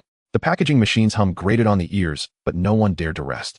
Zhou Chang's arms ached so much he could barely lift them, changing pain patches one after another. Amai's tongue went numb from tasting. Even plain water tasted of osmanthus, leaving a bitter taste in her mouth. Ming stared gloomily at piles of data, smoking one cigarette after another until his voice went hoarse. For the third experiment, they applied the beeswax as thin as a cicada's wing, wrapped the cakes in breathable cotton paper, and then vacuum sealed them. When heated, the beeswax melted and soaked into the paper, leaving no trace at all. The moment they opened the freshness-preserving box, the osmanthus aroma burst forth, just like freshly steamed cakes, clean and appetizing. Ame took a cautious bite, her eyes instantly lighting up. Tears fell again, this time warm and scalding. This is the taste. Almost no different from my grandfather's. It's been so hard. Guilan also tried a piece, chewing slowly, then nodded with a hint of a smile. The sweetness and texture pass. But we must set a firm rule. The pre-made version is only for cross-city orders. The freshly made version is for in-store customers and local orders. Never mix them up and never tarnish the freshly made reputation. Ming clapped his hands excitedly and turned to run out. He'll contact the packaging factory right away to customize freshness-preserving boxes with the intangible cultural heritage logo. We need to let customers know that this pre-made version is also our genuine craftsmanship. But just as he reached the door, he stopped abruptly. The demand for beeswax had suddenly surged. Local suppliers' beeswax quality was inconsistent, and the price had risen by 30%, citing raw material shortages and supply constraints. It was clearly price gouging. Isn't this a ripoff? Ming paced frantically, nearly wearing a hole in the cement floor. Without good beeswax, the best process is useless. This is just adding to our troubles. Zhou Qiang pulled out his phone, his fingers trembling slightly, and called Old Wang. He wasn't confident. After all, he had only helped the man once, and Old Wang might not even remember the favor. Brother Zhou, what's up? Don't be shy, just say it. Old Wang's hearty voice came through the phone warm with a rustic charm. Brother Wang, could you spare me some beeswax? I need high purity stuff. They'll pay you market price plus 30%. No need for money. You're slapping me in the face. Old Wang interrupted, his voice rising an octave. Last time the typhoon wrecked my beehives, you worked through the night for 8 hours and saved my entire bee colony. They're my lifeline. My son is also a diehard fan of your osmanthus cake. He talks every day about learning your craft. Old Wang paused, his tone becoming earnest. I have this year's new beeswax 99 pure. They'll give it to you at cost, not a penny more. He'll drive it over right now, travel through the night, and make sure it doesn't delay you. Early the next morning, Old Wang arrived with a full cart of beeswax. When he opened the sacks, a rich, clean beeswax fragrance wafted out, mixed with a hint of floral honey sweetness. Reassuring, just to smell. Use this for now. If you need more, he'll gather more for you. Old Wang patted Zhou Chang's shoulder, his face crinkling into a smile. I also want my son to become your apprentice, so you'll have to put in a good word for me with Master Li. With the raw material problem solved, the pre-made version quickly launched. The packaging bore the Li family osmanthus cake's intangible cultural heritage logo, along with a line of small text, handmade dough, no additives, preserving the authentic ancient flavor. Simple yet honest. The first batch of 500 cross-city orders was shipped. 3 days later, feedback poured in like a flood. Phones, but the texture is incredible. Just like eating it fresh in the shop. The osmanthus flavor hits your nose, so fragrant. Intangible cultural heritage is truly different. No additives, so I feel safe giving it to my kids. I've already repurchased 3 times, and it's perfect for gifting to friends. The packaging looks authentic and the aroma bursts out when opened. So much better than those flashy pastries. With overwhelming positive reviews, cross-city orders didn't decrease. Instead, they increased by over 400 more. Even local companies ordered the pre-made version as employee benefits, saying, intangible cultural heritage craftsmanship. Employees can eat with confidence. Ame sat at the counter scrolling through the glowing reviews, laughing and crying at the same time. She wiped her face, but the corners of her mouth kept lifting. So innovation isn't losing the soul. It's letting more people taste our ancestors' flavors. This is true inheritance. Li Guilan picked up a pre-made osmanthus cake, her fingertips tracing the intangible cultural heritage logo on the packaging, her gaze soft as water. Zhou Qiang handed her a cup of warm water, the cup slightly cool, and he deliberately shifted it to the side to avoid burning her. Master, you've worked hard. His voice was low, his heart warm. This was the first time Li Guilan hadn't avoided something he offered, and she even reached out to take it. Li Guilan took a sip of water, her look toward him noticeably gentler than before, her tone softer too.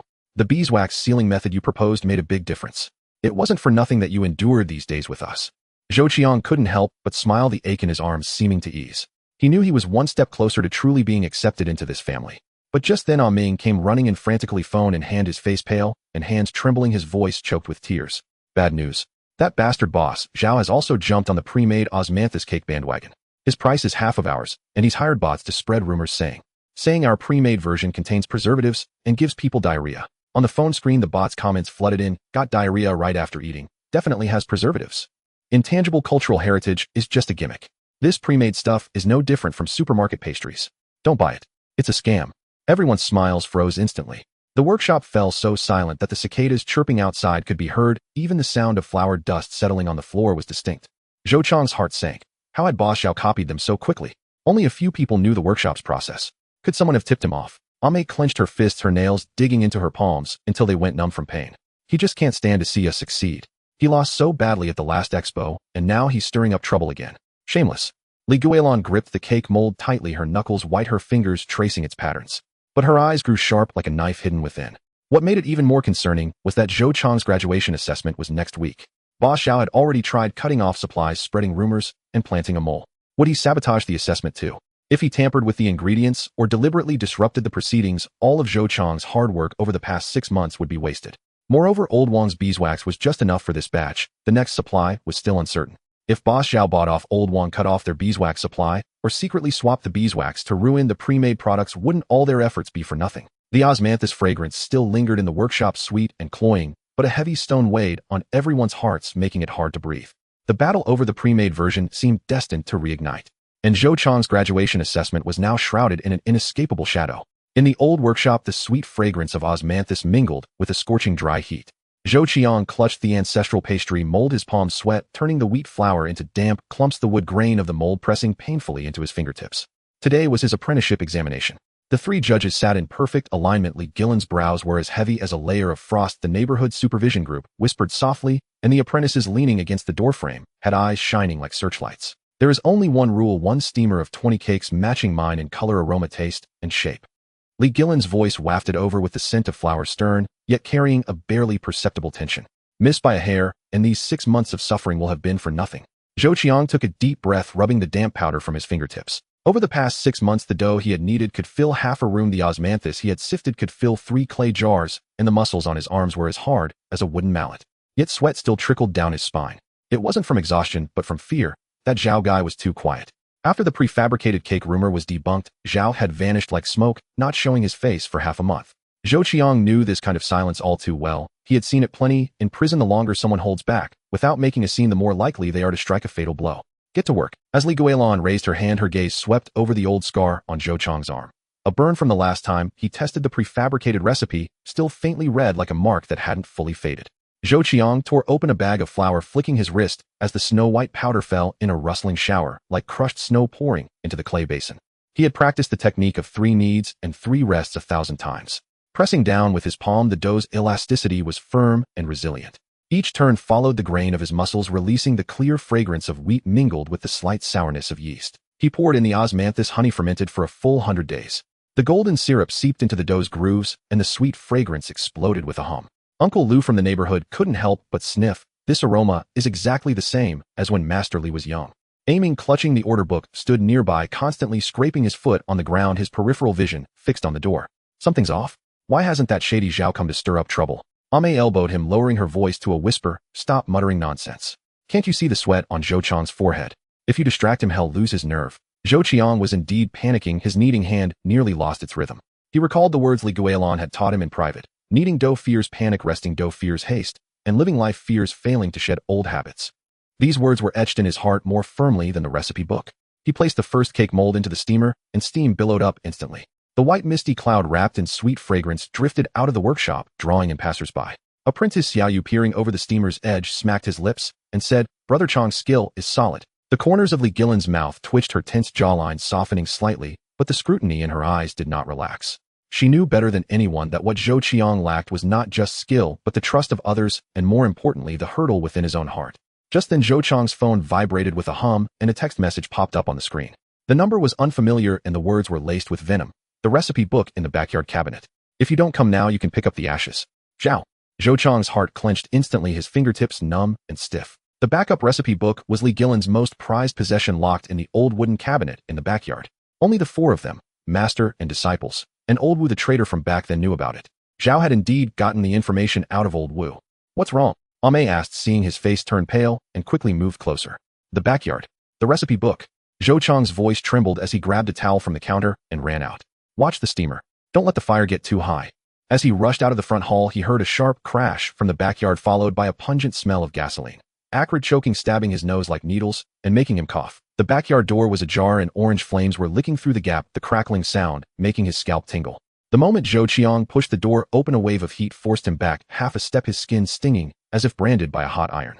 Zhao stood beside the flames, holding an empty gasoline can, his smile twisted and terrifying. Zhou Qiang, you wanted to reform, didn't you? Today I'll make sure you bear the charge of arson, so you can never hold your head high again. You're insane. Zhou Qiang's eyes burned with rage as his gaze passed over the flames to the old wooden cabinet, now charred black, its lock already melted. Do you hate Li's osmanthus cake that much? Hate. I'm jealous. Zhao suddenly roared, his voice cracking.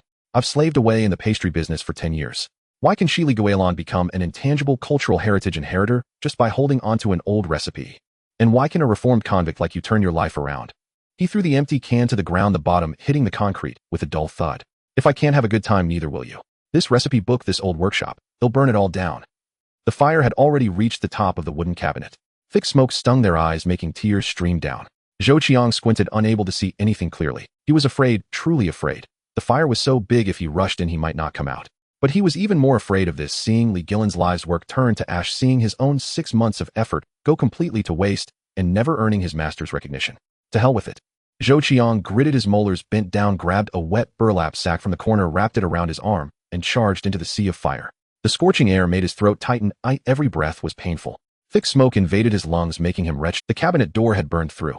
He reached for the recipe book, but the moment his fingertips touched the pages, he jerked his hand back from the heat, a blister instantly forming on his finger pad. I can't lose it. Zhou Qiang endured the pain, reached out again, grabbed the recipe book firmly, and stuffed it into his chest. The scorching pages against his skin made him shudder. Out of the corner of his eye, he noticed the old pastry mold beside it.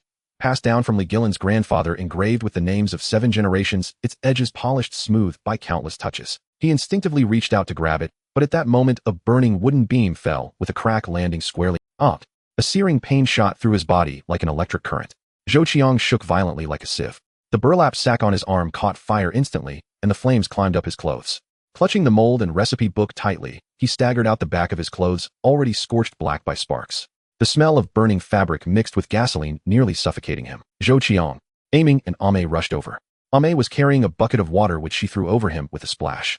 The flames went out with a hiss, steam rising with a bone-chilling cold. Zhou Qiang's arm was already a bloody mess. The charred clothes were stuck to the wound, and pulling them was agonizing. But the recipe book in his arms was perfectly protected with only a small corner singed. The old mold was also undamaged, just covered in a layer of black soot. "Where's Zhao?" Aiming roared, his eyes red, about to charge into the yard. "Don't chase him." Zhou Qiang panted, his voice hoarse like sandpaper. "The examination isn't over yet." He looked at the recipe book in his arms, then glanced towards the front hall, his eyes blazing with an eerie light. "I can't let him ruin my chance. I can't let Master down." Ame, seeing his bloody arm, cried even harder. "You're still worried about the examination at a time like this? If you don't treat your arm, it'll be useless." "It won't be useless." Zhou Qiang struggled to his feet, his legs wobbling. "There are just a few more cakes to finish. They'll go after that." Dragging his injured arm, he moved step by step towards the front hall. With every step, the wound was pulled painfully. Cold sweat dripped from his forehead, leaving small damp spots on the ground. In the front hall, the judges were in chaos. Seeing Zhou Qiang covered in soot, his arm bleeding, and still holding the recipe book and mold, they were all stunned. Guilan shot up from her seat, her usually steady voice trembling. "What happened?" "Your arm." Zhao set the fire. Zhou Qiang handed over the recipe book and mold, his hands shaking. "He wanted to burn these and frame me. Luckily, I got them back." Guilan took the recipe book, her fingertips feeling the residual warmth on the pages, then looked at the wound on Zhou Qiang's arm. A bloody mess with charred clothes stuck to it, painful just to look at. She clenched her fists until her knuckles turned white, holding back her tears with great effort, but her voice still quavered. "Silly child, no matter how precious these things are, could they be more precious than your arm? Master, can the examination continue?" Zhou Qiang stared at the steamer, still billowing steam, the cakes inside, almost done. "I want to finish it." Guilan took a deep breath, wiped the moisture from the corner of her eye, and turned to the judges. "Everyone has seen it. What Zhou Qiang protected is not just a recipe, and a mold, it is the heritage of Li's osmanthus cake. This heart is more precious than any skill." She turned back to Zhou Qiang, all the sternness in her eyes melting into tenderness. "Do it. Master will be." Zhou Qiang walked to the counter. Lifting his injured arm was a struggle. Every movement sent a tearing pain through the wound. Cold sweat dripped from his jawline, splashing onto the dough and forming small pits. Ame stood beside him, handing him the osmanthus honey, her hands shaking. "Let me knead it for you. You can just give directions." "No need." Zhou Qiang shook his head, his voice soft but firm. "For the apprenticeship exam, I have to do it myself.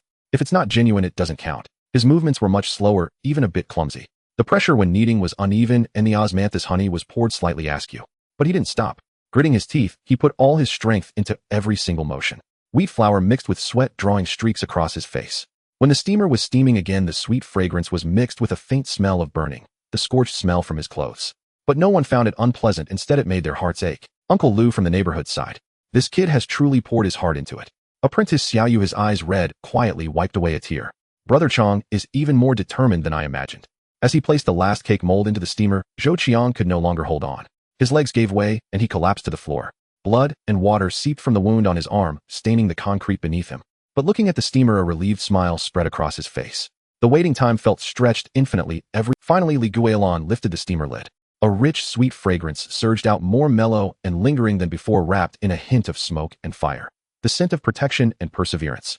20 osmanthus cakes, golden in color with clear patterns, each one perfectly square, exuding an enticing aroma almost indistinguishable from those Guilan made. Guilan picked one up and took a gentle bite. The soft, sticky texture melted on her tongue, the sweet osmanthus mingling with the rich wheat flavor with a faint, elusive hint of smoke. The unique taste of the ancient Li family method. She could no longer hold back. Tears fell, landing on the cake and spreading into a small, damp spot. "Neighbors, apprentices." Guilan stood up, her voice choked but powerful. "I announce that Zhou Qiang's apprenticeship examination has passed with full approval." Applause erupted instantly, drowning out all the sounds in the workshop. Aiming jumped up excitedly. Ame wiped her tears and smiled, and the neighbors crowded around Zhou Qiang, offering their congratulations. Zhou Qiang struggled to his feet, bowed deeply to Guilan, and said, his voice choked with emotion, "Master, I did it."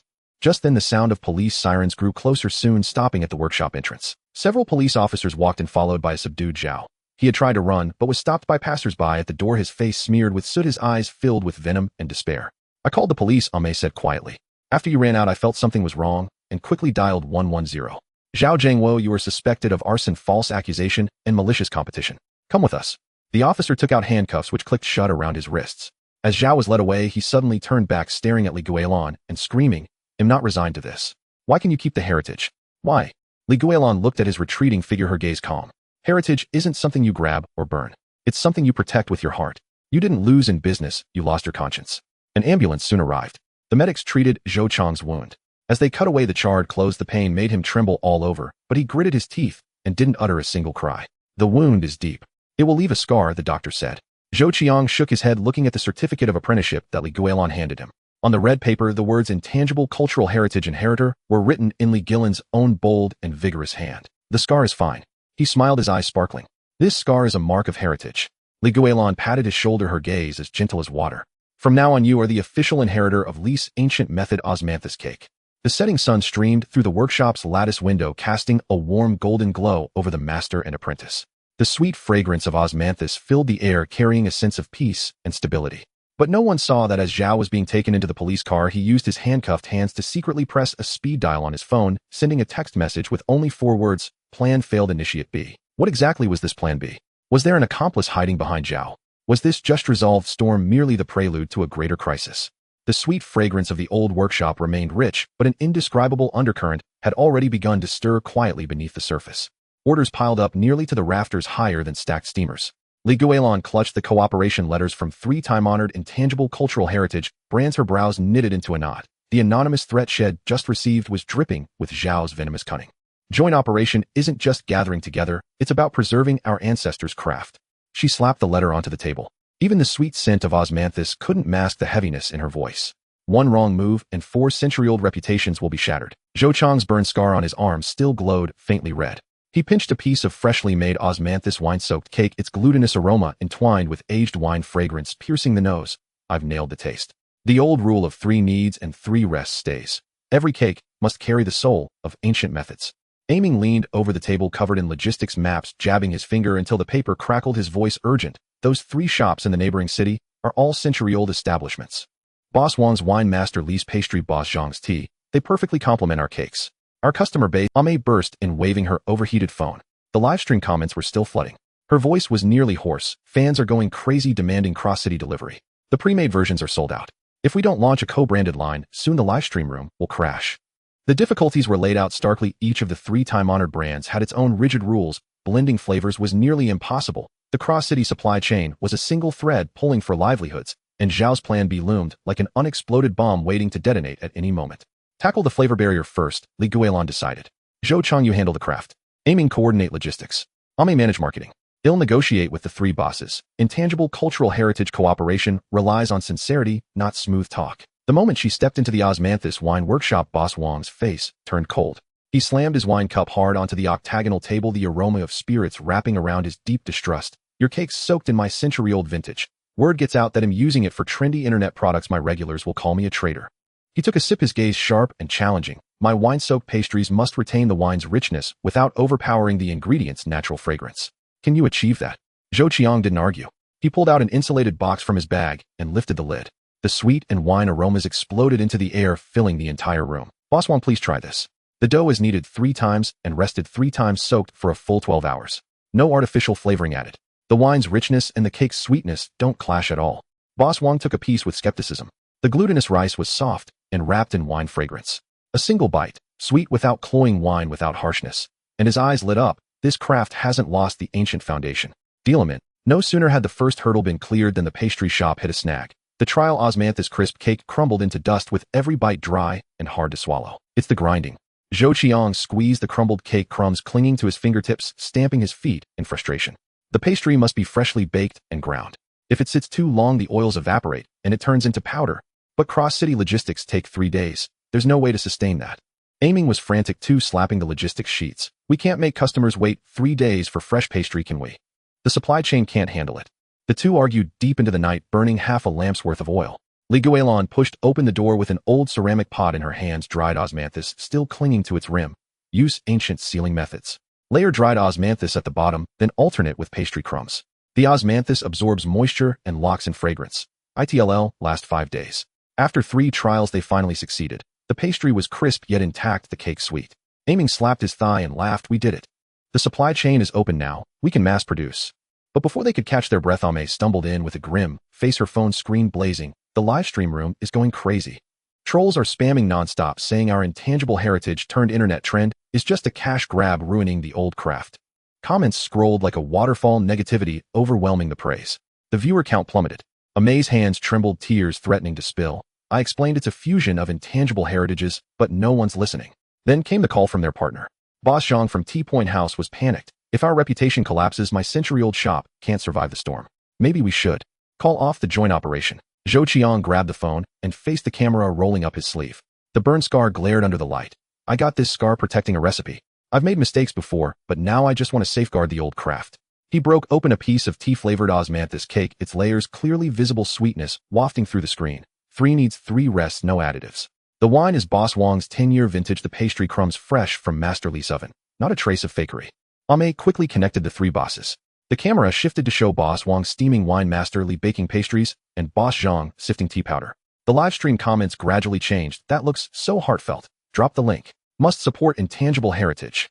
But a new problem surfaced. The first batch of co-branded gift boxes had barely shipped when complaint calls exploded. The pastries are crushed to powder, the cakes are deformed. Your packaging is a joke. The photos were a disaster, cake crumbs mixed with torn wrapping. Aiming stared at the logistics sheet, his face pale, slapping his thigh hard. It's all my fault. I didn't account for transport jolts. No cushioning in the packaging. My mistake. Redesign the packaging overnight. Guilan made the call on the spot. Add 2 layers of osmanthus velvet padding inside the box, triple-layer shockproof foam on the outer carton, include handwritten apology letters, and resend all damaged items. Zhou Qiang worked through the night with his apprentices packing boxes. The scent of osmanthus velvet mingled with ink. Everyone's hands were stained with paper dust. The apology letters were written neatly. Intangible heritage isn't just craft, it's sincerity. We're sorry for the trouble.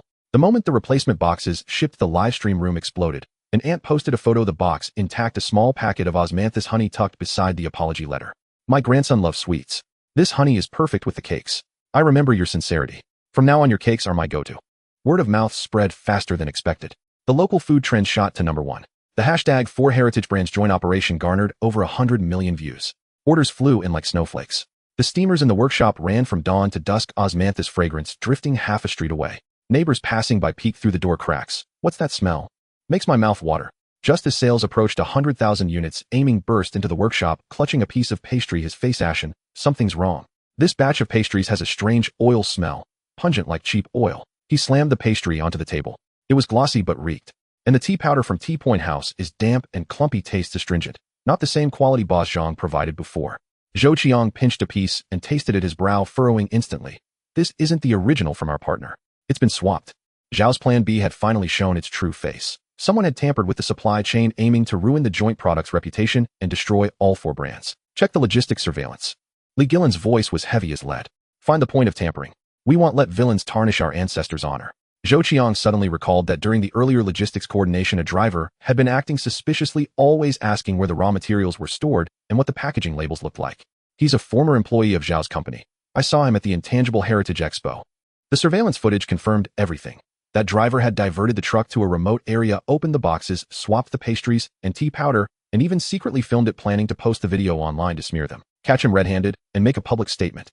Ame immediately started a live stream, laying out the surveillance footage, genuine products, and tampered ones side by side. Her eyes reddened. We never use substandard ingredients. Handmade, no additives. That's the bottom line of intangible heritage. No one can touch that. The live stream comments erupted. Fans shared the clarification spontaneously. Some netizens even dug up the driver's transaction records with Zhao. The online sentiment reversed instantly. After everything, we trust your sincerity even more. We'll only buy from you from now on. After this ordeal, the trust among the 4 brands grew stronger. Zhou Qiang filled a thick notebook with details of each craft. The osmanthus wine-soaked cakes must steep for a full 12 hours. Not a moment less. The pastry crumbs must be sifted 3 times for even texture. The tea powder must be from Preaching fresh leaves, sealed immediately after drying. Every co-branded product must have the foundation of dual intangible heritage. Aiming optimized the supply chain, reducing cross-province logistics from 3 days to 2, adding real-time monitoring. Customers could scan the QR code on the gift box to watch the entire process, from cake making to packaging to transport, ensuring peace of mind. Ame's marketing also took a creative turn. She shot intangible heritage vlogs, taking fans on tours of the 4 old shops. In the livestream room, Boss Wang's steamed wine master Li taught pastry making and Boss Zhang shared tea selection tips. The popularity grew with fans clamoring to taste intangible heritage. Pre-sale begins. Ame shouted, and orders in the livestream room exploded, nearly crashing the server. Customer service scrambled to reply, and the printer never stopped churning out order slips. Zhou Qiang stayed at the old workshop. The sound of steamers hissed in waves. The fragrances of osmanthus wine pastry and tea intertwined, drifting far and wide. The scar on his arm reddened from the steam, but he still watched every step, pinching a piece of cake to test its texture. The taste must be identical. Even the slightest deviation is disrespect to intangible heritage and a cheat to our customers. Li Guilan occasionally dropped by to check on him. Watching his skilled hand, she smiled and patted his shoulder. Now you truly look like a proper inheritor. Our ancestors' craft chose well. Zhou Qiang paused, his nose tingling and eyes burning. It's because my master taught well, and the old craft is precious. I just want to protect it. No shame in that. The turning point came on the 28th day. A wonderful piece of news arrived. The co-branded gift box was selected as the high-speed rail intangible heritage souvenir, traveling across the country on trains, appearing in specialty counters at every high-speed rail station. Sales have exceeded 103,000 units. Aiming burst into the workshop, waving the report, his voice trembling, his face creased with laughter. The internet is flooded with unboxing posts. They're calling it the National Intangible Heritage Pastry. We've made it. The neighbors flooded into the workshop. Uncle Lu clapped Zhou Qiang hard on the shoulder, his force almost shaking laughter out of him. I knew you were reliable from the start. You've promoted intangible heritage and brought honor to our old street. Apprentices held up their phones, scrolling through videos. An influencer bit into a piece of cake, her face full of satisfaction. One bite, and you taste 4 intangible heritages. Sweet without cloying, fragrant without harshness. This is real heritage. Everyone must try it. As everyone was pooling money to buy wine for celebration, Zhou Qiang's phone suddenly buzzed. An unknown number sent a text with just one image. Zhao meeting a mysterious figure in prison with the T-Point House logo in the background. The figure's silhouette looked increasingly like Boss Zhang. A mole among the partners. Zhou Qiang handed the phone to Li Guilan. The festive mood evaporated instantly, and even the osmanthus sweetness carried a chill. Li Guilan gripped the phone, her fingertips turning white, her gaze terrifyingly dark. Zhao's plan B isn't over. He wants to tear the joint operation apart from within. No sooner had she spoken than Ame screamed. Oh no. Someone's posting in the livestream room that T-Point House's tea powder tested positive for additives, with a fake test report attached. The comments instantly descended into chaos. Negative remarks resurfaced. The reputation they had just stabilized was on the verge of collapse again. Zhou Qiang immediately picked up a freshly made tea-flavored osmanthus cake, stuffed it into his mouth, chewed, and held it up to the camera. This just came out of the steamer. The tea aroma is pure, not a hint of impurity. The additive claim is pure slander. But where was the evidence? Who among the partners was really Zhao's man? Was Boss Zhang truly the mole? Behind this seemingly smooth joint operation, was there a larger conspiracy lurking? The gift boxes were still selling hot, the high-speed rail souvenirs in high demand. But the mysterious text message and the livestream slander hung like 2 dark clouds over everyone's hearts. Who else was involved in Zhao's plan B? Would the mole strike at the upcoming heritage transmission ceremony? The newly popular national pastry and the fragile intangible heritage joint operation were now facing an unprecedented crisis. A greater storm was already brewing in the shadows. On the eve of the heritage ceremony, a craft paper envelope thudded onto the old wooden table of the intangible cultural heritage shop. An accusation letter directly claiming that Zhou Qiang had a criminal record and was utterly unworthy to carry the banner of intangible cultural heritage. The sweet fragrance of osmanthus was laced with a bone-chilling cold. Li Guilan gripped the letter, her knuckles stiffening as the paper's edges crumpled into a ball. Passing on the craft begins with passing on virtue. Zhou Qiang's moral character cannot be erased by a mere piece of paper. Zhou Qiang shrank in the shadows, the burn scar on his arm faintly red under the oil lamp. His Adam's apple bobbed twice, and his voice was hoarse and tight. The mistakes I made in the past, I can never atone for them in this lifetime. But my heart for guarding this craft is truer than anyone's. His hands clasped behind his back were sweating between the fingers, the knuckles whitening with tension. He was afraid that his shameful past would ruin his master's lifelong efforts. Aiming stamped his feet in anxiety, slapping the old wooden table with loud thuds. It must be Boss Zhao's leftover cronies causing trouble. The ceremony is tomorrow, and leaders from the Intangible Cultural Heritage Office and the media will all be there. That bastard wants to humiliate us publicly and sabotage the plaque unveiling. Ame scrolled through her phone, her lips pressed bloodless and her voice trembling. The accusation letter has been posted on the local forum. A bunch of people are fanning the flames, saying we don't consider moral character in selecting inheritors and that we're just playing favorites. The conflict burned like a red-hot branding iron, leaving no room for retreat. The municipal-level Intangible Cultural Heritage Inheritance Base plaque unveiling was imminent, and Zhou Qiang's criminal record had become a fatal weakness. If not handled properly, not only would his formal appointment be ruined, but the reputation of the base plaque and the joint venture would all be destroyed. Divide and conquer. Li Guilan pressed the letter onto the table, her tone resolute. Aiming checked the surveillance footage to see who delivered the letter. May start a live stream and explain everything Zhou Qiang has done one by one. He'll go see the leaders of the Intangible Cultural Heritage Office and let the facts speak for themselves. Just as she stepped out the door, Boss Zhang rushed in, panting heavily, clutching his phone with the screen glaring brightly. Found it. It's one of Boss Zhao's old subordinates. He wiped the sweat from his forehead, his voice still panicked. Ever since he used my T-Snack Pavilion logo to cause trouble last time, I've never let up. I specifically asked someone to monitor his social media accounts. I just found him chatting with someone saying he would make sure Zhou Qiang never recovers and destroy our joint venture in the ceremony. In the chat records, the man snarled viciously, a thug with a criminal record. How dare he carry the banner of intangible cultural heritage? I'm going to make Li's osmanthus cake completely infamous. Aiming immediately dashed off to check the surveillance footage and returned within half an hour holding up screenshots. Got him. It's the same accomplice who switched the ingredients before. He's still hanging around the shop waiting to cause a scene at the ceremony tomorrow. Zhou Qiang's eyes darkened and his fists clenched with a cracking sound. I can't let him ruin the ancestors' traditions. He'll go confront him. Under the dim streetlight at the alley entrance, the man caught sight of Zhou Qiang and turned to flee. Zhou Qiang caught up in 2 strides, grabbed him by the collar, and pinned him against the mottled wall. Boss Zhao is already in prison, and you're still working for him. Zhou Qiang's voice was low, carrying restrained fury. The man struggled, still managing a sarcastic retort. A thug with a criminal record. How are you fit to be an inheritor? Get lost before you taint the old craft. The words stabbed like needles into Zhou Qiang's heart. His face turned pale, but his grip didn't loosen. He pulled a transfer record from his pocket, evidence left over from investigating the ingredient switching case, and slapped it in front of the man. This is the proof of your transfer with Boss Zhao? Do you think you can escape? The man caught sight of the record, his face instantly turning ashen, and his legs nearly gave way. I was forced by him too. He said if I succeeded, he'd give me 100,000 to get away. No sooner was the crisis quelled than the Intangible Cultural Heritage Office called. Ame answered the phone, her face growing even paler. The 3 veteran experts from the office won't budge. They say someone with a criminal record cannot inherit intangible cultural heritage. They're afraid it will undermine the credibility of the heritage. Rules are dead, but people are alive. Uncle Lu led a group of old neighbors crowding through the door, holding a thick petition with crumpled edges. Zhou Qiang risked his life to protect the recipe and help the neighbors in times of trouble. His moral character is more than worthy. Aunt Wang wiped her tears and grabbed Zhou Qiang's arm. A while back, my little grandson got lost at the alley entrance late at night. Zhou Qiang rode his electric bike all over half the city to find him. This kid has a kind heart. He just took a wrong turn before. 12 apprentices, all born after 2000, also squeezed in holding osmanthus cakes. They had made themselves the cakes, still dusted with osmanthus petals. Master Zhou taught us to knead the dough, always saying steady hands come from a steady heart. He taught us not just the craft, but also the principles of being a good person. Li Guilan picked up a stack of documents, grabbed Zhou Qiang, and headed for the Intangible Cultural Heritage Office. Come on, let's let the facts speak. The documents included photos of Zhou Qiang's burns from protecting the workshop, videos of him teaching apprentices to make cakes, thank you letters from the neighbors, and a sample of freshly steamed osmanthus cake. Meeting the veteran experts, Li Guilan broke open a piece of osmanthus cake. The sweet fragrance mixed with the pure scent of osmanthus instantly filled the room. 3 experts: intangible cultural heritage inheritance depends on skill, but even more on the original intention. Zhou Qiang acknowledges his past, and he is changing. She pointed at the photos, her voice choked with emotion.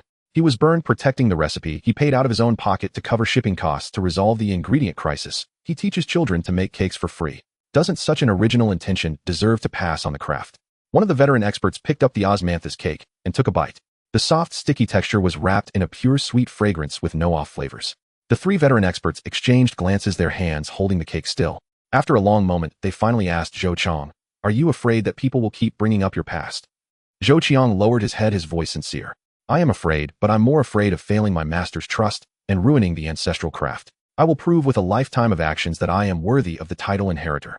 The experts exchanged glances again and slowly nodded. Skill is solid, moral character passes. You can pass on the craft. On the day of the heritage ceremony, the Intangible Cultural Heritage Shop was festively decorated with red silk draped over the doorframe. The sweet fragrance of osmanthus mixed with the smoke of firecrackers drifting down half the street. The crowd was bustling. Neighbors, apprentices, media reporters, and leaders from the Intangible Cultural Heritage Office filled the courtyard. Amid the clamor, there was nothing but hope. The plaque unveiling ceremony began. The leader from the Intangible Cultural Heritage Office personally pulled down the red silk, revealing the 8 gold embossed characters, Municipal Intangible Cultural Heritage Inheritance Base, dazzling in the sunlight. Applause and cheers thundered, making eardrums vibrate. The ceremony reached its core moment. Li Guilan carried a red-lacquered wooden box and slowly walked to the front. When the box opened, inside were the ancestral jujube cake mold, its grain polished shiny by time, and a yellowed recipe book with brittle pages, the corners stitched and restitched with thread. She first walked to Aiming and Ame, handing them the box, her fingers gently caressing the red lacquer on the edge. This is the root of Lee's osmanthus cake. From now on you are the managers. Her gaze was solemn, each word striking their hearts. Remember handcraft as the foundation, no cutting corners and no additives as the bottom line. No deceiving customers, oh virtue in teaching first. Accept no apprentices of poor moral character. Aiming and Ame accepted the box with both hands, their fingers trembling violently, their eyes red and glistening. Master, rest assured, even if we lose our livelihood, we will never abandon the ancestors' rules. Then Guilan turned and took out a red silk-wrapped graduation certificate from behind her, walking step by step. Zhou Chang's heart pounded so hard it felt like it might burst. His palms were sweaty and his head hung low, not daring to look at her. Zhou Qiang. Guilan's voice was soft, but carried heavy weight. You risked your life to protect the craft, repented sincerely, and understand the weight of inheritance. From today onward, you are one of the inheritors of Lee's traditional osmanthus cake. Zhou Chang's head snapped up, tears welling in his eyes. His lips moved several times, but he couldn't utter a single word. And there's this. Guilan handed him another small brocade box embroidered with tiny osmanthus patterns, the stitches dense and fine. Zhou Qiang opened the box. Inside was a small, worn fragment of the cake mold, its edges bearing traces of a child's bite marks, rough to the touch. When you were little, you always followed me while I kneaded dough, and when I wasn't looking, you'd gnaw the mold, all bumpy. Guilan's voice carried a hint of the old affection, but the corners of her eyes reddened. I kept this fragment for over 20 years. I knew you always remembered this craft in your heart. Zhou Qiang clutched the brocade box, the roughness of the fragment transmitting through his fingertips like the warmth of his master's hands guiding him to knead dough when he was a child. He thudded to his knees on the bluestone slab, the impact echoing dully. Tears pattered onto the ground. Mom, I was a jerk before, and I made you worry. From now on I will guard the craft, guard this family, and not let you down nor the ancestors. Guilan reached out and gently patted his back, her movements tender. Get up. The path of inheritance still needs you to walk forward. Mother and son looked into each other's eyes. The rift of years seemed to dissolve in the osmanthus fragrance, vanishing without a trace.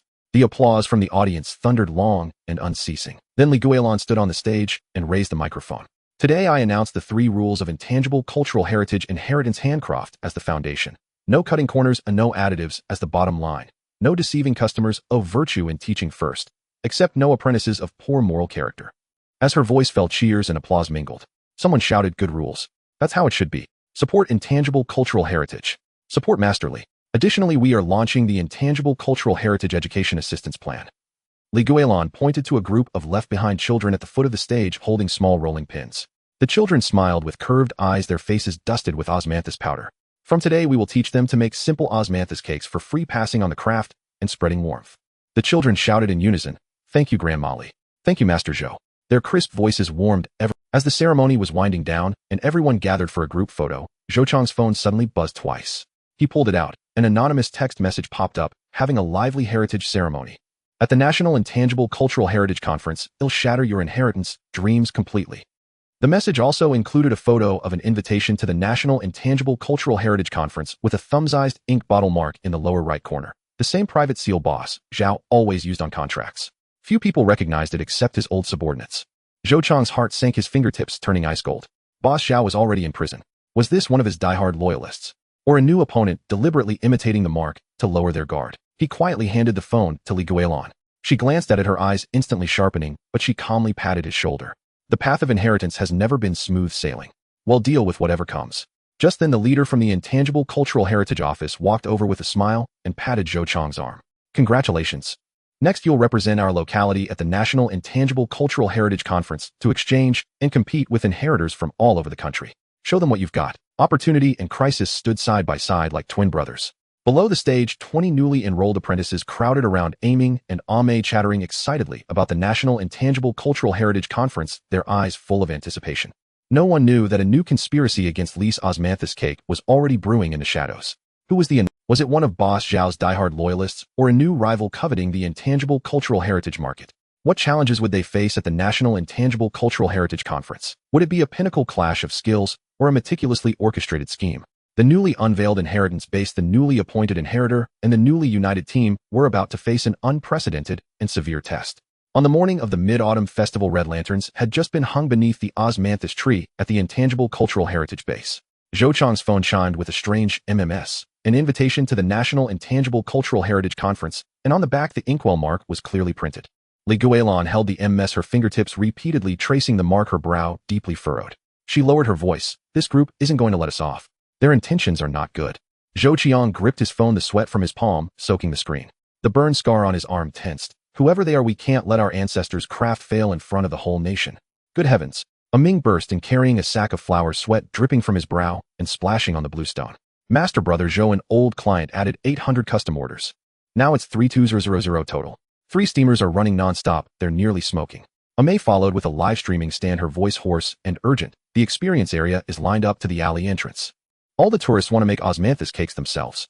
Glutinous rice flour and dried osmanthus are almost gone. Before that threat could settle, new troubles arose. Orders were 20 higher than expected, and manpower, equipment, and materials were all in short supply.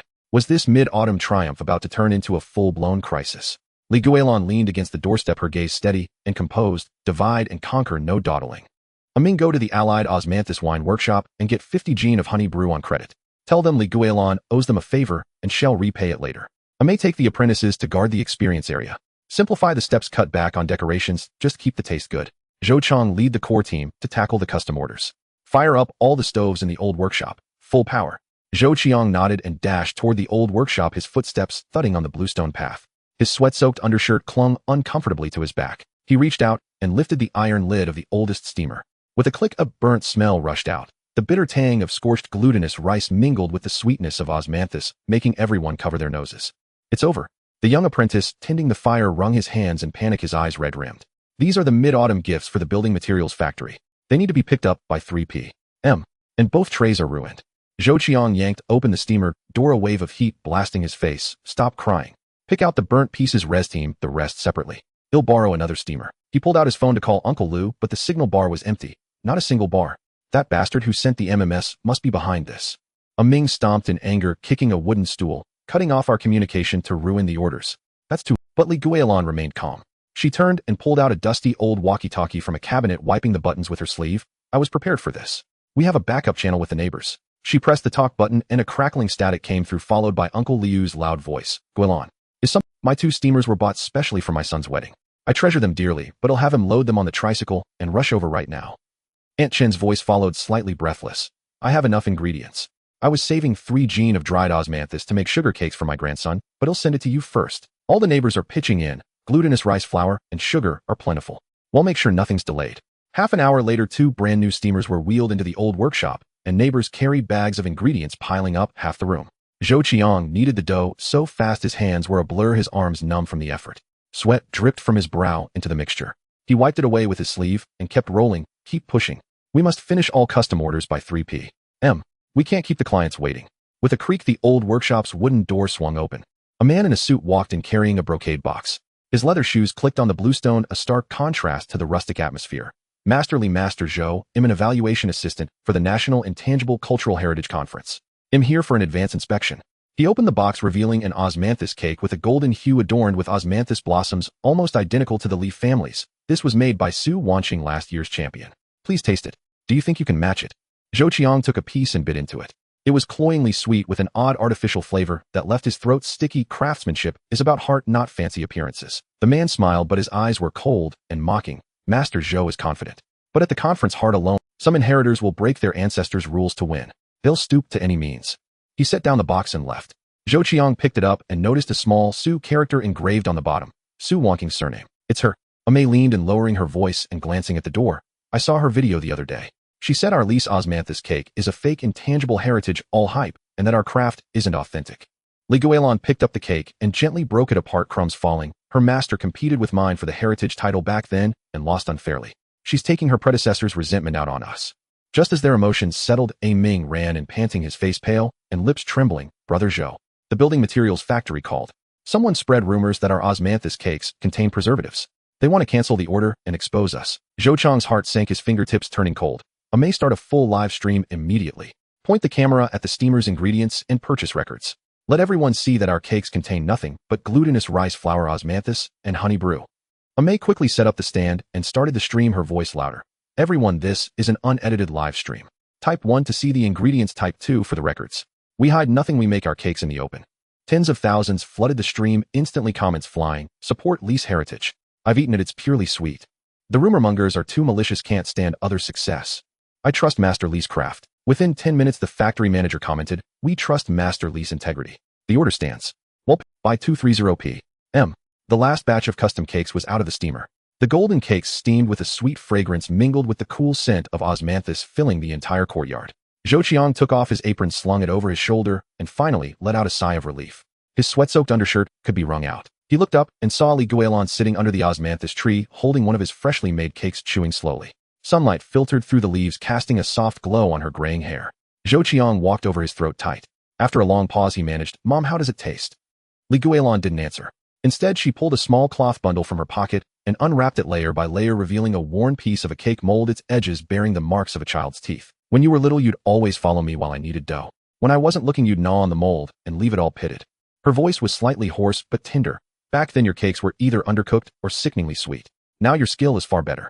Zhou Qiang's tears fell splashing on the blue stone. He knelt with a thud. "Mom, I was a jerk in the past. I made you suffer so much. Now I haven't disgraced our ancestors. I haven't let you down." Li Guilan reached out and pulled him up, wiping the tears from his eyes with her thumb, her fingers carrying the scent of osmanthus. "Get up. To pass on a craft, you first learn to be a person. You've not only preserved the skill, but also your conscience." "That's enough." Mother and son smiled at each other. The years of estrangement melted away, dissolved by the sweet fragrance of osmanthus in the courtyard.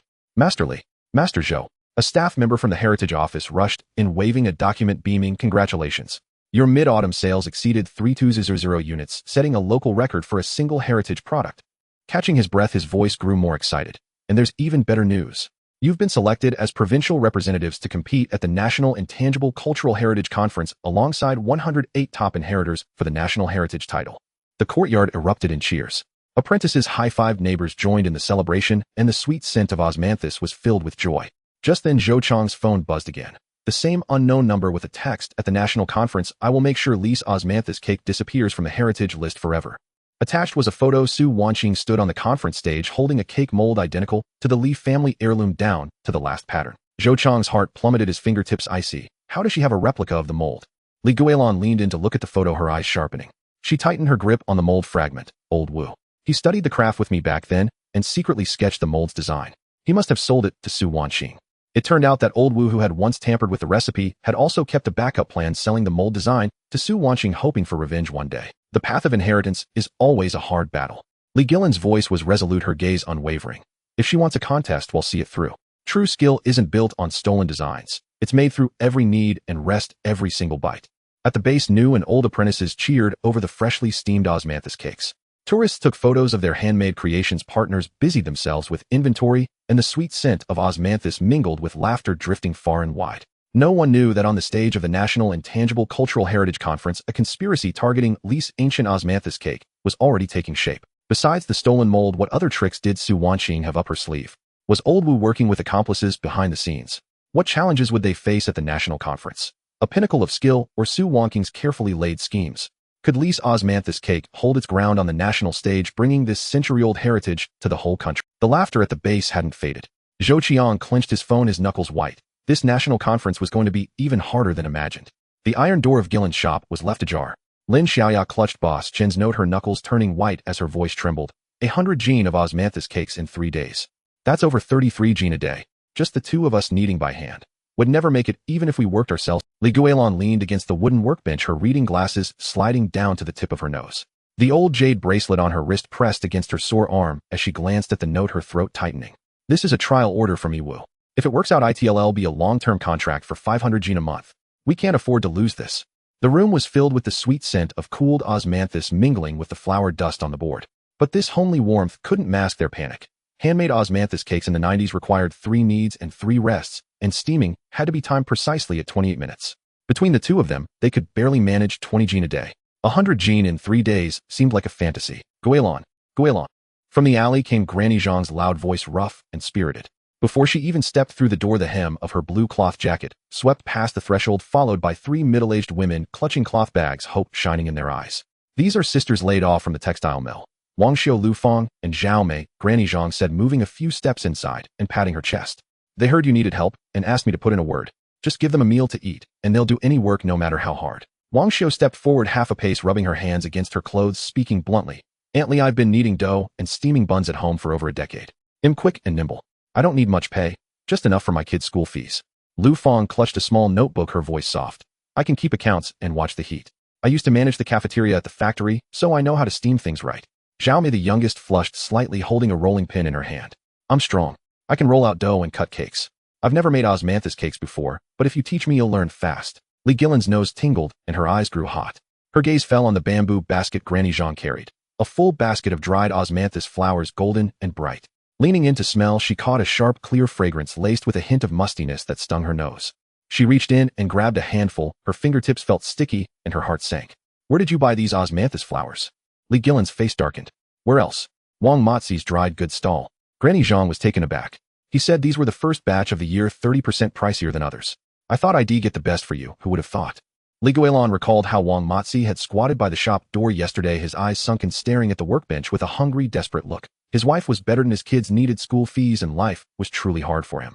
But no matter how tough things got, you shouldn't push others to the brink. He mixed damp, old flowers with new ones, Li Guilan said, tossing the osmanthus back into the basket and rubbing the musty smell off her fingertips. Using these to make cakes would wrap sweetness in a moldy taste, ruining our reputation in one bite. Lin Xiaoya stamped her foot in anger. That Wang Mozi. Everyone's always cut him slack, but he goes and cheats his own acquaintances. Xiaomei gripped the rolling pin and started for the door. I'll go talk to him and get the money back. Don't go, Li Guilan said, pulling her back. She turned to the wooden cabinet in the corner, moved aside the clay pot on top, and pulled out a coarse cloth bundle. Unwrapping it layer by layer, she revealed dried osmanthus flowers of a brilliant yellow. Grabbing a handful, they felt dry and fluffy, and a pure fragrance instantly filled the room. 3 times richer than Wang Mozi's stock. These are the first batch flowers I saved for my husband. Only 10 jin here, enough for 30 jin of cakes. We still need ingredients for 70 jin more. Lu Fong scribbled calculations in her small notebook, then looked up. 10 jin of flowers makes 30 jin of cakes. If we replace half the dried flowers with osmanthus honey, we can save on ingredients and make the cakes moister. But I'm not sure if we have enough honey. Li Guilan slapped her forehead, suddenly enlightened. Oh, my memory. My husband's business notes mention an ancient method that uses honey brew instead of dried flowers. The proportions are all written down. Let's go find old Joe at the Osmanthus Wine Workshop on West Street. His osmanthus honey is made using the ancient method, pure and fine. She grabbed the old rotary dial phone on the table, her hands trembling so much she had to dial twice to get the number right. Her voice was low and earnest. Old Joe, it's Li Guilan. I have a favor to ask. Lend me 50 jin of osmanthus honey for an emergency. I owe you one. They'll supply you with osmanthus cakes every month from now on to settle the debt. There was a pause on the other end, followed by old Joe's hearty laughter. Sister Guilan, forget about settling debts. He'll pack the jars right away and have my apprentice deliver them by tricycle. How could I not help when it comes to heritage cakes? After hanging up, Li Guilan pulled her husband's business notes from the drawer and flipped to the page marked with an osmanthus leaf, pointing at the text. Xiaoya teaches kneading. 3 kneads and 3 rests, with the resting done near the coal stove to keep the dough warm and elastic. Wang Xiao handles shaping the dough balls using the wooden mold from the notes. Exactly 2 liang, each, not a gram more or less. Lu Fong watches the steamer. 28 minutes, not a second over or under. Xiaomei rolls the dough. Round, and even a leaky filling would ruin it. He'll brew the honey and mix the filling, keeping the core proportions. She hauled over a large wooden basin, poured in the wheat flour, and began to knead. Her old hands trembled again, wrists shaking like sieves, so she braced her elbows against the basin's rim, her knuckles white from clenching. Each push carried the heavy force of aged bones, the basin thudding dully. Sweat dripped down her forehead, staining the flour with small dark spots. After less than 10 minutes of kneading, her arms ached and grew numb. The old medicinal patch on her arm curled at the edges, revealing the bluish veins beneath. Aunt Li, let me take over for a while. Wang Xiao stepped in swiftly, taking the large basin with steady, firm hands. The flour submitted to her touch, perfectly pliable. You rest, I'll handle this. Li Guilan breathed a sigh of relief, rubbing her sore arms with a smile in her eyes. Young people really have the strength. These old bones of mine just can't keep up anymore. By evening, the osmanthus honey from the wine workshop arrived, sealed in clay jars with red cloth. As the lid was lifted, a rich fragrance of osmanthus mixed with a hint of wine spread through the entire alley. Amber honey dripped from the spoon, thick and sticky. A tiny taste on the tongue, was intensely sweet, with a lingering. Just as everyone was bustling around the workbench, a loud crash sounded as the iron door was kicked open. Zhou Jiangwo burst in with his wife. His hair was slicked back, shiny and greasy. He planted himself at the doorway with his hands on his hips, shouting at the top of his lungs, Mom, you're running a little shop and raking in money, but you've forgotten your own son. I want half the profit from these 100 jin of cakes. Lin Xiaoya immediately stepped in front of Li Guilan, her face cold. Zhou Jiangwo, you signed the severance agreement. You have no business here. Leave now. My mom's shop is my shop. Zhou Jiangwo reached out to flip the workbench. The jar of osmanthus honey wobbled, but Lu Fong caught it just in time. He craned his neck and yelled, if you don't give me the money today, you'll stay right here. When Boss Chen comes, I'll show him how this shop treats its own family. Family. Li Guilan let out a cold laugh, walking slowly up to Zhou Jiangwo, her eyes icy. When I was freezing in the nursing home, where were you? When you bled me dry of my pension, and I couldn't even afford a hot bun, where were you? Now that you see I can make money, you remember we're family." Neighbors from the alley gathered at the commotion. Uncle Zhang, holding a vegetable basket, pointed at Zhou Jiangwo and cursed, "Jiangwo, have some shame. Your mom lives by her craft while you loaf around all day. How dare you come to rob her?" Aunt Lee next door chimed in. "You signed the severance willingly back then. Now you want a piece of the pie? No way." Zhou Jiangwo's face turned the color of liver.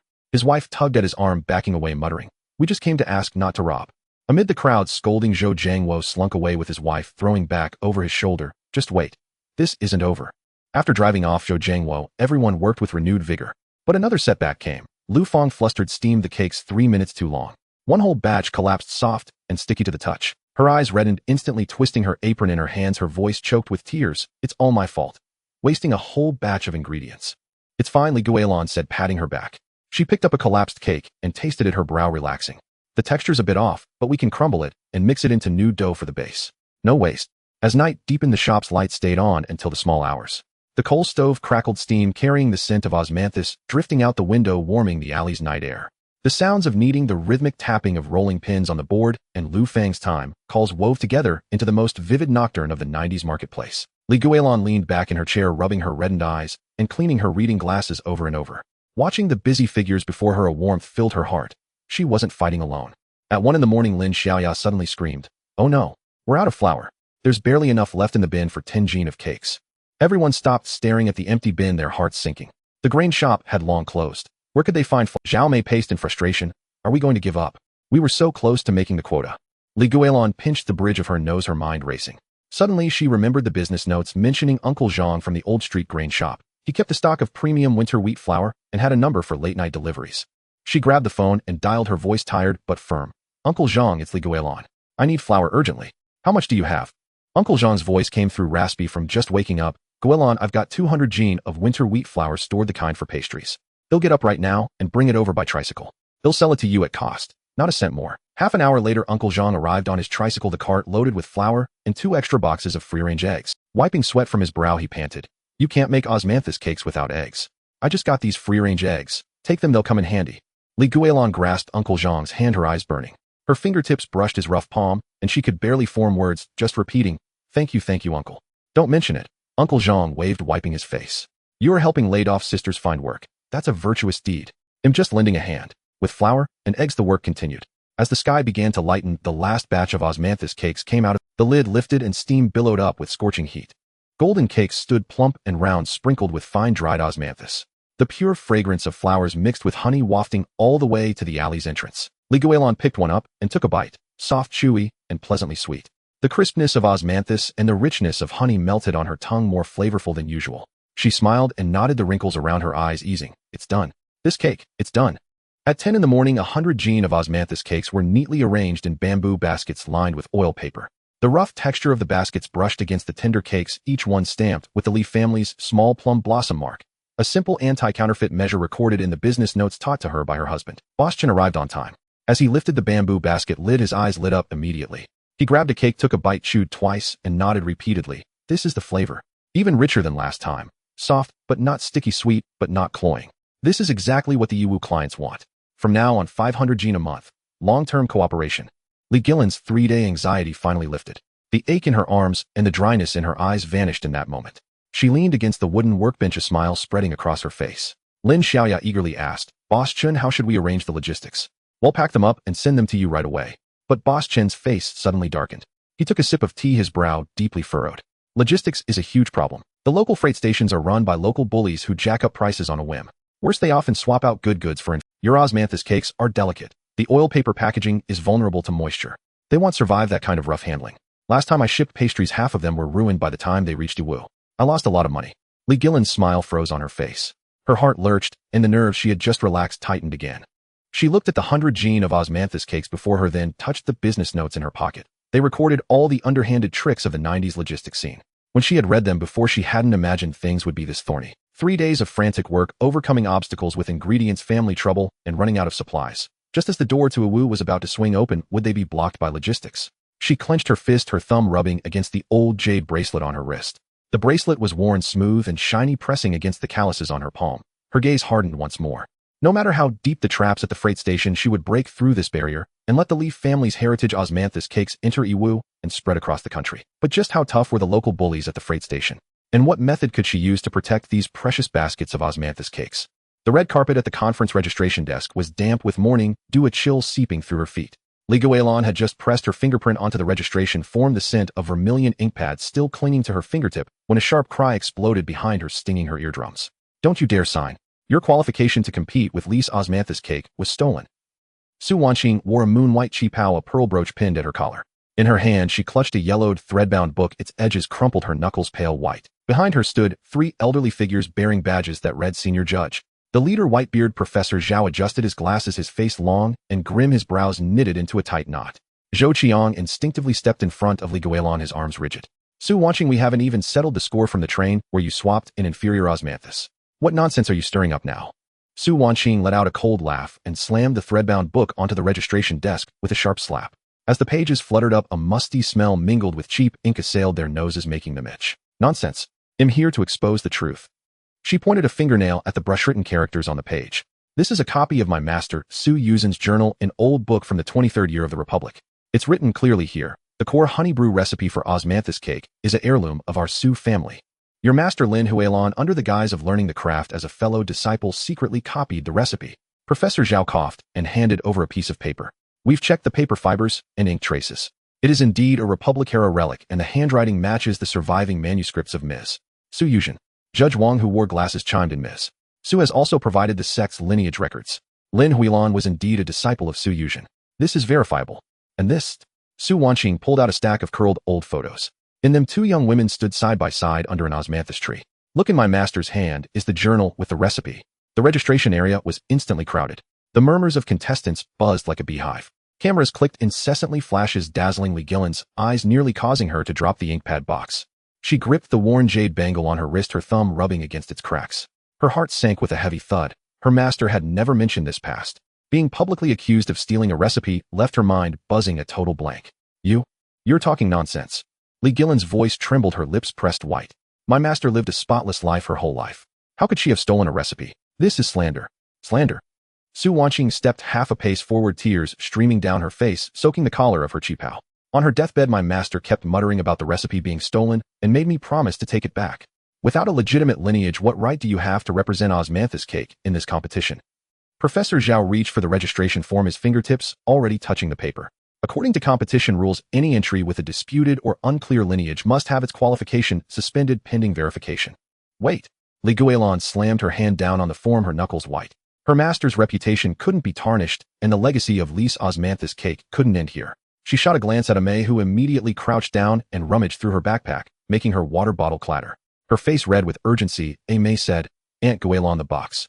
It's at the very bottom, I can't find it. A sneer curled on Su Wanqing's lips. What's wrong? Can't produce evidence. I knew you were bluffing.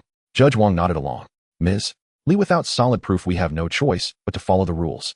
The murmurs grew louder. Someone started muttering, so she's an intangible heritage thief after all. Li Guilan's cheeks burned hot enough to fry an egg.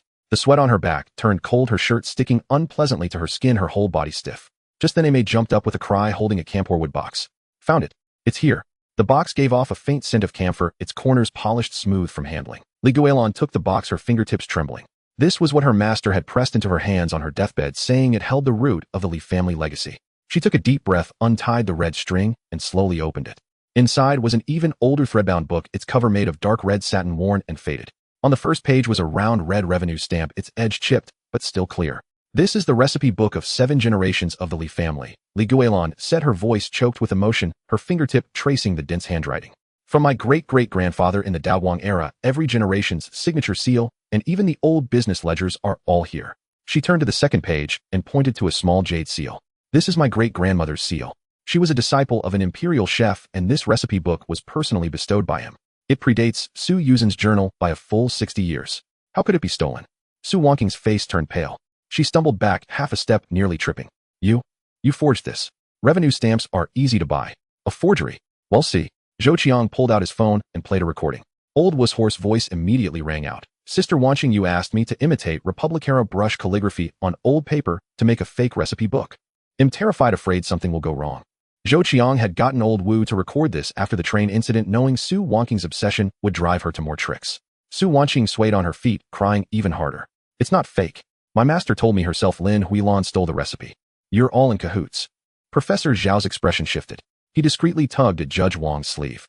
Su Wanqing had promised to fund their intangible heritage research project if they helped her secure a spot, but now, with the evidence damning, he was caught in a bind. There are still witnesses. Li Guilan immediately made a video call. The screen filled with the wrinkled face of Granny Zhang. The moment she saw Su Wanqing, she slapped her thigh in agitation. Wanqing child, how can you lie through your teeth? Back then your master Su Yuzhen came to my house to ask Guilan's mother for advice on the honey brew. I saw her copying the recipe with my own eyes. How can you turn around and claim it's your family's? In the video, several white-haired old neighbors crowded in chiming in. Right? I remember too. Su Yuzhen once gave us a jar of osmanthus sauce. The taste wasn't as good as the Li family's. It was cloyingly sweet. I've eaten Li's osmanthus cake since I was a kid. The recipe has barely changed. How could it be stolen? Judge Wang's face turned as red as a Lord Guan. He whispered to Professor Zhao, maybe. Let's drop it. The evidence is too solid. We can't withstand it. Su Wanqing panicked and lunged for the recipe book. You're all liars. This book is fake. Zhou Qiang grabbed her wrist. It was as thin as a reed, but she struggled fiercely, her nails nearly digging into his palm. Let me go. He'll expose their true faces. Ms. Su, calm down. The head of the competition organizing committee hurried over holding a test report. We conducted an urgent test on the journal you provided. The paper is indeed from the Republic era, but the ink contains modern preservatives. The handwriting was done within the last 6 months. At this, the crowd erupted. The murmurs shifted tone. So it was a forgery. She really went all out. She looked so refined, who'd have thought she'd stoop so low. The 3 judges exchanged glances and shrank back, none daring to speak. They couldn't afford to ruin their academic reputations. Professor Zhao sighed and said to the committee head, we were negligent, misled. The committee head announced on the spot, Ms. Su Wanqing is found to have forged evidence interfering with the fairness of the competition. She is hereby given a warning recorded in the competition's integrity file. Ms. Li Guilan's submitted proof of lineage is genuine and valid, and her qualification to compete is legal. Su Wanqing collapsed to the ground with a thud, her face streaked with tears, muttering over and over, impossible. Master wouldn't lie to me. Li Guilan watched her, a heavy feeling in her chest, neither purely anger nor pity. Su Wanqing hadn't acted out of pure malice, but had been blinded by her master's obsession her entire life. But before she could recover, she saw Su Wanqing help to her feet, limping over to a group of young contestants, whispering with those contestants, mostly young, looked at her with changed eyes. Some avoided her, others whispered among themselves their displeasure. Zhou Qiang frowned. Aunt Guilan, she's definitely bad-mouthing us, trying to isolate us. Li Guilan nodded, her fingertip again, touching the worn jade bangle. The panic from moments ago hadn't faded and new worries surged. A century-old craft relied on true skill, but being branded a recipe thief, even after being cleared, would inevitably leave some with lingering doubts. Su Wanqing wiped away her tears and looked at Li Guilan from a distance. The stubbornness in her eyes was gone, replaced by a glint of malice. Her lips moved, though the words were inaudible, but that gaze, cold as ice, sent a chill down Li Guilan's spine. From swapping inferior osmanthus on the train to forging evidence to snatch a spot, Su Wanqing's methods grew more ruthless each time. Tonight she had to prepare the core honey brew for the first round, the soul of Li's osmanthus cake. Would Su Wanqing try to sabotage it under cover of darkness? Would the contestants she had won over trip her up during the competition by knocking over tools or misleading the judges? More worryingly, those young contestants were mostly formally trained with wide networks and access to information. Isolated, she might not even learn the competition's key details. Li Guilan gripped the recipe book tightly, the satin cover damp with sweat. Having just weathered a crisis over her qualifications, she now fell into a pit of isolation. This intangible heritage competition was far more treacherous than she had imagined. Could she protect the core honey brew? What other dirty tricks would Su Wanqing pull? How could she overcome this barrier? The old clock in the guest house struck with a dull thud, marking 3 o'clock precisely. A cold wind carrying an indescribable strange odor crept through the wooden window cracks and drilled straight into his nostrils. Xiaoyu, the apprentice tasked with watching over the ingredients, took a small sip of the warmed honey brew. Suddenly, he spat it out onto the concrete floor with a loud, wise face, turning as pale as if he had just been pulled from an ice cellar. The glass jar in his hand wobbled with a clatter, nearly shattering. No, something's wrong. This honey brew is as bitter as chewing raw coptis, with a metallic taste like rust. His voice trembled. He stuck out his tongue and licked his lips, but the bitterness clung to his tongue, refusing to fade. Zhou Chang from the next room was startled awake by the sound of spitting. He rushed in, still pulling on his coat, and snatched the jar, bringing it to his nose. The bitterness hidden within the sweet fragrance shot straight to his forehead. He instinctively licked the rim of the jar. The bitterness sank down his throat, accompanied by a numbing, burning sensation, as if he had swallowed a mouthful of chili powder. Damn it! Zhou Qiang cursed, his throat tightening. His face instantly turned ashen, and the knuckles gripping the jar turned blue. Someone has tampered with this honey brew. Li Guilan, A Ming, and Mei rushed in right behind him. The small guesthouse living room became packed, and the unease in the air surged like a tide, pressing down on their chests, making it hard to breathe. The lock isn't broken.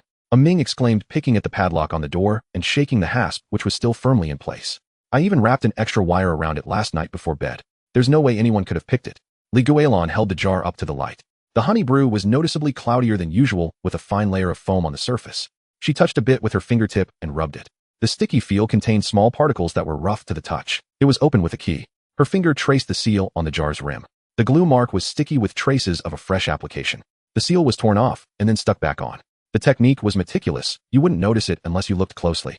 Zhou Qiang pulled out his phone, his hands trembling slightly. Shall you stay here?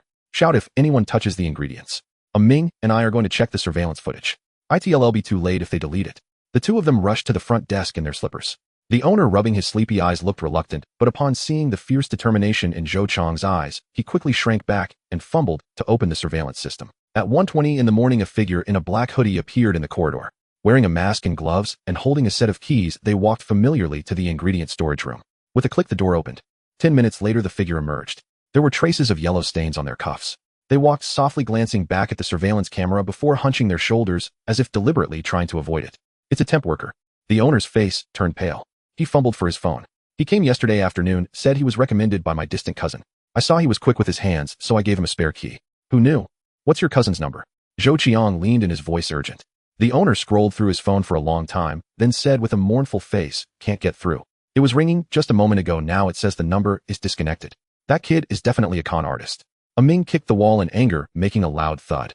He quickly pulled back his force, knowing that losing his temper now was useless, but the fire in his heart was unbearable. Who else could be this vicious besides Su Wanqing? Exposed just a moment ago, and she's already making a dirty move. What a snake. Zhou Qiang gritted his teeth, his chest heaving violently. I'm going to find her and settle this now. Ask her what the hell she thinks she's doing. Stop. Guilan's voice suddenly came from behind. She was holding a small glass vial containing a sample of the honey brew with some foam still clinging to the sides. Confronting her is useless. Without evidence, she'll just turn it around and accuse us of slandering her. Zhou Qiang, take a sample to the nearest testing facility now. The sooner we get the results, the better. We need to know exactly what was added to have a solid foundation. Zhou Qiang clenched his fists, his knuckles cracking. Finally, he nodded firmly. All right. The streets in the early morning were empty. The cold wind bit at his face. Zhou Qiang hopped on a shared bike, twisting the throttle to the max. The wheels rattled over the gravel on the road, numbing his palms and making his heart thump wildly. The streetlights were dim, casting long shadows. There wasn't a single car in sight, only the wind howling into it. 3 hours later, the test report came through. The words laxative component on the phone screen were as piercing as needles. Zhou Qiang stared at the line of text, his fingers growing stiff. The dosage is small, won't cause illness, but it makes things taste bitter and astringent and can cause mild diarrhea. Zhou Qiang read the report, his voice trembling. She wanted us to make a fool of ourselves at the competition. She wanted the judges to taste something wrong and think our skills were lacking, leading to our direct elimination. May clenched her fists, her eyes reddening. Her voice choked with tears. That's so vile. She's trying to ruin us. Let's call the police and have them arrest her. Guilan shook her head, tapping her fingers on the table. Her voice was as heavy as stone. Calling the police means making statements and gathering evidence. By the time that's done, the competition will have already started. We can't afford the delay. Besides, that kid in the footage was wearing a mask. We can't pin this on Su Wanqing for sure. It would be a waste of effort. Then what do we do? Without the honey brew, we're just handing over the first round. We came all this way. Are we just going to take this lying down? Ming paced in agitation, stomping his feet on the floor, his brow furrowed into a tight knot. Guilan stood up and walked over to her suitcase. She crouched down and unzipped the bottommost compartment. Inside were 2 small jars wrapped in thick cotton cloth. They still felt slightly warm to the touch. I kept a backup plan. She opened a jar, and a pure sweet fragrance of osmanthus wafted out. But then she frowned slightly, rubbing the osmanthus between her fingers. This first batch dried osmanthus is a bit damp. It feels sticky, and the raw honey has crystallized into rather large chunks. Ming's eyes lit up for a moment, then dimmed again. Damp osmanthus will taste flat. The fragrance won't come out. Crystallized honey won't dissolve. Can this even be used to brew honey? Even if we make it, the flavor will be off. It can, but we have to hurry. Guilan hefted the jars, her tone firm. The traditional method takes 5 hours. We only have 2.5 hours left until the competition. We have to process the osmanthus and honey simultaneously. We can't waste a single second. One wrong step, and it's all over. Divide and conquer. Zhou Qiang wiped his face, his voice hoarse. He'll dry the osmanthus with a hairdryer on low heat, making sure not to scorch it or ruin the aroma. Ming, you melt the honey using a warm water bath. The temperature absolutely cannot exceed 40 degrees. If it doesn't melt, use a spoon to gently crush it. May, you watch the clock and the thermometer. Don't be off by a single second. Shout out what needs to be added or reduced at any moment. Guilan, you're in charge of the main mixing. You decide when to add the osmanthus and how much. Well, follow your lead. Everyone sprang into action immediately. The small guesthouse kitchen transformed into a battlefield filled with the clatter of pots and pans, the hum of the hairdryer, and the crackle of firewood. Zhou Qiang pointed the hairdryer at the osmanthus, constantly turning the flowers with his fingers, afraid that localized high heat might scorch them. After less than 10 minutes, his hands were aching. The hairdryer slipped from his grip and fell to the floor with a thud, spilling nearly half a jar of osmanthus. His heart sank. He quickly crouched to pick them up, his fingertips reddened by the hot casing of the hairdryer. He wiped them on his pants, not even taking time to blow on them. We lost some osmanthus. About 30%. Zhou Qiang said urgently, his voice shaking. Li Guilan didn't even look up, her long-handled spoon never stopping its stirring. Reduce the osmanthus by 30%. If the fragrance isn't strong enough, compensate with the aged honey. Hurry up and dry it. Don't waste time. Beside him, A Ming was melting the honey using a warm water bath. The water in the glass basin had to be kept at a steady 38 degrees. He kept one eye on the thermometer while adding warm water to the basin. Sweat dripped from his forehead, falling into the water and creating tiny splashes, but he had no time to wipe it away. The honey is melted, but it's much thinner than usual. A Ming shouted, his eyes fixed on the glass basin, afraid the temperature would spike. That's normal for melted crystallized honey. Just boil it for an extra 10 minutes to evaporate the excess water. Li Guilan stirred faster. The honey brew in the pot was gradually thickening. The sweet fragrance mixed with the smell of smoke filled the kitchen, finally overpowering the earlier bitter taste. But just as they relaxed a little, a new problem arose. The temperature is too high. It's 90 degrees. Amei suddenly yelled, nearly dropping her timer. Her eyes were glued to the thermometer. The honey brew is going to burn and stick to the bottom. Li Guilan quickly turned off the heat and scraped the bottom of the pot with her spoon. Luckily, it was only slightly yellowed, not burnt. She breathed a sigh of relief, her voice urgent. A Ming removed half the firewood and switched to a slow simmer. Lower the temperature to 85 degrees and keep it there. A Ming hurried to pull some firewood from the stove. A spark landed on his finger, raising a red blister. He hissed in pain and quickly shook his hand, but still made sure to add half a log to the fire, afraid the temperature would drop too low. Zhou Qiang's osmanthus was finally dry. Just as he was about to pour it into the pot, he suddenly cried out, "Oh no. When I was picking up the spilled osmanthus, I accidentally mixed in some dust." Li Guilan frowned, took the osmanthus jar, and grabbed a fine mesh sieve nearby. Her fingers flew as she quickly sifted the flowers, the dust falling through the sieve. Her movements were 3 times faster than usual. It's fine, I've sifted it out. Now add the osmanthus. I may start the timer. Call me in 10 minutes. Time seemed to fast forward. The hands on the old clock spun dizzyingly, each tick striking like a hammer on their heart. 30 minutes left. The honey brew hasn't reached the right consistency yet. It's still too thin. Amai's voice was on the verge of tears. The thermometer in her hand was nearly crushed, her eyes red. Li Guilan took a deep breath and reached under the stove, pulling out a small porcelain bottle. The bottle's surface was worn smooth and shiny. She uncorked it, and a rich, mellow honey fragrance filled the air. This is 5-year aged honey. It can quickly thicken the brew and enhance the aroma. This is an emergency method passed down from my master. It should never be used unless absolutely necessary, but today we have no other choice. She added a spoonful of the aged honey to the pot and stirred a few times. Miraculously, the consistency of the honey brew thickened rapidly, its color turning a translucent golden amber. The sweet fragrance became so rich and mellow, it was intoxicating, and all the previous green astringent notes vanished. At 7:30 in the morning, there was only half an hour left until the competition. Li Guilan turned off the heat, ladled the honey brew into a ceramic jar, and sealed it with a red cloth. Her hands were trembling slightly. After more than 2 hours of intense work, her eyelids were practically glued together. But smelling that rich, mellow sweetness, a sense of relief finally settled in her heart. It's done. Her voice was hoarse and tired, but couldn't hide the satisfaction in her eyes. The process was rough, but the aroma of this honey brew is purer than usual. The aged honey's mellow fragrance perfectly balances the osmanthus' delicate sweetness. A mistake turned into a stroke of luck. Zhou Qiang picked up the jar and hefted it. The weight was just right. He brought it to his nose and inhaled. The earlier bitterness was completely gone, replaced by the fresh sweetness of osmanthus and the dense, smooth scent of honey, with an underlying note of aged honey's richness that made you want to taste it. A Ming collapsed into a chair, drenched in sweat, his t-shirt sticking to his back. He still held the thermometer, his knuckles white. We made it just in time.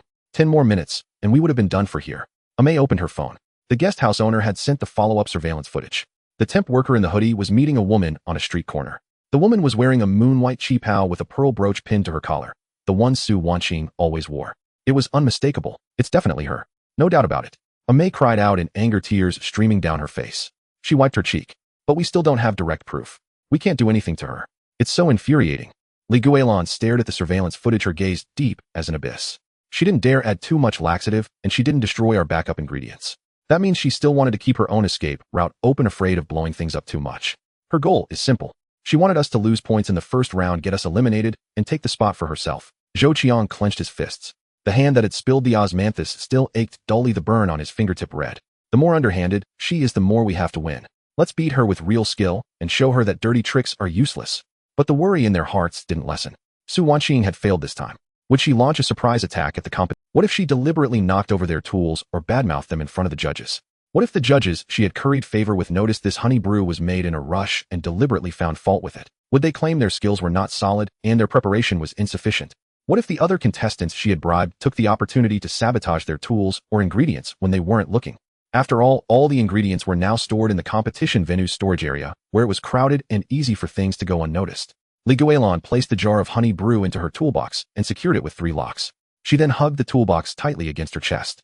Let's go to the competition venue. From now on, this jar doesn't leave my side. No one touches it. Sunlight streamed through the guest house window, casting bright patches on the floor.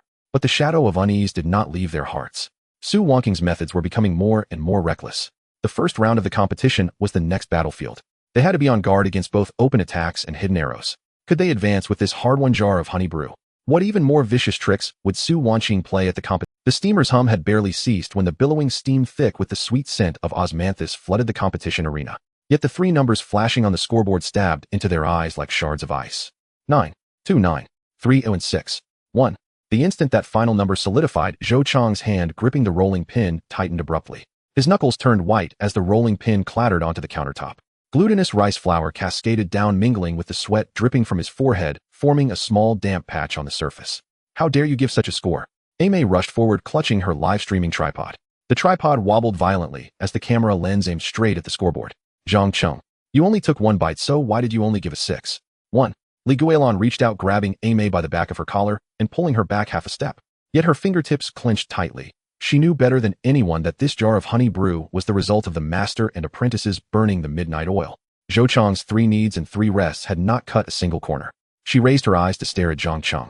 The man adjusted his gold-rimmed glasses, lifted a celadone teacup to his lips, and took a sip, though the tea barely touched his mouth. His gaze, however, darted quickly towards Su Wanqing, who stood in a corner of the arena. The preliminary round was a competition for the traditional craft group, and the Li team was the third to take the stage. Zhou Qiang rolled up his sleeves to knead the dough. The dough folded and pressed in his palms, each motion precise. The 3 needs had to make the gluten gleam, and the 3 rests had to be timed to 45 minutes. This was the rule passed down from old Li's family, and he dared not slack. Beads of sweat rolled into the dough. He wiped his face with his sleeve, his hand smeared with flour. As he rolled out the wrappers, the rolling pin spun swiftly, producing skins of even thickness, thin enough to see the grain of the cutting board beneath. Guilan stood beside him, scooping the honey brew. The amber liquid flowed along the ladle's edge in a long, continuous thread. Its sweetness carried a hint of wood smoke, making the audience in the front rows stand on tiptoe to inhale, murmuring softly, "This honey brew smells so pure, much more fragrant than the machine-made one from the previous group. The genuine 3 needs and 3 rests. This is our ancestors' true skill." Ming clutched the cotton sack of dried osmanthus flowers, the corners of his mouth involuntarily lifting. Yet his fingers unconsciously picked at the sack's opening. The shadow of last night's tampering with the honey brew still lingered, and he feared unexpected trouble. His palms were slick with sweat.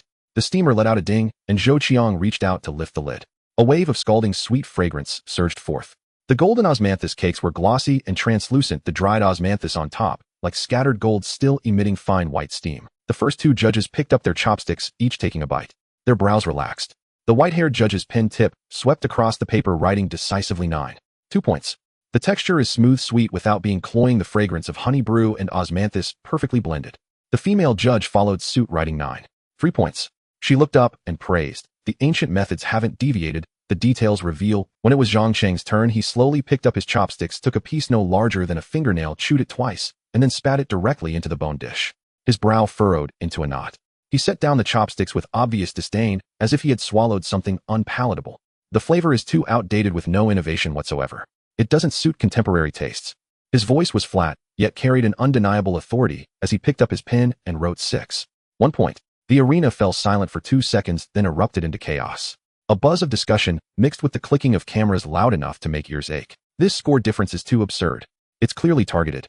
That machine-needed group just got 8 points. Did this judge take a bribe? Aimee's face flushed red with anger, her eyes rimmed with tears. She shoved the livestream camera even closer. "Folks, take a good look. This is what they call a fair evaluation. Zhang Cheng, you were a guest at Su Wanqing's Intangible Cultural Heritage Promotion event last year and took her sponsorship fee. Now you're scoring so biasly. Do you even deserve the title of judge?" Zhang Cheng's face darkened. He slammed the table and stood up. "Young lady, don't talk nonsense. I score according to the evaluation standards. If you keep interfering, you'll have the organizing committee throw you out. I'm not talking nonsense. Amy stomped her foot in desperation, her phone nearly slipping off the tripod. I recorded a video of the live stream. You praised Su Wanqing as a benchmark of intangible cultural heritage innovation during your speech. Dare you say you didn't take her money? Zhou Qiang grabbed the agitated Amy, his chest heaving with rage, his gaze as cold as ice as he stared at Zhang Cheng. Judge Zhang, the traditional craft group competition is about whether the ancient methods are preserved, not about blind innovation. You say we lack innovation. Does that mean turning osmanthus cakes into chocolate flavor would meet your standards? You dare to question my evaluation criteria? Zhang Cheng pointed at Zhou Qiang, his finger trembling. The organizing committee has rules. Evaluation results are effective immediately. If you keep this up, I'll report you for disrupting the competition. Disrupting? Zhou Qiang took a step forward, nearly colliding with the table, but Li Guilan held his arm firmly. Last time you followed Su Wanqing in falsely accusing us of having qualification issues, and now you're maliciously lowering our scores. How much did she pay you to destroy us like this? The arena instantly fell into chaos. Staff rushed over, some holding back the agitated Zhou Qiang, while others urged Zhang Cheng to sit down. The scene was a noisy mess. Li Guilan took a deep breath, pushed through the crowd, and stepped up to the scoring table. Her voice was steady yet carried an undeniable force. Judge Zhang, our Li family osmanthus cake has been passed down through 7 generations. The handwritten recipe from the Qing dynasty and the original intangible cultural heritage certification files were all reviewed by you during the qualification check. You witnessed our process just now. 3 needs, 3 rests, pure hand-brewed honey, not a single corner cut. A score of 6. 1 requires a defensible explanation. Zhang Cheng straightened his suit collar, his neck stiff, and replied harshly. I said it before, lack of innovation is a fatal flaw. That's my discretionary power as a judge, and I don't need to explain it to you. Discretionary power cannot be a shield for bias. The white-haired judge suddenly spoke. He hesitated, glanced at the organizing committee staff nearby, but still said solemnly, I just tasted another piece.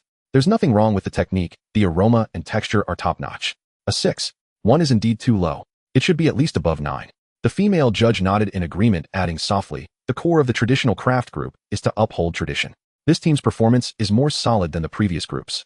This score is truly unreasonable. Zhang Cheng's face alternated between pale and red, but he remained stubborn. You have your opinions, I have my standards. There's never absolute fairness in judging. Just then the host strode onto the stage with a microphone and began announcing the real-time preliminary group rankings. Currently first place is Su Wanqing's team with 9. 0 points. Second is Qing Feng Zhai team with 8. 3 points. Third is the Li team with 8. 2 points. The rankings will lock in 30 minutes. Only 0. 1 points behind. Ming stomped his foot in panic, the floor thudding. Just 0. 1 points to advance directly, and Zhang Cheng is deliberately blocking us. Zhou Qiang gritted his teeth, his knuckles cracking as he clenched his fists, a fire burning in his chest with no outlet. We can't just accept this. Amy, can you get that sponsorship evidence now? Amy quickly pulled out her phone, her fingers swiping rapidly across the screen. Her face grew more anxious and her voice carried a sob. My friend said Zhang Cheng's studio account is encrypted. He's afraid to check it, scared of offending people. There's video from the promotion event's live stream, but no direct proof he took money. Then what do we do? Zhou Cheng's voice was laced with anxiety. The rankings lock in half an hour. Without solid evidence, arbitration is useless. Li Guilan crouched down and pulled a USB drive from a compartment in her toolbox, handing it to Ame. I came prepared. Her voice was soft, but carried conviction. After the last qualification crisis, I asked an old neighbor to look into Su Wanqing's public records. This has screenshots of her company's sponsorship list from last year pulled from the business registration website. It shows a 2,000 yuan donation to Zhang Cheng's intangible cultural heritage research project transferred just a week before the judge list was announced. Why didn't you say so earlier? Zhou Qiang was both surprised and delighted, grabbing the USB drive. I was afraid of alerting them, and I wanted to give Zhang Cheng a way out. Li Guilan sighed, her eyes growing heavy. But he insisted on burning his bridges. Amy quickly extracted the evidence from the USB drive. She was about to print it at the arena's printer when she found it broken, its indicator light flashing red. She broke out in a sweat. Damn, without physical evidence, the arbitration committee won't accept it. Use my phone for screen mirroring. The female judge suddenly spoke, pulling out her phone and handing it over. Send me the screenshots. I'll project them onto the screen in the arbitration office. I'll vouch as an individual judge that these screenshots are genuine. A wave of warmth washed over Zhou Qiang. He quickly had Amy send the files, then turned to give orders. Ming, go invite the white-haired judge to the arbitration committee. More witnesses carry more weight. Amy, keep the live stream going and show the evidence to the online audience. Let everyone judge. Guilan and I will head to the arbitration office. They split into 2 groups. As Zhou Qiang and Li Guilan reached the door of the arbitration office, they ran into Su Wanqing coming out. She was toying with the pearl brooch on her chest. Sunlight glinted off it, stinging their eyes. The same brooch she had worn last night when she met the temporary worker on the surveillance footage. Oh, where are you off to? Su Wanqing's lips curled in a sneer, but her eyes held a cruel edge. Can't stand losing and running to arbitration.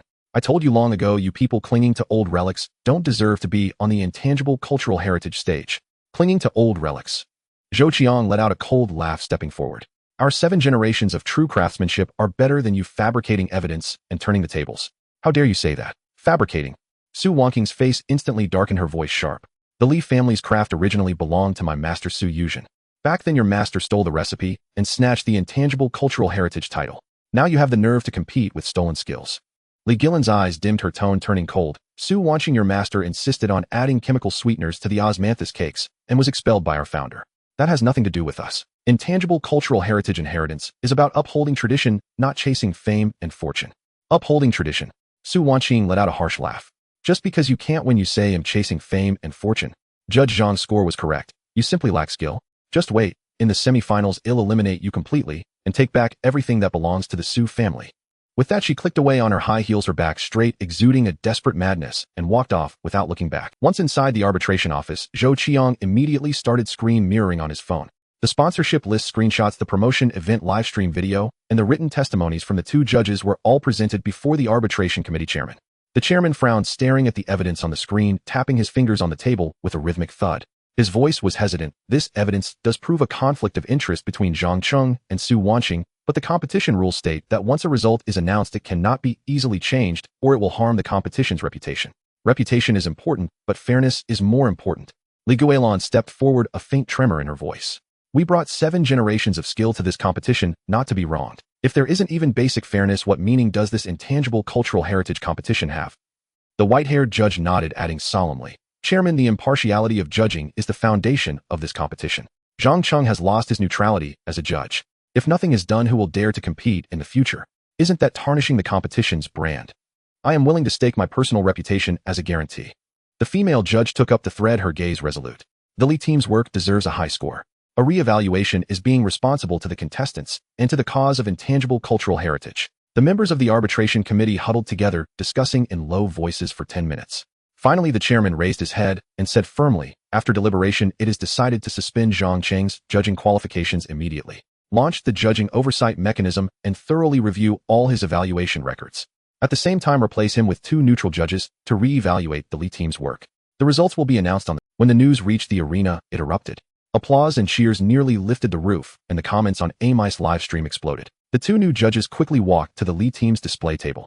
They picked up the osmanthus cakes, examined them closely, brought them to their noses to smell, then slowly picked up a piece and put it in their mouths, closing their eyes to savor it. After a long moment, one of the judges spoke, his tone full of praise. The cake is fine and smooth, without a single grain. The 3 needs and 3 rests are masterfully executed. The other judge nodded in agreement. The honey brew has a rich, mellow aroma, sweet, without being cloying. The fresh scent of osmanthus perfectly balances it with no harsh artificial fragrance. The craftsmanship is pure and the tradition is well preserved. The 2 exchanged a glance and simultaneously picked up their pens, writing the same number on the scoring sheet. 9. 8. The average score on the board instantly jumped to 9. For points far surpassing Su Wangqing's 9. 0, firmly securing first place in the group. We won. We advanced. Ming jumped up in excitement, throwing his arms around Zhou Qiang. Tears fell onto Zhou Qiang's shoulder, warm and heartening. Ame held up her livestream tripod, her voice choked with emotion, but carrying a smile. Folks, justice prevails. The Li family osmanthus cake won with true skill. Those who play dirty tricks will eventually be exposed. Zhou Qiang stared at the numbers on the scoreboard and let out a long sigh. His sweat-soaked undershirt clung to his back, but it felt incredibly reassuring. He looked down at the wooden cake mold in his hand, its grain polished smooth by generations of use. This was the Li family's root and their confidence. Li Guilan patted him on the shoulder, her eyes full of relief, yet tinged with worry. Don't celebrate too soon. Su Wangqing won't let this go. As if on cue, a member of the organizing committee hurried past with documents, muttering about checking Zhang Cheng's other evaluation records and investigating related contestants. Zhou Qiang glanced at the audience. Su Wangqing stood there, her face pale, her fists clenched so tightly that her nails dug into her flesh. Her gaze was terrifyingly dark. When she noticed him looking, she shot him a vicious glare, then turned and strode quickly out of the arena. He knew in his heart that this was only the first victory, tougher battles lay ahead. Would the contestants Su Wangqing had recruited gang up on them in the semifinals? Would the disqualified Zhang Cheng, nursing a grudge, secretly leak their craft details? Even more troubling was that the semifinals theme was innovative fusion. How could they, adhering to ancient methods, create an innovation that would win over judges and audiences without losing their tradition? Li Guilan seemed to read his thoughts and said softly, "Innovation isn't reckless change, it's adding to the foundation of ancient methods." Su Wanqing will surely play up innovation to win, so we need to plan our countermeasures in advance. Zhou Qiang nodded, gripping the cake mold tightly. He felt the warmth of the wood through his fingertips, and his inner resolve surged anew. The victory in the preliminary round was like a spark that ignited Su Wanqing's fury, making the coming competition even more perilous. In the semifinals innovation fusion contest, what more ruthless tactics would Su Wanqing employ? How would they defend the roots of tradition and create an innovation worthy of the Li family osmanthus cake? The cheers from the competition arena still seeped through the corridor into the backstage, mingling with the sweetness of glutinous rice and the faint fragrance of dried osmanthus entwining in the air of the rest room, refusing to dissipate. A fine layer of white glutinous rice powder clung to the corner of the wooden table, fluttering down at the slightest touch of a fingertip. Zhou Gang had just placed the ancestral pearwood pastry mold on the table, the shallow impressions left by the wood grain still visible on his fingertips. Having just won the lawsuit against the maliciously low scores, his tense shoulders had yet to relax. His palms were sticky with sweat, making the mold feel slippery in his grip. A dull thud of a cane striking the ground suddenly echoed from the doorway, startling everyone. It rattled the small white porcelain bowl on the table, sending a few grains of glutinous rice powder tumbling over the rim. A hunched old man stood blocking the doorway, his bamboo cane polished to a shine, his knuckles white from gripping it tightly. His graying hair hung over his forehead, and his clouded eyes stared fixedly at Li Guilan, carrying decades of deep melancholy. Whether regret or pity, it was hard to tell. Almost instinctively, Zhou Gang stepped forward firmly, placing himself in front of Li Guilan, his back taut. After successive attempts by Su Wanqing to poison him and bribe the judges to frame him, he had become as skittish as a startled bird, not daring to let his guard down for a moment. He clenched the pearwood pastry mold tightly in his palm again. Li Guilan gently patted his arm softly, asking him to step aside, and moved half a step forward herself, speaking with utmost respect. "Old sir, are you looking for me? Are you Li Guilan, the seventh-generation inheritor of the Li family osmanthus cake?"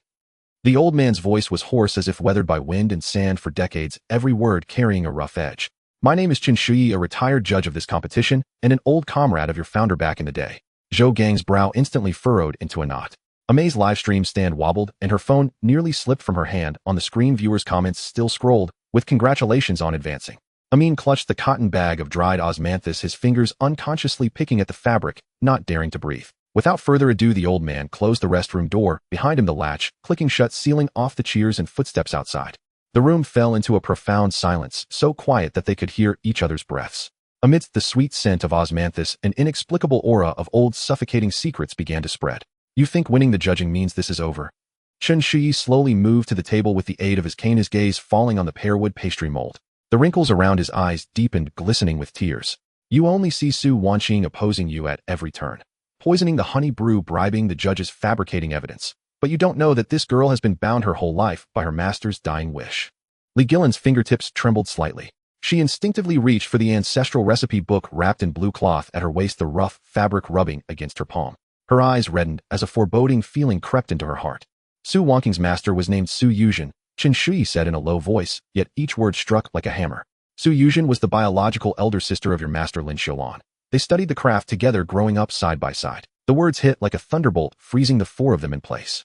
Cold sweat soaked through Zhou Gang's undershirt. Just days ago, Su Wanqing had brandished a fake old notebook wailing that the Li family had stolen the Su family's recipe, causing an uproar. It turned out they weren't enemies at all, but fellow disciples from the same sect connected by blood. Fellow disciples? Then why did she try to destroy us so ruthlessly? Amei's voice trembled violently, and the livestream camera shook along with it, her palms slick with cold sweat. "We never provoked her, yet she went to greater and greater extremes, determined to ruin the Li family." Qin Shuyi let out a long sigh and struck the floor heavily with his cane, his voice filled with pain. Because 40 years ago, Su Yuzhen was expelled from the sect by the founder, and it destroyed her life. That hatred she took to her grave and passed it on irrevocably to Su Wanqing. He slowly recounted the old story, his fingertips tracing the bamboo joints of his cane, each groove holding the echoes of past arguments and ruptures. Back in the 80s, food additives became popular in the market, cloyingly sweet, soft, and mushy in texture, and they sold like hotcakes. Su Yuzhen was skilled and quick-witted, but too eager for easy money. She insisted on adding chemical sweeteners and thickeners to the osmanthus cake, saying it would make big profits and overshadow the Li family's reputation. The founder's rule for intangible cultural heritage was to preserve the natural flavor of the ingredients and uphold conscience. Not a trace of chemical additives was allowed. Li Guilan interjected softly, her voice choked with emotion, her eyes full of regret for her senior sister. "My master Xiulan advised her countless times, but she wouldn't listen to a word. She had a huge fight with the founder, smashed his pastry mold, and stormed off, vowing to reclaim all the titles. But without the roots of traditional methods, cakes relying solely on additives could never stand firm." Chen Shiyi's voice grew heavy. Later, when applying for intangible cultural heritage status, Su Yuzhen's craft was entirely chemical-based and was directly rejected. Your master sticking to the ancient methods secured the certification, and that became a thorn in Su Yuzhen's heart for life, impossible to remove. Zhou Gang clenched his fists until his knuckles turned white, finally understanding Su Wangqing's obsession. It wasn't that the Li family had taken something from the Su family, it was that Su Yuzhen had strayed down the wrong path herself. But this resentment and unwillingness had been passed down as a dying wish, binding her own disciple tightly. On her deathbed, Su Yuzhen held Su Wangqing's hand and repeated just one phrase over and over. Chen Shiyi closed his eyes, enunciating each word of the obsession etched into the Su family's bloodline. Take back the intangible cultural heritage title. Reclaim everything the Li family stole from us. The restroom door was suddenly flung open, slamming violently against the wall with a harsh screech. Su Wangqing stood at the doorway, her face as pale as paper, her whole body trembling uncontrollably. The pearl brooch in her hand was twisted out of shape, its sharp edges digging into her palm, until blood seeped out unnoticed. She had originally been eavesdropping at the door, hoping to pick a fight, but instead she had overheard the entire story of 40 years. You're lying. Su Wangqing's voice cracked, sharp and hoarse, tears mingling with hatred as they fell.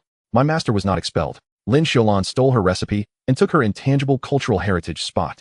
It was your Li family that stole everything from us. She rushed in like a madwoman, pulling a yellowed, brittle old notebook from her bag, its edges frayed and worn. The cover bore the name, Su Yuzhen, and when opened it released a musty, aged smell. Look, this is my master's recipe book. She slammed the book onto the table with fury, scattering pages across the floor, covered in red-inked chemical terms. The Li family's methods are exactly the same as my master's. You stole them. You ruined her life. Li Guilan bent down and gently picked up the notebook, her fingertips brushing against the rough pages. Flipping to the last few pages, the words sodium benzoate and sucralose stung her eyes painfully. Her hands trembled slightly, not from anger, but from heartache. Senior sister really went down a dark path back then. Adding these things might improve the taste temporarily, but it destroys the techniques passed down by our ancestors. She untied the blue cloth from her waist, revealing the ancestral recipe book. The pages were yellowed but neatly arranged, with Qing dynasty revenue stamps tucked inside. Every page contained handwritten ancient methods from her forebears, clean and pure, without a single chemical term. Our craft has been passed down generation after generation from the founder. We never stole anything from anyone. Li Guilan's voice was steady but laced with endless helplessness. Your master left of her own accord, violating the ancestral teachings. We didn't take her path. Intangible cultural heritage is about preserving righteousness, not competing for fame and profit. Zhou Gang stepped forward, looking at the devastated Su Wangqing. His tone held no anger, only a complicated sigh. He had witnessed her cruelty, but he also saw the pitiful way she was bound by her master's dying wish. He wasn't some fearless hero, he was just an ordinary person trying to protect his ancestors' craft, capable of softness and compassion. Your master's regrets shouldn't be placed on our shoulders. Zhou Gang's voice softened the pastry mold in his hand, digging painfully into his palm. The competition is about skill, not old grudges. We can demonstrate together on stage. Let the judges and the audience decide whose craft is worthy of the intangible heritage title. He thought that laying out the truth might ease even a fraction of her obsession. But Su Wangqing lifted her head abruptly, her eyes filled with bloodshot madness along with deep-seated grievance and resentment. She shoved Zhou Gang aside with such force that he staggered several steps. Demonstrate together. I find it disgusting. Su Wangqing screamed, picking up the recipe book from the floor and clutching it tightly to her chest. It was her only hope, her master's dying wish, her sole support. Lin Xiaolan took my master's place, and you think one phrase about preserving righteousness can make it all go away? My master never got the intangible heritage title in her life, and I have to get it back for her. Li Guilan, don't think winning the first round means you're safe. Her voice was cold as ice, her gaze sweeping over the pearwood pastry mold on the table, a hint of malice flashing in her eyes. The semifinals are the innovation and fusion round. They'll make sure you're completely eliminated and let everyone know that the Li family's heritage is stolen. With that, she turned and rushed out, her high heels clicking against the floor in a frantic, maddening rhythm like a knife slicing through hearts. The restroom fell silent again. Chen Shiyi leaned on his cane and let out a long, weary sigh. 40 years of grievances can't be untangled in just a few words. Su Wangqing has been bound by this obsession for too many years. In the semifinals, she will do everything to destroy the Li family, and her methods will be even more ruthless than before. You must be very careful. The old man finished speaking slowly, pulled open the door and left. The sound of his bamboo cane striking the ground grew fainter and fainter until it vanished down the corridor. Ame collapsed into a chair, her livestream phone still glowing, the comments section already exploding. Her hands were still trembling, her voice tearful. That woman is really insane. She's capable of anything. What are we going to do? Amin swallowed hard, his forehead covered in cold sweat, the osmanthus bag in his hand shaking uncontrollably. We have no idea what to do for the innovation and fusion round, and she's already good at flashy tricks. Now that she's desperate, we won't be able to defend ourselves. Zhou Gang rubbed his tight brow. He was scared too, and the successive betrayals had drained him. But seeing Li Guilan's reddened eyes, he forced himself to stand tall. He was the apprentice, the guardian of the craft. He couldn't fall first. Li Guilan walked to the window. The scent of osmanthus drifted in from outside, but it carried a bitter note. She caressed the ancestral recipe book, her fingertips tracing the handwriting of her forebears, her voice heavy as stone. Back then, besides the recipe, Su Yuzhen also secretly replicated the founder's pearwood pastry mold, identical in grain size and every detail to ours. She paused, looking at her three apprentices, deep worry in her eyes. That replicated mold is now in Su Wanqing. Zhou Gang's pupils contracted sharply. He instantly recalled the mold Su Wanqing had brandished during her provocation days earlier. The grain, the color identical to the ancestral one. It wasn't a temporary imitation, it was a hidden card Su Yuzhen had kept all along. She plans to use the replicated mold to make inferior cakes and frame us. Zhou Gang's voice tightened, cold sweat breaking out on his back again. To claim that we abandoned traditional methods for innovation, added additives, and ruined the reputation of the intangible heritage. Li Guilan nodded slowly, her fingers gripping the recipe book tightly. The innovation and fusion round of the semifinals is her best opportunity. If she secretly places those fake cakes in our display area, we won't be able to clear our names no matter how much we explain. Ame stood up abruptly, her voice changing pitch. Then we'll live stream the whole process. Keep an eye on the ingredients and the making. But if she strikes when we're not looking, we can't possibly defend against it. Amin's face turned pale, his lips trembling. From purchasing to making the cakes to arranging them, every step has to be watched. If we leave even the slightest gap, she can destroy us and the Li family's century-old reputation. Zhou Gang clenched the ancestral pearwood pastry mold tightly, the wood grain digging painfully into his palm. It was the root passed down by his ancestors, the thing he would fight to protect with his life. He looked out the window. Su Wanqing's figure disappeared around a corner of the competition venue, her back straight, carrying a madness that would not stop until death. Having just quelled the storm over the maliciously low scores and uncovered the 40-year-old sect feud, they now fell into an even more deadly trap: the replicated mold and counterfeit cakes. If realized, the Li family's century of innocence would be completely destroyed. Li Guilan hugged the ancestral recipe book tightly to her chest, the rough blue cloth pressing against her heart. Her voice was steady but choked with emotion. The craft passed down by our founder must not be destroyed in our hands. In the semifinals, we must not only protect the ancient methods, but also create true innovation so everyone can see what intangible heritage and conscience truly mean. Zhou Gang, Ame, and Amin exchanged glances. Their eyes held fear, worry, and anxiety, but also a stubborn resilience that refused to bow. The cheers from the competition arena were still clear, the sweet scent of osmanthus still lingered, but the air in the backstage was already thick with invisible smoke of conflict. Su Wanqing's revenge had only just begun. That replicated pearwood pastry mold hung like a sword over their heads, ready to fall at any moment, striking at the very root of the Li family's heritage. They thought that unraveling the source of the grudge would quell the conflict, but they forgot that those bound by obsession never. The deadly trap of counterfeit cakes in the semifinals was silently being laid in every corner. The arena was filled with the faint fragrance of osmanthus mingling with the sweet scent of freshly steamed glutinous rice. The clamor of the crowd buzzed with the excitement of the semifinals. Before long, a muffled groan emerged from the crowd, followed by 7 or 8 spectators clutching their stomachs and crouching down. Their faces turned ashen, cold sweat beading on their foreheads. Their intermittent moans instantly shattered the lively atmosphere. On the white porcelain plate at the Li family's booth, the golden osmanthus cakes still retained the warmth of steaming. The 4 masters and apprentices had toiled all night, adhering to traditional methods to create an innovative variation, each piece firm and perfectly shaped. Zhou Chang's pearwood cake mold tightened with a click, the grain digging deep into his palm as his heart sank. A moment ago, he had been staring at the live broadcast, confident that with all ingredients inspected and every step transparent, nothing could go wrong. The next, it felt as if the sky had collapsed. It's the Li family's osmanthus cake. I only had a small piece, and now my stomach is cramping so badly I can't straighten up. A girl in a hoodie leaning against the booth, her voice trembling uncontrollably, tears streaming from the pain. At her words, cameras, microphones, and the crowd surged forward, surrounding the Li family's booth in layers. Flashbulbs popped incessantly, blinding those within. Ama's live streaming phone shook violently, her knuckles white. The barrage of comments exploded with venomous accusations. She opened her mouth to explain, but her words caught in her throat, her eyes reddening instantly. The ingredient inspection report slipped from Ming's hand, papers scattering across the floor. His legs gave way and he nearly collapsed. Cold sweat soaked the edges of the paper as his lips trembled, speechless. Li Guilan stood in the center of the booth, her back instinctively straight, but her fingertips were ice cold as she clutched the edge of her apron. Her eyes burned. She had guarded this craft for 50 years, valuing the reputation of Li's osmanthus cakes more than her own life. Now a lifetime's work seemed about to be trampled into the mud. Su Wanqing pushed through the crowd, dressed in a sharp black suit.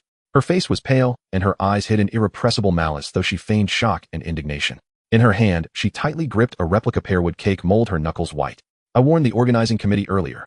The Li family, in their pursuit of the prize, have abandoned the very essence of tradition. Her voice rose sharply, each word piercing the Li family's heart. She deliberately raised the counterfeit cake. With a flick of her finger, the cake crumbled with a crack. A cloying chemical sweetness assailed the nostrils, a stark contrast to the refreshing osmanthus fragrance of the Li family's authentic product. Smell this. It's loaded with excessive artificial flavors and preservatives. The Li family, under the guise of intangible cultural heritage, is cheating the public. Zhou Qiang rushed forward, his voice strained and breath ragged. This isn't our cake. Our cakes are kneaded and rested 3 times firm and springy with absolutely no additives. Not yours. Su Wanqing sneered, her voice cracking. The cake was on your booth, your plate. Now that something's happened, you want to deny it. She brandished the replica mold, its patterns nearly identical to the heirloom one. This is the mold passed down by my master Su Yuzhen. Not only did the Li family steal our craft, but they also dare to ruin it with these adulterated ingredients. The judging panel hurried over, their faces dark as thunderclouds. They compared the 2 cakes for a long time. The curses and accusations mingled with the pungent sweetness overwhelmed the 4 masters and apprentices. Amei cried into the live stream. We broadcast the entire 128-minute process of making the cakes. Every step was recorded, all ingredients inspected. Someone is deliberately framing us. But no one listened. All cameras focused on the crumbled counterfeit. Public opinion was one-sided. The Li family's reputation was on the verge of being nailed to the pillar of shame. Zhou Qiang crouched down, picking up a piece of the counterfeit cake. It was loose and crumbly, turning to powder at a touch, cold and devoid of the warmth of a freshly steamed cake. He then touched the spare plate at the corner of the booth where the cakes were firm and moist, the fine texture of hand pressing evident under his fingers. The difference was unmistakable. He suddenly raised the spare plate, his voice hoarse, but cutting through the noise. Look closely. This is the cake we made live. From the same batch of ingredients, the same technique. There's no way they could look different. He crushed both cakes simultaneously and held them up to the cameras. The authentic one was a warm golden hue with a delicate osmanthus fragrance. The counterfeit was pallid and gray with a cloying, pungent sweetness. The disparity was clear for all to see, and the crowd fell silent for a moment. Su Wanqing's face changed. She lunged forward to snatch the cakes. Stop trying to fool everyone. You just made them in separate batches. Separate batches.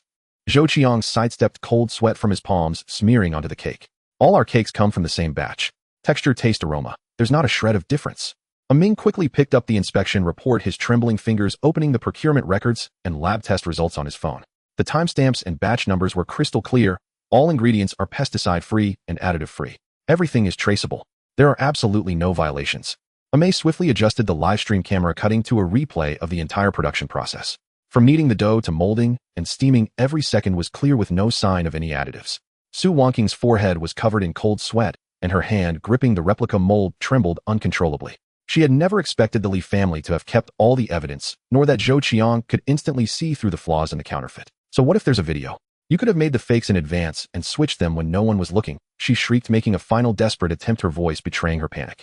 The judging panel immediately sent both cakes to the on-site rapid testing lab. Every second of waiting felt like a knife cutting into their hearts. Zhou Qiang stared at the replica mold in Su Wanqing's hand, suddenly recalling Qin Shi's words, that Su Yuzhen had once, against ancestral teachings, secretly replicated the founder's cake mold. He stepped forward, quickly pointing at the replica mold, his voice firm and resolute. Your mold is fake. Our heirloom pearwood mold has 3 natural grain cracks. Your mold is unnaturally smooth. It's a deliberate forgery. Li Guilan immediately pulled out the heirloom mold she kept close to her body. Under the arena lights, 3 fine but distinct natural cracks were clearly visible to everyone. In contrast, Su Wanqing's replica mold was perfect but lifeless. The truth was evident at a glance. Before long, the rapid test results were projected onto the big screen. The red letters were glaring and stark: Li's authentic product, no additives, all natural ingredients, fully compliant with intangible cultural heritage standards. Counterfeit contains excessive ethyl maltol and sodium benzoate, a substandard and illegal food product. The crowd erupted. The curses from moments ago turned into accusations against Su Wanqing.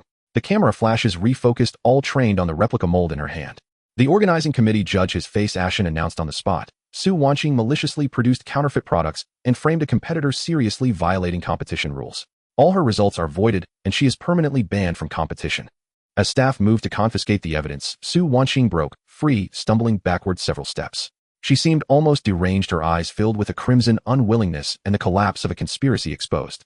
She had guarded her master's dying wish her entire life, striving with all her might to reclaim so-called recognition, only to lose everything in the end. She stared at Li Guilan and Zhou Qiang, letting out a piercing cold laugh. Disqualification.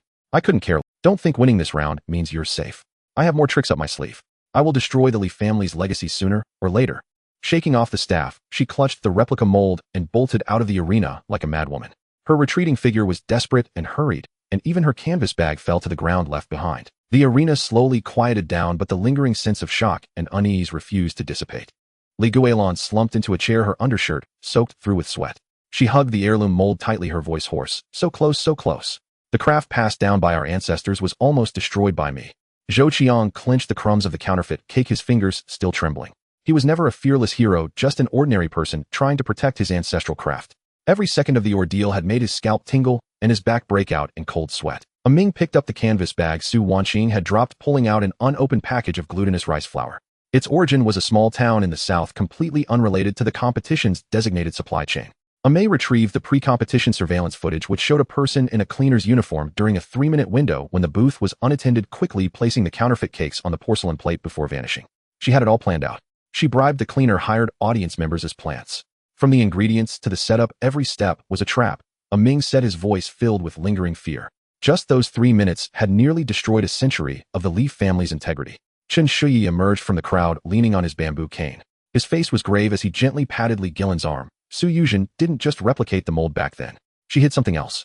Su Wanqing's next move won't be simple. You must be careful. The judging panel approached the booth, bowing deeply in apology. Our oversight allowed this malicious framing to occur. The Li family upholds tradition and innovation with pure craftsmanship. You are directly promoted to the finals. The arena erupted in warm applause. The refreshing osmanthus fragrance once again filled the air, overpowering the cloying sweetness of the counterfeit. But the 4 members of the Li family felt no joy. Su Wanqing's words, "I have more tricks up my sleeve," were like a sharp thorn deeply lodged in everyone's heart. Zhou Qiang gently traced the 3 cracks on the heirloom mold. The grain of the wood dug painfully into his palm. He had only wanted to quietly preserve the craft and secure the National Intangible Cultural Heritage certification. But now he had to uncover all of Su Wanqing's schemes to protect this 7-generation-old technique. Sunlight streamed through the arena's glass windows, falling upon the golden osmanthus cakes. They were warm, fragrant, and soft, their sweet scent wrapped in warmth. But in the air, an invisible smoke of conflict still lingered. Su Wanqing's departure was not the end of the conspiracy, but the beginning of a more dangerous crisis. They had exposed the counterfeit framing and protected their reputation for the moment, but they had no idea that Su Wanqing's hidden schemes were quietly closing in on the very roots of the Li family's legacy. The sharp, cold scent of disinfectant in the hotel hallway stung the nose. Su Wanqing had been disqualified from the competition for only 3 hours when a frantic knock came at her guest room door. The force, uneven, urgent, carrying the desperation of a cornered soul. Zhou Qiang's hand suddenly gripped the pearwood pastry mold at the corner of the table. The ancient wood's grain dug deep into his palm, the pain making his fingers flinch. He had barely caught his breath from the deadly scheme of being framed with a counterfeit. His nerves still taut any slight disturbance, making his entire body tense. He strode quickly to the door, first glancing through the peephole.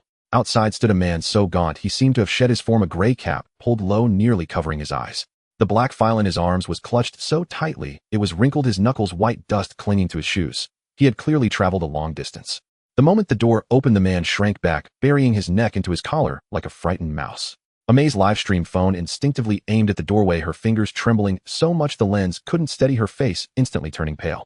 Ming stepped half a pace forward, shielding Li Guilan behind him, his gaze cold and devoid of warmth, his entire body on high alert. No one had expected that, having just resolved one deadly crisis, an old enemy would be waiting right at the door. "My name is Wang San. I used to be Old Wu's lackey. Back then I had a hand in stealing your pastry mold." The man's voice trembled, his face pale, too afraid to meet their eyes. Sweat from his forehead soaked the brim of his cap. Ming immediately pulled out his phone and opened the file of those involved in the case. The photo and ID number on the screen matched the man before him perfectly. This was indeed the person who had conspired with Boss Zhao and Old Wu to frame Zhou Qiang. May bit her lower lip, her voice low and tight. "Did Su Wanqing send you? What dirty trick is she planning now? It has nothing to do with her." Wang San waved his hands frantically, nearly dropping the file in his arms, his tone full of desperate pleading. "That woman has gone mad. Even after being disqualified, she made threats, saying she'd drag all of us who know the truth down with her. I don't want to go to prison, I really don't. I contacted Boss Zhao through a connection in prison. He told me to come to you to hand over these things and beg for a way out." The name Boss Zhao struck Zhou Qiang like a blow. His throat tightened instantly, his chest felt as if it were stuffed with damp cotton, suffocating and heavy. This name was a scar etched into his very bones. Boss Zhao's malicious framing had sent him to prison. 3 years behind bars had worn away his spirit, nearly destroyed his life. He had hated this man for over 1,000 days and nights. How could he easily believe he would suddenly change his ways? "I don't believe it." Zhou Qiang's voice was hoarse. His hand gripping the pastry mold tightened further, his knuckles turning pale. His eyes churned with resistance, hatred, and an uncontrollable physical discomfort. The stress response left by his prison years of fear and resentment etched into his soul. Li Guilan gently patted his back. The warmth of her palm seeped through his thin shirt as she soothed him. Xiangzi, hate is hate, business is business. We have to see what it is. Whether it's a trap or the truth, running won't solve it. Zhou Qiang closed his eyes, his Adam's apple bobbing violently. Finally, he reached out and took the crumpled file. The rough craft paper chafed his hand. The edges were frayed from being repeatedly crumpled, showing how long the man had hesitated clutching it. He tore open the flap with his fingers. Several yellowed transfer receipts fluttered out along with a cold hard silver USB drive. A torn note was left with only the words "recording" scrawled crookedly on it. The signature on the receipts was clearly Su Wanking's. The amounts ranged from 3,000 to 80,000 spread over 31 separate transactions, all dated within the 3 months before the competition. Expenses for bribing judges, hiring temporary workers, purchasing laxatives, and making counterfeits. Every single one was tainted money. There was no complete, neatly organized record, only these core pieces of evidence hidden in corners. Wang Xin had kept them hidden for over half a year, a life-saving charm for fear that Su Wanqing would silence him. Aiming plugged the USB drive into the computer. A burst of static crackled from the speakers, followed by Su Wanking's icy voice dripping with malice and obsession. Make sure the judges are paid enough. Lease must be pushed below the elimination line. They cannot be allowed to get the intangible cultural heritage title. Control the dosage of the drug in the honey brew. Just ruin the taste, don't cause any deaths. It can't be traced back to me. Switch the counterfeit during that 3-minute gap. Hire people to make a scene and completely destroy Lee's reputation. Old Wu Wangs, and keep your mouth shut. If something goes wrong, take the blame yourselves. If you dare leak anything ill, make sure your families suffer. There was also a muffled recording of Boss Zhao's voice, stripped of its former arrogance, leaving only exhaustion and regret. Wanqing, stop your evil deeds. That kid Zhou Qiang truly cherishes his craft. I wronged him back then, and I can't sleep from the regret. Every piece of audio matched the entire process. The ingredient tampering on the high-speed rail, the forged qualifications, the poisoning of the honey brew, the judge's biased scoring, and the counterfeit framing. Each link was solid evidence, leaving no room for denial. Zhou Qiang's shoulders trembled slightly. It wasn't from anger, but from a dull ache in his chest. He had thought Su Wanqing was merely consumed by obsession and a competitive spirit, but he never imagined that from the very beginning she had intended to completely destroy Li's legacy, scheming step by step, striking with lethal precision. Wang San crouched on the floor, his head in his hands, his voice choked with sobs, trembling uncontrollably. Old Wu has already fled. I'm the only one left. The day Su Wanqing was disqualified, she sent me threatening messages. I'm really scared she'll drag me down with her. Boss Zhao saw the news about the intangible cultural heritage competition in prison. He saw you sticking to your craft, making osmanthus cakes honestly. He said you didn't go down the wrong path, that he owed you from back then, and he's repaying with this evidence. He's just hoping for a reduced sentence for providing information, not to drag you all down. Zhou Qiang abruptly turned around, looking out the window at the bustling traffic. The night scenery of the capital was brilliantly lit, but his eyes burned and his heart felt as if it were being torn in two by two hands.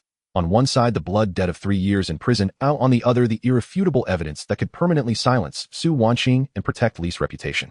If he made the evidence public, Su Wanqing would be ruined with no chance of recovery. But Boss Zhao's old crimes would be confirmed, making his path to a reduced sentence much harder. If he didn't make it public, Su Wanqing's hidden schemes would lurk in the shadows. The final competition would never be peaceful, and Li's legacy would be forever plagued by rumors unable to clear its name. Self-interest and justice wrestled in his heart, the pain so intense that his nails dug deep into his palm, drawing blood, without him even noticing. Xiangzi, Li Guilan brought over a plate of freshly steamed osmanthus cakes. The soft, sweet fragrance spread, carrying the warmth of the hearth, and offered it to him. What we protect is our craft, but more importantly, our conscience. Those who do wrong must be punished. Those who know remorse should also be given a chance. This is the principle passed down by our ancestors. It's not just about kneading dough and steaming cakes. Ame clutched her phone. The comments on the screen were already in an uproar. Trolls were leading the charge, saying Li's victory was a fluke, that Su Wanqing was framed. It made her blood boil. The internet is exploding. If we don't show the hard evidence, we'll be criticized forever. Aiming stared at the transfer receipts on the table, his tone resolute. The evidence is solid. We'll submit it to the organizing committee and the media through proper channels. No hype, no embellishment. We won't wrong the innocent, but we won't let the guilty off either. Zhou Qiang took a deep breath. The sting in his palm suppressed the surging hatred. He looked at the soft, warm osmanthus cake before him, then touched the 3 natural cracks on the ancestral pastry mold, slowly unclenching his fist. He couldn't bring himself to completely forgive, nor could he let go of all his resentment. He was just an ordinary guardian of a craft, wanting only to protect his skill, protect justice, and protect the last bit of purity in his heart. Submit it. Follow the proper procedures. No tricks, no holding back. There was no passionate roar, only a calm voice that carried 1,000 emotions. The true difficult struggle of an ordinary person letting go of personal grievance. Aiming carefully organized all the evidence and submitted it through official channels to the competition's organizing committee, the Intangible Cultural Heritage Association, and legitimate media. There was no live streaming hype, no seeking attention, only a demand for justice. The organizing committee reviewed the evidence overnight. The next morning, they released an official announcement concluding that Su Wanqing had maliciously manipulated the competition and framed her opponents. The evidence was conclusive and undeniable. The Intangible Cultural Heritage Association followed suit, announcing Su Wanqing's permanent ban from the national intangible cultural heritage industry. Her workshops and stores were all shut down, pending a thorough investigation. The prison authorities also verified Boss Zhao's meritorious service in providing information, ultimately granting him a 6-month sentence reduction process, and announced according to regulations without haste. Overnight, Su Wanqing was completely disgraced. Her social media accounts were banned, all her partners severed ties. Her past obsession and arrogance vanished into thin air, leaving her with no chance of a comeback. The smell of disinfectant in the guest room gradually dissipated, replaced by the warm sweetness of osmanthus cakes, soft and enveloping, carrying the warmth of everyday life. Zhou Qiang picked up an osmanthus cake and took a bite. The softness of the glutinous rice and the delicate sweetness of the osmanthus melted in his mouth. The knot that had been tight in his chest for 3 years finally loosened a little. He didn't speak of forgiveness nor of letting go. He simply placed the pearwood pastry mold gently on the table, his movements incredibly tender. Guilan watched him, her eyes filled with both pain and relief. Ame turned off the live stream. The screen was filled with support and blessings from netizens. She finally smiled, the corners of her eyes still red from unshed tears. Aiming finished archiving the evidence and leaned back in his chair with a long sigh of relief. The tension that had gripped him for over half a month finally completely dissipated. Everyone thought this long-drawn-out storm had finally ended. All that remained was to prepare for the final competition peacefully, with a clear path ahead. As Aiming casually dragged the progress bar of the recording to clear out some useless noise, a low, unfamiliar whisper suddenly emerged clearly. The master's old connections in Nanyang. I never cut them off. If the domestic route is blocked, we'll stop them elsewhere. Lease must not be allowed to go abroad.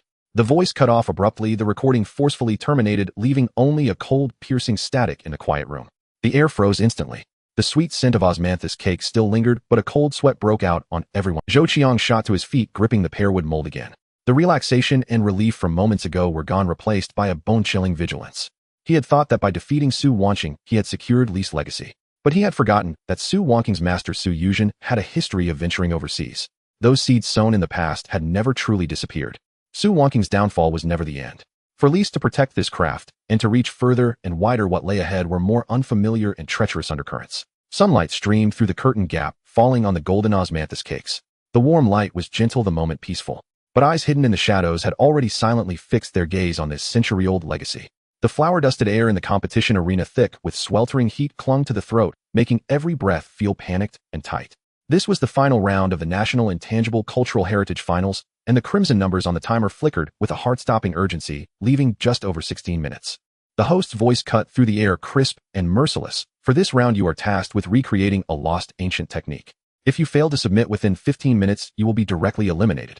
Guilan's hand holding the registration form for osmanthus pine cake had just extended half an inch forward when a male contestant in black-rimmed glasses suddenly darted out from the side and raised his placard with a shout. Our team registers first.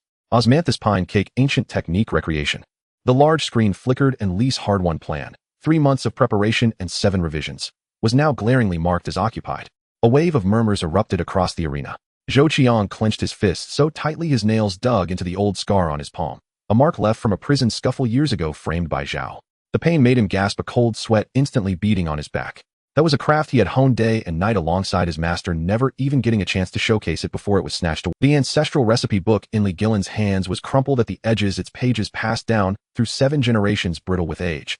Her fingers trembled as she flipped through every page, panic hidden in her eyes, yet her spine remained as straight as an old artisan's, pride refusing to bend even an inch. Aiming crouched beside the ingredient crate, beads of sweat from his forehead splattering into the glutinous rice flour, leaving small white marks. His Adam's apple bobbed convulsively as he stared at the full crate, unable to speak for a long time. He had prepared all the standard ingredients, but had forgotten to stock any emergency supplies for lost techniques. Ame clutched the live-streaming phone, her knuckles white from the strain. The camera shook violently as a dense barrage of comments scrolled across the screen, all expressing worry for Li's team.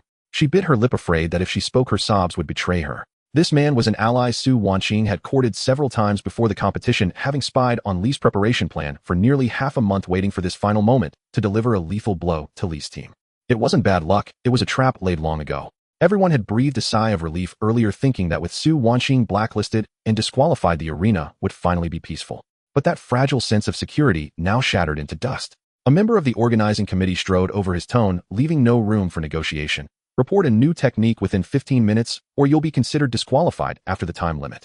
15 minutes. What could they possibly do? Even weighing and kneading the dough would be tight, let alone recreating a lost ancient craft. Guilan scoured through all her manuscripts, ancient texts, and registration forms, her fingertips dusted with paper fibers. Every known method for making osmanthus cakes had been pre-registered, leaving not even a scrap of a technique behind. Zhou Qiang leaned against the edge of the workbench, a sharp pain suddenly twisting in his stomach. A chronic ailment from his time in prison triggered by panic and stress. He doubled over, his palms slick with cold sweat. He cursed his own uselessness. Guarding Li's crab, a clay jar, to watch his grandfather work. Dried osmanthus flowers soaked in aged yellow wine, their fragrance intoxicating. He squeezed his eyes shut, his mind a chaotic mess, when suddenly the crackling of firewood from an old kitchen drifted into his ears. The warm, fragrant air laced with the aroma of wine yanked him back to the age of 7. Back then he had sneaked into the kitchen, clutching the edge of a clay jar, to watch his grandfather work. Dried osmanthus flowers soaked in aged yellow wine, their fragrance intoxicating. His grandfather had patted his head and said this was Li's secret brewing method for cakes lost for nearly 30 years, not to be shared lightly. He had stolen a spoonful of the fermented osmanthus mash, sweet and laced with wine. That taste had lingered on his tongue and in his heart for 32 years. Yellow wine. Soak osmanthus. Kneaded into the dough. Zhou Qiang muttered, his voice hoarse. The fragments of memory in his mind pieced together and scattered over and over. The number of stirs, the soaking time for the rice. All stuck, refusing to connect. Guilan's eyes snapped open, their cloudiness suddenly brightening. Her voice trembled but remained steady. Are you talking about osmanthus wine cake? The old technique that our family lost in the 8th generation. Only a crooked half-line of text remained in the family genealogy. Even her master had never seen the complete method. For 32 years no one had been able to piece together the full process. Zhou Qiang nodded, sweat dripping from his brow onto the workbench, leaving small wet patches. His memory was stuck at a crucial point, and his eyes reddened with frustration.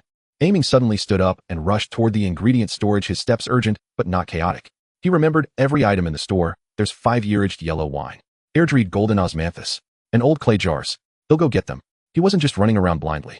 After preparing alongside Li's team for so long, he had memorized the location of all ingredients, driven by a single thought. He could not let his master and senior brother fail here. Ame faced the camera, suppressing her sobs as she forced a smile to reassure the audience. Don't worry, everyone. Our family has old skills to fall back on. We can handle this. She feared losing viewers, feared the online backlash calling Li's team useless, and feared most of all that her master and senior brother, who had fought alongside her all this way, would lose without a fair fight. Guilan reached out and grabbed Zhou Qiang's arm, her grip strong enough to leave red marks. Her voice was urgent but gentle. Xiangzi, take your time. Don't panic. What did Grandpa do first back then? How did he stir it? How did he knead the dough? Zhou Qiang closed his eyes tightly, his senses completely transported back to the kitchen of his childhood. The firewood warmed his back, the rough surface of the clay jar scraped his fingertips, the gurgling sound of yellow wine being poured in, the soft thud of osmanthus sinking to the bottom, and his grandfather's coarse hands stirring the mixture in circles. 48 circles clockwise, 35 counterclockwise, no more no less. The osmanthus had to be air-dried for 2 hours, the yellow wine aged for 5 years, the glutinous rice soaked for 3 full hours. The fermented mash had to be kneaded into the dough 100 times, steamed over low heat for exactly 15 minutes. Not a second of haste. The scattered memories, like dried osmanthus flowers soaked in warm water, gradually unfurled, clear and complete. The full set of ancient techniques for osmanthus wine cake, lost for 32 years, was now entirely in his mind. Zhou Qiang wiped the sweat from his face. His hands still trembled, but he gritted his teeth and spoke, his voice hoarse but resolute. Aiming, fetch the ingredients. Ame, keep track of the time. Master, knead the dough using our 3-knead, 3-rest method. Quick. There were no roaring slogans, just ordinary people pushed to their limits, gritting their teeth and bearing the burden. Aiming ran back, carrying a clay jar, its surface still damp from the storage room. As soon as the cork of the 5-year-aged yellow wine was pulled, a rich, mellow aroma spread, overpowering all the miscellaneous smells in the arena. Zhou Qiang grabbed the air-dried osmanthus, feeling the crisp texture against his fingertips. He crumbled it bit by bit into the jar, then poured in the yellow wine until it covered the flowers by exactly 1 finger joint, no more no less. He stirred according to the remembered number of circles, his arms aching and numb, trembling violently, but he dared not stop for a second. Every revolution was fueled by sheer will. Guilan tended to the dough bowl, mixing warm water into the flour. Her fingertips tested the soft springiness of the dough, executing the 3-knead, 3-rest method at maximum speed, but without cutting any corners. This was the bottom line of an old artisan. Even if they lost, they would not degrade the root of their craft. Aiming clutched the ancestral pearwood cake mold, its osmanthus pattern worn smooth by generations of use. He quickly oiled and cleaned the mold, his fingers steady without a hint of a tremble. Ame stared at the timer, her voice quivering, each call tugging at everyone's heartstrings. 4 minutes left. Hurry. Zhou Qiang kneaded the fermented osmanthus mash into the dough. The aroma of the mash seeped into the rice fragrance. Sweet, but not cloying, strong, but not harsh. His fingers coated in sticky dough strands grew steadier and more confident with each knead. The dough went into the mold, was pressed and released in one smooth motion. It was placed into the steamer. Guilan adjusted the flame to low, watching the fire without blinking, even her breathing subdued. There was no miraculous rapid steaming. They simply adhered to the shortest ancient steaming time, minute by minute, enduring until the very end. The opponents in the arena watched with arms crossed and sneers. Even the judges frowned, none believing that a craft lost for over 30 years could be recreated in just over 10 minutes. The livestream comments shifted from mockery to a breathless anticipation, even the number of messages dwindling. Steam slowly began to rise from the steamer, carrying the mingled scents of osmanthus and wine. The aroma spread, growing richer, enveloping the entire arena, even drawing the judges' gazes. The timer ticked down to the final 30 seconds. Guilan gently lifted the lid of the steamer. A wave of hot air rushed out, warming her cheeks. The golden cake was plump and round, its surface studded with fine pieces of golden osmanthus, carrying a faint blush from the wine. It looked soft and inviting, promising a dense melt-in-the-mouth texture. The head judge strode over, picked up a piece, and pressed it lightly with a fingertip. It was springy but not crumbly. He brought it close to his nose, inhaling the pure scents of rice, osmanthus, and yellow wine. Not a trace of artificial flavoring. He took a small bite. The softness of the glutinous rice, the mellow depth of the yellow wine, and the delicate sweetness of the osmanthus unfolded layer by layer on his tongue. It was not cloyingly sweet nor harsh, leaving a faint, lingering aftertaste of wine. The most authentic taste of the ancient method as remembered by the older generation. The cake nearly slipped from the judge's hand. His eyes widened in astonishment, and his voice trembled. This is osmanthus wine cake. The authentic, long-lost craft of the Lee family, lost for 32 years. That single sentence ignited the entire arena. The other judges swarmed, overtasting one after another, their faces a mix of shock, admiration, and deep emotion for this living heritage. Preserving the old roots without rigidly clinging to outdated methods. This is the intangible cultural heritage we need. Recovering a lost craft through childhood memories. This is heritage etched into the very bones. The male contestant who had stolen their technique earlier stood pale as a sheet, his fists clenched, unable to utter a word. He had only intercepted the surface-level process, never anticipating that Lee's family held a lost lineage deep within. Amazed livestream comments exploded, the number of likes skyrocketing, filled with cheers for Lee's team and messages. Guilan looked at the osmanthus wine cake in the steamer, tears streaming down her aged face. Her fingertips gently touched the warm cake, the fragrance of the bread mingling with the osmanthus. The regret of 7 generations, the void of 32 years, was finally filled at this moment. Zhou Qiang leaned against the workbench, utterly spent. His arms were too sore to lift his palms, covered in sweat and dough. The pain in his stomach still lingered, but he smiled, his eyes re-dimmed, the corners of his mouth lifting uncontrollably. He was no genius. He had simply held on to the sweetness of a single taste he had stolen at the age of 7, cherishing it for 32 years. Heritage was never just dead words written on paper. It was a longing hidden on the tongue, etched in the heart, and fused into the blood and bones. A root that generations refused to let go of. The organizing committee announced on the spot that Lee's osmanthus wine cake had advanced with a perfect score, directly securing the final qualification for national-level intangible cultural heritage status. Applause, camera flashes, and cheers wrapped in the rich scent of osmanthus filled the entire arena. Everyone was celebrating this rediscovered craft. Everyone thought the storm had passed, that only a smooth road lay ahead. Aiming pulled out his phone to send good news to the old neighbors back home. But as the screen lit up, an anonymous text message popped up. There was no signature, but the osmanthus watermark at the end matched the pattern on Su Wangqing's set of replica cake molds. People from Nanyang are watching the brewing recipe. Don't take it out of the arena. Su Yuzhen's old faction hasn't stopped. The message was sent 10 minutes before the finals began. Zhou Qiang took the phone, his fingertips instantly turning cold. The warmth that had filled him moments ago dissipated completely. He suddenly remembered Su Wangqing's sinister threat about Nanyang in the recording from before, recalling the old story of Su Yuzhen's rift with the sect and her subsequent departure to Nanyang. So Su Wangqing's schemes had never been limited to domestic sabotage and framing.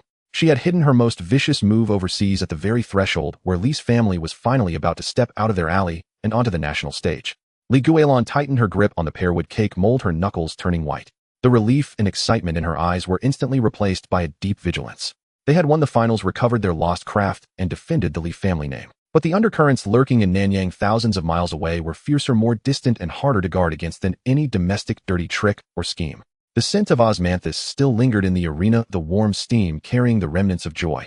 Yet a biting chill crept up from the soles of their feet, coiling around everyone's heart. The domestic competition was won, but the true battle awaited them overseas. The arena was filled with a faint fragrance of osmanthus, mingling with the musty scent of red velvet drapes, pressing against one's chest so tightly that even breathing came with a tremor. Zhou Qiang clutched his phone, his knuckles white from the grip. The anonymous text from Nanyang still glowed on the screen, its chilling words seeping through his fingertips and into his bones. A sharp pain twisted in his stomach again, an old ailment from the hunger he endured in prison, flaring up whenever fear or anxiety struck. He hunched his back, slightly gritting his teeth to stifle the groan. He was terrified. Having just recovered a lost recipe for fermented cake, through childhood memories having barely touched the edge of his ancestral legacy, he feared that the fragile light he had finally grasped would be snuffed out by a hidden hand from overseas. Guilan gently patted his arm. Her calloused fingers brushed against the fabric, carrying the residual warmth of years spent tending the stove. Her voice was low but steady. Focus on the present. Whatever happens, we'll deal with it after we get the results. She stood with her back straight, but the hand clutching the ancestral pearwood cake mold was ice-cold, her fingers trembling slightly. 7 generations of craftsmanship interrupted for 32 years. She had grown gray-haired from worry, endured countless schemes, and feared losing more than anyone. Feared betraying her ancestors. May crouched nearby, frantically adjusting the live-streaming tripod. Her fingers shook so badly that she couldn't even focus the camera. Glancing at the back-end data, she saw the online viewer count surging. She swallowed hard, her heart leaping into her throat. She was afraid the live stream would go wrong, afraid of disappointing the netizens following her, and even more afraid that all the hardships her master and senior brother had endured would be for nothing. Ming leaned against a crate of ingredients, his fingers repeatedly tracing the glutinous rice flour marks on the corner, a testament to 10 years of guarding the ingredients. His eyes were fixed on the judge's table, barely daring to breathe. He had started as a lowly kitchen assistant, never stealing a single grain or skipping a single step, waiting all this time for this one moment of recognition. Zhou Qiang lowered his gaze, staring at his hands covered in thin calluses and old scars. These hands had endured hard labor in prison, been pointed at and cursed as belonging to an ex-convict. Now about to shoulder the heavy burden of inheritance, he felt he didn't deserve it. The host's voice boomed through the speakers, dazzlingly bright. Now we announce the final awardee of the National Intangible Cultural Heritage Project. The entire venue fell silent instantly, even the camera flashes stopped. Everyone's eyes were pinned to the display screen on the main stage. The award goes to Li family osmanthus cake. Applause erupted like a thunderclap, rattling eardrums. Camera flashes merged into a blinding white light that made it impossible to keep one's eyes open. Not a single judge voted against it, and none abstained. Zhou Qiang's legs gave way and he nearly collapsed to the ground. The pain in his stomach was instantly swept away by a tidal wave of ecstasy. Tears splashed onto his collar, burning hot. He, a sinner that everyone avoided, had actually managed alongside his master to preserve the roots of the Li family. Guilan reached out to accept the gold embossed certificate. Its edges bit into her fingertips. Clutching the certificate, she pressed the other hand tightly against the ancestral recipe book in her bosom. Tears streamed down the wrinkles of her face. She wiped them away, only for more to fall. May, facing the camera, choked out fragmented words, repeating over and over, "We made it. We actually made it." The barrage of comments scrolled furiously, all tearful emojis, tributes, and congratulations.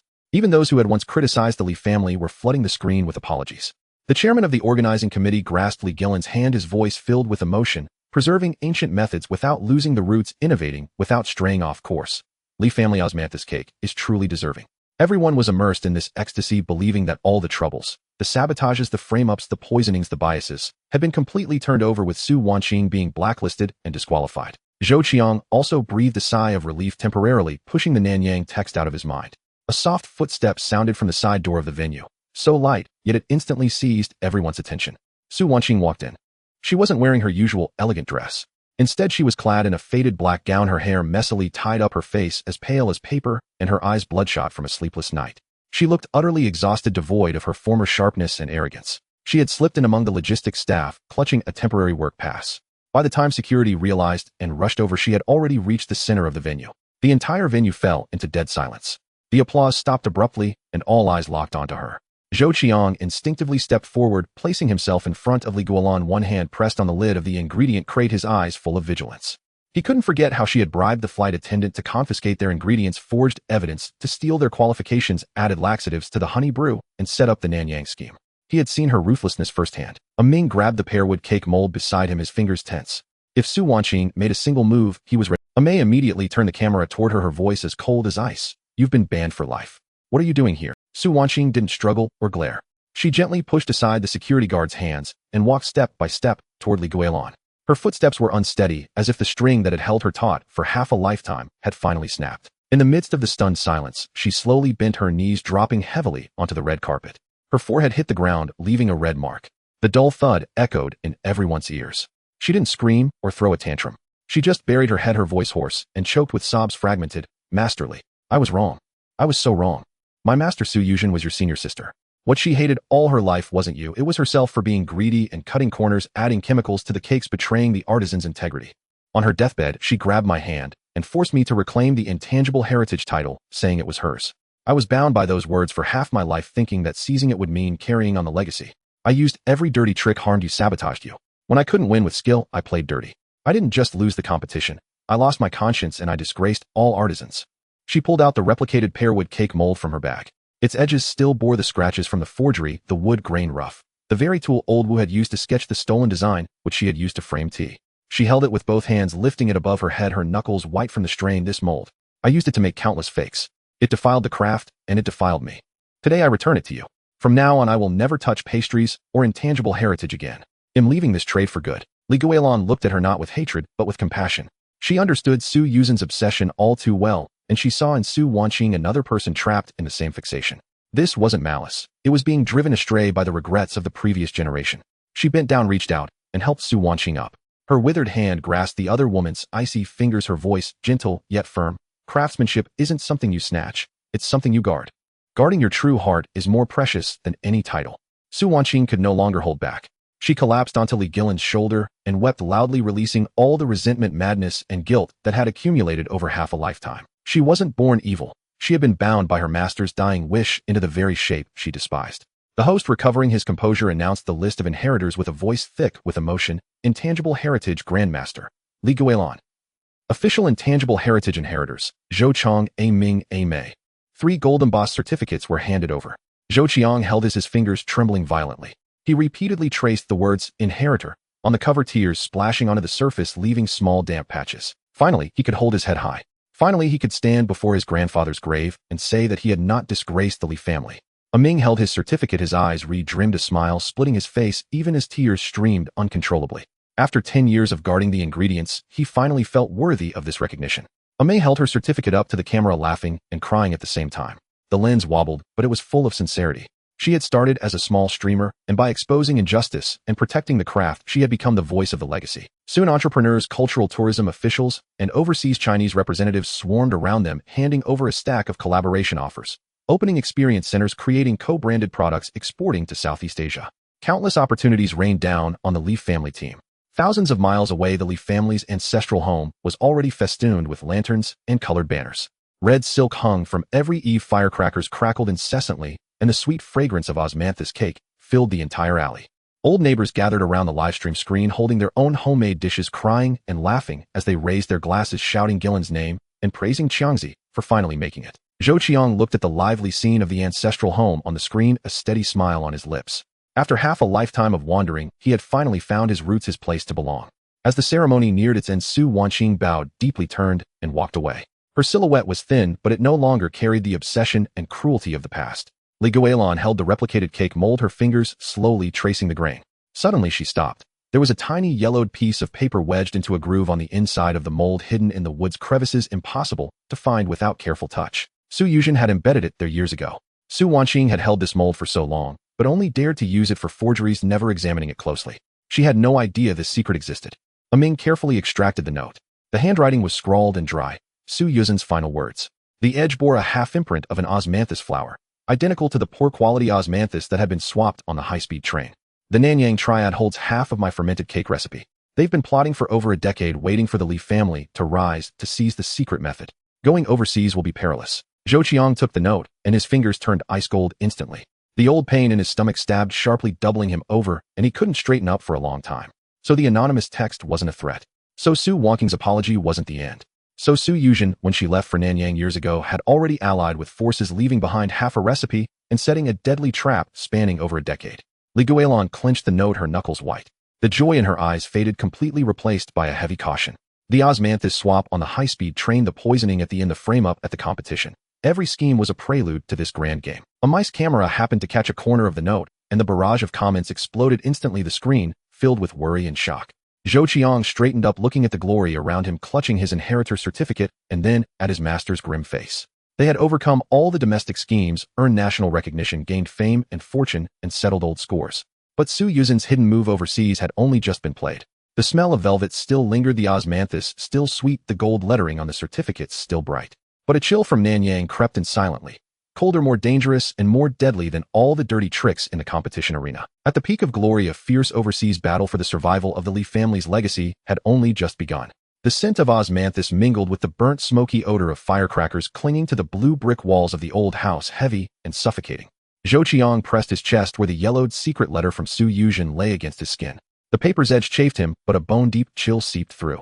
His chronic stomach ailment, a legacy from prison, flared up again, twisting with every pang of fear. He hunched over, fingers digging into the wooden table's edge until his knuckles turned white, cold sweat trickling down his temples. Nanyang Sanhui holds half the recipe. Those who go to sea will be robbed. These words were like a thorn lodged in his heart, impossible to remove or escape. From the courtyard, the boisterous sounds of congratulations flooded in. Red silk hung from the gate to the walls, the velvet brushing his arms soft, yet unable to warm the chill that permeated his body. The order book on the table was dog-eared, filled with an endless list of names. In total, 186 days' worth of orders were booked solid even into the spring season. A level of prosperity the old pastry shop owner on the lane had never dared to dream of. Li Guilan sat by the stove, her withered hands repeatedly caressing the ancestral pearwood pastry mold. The warm firelight illuminated the white hair at her temples, but her fingertips trembled uncontrollably. The national-level intangible cultural heritage certificate on the desk gleamed with gold leaf, yet the worry that had hung over her for half a lifetime remained unresolved. Aiming crouched beside the temporary refrigerated cabinet, his fingertips stained with dried, glutinous rice flour, calluses forming on his pads. His brow was furrowed into a knot. Overseas orders came with urgent demands, but the osmanthus fermented cake was delicate by nature. It would spoil after 2 days at room temperature, and the long sea voyage, bumpy, stuffy, and hot, could never withstand the ordeal. Ame clutched her burning phone. The barrage of messages on her live stream had frozen the screen. Private messages from overseas, Chinese invitations from partners, and order requests piled up like a mountain. Her eyes sparkled with hope, but her heart was gripped with anxiety, fearful that a single misstep could destroy her master's lifelong work. Zhou Qiang, having weathered the sharp pain, tucked the secret letter deeper into his inner pocket, forced a gentle smile, and turned to greet the old neighbors crowding through the door. He couldn't let his panic show on his face, couldn't dampen everyone's spirits, and certainly couldn't put his master in a difficult position. Xiangzi, our ally, has finally produced a big shot. Old Li's cakes are going overseas now. The ancestors in heaven must be rejoicing. The old neighbors, holding warm osmanthus cakes and homemade rice wine, jostled their way in their laughter and shouts, nearly lifting the roof. Zhou Qiang cupped his hands in thanks to each one, but his fingertips were icy cold. The phrase "going global" pricked his heart like fine needles. He knew better than anyone that behind this dazzling celebration lay a deadly trap set by Su Yuzhen over a decade ago, and the hidden daggers lurking in the shadows of Nanyang. When the car from the Intangible Cultural Heritage Office stopped at the alley's entrance, the clamor in the courtyard fell. An official holding a redhead document spoke with solemnity. Master Li, you are specially invited to present your osmanthus cake at the Belt and Road Global Intangible Cultural Heritage Exhibition touring Southeast Asia and 10 European countries. This is the glory of our national heritage. Ame's eyes lit up. She raised her phone to film the document, and the live stream comments exploded, flooding the screen with words like "going global," "pride," and "go for it." Li Guilan slowly rose to her feet, her back ramrod straight, but her knuckles were white as she gripped the pastry mold. Her eyes fixed on the words Southeast Asia. On the document, her throat moved slightly, and she remained silent for a long time. She had dreamed of taking her 7th-generation craft to the world, of having the world see her traditional osmanthus cake. But the words on the secret letter burned like a branding iron, searing her heart with pain. Zhou Qiang's heart tightened. He instinctively stepped forward, words on his lips to persuade his master to decline the invitation, but Li Guilan stopped him with a single look. That look held struggle, worry, and an unmistakable resolve. All right, well, go. Her voice was low but steady. Only Zhou Qiang could read the desperate gamble in her eyes. There was no escaping it. Su Yuzhen's obsession and the Sanhui's ambition would not relent just because they hid in the old house. For the heritage to survive, it had to go out into the world, even if the path ahead was a mountain of swords and a sea of flames. Soon the desktop was piled high with overseas cooperation letters. Invitations poured in from Chinese communities in Penang, Chinese restaurants in Europe, and overseas cultural tourism platforms, one after another. The first order was conspicuously for 9999 boxes, a number that felt deliberately precise. The four of them, master and apprentices, sat around the table dispensing with pleasantries and directly dividing the work. Zhou Qiang would handle the overseas supply chain, investigate the partners' backgrounds, and monitor logistic security. Having tasted the bitterness of prison and witnessed the evil in people's hearts, he would scrutinize every detail to the bone. Aiming would dedicate himself to cracking the preservation technology while secretly adjusting the sweetness to suit overseas palates without betraying the traditional methods. Ame would manage overseas promotion, monitor fan sentiment, and process orders. No online disturbance would escape her notice. Li Guilan would preside over the kitchen, guarding the core secret of the cake-making, never leaving the stove. Aiming immediately threw himself into the preservation lab. The cold air from the constant temperature cabinet hit him, mingling with the astringent scent of glutinous rice and the sweet fragrance of osmanthus. He tried single-layer vacuum packing, low-temperature refrigeration, freezing, and even inert gas filling. But every time he opened a box, the wine-like aroma of the osmanthus had dissipated, the glutinous rice had lost its softness, and only a bland, strange taste remained. He hadn't slept in 3 days and nights. His eyes were bloodshot, his fingers blistered from steam, the blisters breaking and healing, coated in rice flour, causing excruciating pain.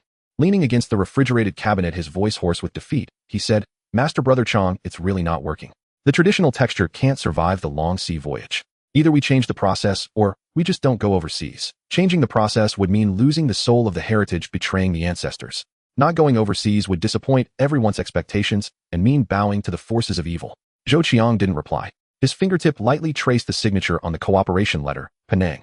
It matched the San Hui stronghold mentioned in the secret letter without a single error. Without a change in expression, he slipped the letter into a drawer, ducked into the side room, and lowered his voice to call an old cellmate. He also contacted an intelligence contact that Zhao had arranged, giving detailed instructions word by word. Ame was soothing her fans on the live stream when an anonymous email popped up on her phone.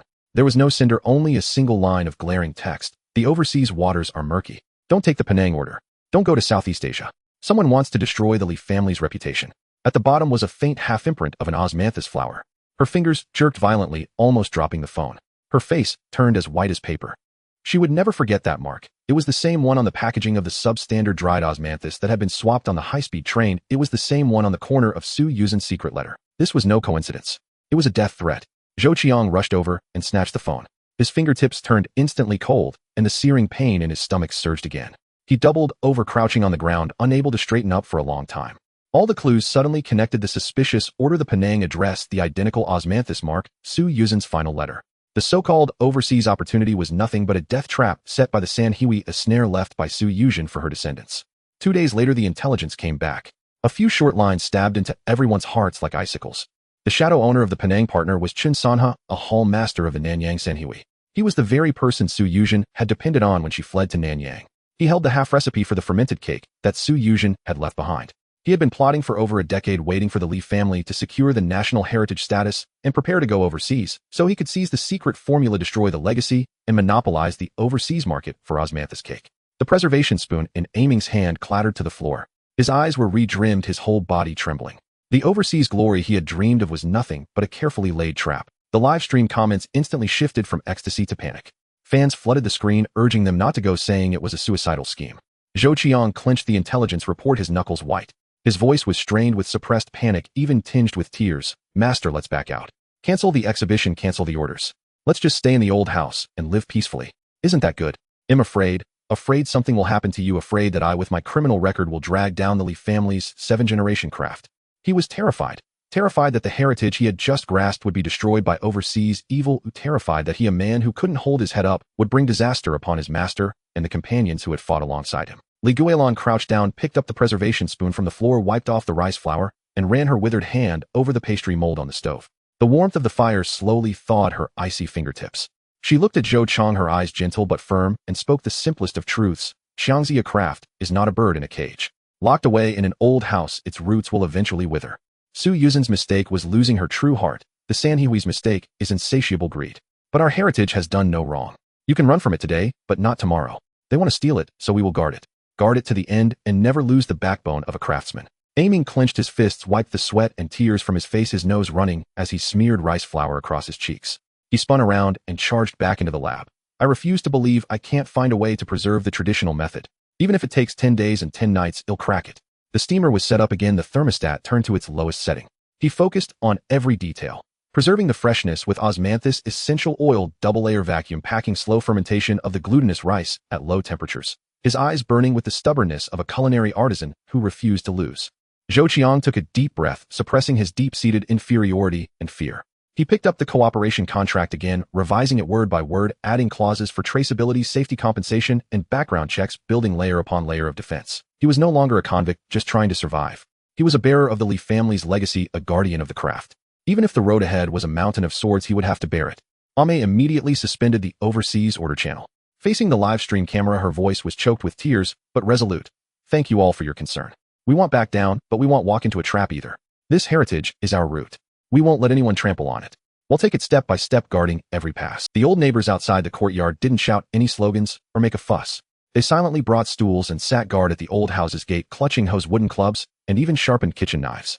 They didn't understand the San Hui or overseas schemes. They only knew that old Lee's craft was the root of their alley. Anyone who tried to destroy that root would have to get through them first. Night fell, and the lights in the old house stayed on all night. In the lab, steam billowed, cold and hot air intertwined, and the scents of osmanthus, glutinous rice, and faint wine filled the entire courtyard. Zhou Qiang was on the phone all night, coordinating with informants, lawyers, and logistics providers, checking each link and eliminating risks one by one. May's phone glowed all night as she replied to fans, coordinated with the Heritage Office, and monitored public sentiment, never letting her guard down. Guilan stayed by the stove, kneading dough, fermenting osmanthus, and controlling the fire, over and over, embedding the ancient secret method into her very bones, something no one could steal or take away. Zhou Qiang walked to the courtyard gate, gazing in the direction of Nanyang. The night was so thick it seemed impenetrable, not a single star visible. A breeze carried the scent of osmanthus to his nose. He pulled out the secret letter pressed against his skin, his fingertip tracing Su Yuzin's handwriting. The chill spread from his fingertips through his entire body. Going overseas was a journey for the Heritage, but also a life-or-death gamble. They had overcome all the previous trials: the sabotaged ingredients on the high-speed train, the forged credentials, the poisoned honey, the biased judges, the framed imitations, and won the glory of national heritage status. But the deadly trap Su Yuzin had buried in Nanyang, the Sanhehui's butcher's knife, was only just revealing its edge. The scent of osmanthus lingered, the stove fire still burned, and the roots of the Heritage remained deep in the soil of the old house. Yet the overseas storm had already reached the alley's entrance. The hidden traps were waiting with open jaws for them to step in.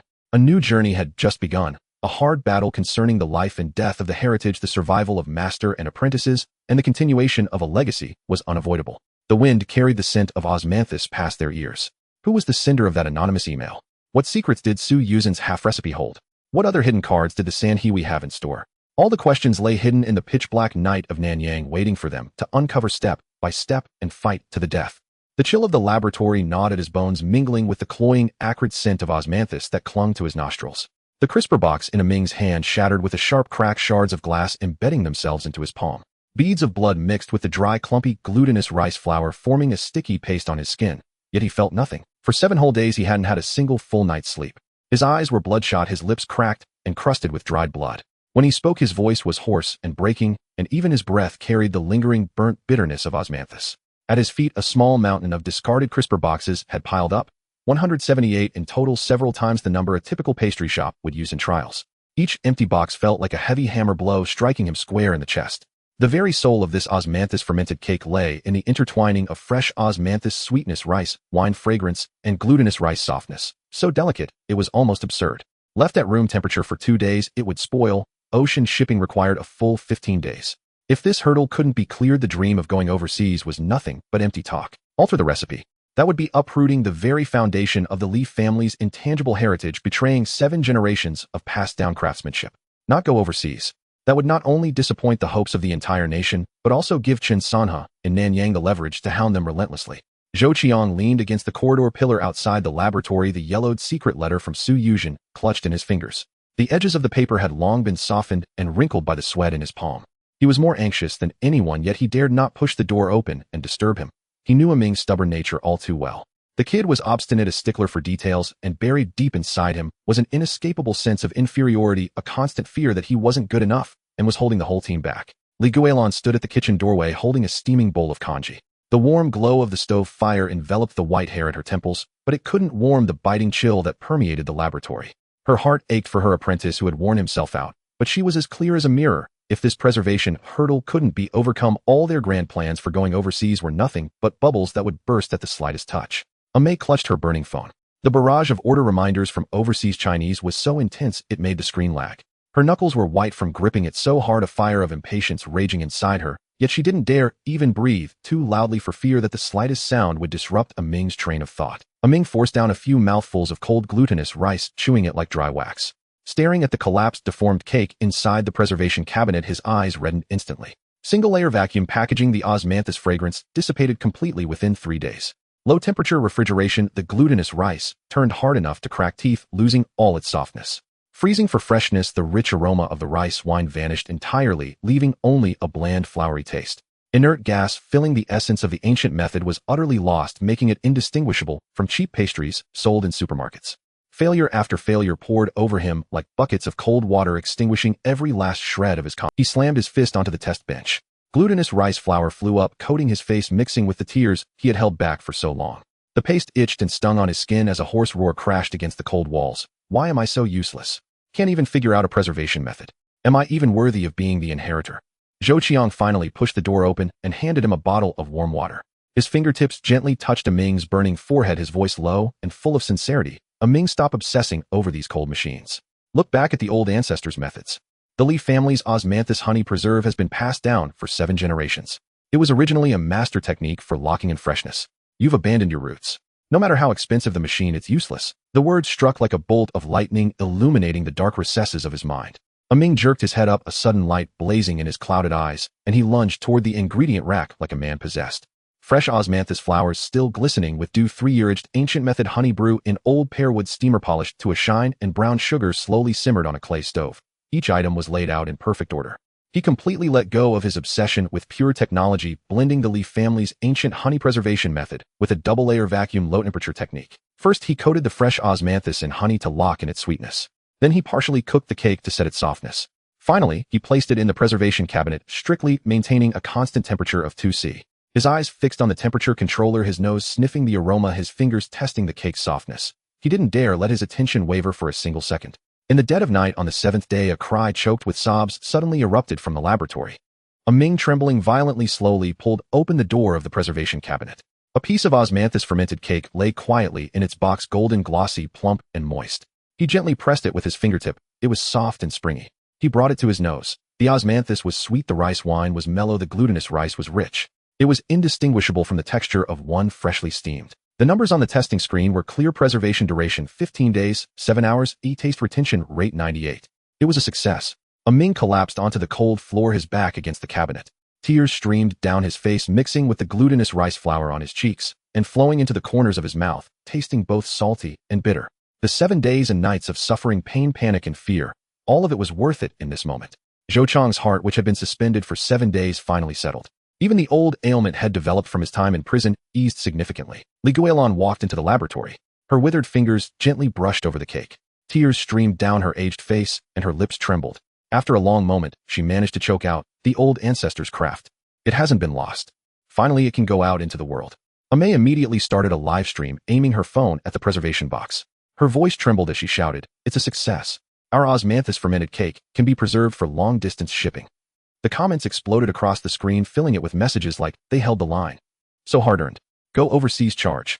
Everyone breathed a sigh of relief, believing the hardest hurdle had finally been crossed. Ming locked the final batch of test samples into the password-protected preservation cabinet. This was their confidence for going overseas, the very lifeblood of the Li family. He rubbed his sore, gritty eyes and was just about to rest his head on the table for a breather when disaster struck. The laboratory lights went out with a single sharp click. The refrigeration unit let out a piercing screech as it ground to a halt. Red alarm lights flashed frantically.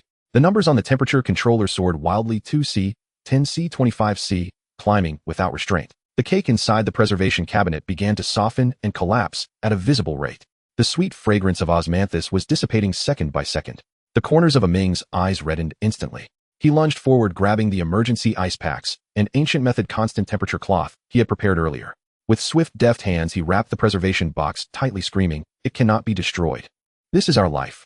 Zhou Qiang grabbed an emergency flashlight and rushed straight to the electrical panel. The beam of light swept across it, and his heart sank to the pit of his stomach. The circuit breaker had been forcibly snapped off, the wires cut clean through at the root. The cuts were neat and precise, a clear sign of deliberate sabotage, not an accident.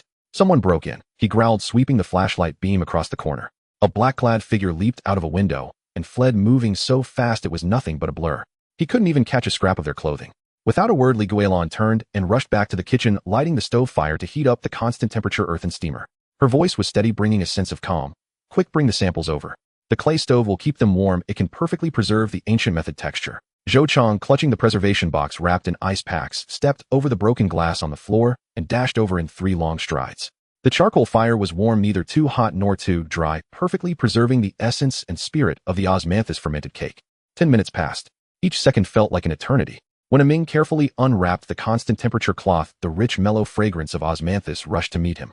The cake was still plump, soft, and springy. The sample was saved. Ming's legs gave way, and he slumped down by the stove.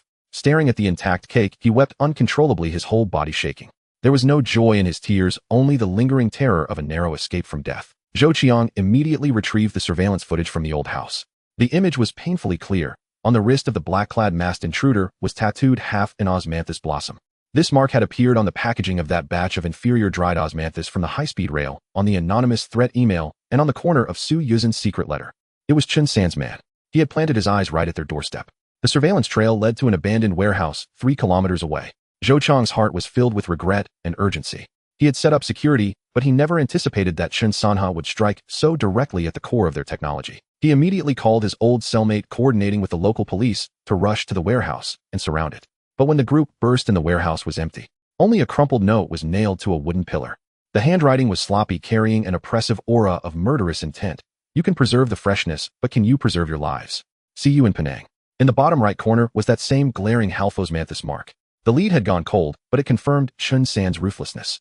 His goal was never to destroy the laboratory in China, but to utterly ruin the Li family's intangible heritage at the Penang exhibition. May immediately halted the pre-launch orders for overseas markets. Her fingers flew across her phone as she activated the online public opinion alert system, fearing that Chen Sanha would seize the opportunity to spread rumors and slander them. The old neighbors, hearing the commotion, said nothing. They simply picked up their hoes and wooden sticks and silently formed a circle around the old house, using their bodies to protect the courtyard and the Li family's craft. Li Guilan caressed the osmanthus fermented cake on the stove. Her voice was gentle, but it carried the unyielding spirit etched into the bones of an old master craftsman. They're afraid. Afraid that our craft will truly go out into the world. Afraid that their dirty schemes won't be able to stand the light of day. The preservation is solved. The road overseas must be taken. Zhou Qiang clenched the surveillance screenshot in his hand. A cold glint lurked in his eyes, but it was overshadowed by a gnawing sense of self-blame. He feared that his connections weren't strong enough to protect his master and his partners. He feared that his own criminal record would tarnish the 7-generation-old craft. But he knew even more clearly that taking a step back meant falling into an abyss. The only way was to charge forward. Ming threw himself back into the laboratory, reinforcing the wiring and installing a dual emergency power supply. The table was piled high with emergency ice packs and constant temperature cloth. He no longer obsessed over a single path. He wove the ancient methods and modern technology together even more tightly. This time he would guard the technical core with his life, leaving the enemy no opening to exploit. Night had completely enveloped the old house. The lights inside blazed brightly, almost dazzling. Ming watched over the equipment without a moment's rest. Zhou Qiang delved deeper into the Triad's domestic network. May reinforced the online public opinion defenses. Li Guilan stayed by the stove fire, repeatedly replicating the cake-making process, etching the heritage into her very bones. The preservation crisis had finally been overcome, but the road overseas was just beginning to show its fangs. Chen San's domestic spy had fled, and the deadly game in Nanyang was slowly unfolding. Zhou Qiang stood at the entrance of the old house, gazing in the direction of Nanyang. The night was thick, impenetrable. Even the scent of osmanthus carried a hint of chill in the wind. They had preserved their craft, but they couldn't dodge the knives lurking in the shadows. From the old house to Penang, a covert war over the life and death of an intangible heritage and the survival of master and disciple had only just begun. The cold wind carried the scent of osmanthus blossoms creeping into her collar as a mice computer screen suddenly flashed with a blood-red alert. The anonymous IP that had evaded them for days finally revealed a trace, its signal twisting through the outskirts of the city in 21 convoluted loops, hiding deeper than a rat in the mountains. A mice's fingers froze instantly above the keyboard, and the hairs on the back of her neck stood on end. This IP was the very account that had sent them the death threat, reading "See you in Penang," the root of the turmoil that had plagued the family for days. Zhou Qiang clenched the surveillance screenshot, bearing the osmanthus imprint, his knuckles turning white as he crushed the fallen leaves beneath his feet with a crunch. He had suffered from recklessness before and understood the venomous depths of the human heart. Anyone daring to cross Chen Sanha was no ordinary passerby. Li Guilan gently stroked the yellowed old pastry recipe book in her hands, her fingertips tracing the creases on the pages. Creases made when she and Su Yuzhen had sketched the pastry designs together, crouched by the stove. The knot in her heart had been tangled for 17 long years. Brother Zhou Chang, a mice voice was soft and trembling. The location is the abandoned Guixiang guest house on the outskirts. It's so desolate there isn't a soul in sight. I'm afraid it's a trap set by Chen Sanha. Zhou Qiang didn't rush to leave. First, he called Uncle Wang, an old neighbor, asking him to take an electric scooter and scout the perimeter to see if there were any suspicious men or vehicles. Only when the area was confirmed safe would they move. I've learned from my reckless mistake. This time I can't afford a single wrong step. Li Guilan gently tugged at his arm, her eyes holding an obsession buried for over a decade. Take me with you. Su Yuzhen was my senior fellow apprentice. Her matter. I need to seek the truth myself. Half an hour later, Uncle Wang replied, saying there was only a thin, frail girl in the guest house with no other stranger. The car jolted over the bumpy dirt road, sending dust billowing high. The guest house, hidden among the osmanthus grove, was in a state of disrepair, its walls half peeled, its wooden door crooked. Only a dim yellow light leaked through the cracks in the window. Zhou Qiang gently pushed open the door, and a musty smell of old paper mingled with the greasy scent of instant noodles rushed toward him. A girl was huddled at the table, her hair greasy and plastered to her cheeks with dark circles thick under her eyes. She wore a thin, faded coat, and beside her lay hard, dry bread and empty water bottles. Seeing people enter, she flinched in terror, shrinking into the corner, desperately hiding her wrists in her sleeves. Zhou Qiang's gaze swept over and landed precisely on the half-exposed part of her wrist. A pale golden osmanthus imprint, its pattern identical to the mark on the surveillance footage, the signature on the anonymous email, and the seal on Su Yuzin's secret letter, without a single difference. Amei instinctively stepped back half a pace, gripping her phone tightly. "It's you. You're the one who sent us those terrifying messages. What do you want?" The girl trembled like a withered blade of grass in the autumn wind, tears streaming down her face. But she bit her lip, afraid to sob aloud. After holding it in for a long time, she finally choked out, "I'm not a bad person. I'm not one of Chen San's people. I'm here to help you." She paused, her voice as light as a feather, but it struck the three of them like a thunderbolt. "My name is Su Xiaodong. Su Yuzhen is my biological aunt. Su Yuzhen, her own niece." Li Guilan stumbled, supporting herself against the table corner, her aged eyes instantly reddening. The senior sister she had hated for over a decade actually had a relative who had come looking for them, and she was the mysterious person who had sent them the warning. Su Xiaotong, trembling, pulled a worn leather diary from her bosom. On the cover was embroidered half an osmanthus blossom, the same half that, when joined with the one on Li Guilan's recipe book, formed a complete, perfect golden osmanthus. That was the token passed down to them by their master back in the day. Li Guilan had held onto it for half her life and hated it for just as long. The pages of the diary were brittle and yellowed from being turned so often. The handwriting was Su Yuzin's uniquely elegant script, and several spots of ink were blurred clearly from tears. "Xiaodong, your aunt has failed our sect. Back then, the Su family pastry shop was drowning in debt. Chen Sanha had a hold over me, forcing me to add chemical additives to the pastries. I had no choice. He forced me to hand over the recipe for osmanthus brood cake.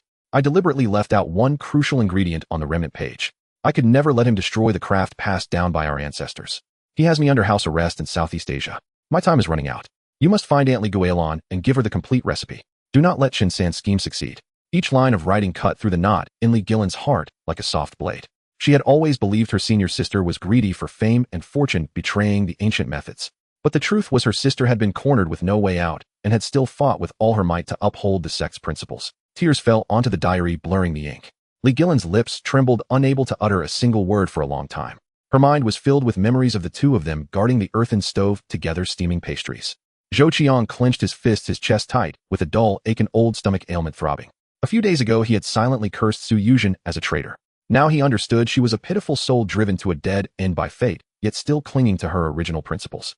Su Xiaodong wiped away her tears and pulled a crumpled, half-torn remnant of the recipe from a small silk pouch she kept close to her body. The edges of the paper were worn and frayed, and the handwriting was identical to the Li family's ancestral recipe book. When joined together, they formed the complete, flawless, ancient secret formula for osmanthus brood cake. The one Chen Sanha has is the defective version my aunt deliberately left. The cakes steamed from it are bitter and dry. But he plans to present it at the Penang exhibition, pretending it's the Li family's intangible cultural heritage, and then accuse us of stealing his recipe.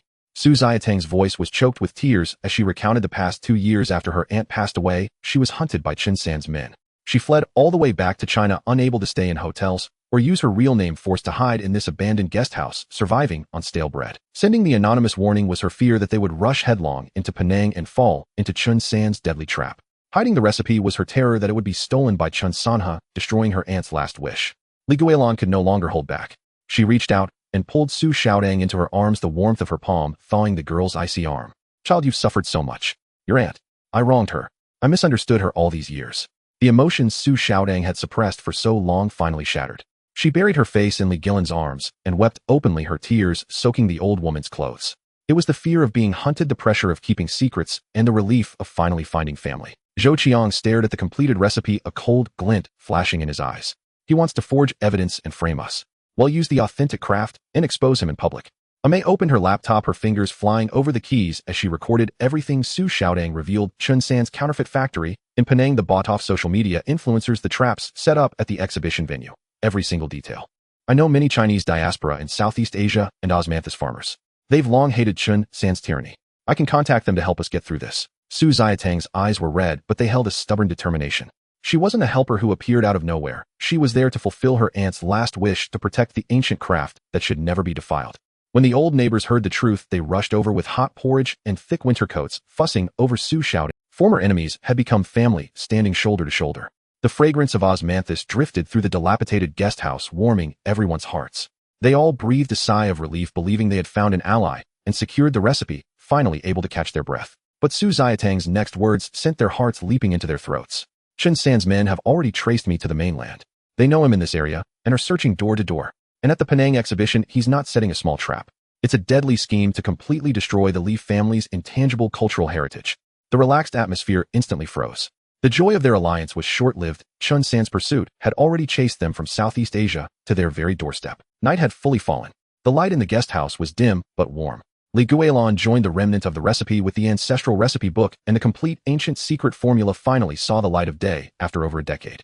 Zhou Qiang contacted a police officer he knew to arrange safety protection for Su Xiaodong and stayed up late to devise a security plan for their sea voyage.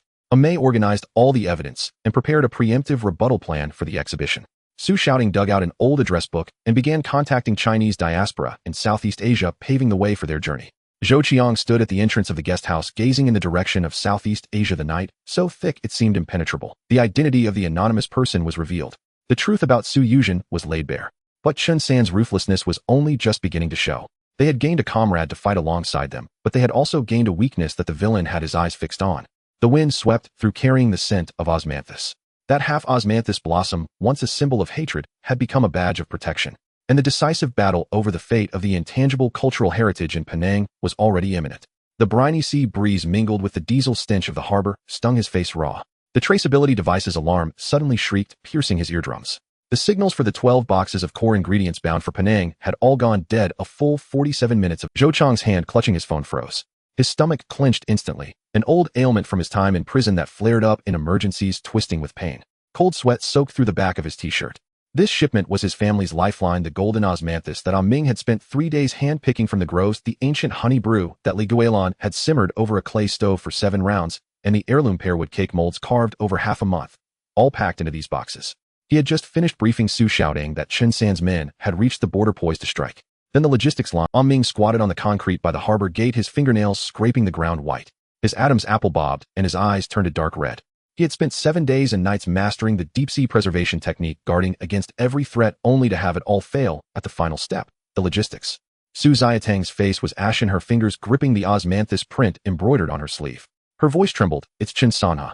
He made his fortune in Nanyang by sabotaging rivals' logistics and monopolizing the pastry market. This is his old trick. Li Guilan pressed the yellowed heirloom recipe book against her chest, her knuckles white. Yet her spine stayed straight as the unyielding pearwood by the stove. The first venture of intangible cultural heritage overseas must not fail. Brother Zhou. The signal last appeared at the Western Freight Yard. If we wait any longer, it'll be lost for good. Mei's voice shook uncontrollably as her fingers swiped frantically across the tablet. The jumping logistics trail made everyone's heart lurch into their throats. Zhou Qiang didn't rush in blindly.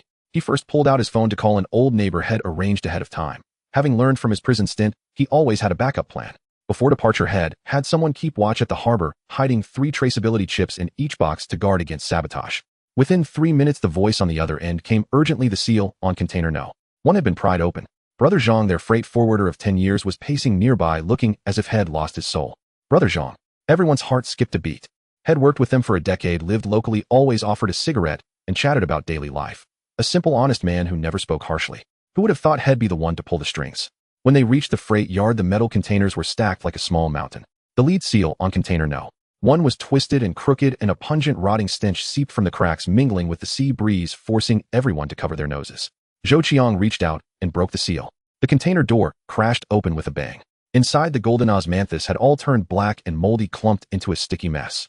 Foul liquid dripped from the bottom, its sour, rancid smell overpowering even the salty harbor wind. Ming's legs gave way, and he steadied himself against the cold container. His chest felt tight, and he couldn't utter a word. This osmanthus. He had sifted each bloom himself, discarding even those with tiny insect holes. It was the soul of the osmanthus cake. Zhou Qiang gritted his molars and pulled open the second box. The sealed jars of ancient honey brew were empty, replaced by murky yellow industrial syrup. The acrid scent of artificial flavoring stung their eyes, and the Li family label had been torn off, leaving not a trace. He wants to frame us for using industrial ingredients to trample the Li family's intangible heritage name into the mud. Su Xiatang's voice tightened. Having lived in Nanyang, she knew Chen San's cruelty well. This was his dirtiest move. When the third box opened, splinters of wood cascaded down. The pearwood cake mold carved by Li Guilan's own hands lay shattered into pieces. The osmanthus pattern was broken into fragments. Zhou Qiang reached to pick them up, and a wood splinter pierced his palm, making him wince in pain. This mold had been passed down for 7 generations, the root of the Li family's ancient craft. Guilan crouched down, gently picking up a shard. Her fingers traced the broken grain. Not a tear fell, but her shoulders trembled uncontrollably. Zhou Qiang looked up at Brother Zhang, who was huddled by a truck tire, his head buried in his knees, shoulders heaving.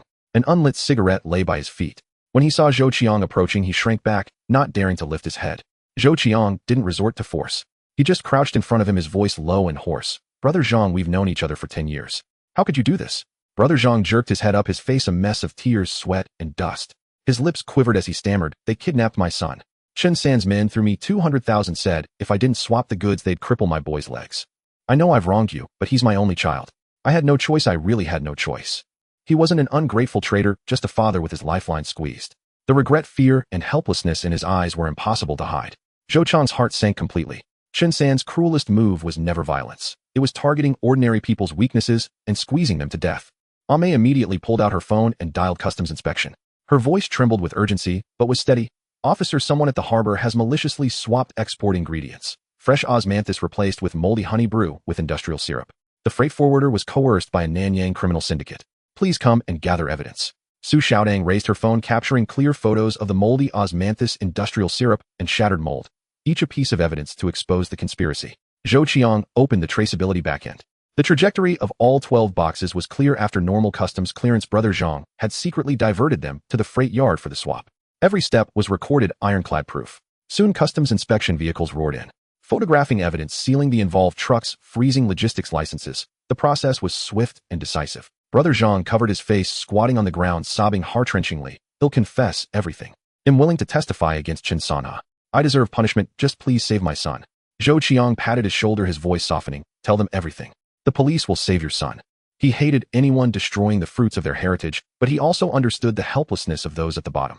Just then Zhou Qiang's private phone rang. An unknown black number, its location clearly marked as Penang. He pressed answer. Chen San's cold laugh slithered through the earpiece, laced with a Nanyang accent that sent chills down the spine. Zhou Qiang, that little trick at the harbor was just a warning. I've set a trap at the Intangible Heritage Exhibition in Penang. The Nanyang pastry market answers only to me. The Li family's ancient craft. In my eyes, it's obsolete junk. The phone clicked off. The harsh dial tone hammered at everyone's hearts. The brief relief snapped tension soaring to its peak. They had barely cleared the logistics hurdle, but Chen San's fatal blow was already waiting in Penang. Ming clutched a fragment of the shattered mold with splinters drawing blood from his palm, but he felt no pain. He turned and ran toward the workshop. He'll carve a new mold right now. He'll gather more osmanthus from the mountains. Even if it takes 3 days and nights, I won't delay the shipment.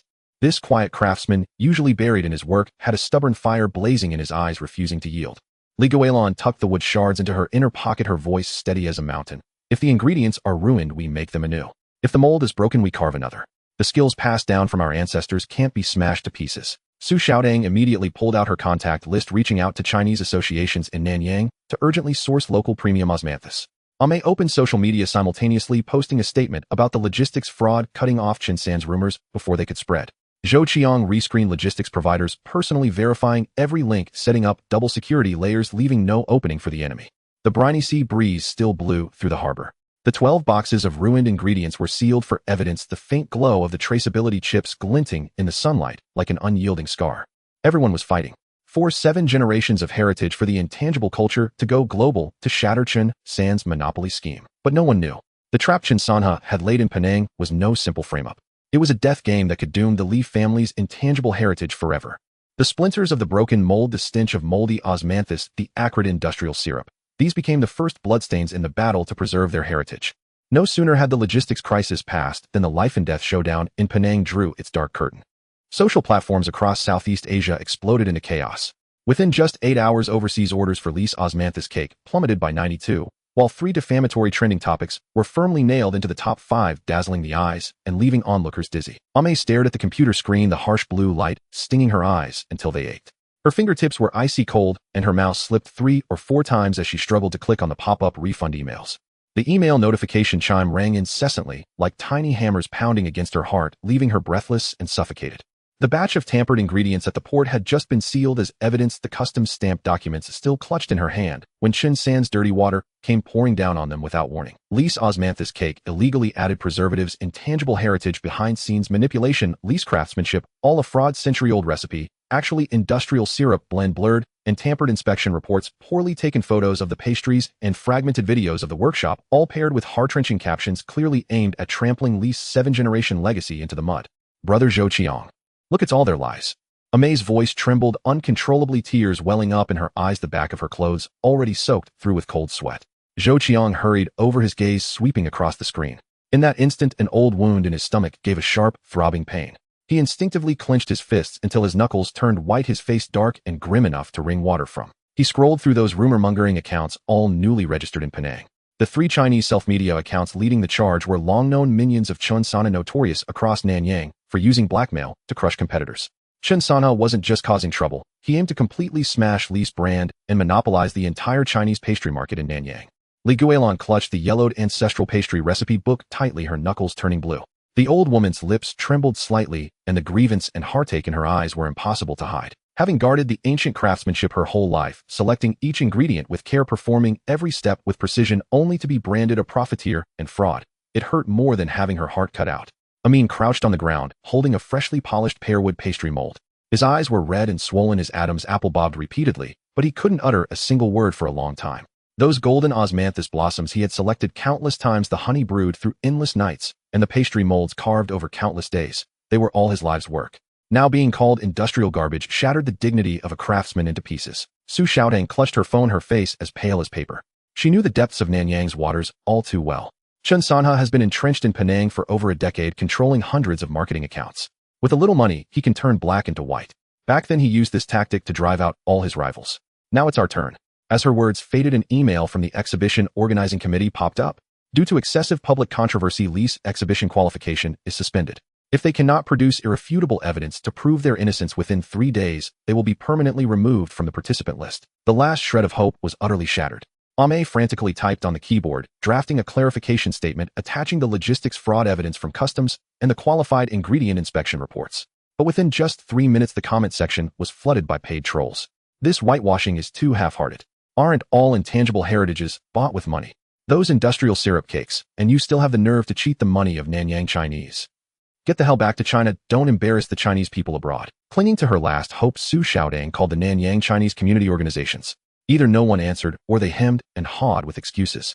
Chen San's ruthlessness was feared by everyone in Penang. Smashing shops and injuring people were nothing new to him. Everyone was afraid of inviting trouble that would implicate their families and livelihoods. Surrounded by enemies on all sides, they couldn't even find a single hand to reach out and help. Amin shot up, slammed the pastry mold heavily on the table, his voice hoarse, but filled with a stubborn refusal to yield. He'll start a live stream. He'll make the pastries on-site for everyone to see, whether our craftsmanship is fake or not. Li Guilan wiped the tears from the corners of her eyes, slowly stood up, her back straight as an arrow like the unbendable pearwood beam in the old house. He'll join you. The craftsmanship of our ancestors has never been afraid of the light. Zhou Qiang suppressed the anxiety in his heart, his speech rapid but clear. Amei, quickly prepare for a cross-border live stream. Contact the Domestic Intangible Heritage Center and a third-party testing agency. Don't panic. They'll get the complete set of ingredient records and process documentation. Oh, shout on, call Uncle Lin again. Your aunt saved him from a crisis back then. He wants standby. Su Xiaotang took a deep breath and dialed Uncle Lin from the Penang Chinese Chamber of Commerce. The phone rang nearly 10 times before it was answered.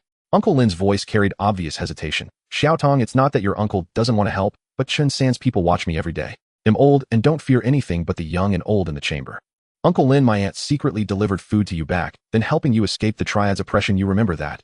Su Xiaotang cried out in desperation, tears falling. This Li's craft is what my aunt fought with all her might to protect.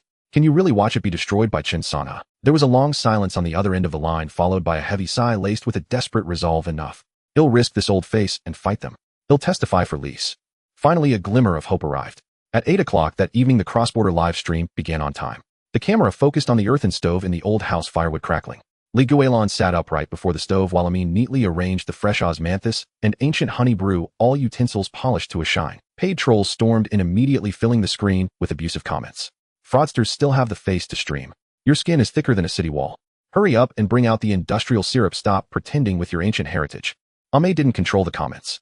She gripped the microphone and said in a deep voice, today's stream is completely unedited. Every ingredient and every step of the process will be open to public scrutiny. Li Guilan raised her hand and picked up a pinch of golden osmanthus. A faint fragrance of osmanthus drifted through the camera, fresh and pure, without a trace of harsh artificial flavor. For 7 generations, the Li family has only used fresh osmanthus flowers and wild honey fermented in an earthen stove and steamed over a slow fire. We never add a single bit of preservative. The old woman's voice was not loud, but steady and powerful, every word striking the heart. Zhou Qiang connected with a domestic third-party testing agency. Despite occasional signal stutters, the person in charge held up a report stamped with a red seal and read it word for word into the camera. All indicators for Li's osmanthus cake are fully compliant with 0 additives and 0 preservatives. The industrial syrup that was swapped in logistics earlier has no connection to lease, and customs has collected full evidence. Ame connected with old neighbors. They crowded in front of the camera, speaking one after another, all with the most sincere words. I've been eating Master Li's cakes for 30 years, and I trust them completely.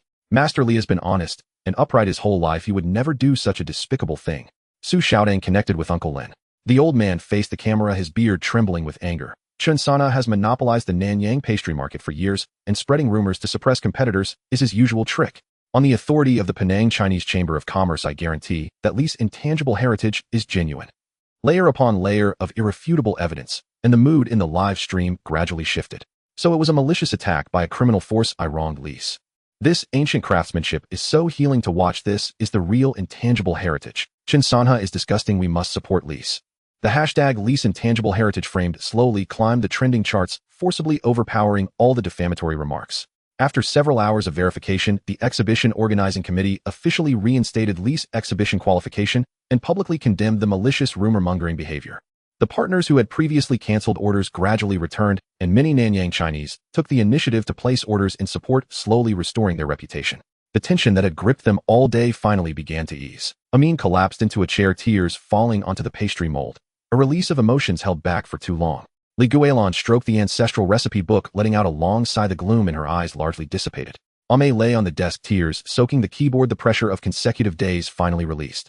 Zhou Qiang leaned against the wall, the corners of his tense mouth slightly lifting, the pain in his stomach also much lighter. Everyone thought that the hardest hurdle had finally been crossed. Just then Su Xiatang's phone vibrated violently. A strange text message popped in. The sender was a Nanyang osmanthus grower. 2 short lines made everyone's smiles instantly freeze on their faces. Chen Sanha has bought out all the osmanthus gardens in Penang. Anyone who dares to sell osmanthus to you will have their trees smashed and their homes demolished. Having just crawled out of the abyss of public opinion, they now stumbled into a deadlock over ingredients. Only 3 days remained until the exhibition. Without osmanthus, they couldn't make the osmanthus brew cake. Without the osmanthus brew cake, no amount of clarifications would be just empty talk. Chen San's killing moves were always interlinked. The reversal in public opinion was merely a false sense of security he deliberately left. The real fatal blow struck directly at the root of Li's craftsmanship. Zhou Qiang clenched his phone, a chill surging in his eyes. Li Guilan looked towards Nanyang, her voice still steady. If the osmanthus is gone, well, find another way. As long as the craft remains, our spirit won't scatter. Amin wiped away his tears, gripping the pastry mold in his hand, his eyes filled with unyielding stubbornness. The sea breeze, carrying a faint scent of osmanthus, blew into the room. The smoke of public opinion had just cleared, only to be replaced by the dire straits of ingredients. No one knew that Chen Sanha still held a deadly trump card at the Intangible Heritage Exhibition, one capable of overturning everything. An old diary wrapped in coarse cloth thumped onto the wooden table. The brittle yellowed pages curled at the edges, releasing a faint musty scent mingled with the fragrance of aged ink. The ink stains on the paper, the varying depths of corrections, and a few dark blackish bloodstains instantly shattered the disgrace that Su Yuzhen had borne for 17 years. The temporary lodging in Penang was stifling.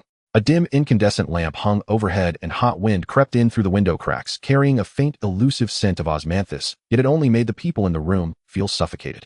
The exhibition time was ticking closer, with only 68 hours left. Yet all the osmanthus supply channels in Nanyang had been sealed by Chen Sanha. Ming lay sprawled over an open floral atlas, his fingertips rubbed red and hot. He crushed, sniffed, and tested 13 kinds of local Nanyang flowers, sweet, rich, delicate, but none could replicate the mellow, gentle essence of Jiangnin's golden osmanthus. Making traditional cakes missing a single nuance meant losing most of its soul. He clenched his pen tighter and tighter until his knuckles turned white. Zhou Qiang leaned against the wall, his fingertips repeatedly rubbing the edge of his phone, while an old stomach injury ached in sympathy. He had asked an old friend from Nanyang whom he met in prison to inquire, but Chen San's influence in Penang ran too deep. Not even a single osmanthus branch could be found on the market, let alone the flowers. Amei stared at the chat interface of the Chinese community group, her fingers swiping the screen until it grew hot. She refreshed it hundreds of times, but the dialogue box remained dead silent. Chen San's acts of vandalizing shops and threatening merchants had been notorious in Penang for over a decade. No one dared to associate with the Li family, let alone provoke this fearsome figure. Li Guilan sat on an old wooden stool, her withered fingers repeatedly stroking a pear wood cake mold.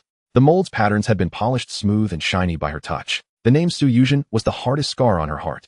The additive scandal from 17 years ago was like a poisonous thorn lodged in the hearts of 2 generations of artisans, impossible to pull out or smooth over. Su Xiaoding tightened her grip on the cloth bundle, finally stood up, and gently placed the diary wrapped for over a decade on the table. The coarse cloth was frayed, and the moment it was opened, the heavy scent of old things filled the room. All the grievances my aunt suffered in her life are written in here. Her voice trembled violently, her eyes burning red, and even her fingers shook as she turned the pages. On the first page of the diary, Su Yuzhen's handwriting was strong yet bitter. In black and white she clearly wrote that she had added chemical additives. Ming's heart sank heavily. The accusations of betraying her master, poisoning and ruining the legacy, heard countless times since childhood, stabbed into his mind like needles. Zhou Chang's brows knitted into a tight knot. Could all these years of infamy be true? May covered her mouth, tears welling up instantly. Guilan's shoulders stiffened abruptly. Her withered hand clenched the cake mold tightly, her knuckles turning blue. The pain she had suppressed for 17 years surged up all at once. No, my aunt was forced. Su Xiaoding frantically turned the pages, tears splashing onto the paper, blurring. In 1998, Nanyang experienced a whole month of continuous rain. The Su family's pastry workshop was 7 months behind on rent. Suppliers banged on the doors daily, smashing things. Apprentices had all run away. 18 family members were waiting for rice to cook. The craft, passed down for 7 generations, was on the verge of ending with Su Yuzhen. The words in the diary grew increasingly chaotic, with ink stains spreading one after another. All tears from those unbearable days. Guilan, I can't hold on. The 18 members of the Su family are starving. No one buys traditional cakes anymore. Foreigners only want instant pastries. I truly have no way out. Just as she was at her wits' end, Chen Sanha kicked open the door of the Su family pastry workshop. He held a small bottle of chemical additives in his hand, a sinister smile curling at the corner of his mouth. Add this, cut costs in half and double the flavor. The Su family can survive. If you don't obey, you'll cut down your osmanthus tree tonight, smash your cake molds, and make your whole family sleep on the streets. Su Yuzhen refused to the death. Chen Sanha directly brought his men to cut down the Su family's century-old osmanthus tree, smashed all the cake molds, and pressed a gleaming knife against Su Yuzhen's father's neck. The bloodstains on the diary were left when Su Yuzhen, in despair, slammed her head against the wall. I didn't dare gamble. I couldn't let the Su family die out. The additives were dirty, but I had no choice. I added them as long as my family could live. On the day the truth came out, Su Yuzhen, disheveled, knelt under the Li family's gate, kowtowing 36 times until her forehead bled profusely. She only repeated one sentence: all the fault is mine, Su Yuzhen's. The Li family's craft is pure and clean. She willingly took all the blame and went alone to Nanyang, where she was tightly controlled by Chen Sanha ever since. And the half recipe she gave Chen Sanha was deliberately flawed, missing 3 core ingredients. Even if Chen Sanha got it, he could never make the authentic Li family traditional cake. I used this fake recipe to stall him. When I'm gone, Xiaoding must tell Guilan the truth. An artisan's heart must not be tainted. I will guard the Li family's legacy with my life. The last page of the diary had only a single line of crooked handwriting written by Su Yuzhen before her death. Senior sister, I'm sorry. I couldn't protect the Su family, only you. The room fell silent, leaving only the buzzing hum of the incandescent lamp, stifling and suffocating. Li Guilan slowly reached out her withered fingertips, gently brushing over the bloodstains on the paper. The cold pages burned her fingertips with pain. Tears finally fell splashing onto the diary, blurring 17 years of forbearance. I actually knew a long time ago. The old woman's voice was hoarse, every word trembling. After your aunt left, she sent me half an osmanthus wood hairpin. The pattern carved on it was what she wanted to say to me. I never hated her. What I hated was the cruel world that drove her into a corner, and the heartless Chen Sanha. I've waited 17 years for this truth. Li Guilan held the diary tightly to her chest, her shoulders trembling slightly. She didn't wail, only the suppressed sobs of half a lifetime, thin as needles, piercing everyone's hearts. The old artisan's lifelong restraint and pain were all hidden in this silent weeping. Ming clutched the pearwood cake mold, his throat tight and his eyes burning red. The traitor he had despised since childhood was actually a tragic figure who had guarded their legacy with her life. Those curses etched into his bones were actually gentleness hidden in her blood and flesh. Zhou Qiang loosened his clenched fist, the ice in his eyes slowly melting and the ache in his stomach eased. What Su Yuzhen guarded with her life was never just a craft, it was the artisan's bottom line, the original intention of the legacy. Su Xiaoding cried and laughed at the same time. Her aunt's 17-year injustice was finally cleared. Everyone breathed a sigh of relief, believing that with the truth revealed, the Chinese community in Nanyang would remember this debt, and the osmanthus predicament would find a turning point. A false sense of security wrapped around everyone's hearts. Just then, Mai's phone vibrated, repeatedly messages popping up one after another, all from Nanyang osmanthus growers. First message: Miss, I'm sorry. My whole family is in Penang. I truly dare not help. Second message: Chun San's men guard my osmanthus garden every day. If I sell even one flower, my family is finished. Third message: I've cut down my osmanthus trees. Don't contact me anymore, I beg you. 17 messages, each more desperate than the last. The last message was a notice from the Osmanthus Growers Alliance: terminate all cooperation with the Lee family permanently and never supply again. Just as the 17-year knot was untied and Su Yuzhen's injustice was cleared, the Lee family was pushed into a dead end. The countdown to the exhibition was only 62 hours. No osmanthus, no raw materials, no retreat. Zhou Chang's face darkened instantly, his voice cold as ice. Chen Sanha wants to cut off our roots and suffocate us alive at the exhibition. Li Guilan wiped the tears from her eyes, held the diary tighter, and her gaze revealed the unique stubbornness of an old artisan. I cannot lose the legacy your aunt guarded with her life. If there's no golden osmanthus from Jiangnan, I'll search every flower in Nanyang. The flavor can be adjusted, but an artisan's heart must never change. Ming stood up, wiped the tears from his eyes, his fingertips gripping the cake mold tightly, his eyes full of unyielding determination. He'll try every flower in Nanyang. Even if I have to work until the last moment, I will never give up. The dark clouds over Penang grew thicker. The sea wind carried moisture, slapping against the windows with a loud rustle. Su Yuzhen's secret was finally revealed, but the Li family's predicament was pushed to the edge of a cliff. No one knew that Chun Sanha, holding Su Yuzhen's flawed recipe, had already entered the intangible cultural heritage exhibition venue. A plot to usurp the heritage, to pass off a counterfeit as the real thing, was quietly unfolding. In the Guiyuan garden on the northern outskirts of Penang, a hot wind laden with the dense, cloying fragrance of osmanthus brushed against their faces, yet carried a bone-piercing chill. Rows of osmanthus trees were laden with golden blossoms, but all 32 rusty iron gates were firmly locked. A notice painted in red on a wooden door, its characters twisted and menacing, made one's heart tighten at the sight. The time for the exhibition was ticking by like a stopwatch. At most only 62 hours remained. The Li family master and apprentice stood frozen at the entrance to Guilan, unable to touch even a single petal of osmanthus bearing the morning dew. Ming clutched the crumpled purchasing list tightly, the paper's edges frayed from his grip, his fingertips turning pale. The golden osmanthus of Jiang and could not cross mountains and seize a local osmanthus was the only lifeline for the exhibition. He was an apprentice who followed his master to preserve their craft, and without the raw materials, the finest skills were utterly useless. Zhou Qiang walked at the front, his fingers instinctively pressing against the portable recorder at his waist. Chen Sanha had blockaded all supply routes tightly. This area was surely under surveillance. Every step he took was cautious and deliberate, the old pain in his stomach flaring up again, all stirred up by the anxiety buried deep in his heart. Li Guilan leaned on her pearwood pastry mold, cane its surface polished to a glossy sheen by years and palms. A keepsake Su Yuzhen had given her back then, and the very soul of a craftsman. The elderly woman swept her gaze over the rows of osmanthus trees before her, her brow furrowed into a knot as a faint choke rose in her throat. Ame clutched her phone, her finger hovering over the screen, afraid to tap. Chen San's ruthlessness in Penang was known to all. Recklessly contacting the flower farmers would only bring trouble to her fellow villagers. She could only quietly scroll through her contacts, not daring to breathe too loudly. Su shouting followed at the back of the group, cold sweat from her palms soaking the hem of her clothes. Having grown up in Penang, she knew all too well Chun San's methods: smashing workshops, cutting down osmanthus trees, harming and killing. He never left any room for mercy. This all-out purge was aimed squarely at the Li family heritage that her aunt had fought so desperately to protect. On every iron gate was nailed a blood-red notice: Chen family takes all. Oh, dare sell a single flower or leaf to the Li family, and your workshop will be smashed, your trees cut down. The iron nails were deeply embedded in the rotting wood, the rust staining fingertips with a biting cold. Ming reached out to touch the iron gate, the rough, rusted metal scraping his fingertips painfully. His voice trembled as he spoke. All sealed. Not a single one left for us.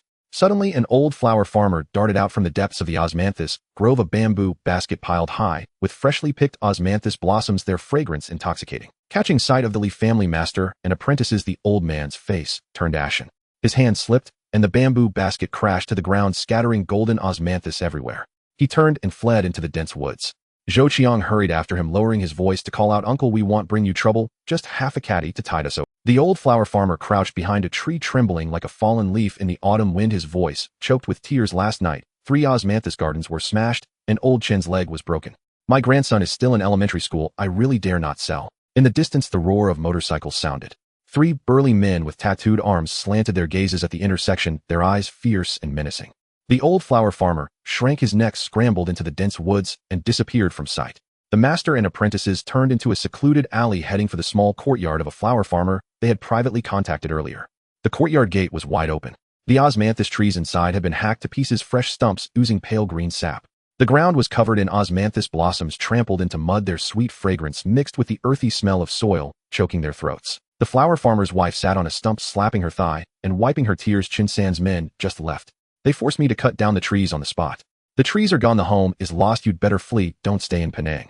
Ming crouched down, picking up a crumpled osmanthus petal. His fingers trembled so violently, He couldn't even hold a single petal. Zhou Qiang walked to a secluded corner and dialed the number of an old friend from Nanyang he had met in prison, a contingency plan he had set up fearing Chun San's total annihilation. The voice on the other end was extremely low, filled with terror. The Penang black market is completely sealed off by Chun Sana. He's put the word out that anyone hiding osmanthus will have their shops smashed and home ransacked. Not just fresh osmanthus, even dried osmanthus crumbs can't get out. Don't you dare force your way in. Before the words had even faded, the call was abruptly cut off, leaving only a cold, dead dial tone. The last secret path was utterly blocked. Aiming rushed back to the temporary base and threw himself before the makeshift experimental table. A wide array of Nanyang flowers covered the table: poinciana, frangipani, mariah. He crushed petals, brewed juices, tasted them, his fingers bleached white by the flower sap and calloused at the tips. Yet not a single flower could replicate the mellow, rich sweetness of Jiangnan's golden osmanthus. For traditional osmanthus cake, a single missing note of flavor meant it was no longer Li family intangible heritage. No good. None of them work. Aiming slammed the porcelain bowl heavily onto the table, his eyes bloodshot, filled with a craftsman's frustration and helplessness. Missing even a trace of its essence, it's not our Li family cake. If I can't even find the raw materials, what kind of inheritor am I? Zhou Qiang traversed the old Chinese streets of Penang, quietly inquiring door to door. But every household kept its door tightly shut. No one dared to look up, no one dared to speak. Chun San's criminal influence was like an impenetrable net, smothering the entire city. Ame tried to contact the Domestic Intangible Cultural Heritage Office, but cross-border food ingredient controls were strict. Faraway water couldn't quench a present fire. She clutched her phone, her nose beating with sweat from anxiety, yet she dared not post a single public message, afraid of bringing even greater disaster upon them all. Li Guilan sat by the stove, her fingertips gently caressing the pearwood pastry mold. She neither cried nor fussed, but the turmoil in her eyes was impossible to hide. Yuzhen fought with her life to preserve this heritage. We can't let it fail over raw materials. But without osmanthus, no matter how fine the skill, there's nowhere to apply it.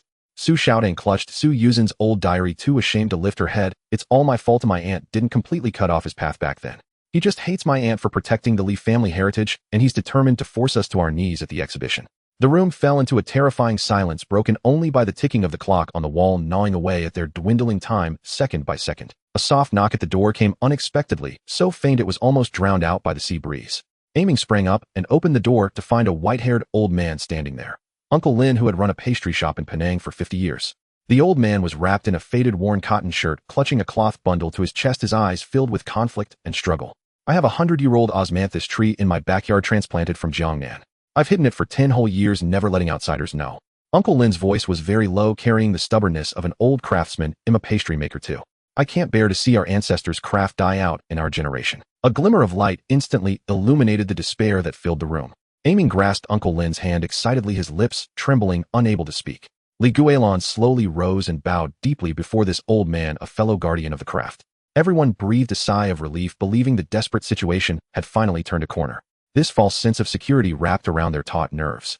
Li Guilan slowly rose and bowed deeply before this old man, a fellow guardian of the craft. Everyone breathed a sigh of relief, believing the desperate situation had finally turned a corner. The call connected, and Chun San's sinister voice came through the receiver, audible to everyone in the room. Old Lin daring to give osmanthus to the Li family. Tonight, he'll dig up your tree, smash your pastry shop, and make sure your family can't stay in Penang. Uncle Lin's legs gave way, and he nearly collapsed to the floor. He had an elderly mother at home and a young grandson. The 50-year-old pastry shop was his family's only lifeline. I'm sorry. I'm so sorry. The old man cried out, struggling desperately against Aiming's grip. My whole family is in Penang. I really can't give them to you. I can't afford the consequences. He staggered out the door, clutching the cloth bundle, and the courtyard gate slammed shut with a sharp click, locked tight. The last sliver of hope was utterly extinguished. Osmanthus gardens sealed off, flower farmers too afraid to help the black market cut off, hidden supplies blocked. The exhibition countdown was fixed at 62 hours. No osmanthus, no raw materials, no way out. Zhou Chang's face was as cold as ice, the cramping in his stomach growing more intense. His voice was frigid. Chen Sanha isn't just cutting off our ingredients. He wants us to be publicly humiliated at the global exhibition. He wants to destroy the Li family's reputation, swallow this heritage, and avenge his old grudge. Aiming slumped to the floor, staring at the table covered in flour remnants, his heart filled with powerlessness. He had followed his master since childhood, diligently learning the craft, believing that mastering the skill was enough. Only now did he understand that in the face of such vicious forces, even the most basic raw materials were beyond reach. I've tried every flour in Nanyang, and none of them work. He muttered to himself, his voice steeped in despair. Is this craft passed down through 7 generations really going to end with me? Li Guilan slowly stood up, clutching the pearwood pastry mold tightly to her chest. The old woman's back was ramrod straight, a stubborn fire burning in her eyes, a fire that had never died in a lifetime of craftsmanship. Yuzhen used her life to protect what matters, and we can't take a single step back. Without osmanthus, well, search every inch of Penang's soil. Without raw materials, well, fight with everything we have. Skill can be preserved, craftsmanship can be pushed to the limit, but we must never bow to evil. Zhou Qiang pulled out his phone, his fingers quickly typing out an encrypted message. He had never truly given up. The Nanyang connections he had laid in advance were now ready to be mobilized. The dark clouds over Penang grew thicker, pressing heavily over the city. The sea breeze laden with moisture slammed fiercely against the windows of the base, producing a loud flapping sound. The fragrance of osmanthus from the gardens remained sweet and rich, yet it had become the most piercing mockery. No one knew that Chen Sanha was sitting in the VIP room of the Intangible Cultural Heritage Exhibition venue. He toyed with the flawed recipe left behind by Su Yuzhen, a sinister smile curling at the corners of his mouth. Years ago, he had been rejected when he sought to apprentice under the Li family, enduring scorn and contempt. Now he would personally trample this intangible heritage under his feet. Without osmanthus, let's see how you make your cake, Chen Sanha murmured, stroking the recipe paper, his voice dripping with cruelty. In 62 hours, I will make the Li family's intangible heritage a laughingstock before the whole world. In the shadows outside the base's window, several furtive figures were staring intently at the doors and windows. A vicious conspiracy targeting the exhibition was quietly unfolding. 61 hours and 43 minutes. The red glow of the performance countdown stung the eyes in the leaky tin-roofed shed. Penang's night rained thick with humid heat dripped through the gaps in the metal sheets, splashing onto the ground and blooming into patches of mold. The refrigerator door hung wide open. The last 3 Jiangnan golden osmanthus flowers had long since rotted into a sticky brown sludge. A single touch from a fingertip was enough to crush them into dust, leaving behind only a faint bitter fragrance that dissipated before it could travel even half a chi. Aiming squatted on the floor, his fingertips rubbed raw and peeling, his palms still caked with the dry, astringent residue of failed pastry powder. For 3 days he had experimented with all 21 types of flowers available in Penang. The flame tree flowers were astringent, making him cough violently. The frangipani was as bland as plain water, utterly incapable of supporting the dense texture of the traditional pastry. The scent of Maria paniculata was too overpowering. One bite was filled with a pungent, strange taste with not a trace of the osmanthus fragrance remaining. 32 attempts, 7 shattered porcelain bowls, and not a single success. Without the Jiangnan golden osmanthus, Li's osmanthus cake was nothing more than an empty shell without a soul. The craft he had guarded for 8 years now felt as if it had been ruthlessly trampled into the mud, leaving him without the strength to even lift his head. Aiming clenched his fists, his knuckles turning white. His Adam's apple bobbed several times, but he neither cried nor shouted. A craftsman's frustration is a dull ache trapped in the chest, suffocating and inexpressible. Li Guilan leaned on her pearwood pastry mold, the mold polished smooth and warm from years of touch. It was a relic left by Su Yuzhen. The old woman's fingers slowly traced the patterns on the mold, the light in her cloudy eyes, a light she had guarded for a lifetime, dimming bit by bit. She had spent her entire life dealing with osmanthus cake. To see her ancestral craft falter due to the lack of proper ingredients in the Nanyang lands was a pain like a knife twisting in her heart, yet she uttered not a single word of complaint. Ame clutched her phone, the screen nearly worn out from her frantic scrolling. She had contacted every possible source, the Penang Chinese Clan Association, the Flower Farmers Cooperative, but every message she sent was met with silence, marked as read but unanswered. Chen San's influence had Penang locked down tight.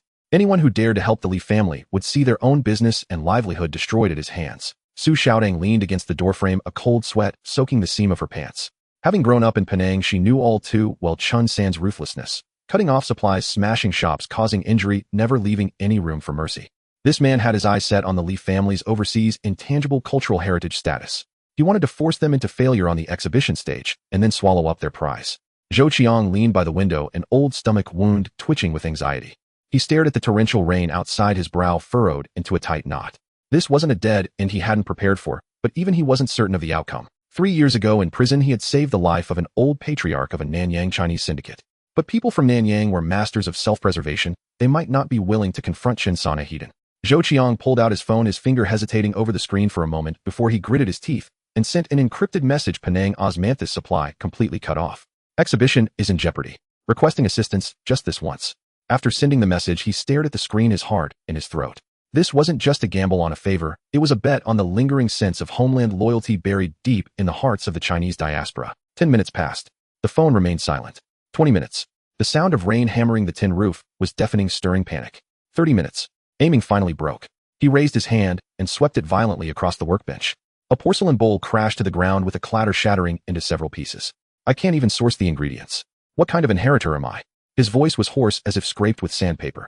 His eyes were rimmed with red, tears welling up, but held back with fierce determination. This wasn't a tantrum, it was a craftsman collapsing at the very limits of his endurance. Guilan said nothing, merely patted him gently on the shoulder. She understood. Losing the root of one's craft was a pain worse than losing a limb. Thump, thump, thump. A few soft knocks, barely audible over the rain, suddenly pierced the dead silence of the room. Everyone froze instantly, their nerves stretched to the breaking point. Was it Chun San's men? Had they come to finish the job? Zhou Qiang stepped forward, shielding everyone behind him, raising a hand to signal for silence. His fingers stealthily inched towards an iron bar by the door, his palms slick with cold sweat. Su Xiaodong pressed herself flat against the wall, barely daring to breathe. A maze finger hovered over the emergency call button, her knuckles white. Aiming clutched a piece of broken porcelain, the shard cutting into his finger, blood seeping out unnoticed. Zhou Qiang slowly approached the peephole. When he looked out, he was stunned. Outside the door wasn't a gang of ferocious thugs. It was Uncle Chun from the old Chinese street in Penang. He wore a navy blue raincoat, soaked through, clutching a blue cloth bundle tightly to his chest. His body trembled violently, not from fear, but from urgency. Zhou Qiang quickly pulled the door open. The smell of rain mixed with a rich, mellow osmanthus fragrance hit them full in the face, making their noses tingle.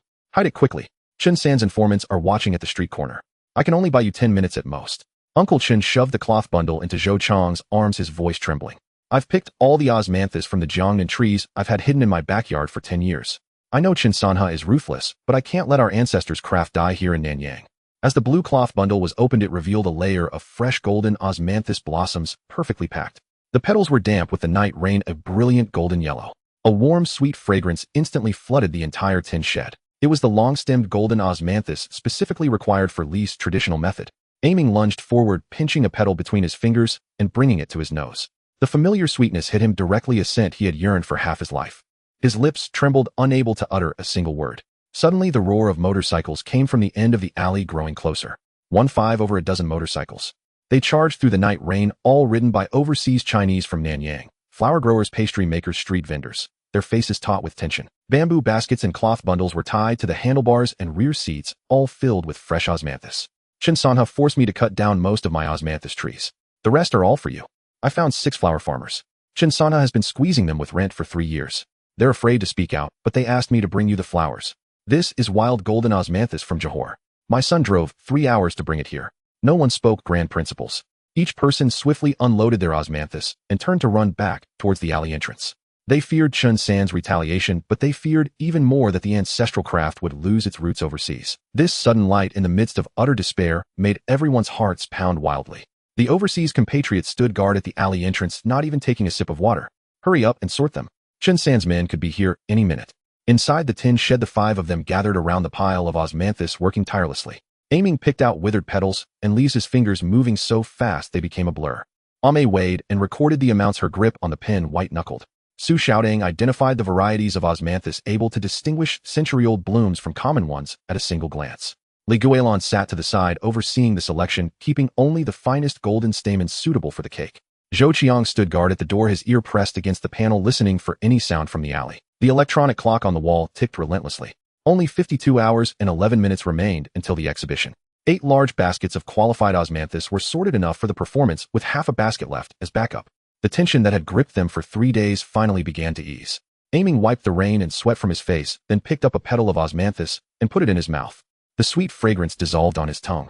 He started laughing, but then tears splashed into the osmanthus basket. It's done. It's really done.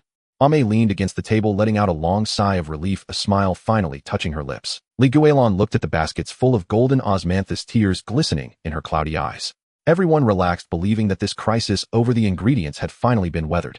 None of them noticed that danger had long been hiding within the fragrance of the flowers. Su Xiaodong reached out to rearrange an osmanthus basket, her fingers brushing the bottom. Suddenly she stopped. Her face turned as white as a sheet. Don't anyone move. Her voice trembled violently, shattering the newfound. Everyone froze. The air solidified, and even the sound of the rain became jarring. Su Xiaodong picked up a single osmanthus petal and held it under the emergency light for a closer look. Hidden at the base of the petal was a tiny pinprick-sized dark green-black spot. When brought close to the nose, there was a faint sour rotten smell. This was Chun San's signature ripening accelerator, which would cause the flowers to rot upon contact and be harmful if ingested. These are poisoned osmanthus.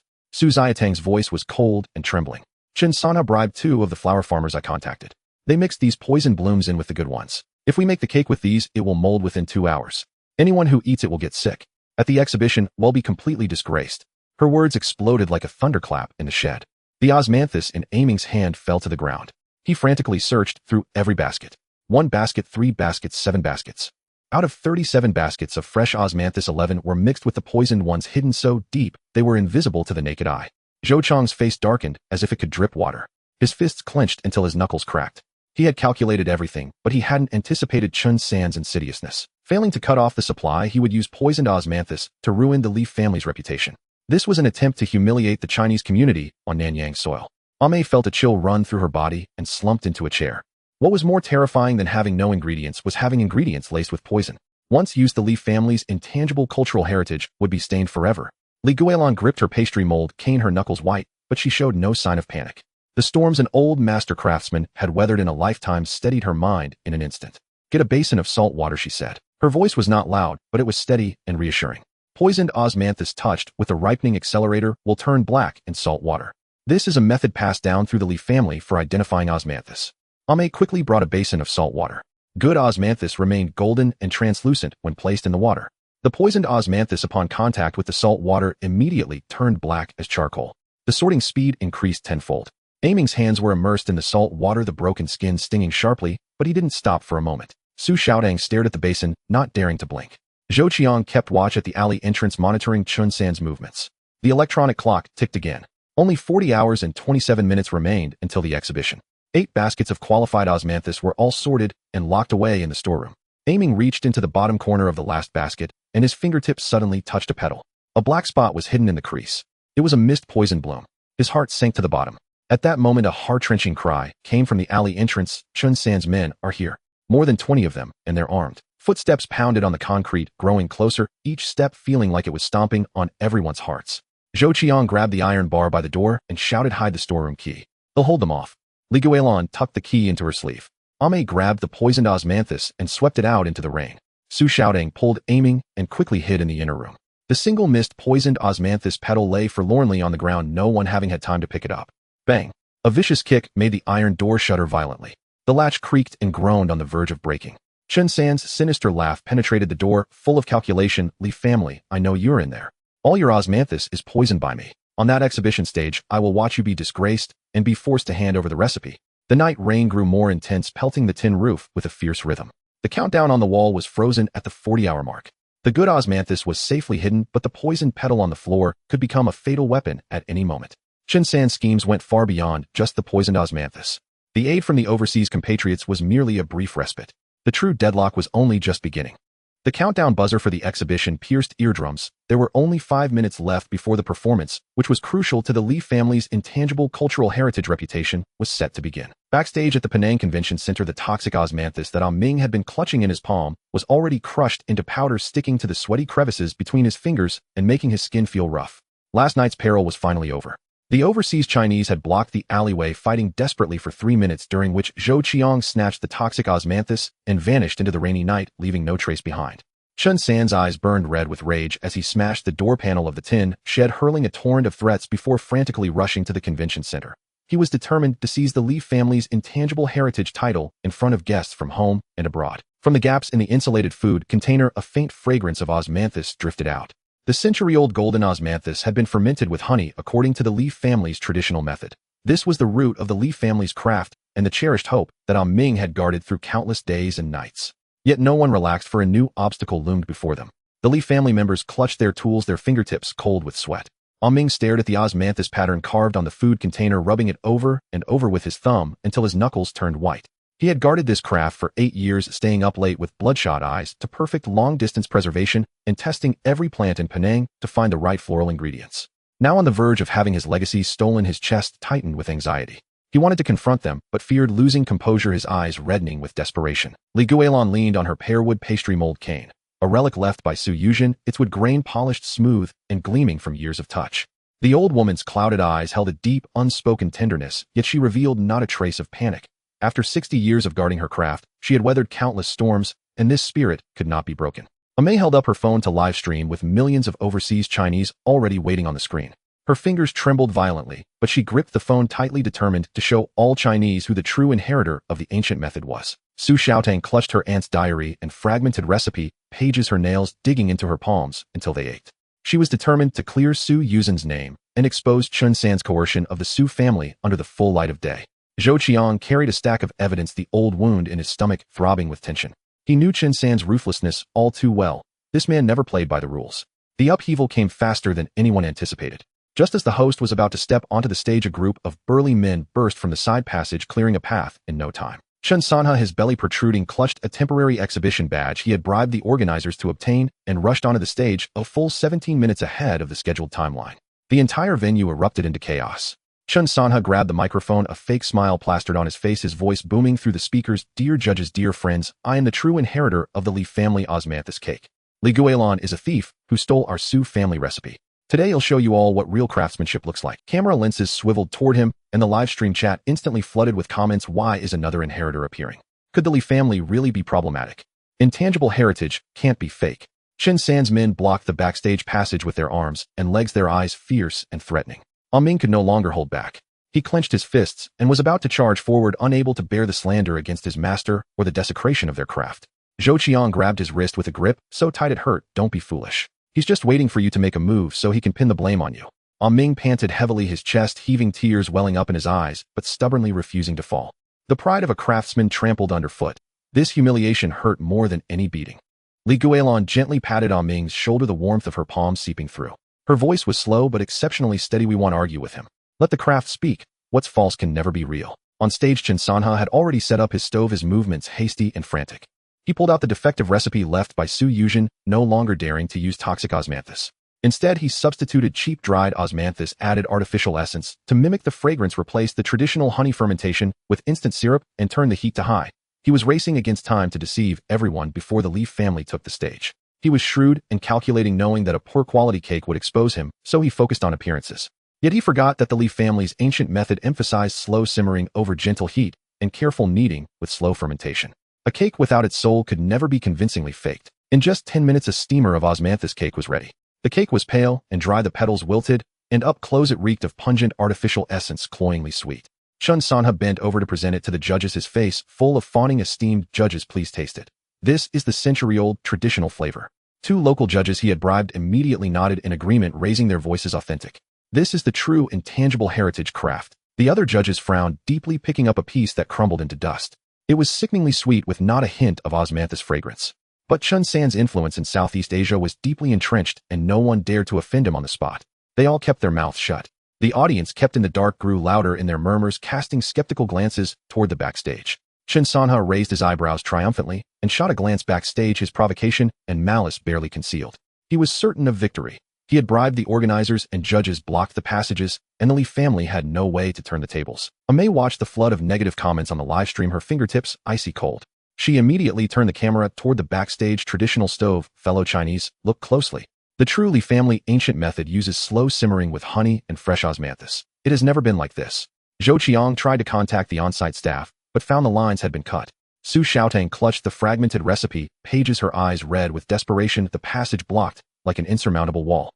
Just then, the overseas Chinese in the audience quietly stood up. They were the villagers who had braved the rain to deliver osmanthus the night before. They had received the Li family's kindness and understood the craftsman's hardship. Without a word, they squeezed through the aisles toward the backstage, forcing the men blocking the door to retreat step by step, clearing a narrow path. Li Guilan leaned on her pastry mold cane and walked forward step by step. Without shouting or making a scene, her stooped body stood straight and tall. 60 years of craftsmanship's backbone, all in those steps. The henchmen wanted to stop her, but were cowed by the fierce glares of the overseas Chinese and dared not advance. The path was clear. The spotlight fell on Li Guilan, her silver hair gleaming brightly. Chen San's face changed color dramatically as he roared hoarsely, "You thief! Get off! This is my stage." Li Guilan didn't even lift her eyelids as she walked straight to the stove and picked up the ancestral bamboo steamer. The gentle flame was lit to fire, licking the bottom of the pot softly and tenderly.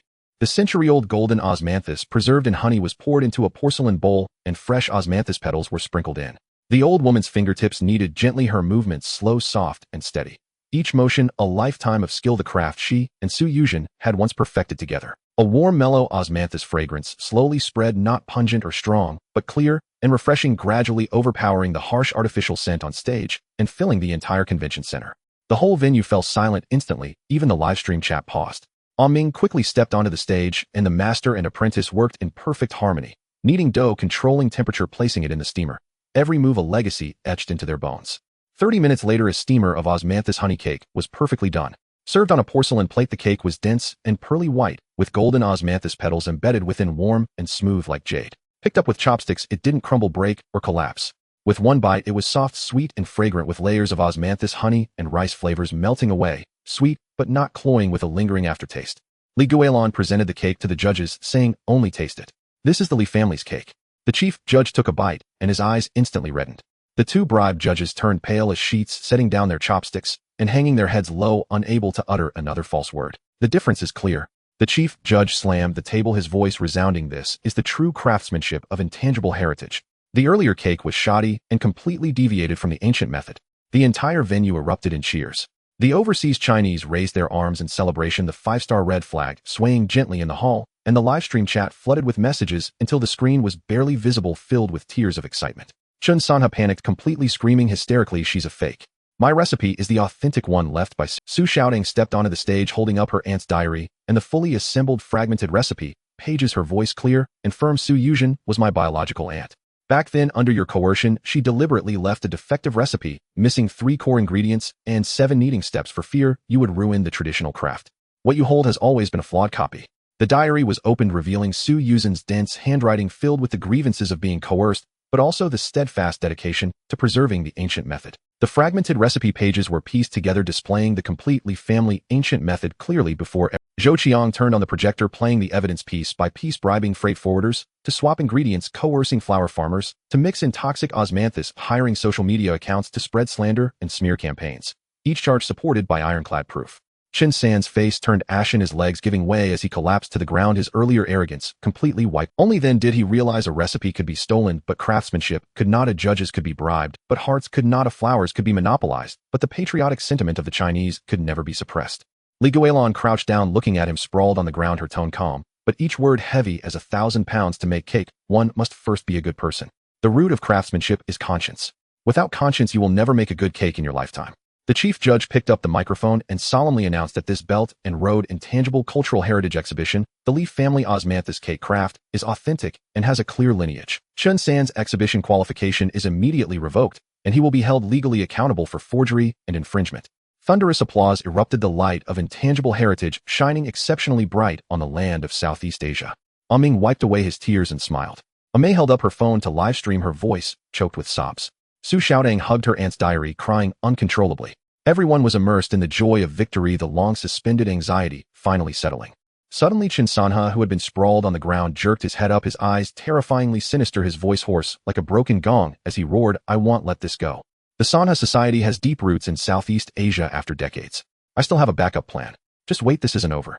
Zhou Chang's face darkened instantly. Ming's smile froze on his face, and Li Guilan's hand gripping the pastry mold unconsciously tightened.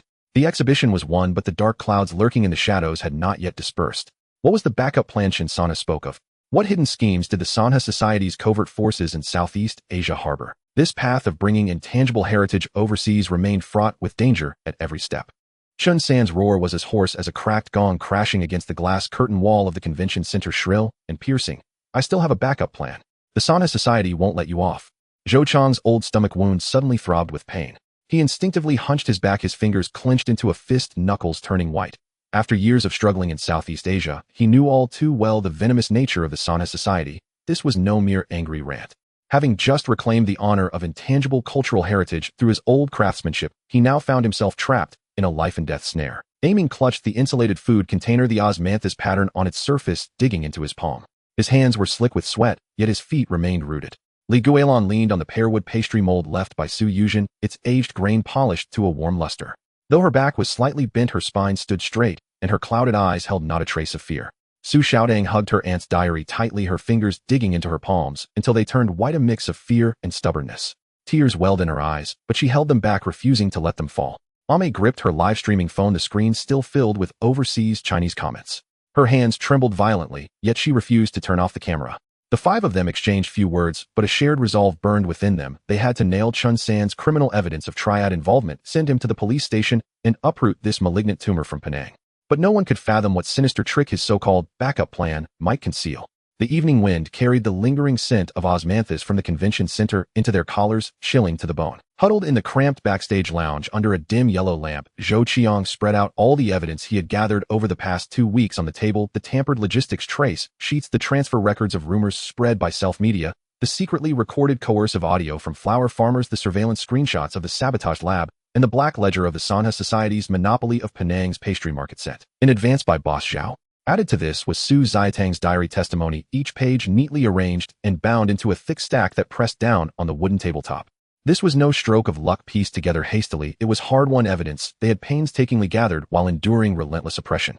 Zhou Qiang and Su Xiaodang headed straight for the Penang police station, but hit a soft wall as soon as they entered. The officer on duty flipped through 2 pages of the evidence, his eyelids drooping lazily. He pushed the documents to the corner of the desk and said in a languid tone, "Cases involving triad activities have to go through the proper channels, level-by-level verification. Go home and wait for notification." Su Xiatang's shoulders trembled with anger, and she bit her lip on the verge of tears. She saw through it instantly. Chen Sanha had greased the wheels of a protection racket, with heavy bribes clearly intending to bury the case. Zhou Qiang didn't argue or make a scene. He simply held up his phone screen to the officer, displaying a conversation log with the Chinese consulate in Penang. His voice, though not loud, carried weight. "This is a cross-border case of intangible cultural heritage fraud, also involving market monopolization and intentional injury. The consul has already spoken with your chief. He'll be here in 10 minutes. The officer's face drained of color in an instant. His hand trembled, nearly dropping the documents, and all traces of arrogance vanished. Meanwhile, Chen Sanha was holed up in a secret hideout of the Sanha Society, the room thick with smoke and piles of cash stacked on the table. He chewed on a cigar, snapping back to reality only when the burning tip touched his fingers. A sneer spread across his fleshy face. "In Penang, I am the law. Which cop hasn't taken my money?" He turned and barked at his subordinates. "Is the smuggling boat at the dock ready? We leave at dawn for the Singapore headquarters. We'll still be pulling the strings there." He thought that with money and connections he could walk away unscathed. But he forgot one thing: the Chinese in Penang would never allow him to trample on their heritage and destroy their traditional craft. Zhou Qiang called the old boss of the Chinese Community Association and said in a low, firm voice, "Chen Sanha monopolized the osmanthus flowers, cheated all the flower farmers, stole business from the Chinese, and now he's trying to ruin our intangible cultural heritage osmanthus cake.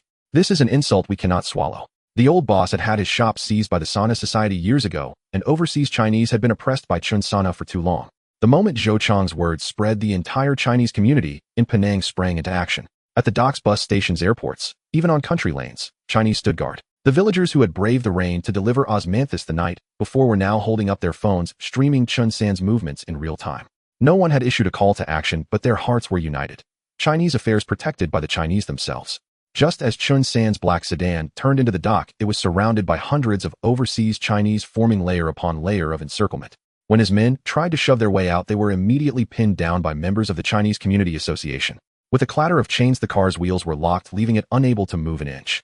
Chen Sanha cowered in the back seat, cold sweat streaming down his forehead, soaking his shirt collar. His earlier arrogance had evaporated without a trace. Just then the wail of police sirens grew closer, tearing through the night sky of Penang. The consulate's pressure had taken effect. The police chief himself led the operation, dozens of police cars racing toward the Sanha Society's stronghold. With a deafening crash, the iron door was forced open. Cash, black ledgers, and secret correspondence between officials and gangsters were all seized. 23 core members were forced to squat on the floor with their hands on their heads. The negligent officer, now handcuffed, was led away with his head hung low. The Sanha Society, which had ruled Penang for over a decade, collapsed overnight. The red and blue lights of the police cars reflected off the old alley's stone slabs. The mingled scents of osmanthus dust and ink carried the fragrance of justice hard won. Chen Sanha slipped away in the chaos, darting into the narrow alleys of the old city. The uneven stone slabs stung his feet as he ran, gasping for breath, trying to reach a secret hideout he had prepared in advance. But he forgot that these alleys were home to Chinese families. The moment his footsteps echoed, someone quietly sent a message relaying his location directly to the police. At the dead end of the alley, under the dim glow of a street lamp casting long shadows, the police, Chinese villagers, and community members formed an impenetrable circle. Chen Sanha dropped the short knife in his hand. His bulky body collapsed to the ground with a thud, his face, smeared with mud, trembling like a leaf in a storm. All his former arrogance was gone. He could only repeat in a pleading voice, "I was wrong. I'll give you money as much as you want. Just let me go." Su Xiaodang crouched by the alley, holding her aunt's diary. Tears finally fell splashing onto the cover. Her voice choked with emotion. "Aunt, the injustice has been cleared. No one can destroy our craft anymore." Li Guilan walked over slowly, the pearwood pastry mold tapping lightly against the stone slab. The elderly woman looked at Chen Sanha, collapsed on the ground, and said in a voice calm, yet piercing, "I've guarded the osmanthus cake for 60 years. I've long understood that making the cake comes before making the person. For the sake of money, you cheated your fellow villagers, destroyed the craft, and blackened your heart. The path you walk today is one you chose yourself. Chen Sanhe buried his head in silence. Only then did he understand money can buy connections, but not people's hearts. It can monopolize osmanthus, but not the artisan spirit. It can dominate Penang, but never crush the roots of the Chinese people. The police cars drove away with sirens wailing, a death knell for evil. On a maze livestream, overseas Chinese around the world flooded the screen with comments until it was barely visible. Tears, applause, and blessings wrapped in the sweetness of osmanthus filled the entire internet.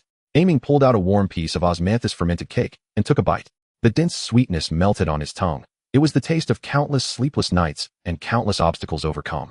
8 years of guarding the craft, a path of thorns, finally yielding the sweetness after hardship. Zhou Qiang rubbed his aching stomach and let out a long sigh. All the dirty tricks, logistics hijacking, online slander, ingredient monopolization, counterfeit products, had finally met their retribution. Everyone relaxed, basking in the warmth of victory. But suddenly Zhou Qiang's phone buzzed violently. It was an encrypted message from Boss Zhao. He opened it, and the warmth in his body instantly turned to ice. The words on the screen pierced his heart like shards of frost. Chen Sanhe is just a small-time branch leader in Penang. The Sanhe Society's Singapore headquarters remains unscathed. The earlier cooperation letter from the mysterious European winery was a trap set by the Sanhe Society's overseas forces. Retribution is already on its way. The evening wind carried the scent of osmanthus once more, but this time it was chillingly cold. Guilan tightened her grip on the pearwood pastry mold, her gaze growing more resolute. Aiming clenched his fists, his determination to guard the craft stronger than ever. Zhou Qiang put away his phone, his eyes sharp as a blade. The nerves that had just relaxed tensed up again. They had won the battle in Penang. But the road for intangible cultural heritage to go global was still long. What sinister schemes did the Sanhe Society headquarters retaliation hold? What exactly was the conspiracy behind the European winery? The unseen storm was already churning in the dark, waiting for them. The sweet scent of osmanthus flowers in Penang's early morning was thick and cloying. It had just drifted into the Intangible Cultural Heritage Exhibition Hall when the judge's wooden mallet slammed down on the table with a dong. The selection process came to an abrupt halt. Zhou Qiang's old stomach injury immediately began to ache sharply. He instinctively pressed his hand against his lower abdomen, his knuckles turning white from the grip. The dark cloud of the Singapore triad, which had been hanging over them, had finally descended. 17 anonymous complaint letters were stacked on the table, shockingly thick, more than 5 times the total number of complaints from all previous exhibitions. Every word was a smear campaign accusing Li's osmanthus cake of being fraudulent and monopolizing the Nanyang pastry business. Guilan leaned on the pearwood cake mold left by Su Yuzhen, the veins on her withered hands pulsing.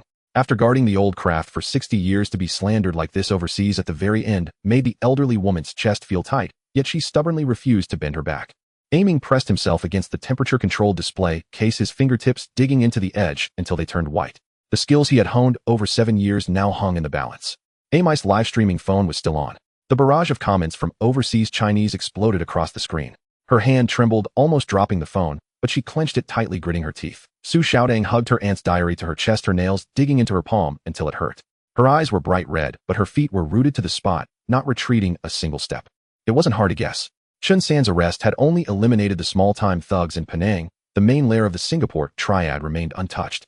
Bribing the small-time judges on the committee and forging the complaint letters was their desperate last-ditch counterattack. The overseas Chinese in the audience erupted first. Chen Sanhe was just arrested, and the complaint letters arrive. Do they think we're blind? We've been eating Li's cakes for decades. We know better than anyone whether it follows the traditional method. Zhou Qiang stepped forward. His voice wasn't loud, but it firmly suppressed the chaos in the hall. No need to investigate. We'll present the evidence right now. Su Xiaodang opened the yellow diary. The pages held her aunt's crooked handwriting from the time she was coerced, every character brimming with grievance. Aiming brought out the patent for the preservation technology and a thick stack of inspection reports, 30 random tests, all confirming no additives. Zhou Qiang presented Chen San's criminal judgment related to organized crime along with a joint letter bearing the red handprints of hundreds of overseas Chinese. Piles of irrefutable evidence were laid on the table. Not a single word of defense was spoken, yet it carried more weight than anything. The head judge's face flushed red. He stood up and bowed deeply to the entire audience. Our verification was lax. We have wronged masterly. The host picked up the microphone, her voice clear and piercing through the entire hall.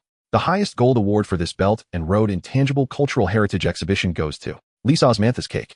The gleaming medal was handed to Guilan. The cool metal against her palm felt heavy, weighing down her wrist. A red silk sash was draped over the elderly woman's shoulders.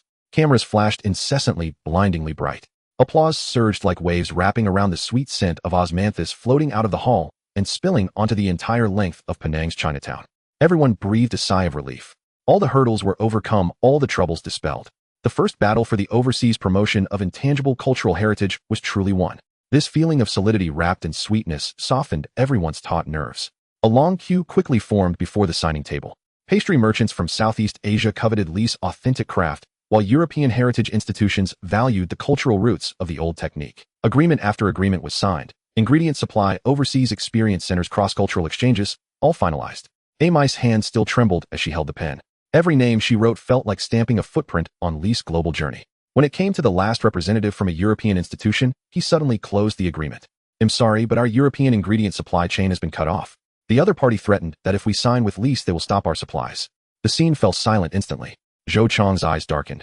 The triad's reach had extended into the European supply chain. An elderly man pushed through the crowd, clutching half a bag of dew-fresh osmanthus flowers, his pant cuffs still stained with mud. He was the flower farmer whose livelihood had been cut off by Chen Sanha. If not for Li, his osmanthus trees would have been chopped down long ago. "I've grown osmanthus for 40 years. I only recognize Li's traditional method. You're afraid of supply interruptions. We the Chinese in Penang will supply you with osmanthus. There will be more than enough." Dozens of overseas Chinese gathered around, pressing their red handprints one by one, jointly guaranteeing for the European representative. The representative's face flushed with embarrassment. He quickly opened the agreement and signed it earnestly. The camaraderie of the Chinese community has always been the strongest backbone. Li Guilan beckoned to Su Xiaodong. The elderly woman gently placed the pearwood cake mold into her hands. The old wood was worn smooth and warm against the young girl's palm. This was the artifact Su Yuzhen had risked her life to protect, the baton of the old craft.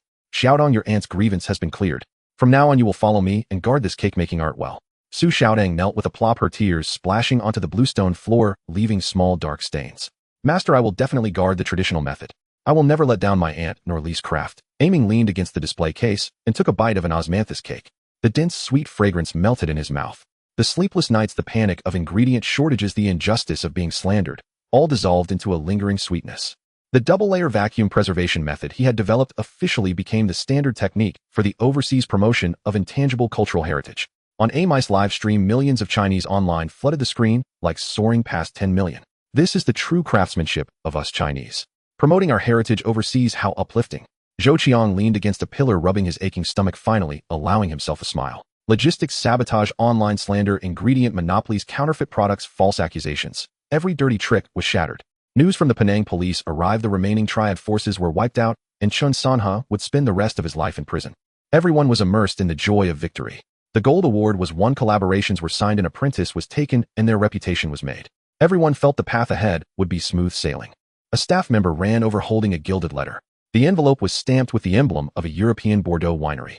The scent of ink mingled with the fragrance of osmanthus. "It's from a top-tier mysterious European winery, specially inviting you to Europe to discuss craft collaboration." Amy smiled as she opened the letter. Her smile instantly froze and her face turned deathly pale. Zhou Qiang quickly took it. His fingertips felt a hard-dried osmanthus petal hidden in the lining of the paper.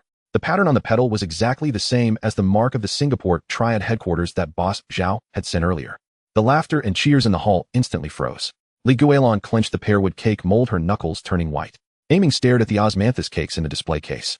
The craft he had guarded for so long was now facing a seemingly hopeless situation once more. Su Xiaodong hugged her diary tightly.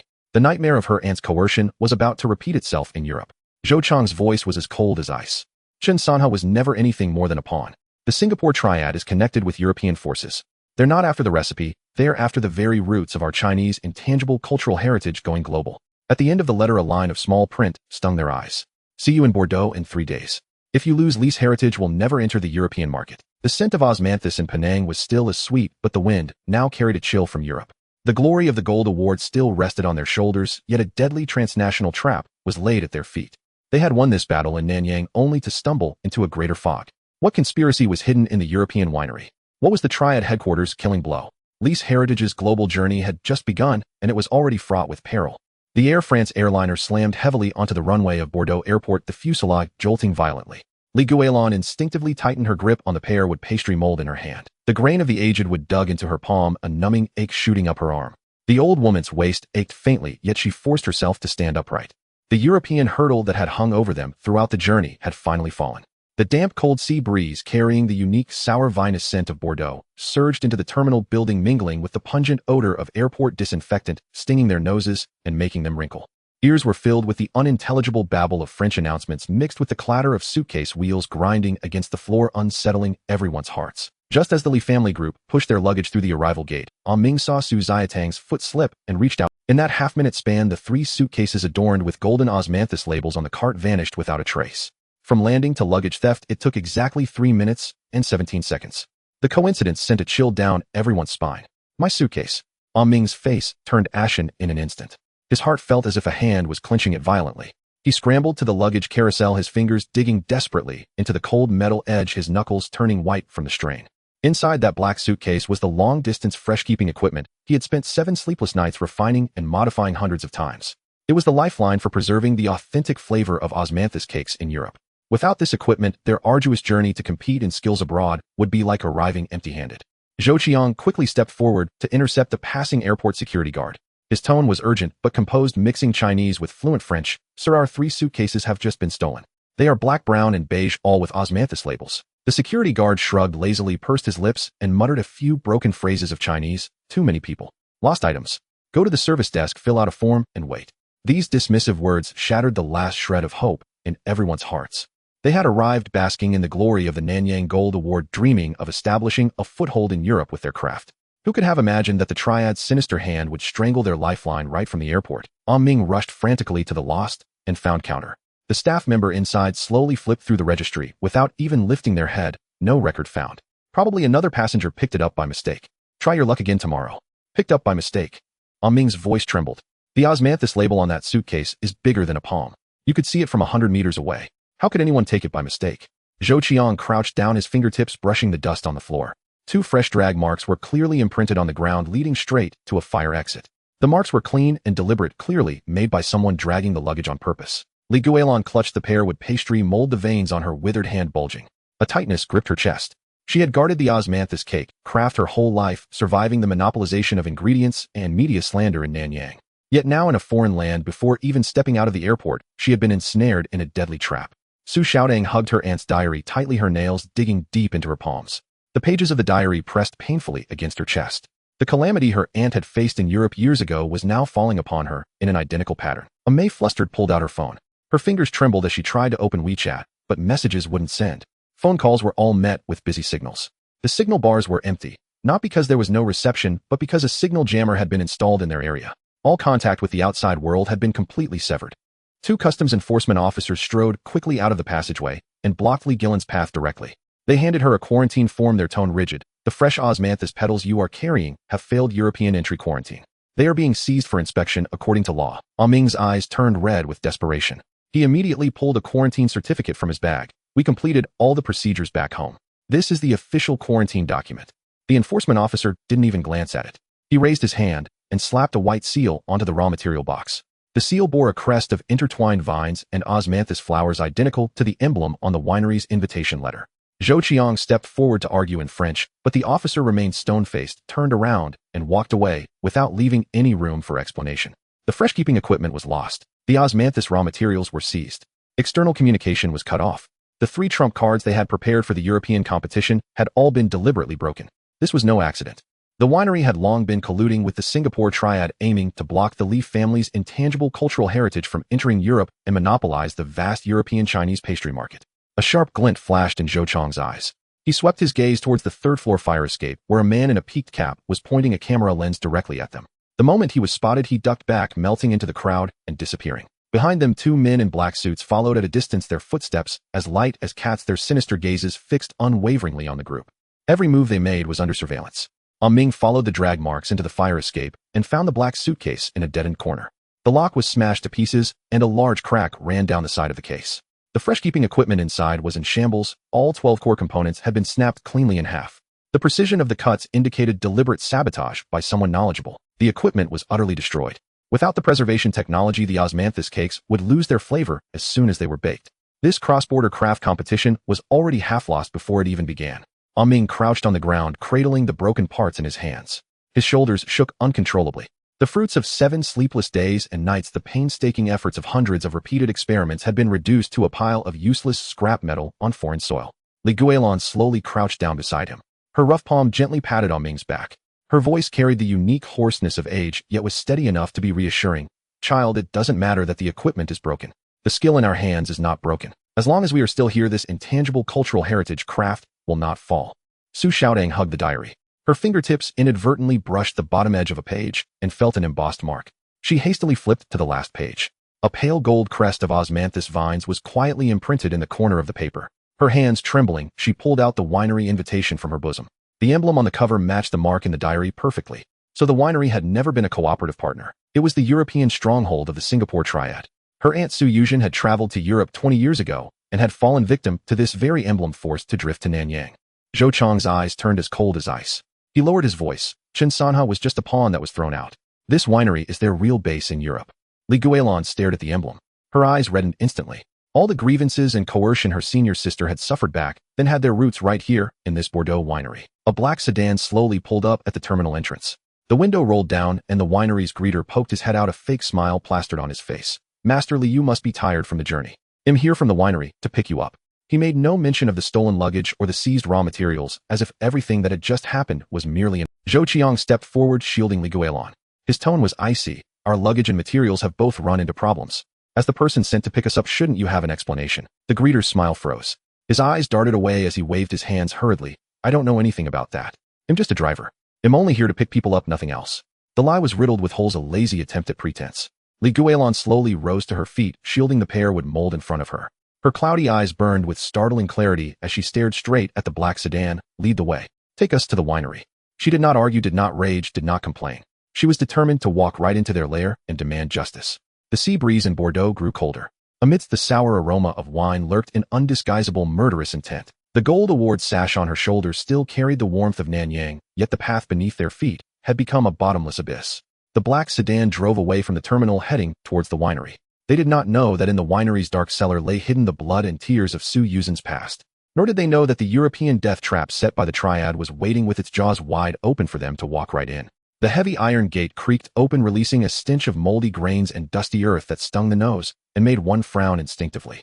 The ambush at the airport was never the endgame. This seemingly grand Bordeaux chateau was the true death trap laid in wait. The gravel underfoot bit into her soles. Li Guilan clutched the pear with pastry mold, its aged surface rough against her palm. She sniffed lightly, and her face immediately darkened. That fermenting scent in the air was almost identical to the aroma of ancient honey-preserved osmanthus cakes. Since when does a winery give off such an odor? Someone had clearly stolen the core technique of the Li family's intangible cultural heritage. The man who picked them up wore a flattering smile, but his eyes were glued to them, watching every move without a moment's respite. Chef Li, we've been eagerly awaiting your arrival. The master has prepared fine wine inside waiting for you to take your seat. Zhou Qiang discreetly clipped a miniature tracker into the hem of his clothes, his thumb brushing against the cold pin his nerves taut. The airport signal had been jammed, the osmanthus ingredients detained. Now stepping onto their turf, every step was on a knife's edge. This tracker was their last lifeline. A Ming clenched his fists, knuckles white, the dull ache of the shattered preservation equipment still fresh in his palm.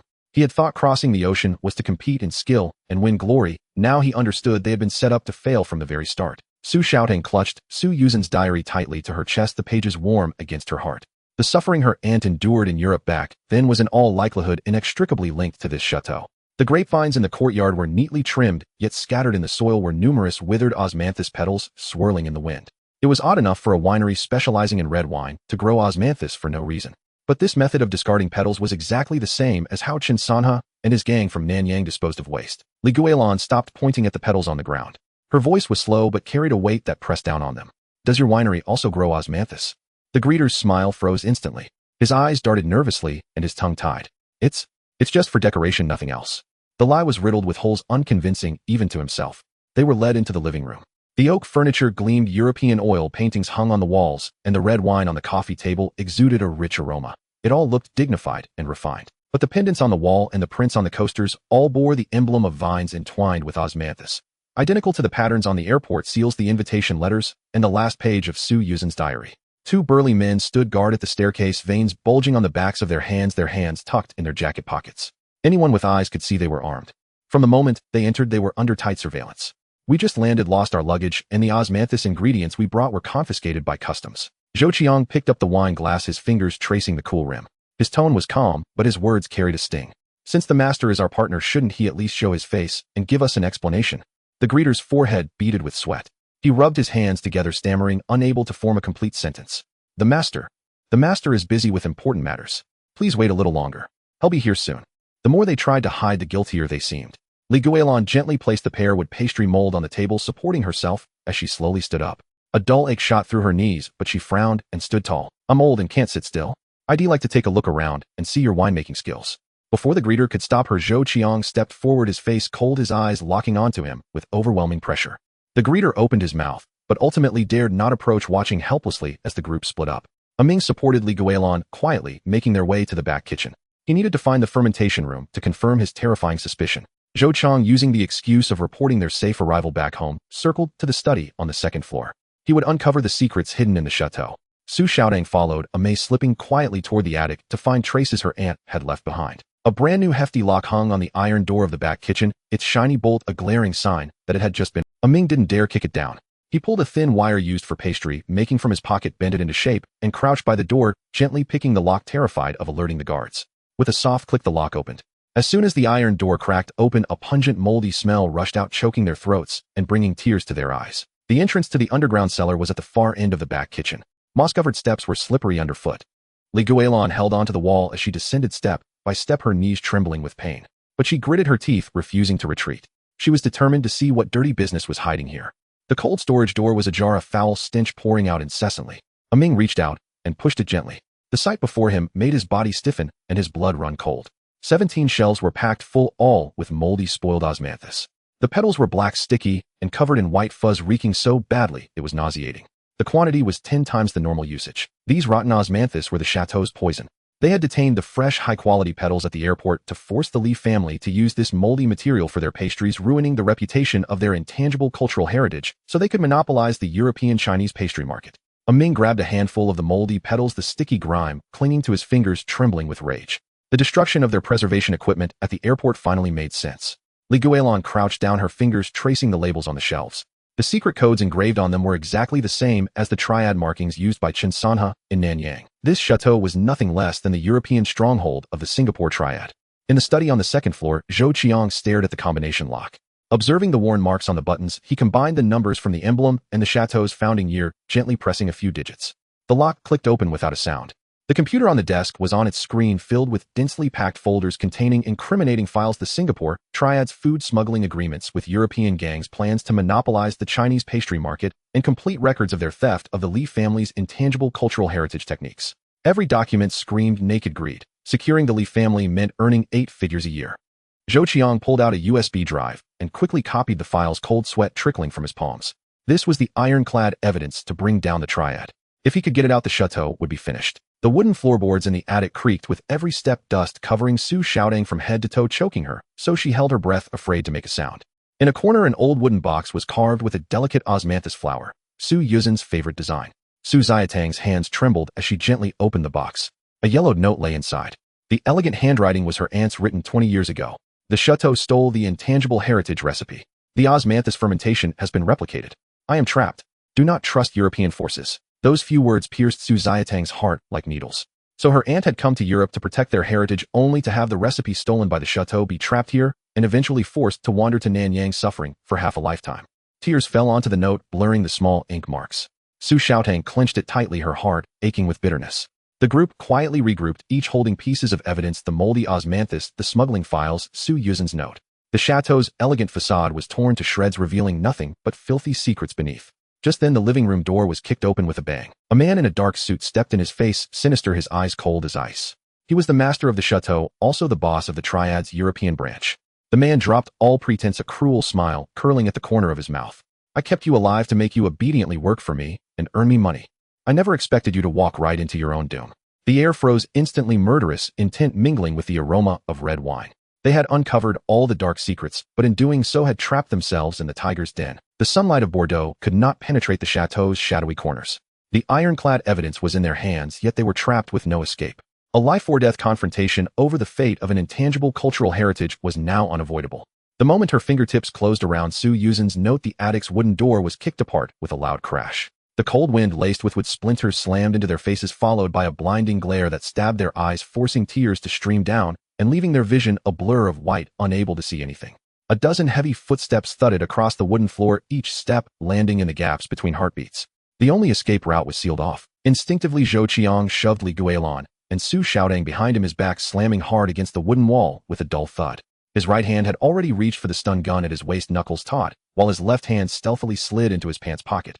He had sensed something wrong when they came upstairs. There was not a single bar of signal on his phone confirming it was jammed. Aiming's mind went blank. His first instinct was to shove the cold chain equipment log deep into his undershirt pocket, pressing his back tightly against the wall. His nails dug into his palms, drawing blood that smeared on the wallpaper, yet he felt no pain. Only Guilan stood still, unmoved. In her hand, she clutched the purple sandalwood rolling pin that had been with her for 40 years, an heirloom passed down from her master. The patina on its handle grew slippery from the cold sweat in her palm. She gripped it so hard that her knuckles turned white, unaware even of the fine crack that had formed along its length. The harsh light gradually dimmed, finally settling on a man. Pierre Renaud, the owner of Chateau Renaud. At last night's banquet, he had raised his wine glass and said in Chinese with a soft Jiangnan accent, "Welcome Li family's intangible heritage to Europe," his eyes brimming with warmth. Now the smile on his face remained, but the warmth in his eyes had vanished like a frozen lake. He brushed a speck of dust from his suit, his tone as familiar as an old friend of decades. "Master Li, the attic is so dusty. Why bring the younger ones to a place like this?" Su Xiatang's heart clenched as if gripped by an icy hand. The note in her hand crumpled into a ball. The fountain pen words on it burned like red-hot iron, searing her palm. She had only glanced at the first line, "Renaud cannot be trusted," and the signature unmistakably clear Su Yuzhen. What sent chills down her spine even more was Renaud's accent. It wasn't just casually learned Chinese, it was the dialect of her aunt's hometown Suzhou, with the exact same trailing intonations. Zhou Chang's voice was low, his Adam's apple bobbing with suppressed vigilance. "Mr. Renaud, we were merely invited to tour the chateau. There's no need for such a grand display, is there?" Renaud smiled and clapped his hands. The black-suited man behind him handed over a laptop, its screen glowing. Renaud swiped a finger across the screen, and the images jumped the moment their luggage was swapped upon landing at Bordeaux Airport, the dead corner of the airport restroom, where Aiming's cold storage equipment was pried open and damaged. Half an hour ago, their entire process of breaking the lock, to the underground cellar, and searching through the pile of moldy osmanthus flowers. And even just now, the clear shot of her pulling open the drawer and retrieving the note, capturing every detail, including the slight tremor of her fingertip. Aiming's face drained of color, his lips trembling as he struggled to form a complete sentence. You've been watching us from the very beginning." Renaud's fingertip glided across the screen, finally stopping on Li Guilan's face, the chill seeming to seep through the display. "Li family's osmanthus cake, a century-old intangible heritage. You overturned the triad's turf in Nanyang. How could I dare not offer you my finest hospitality?" He took a step forward. The scent of his cologne drifted over, a sweet woody fragrance laced with a faint musty odor. The smell of those rotten osmanthus flowers from the cellar, pungent enough to make one's nose sting. Li Guilan finally spoke. Her voice was a little hoarse, not loud, but it struck like a nail into the chaotic air. "The luggage at the airport, the raw materials detained by customs, the car following us. Was it all you?" Renaud raised an eyebrow and nodded frankly, as if commenting on the fine weather. "Yes." He paused, his gaze sweeping over the note in Su Xiatang's hand, his smile deepening. "And not just that. 20 years ago, when Ms. Su Yuzhen came to Bordeaux, I hosted her in the same way." A deafening roar echoed.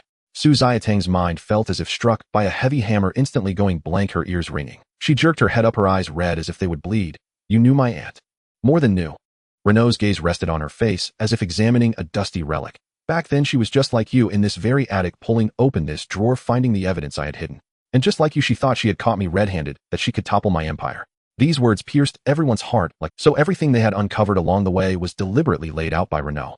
The rotten osmanthus was his pile in the cellar, the computer's vulnerabilities were his leftovers, and even her aunt's note was placed in the drawer by him, waiting for them to take.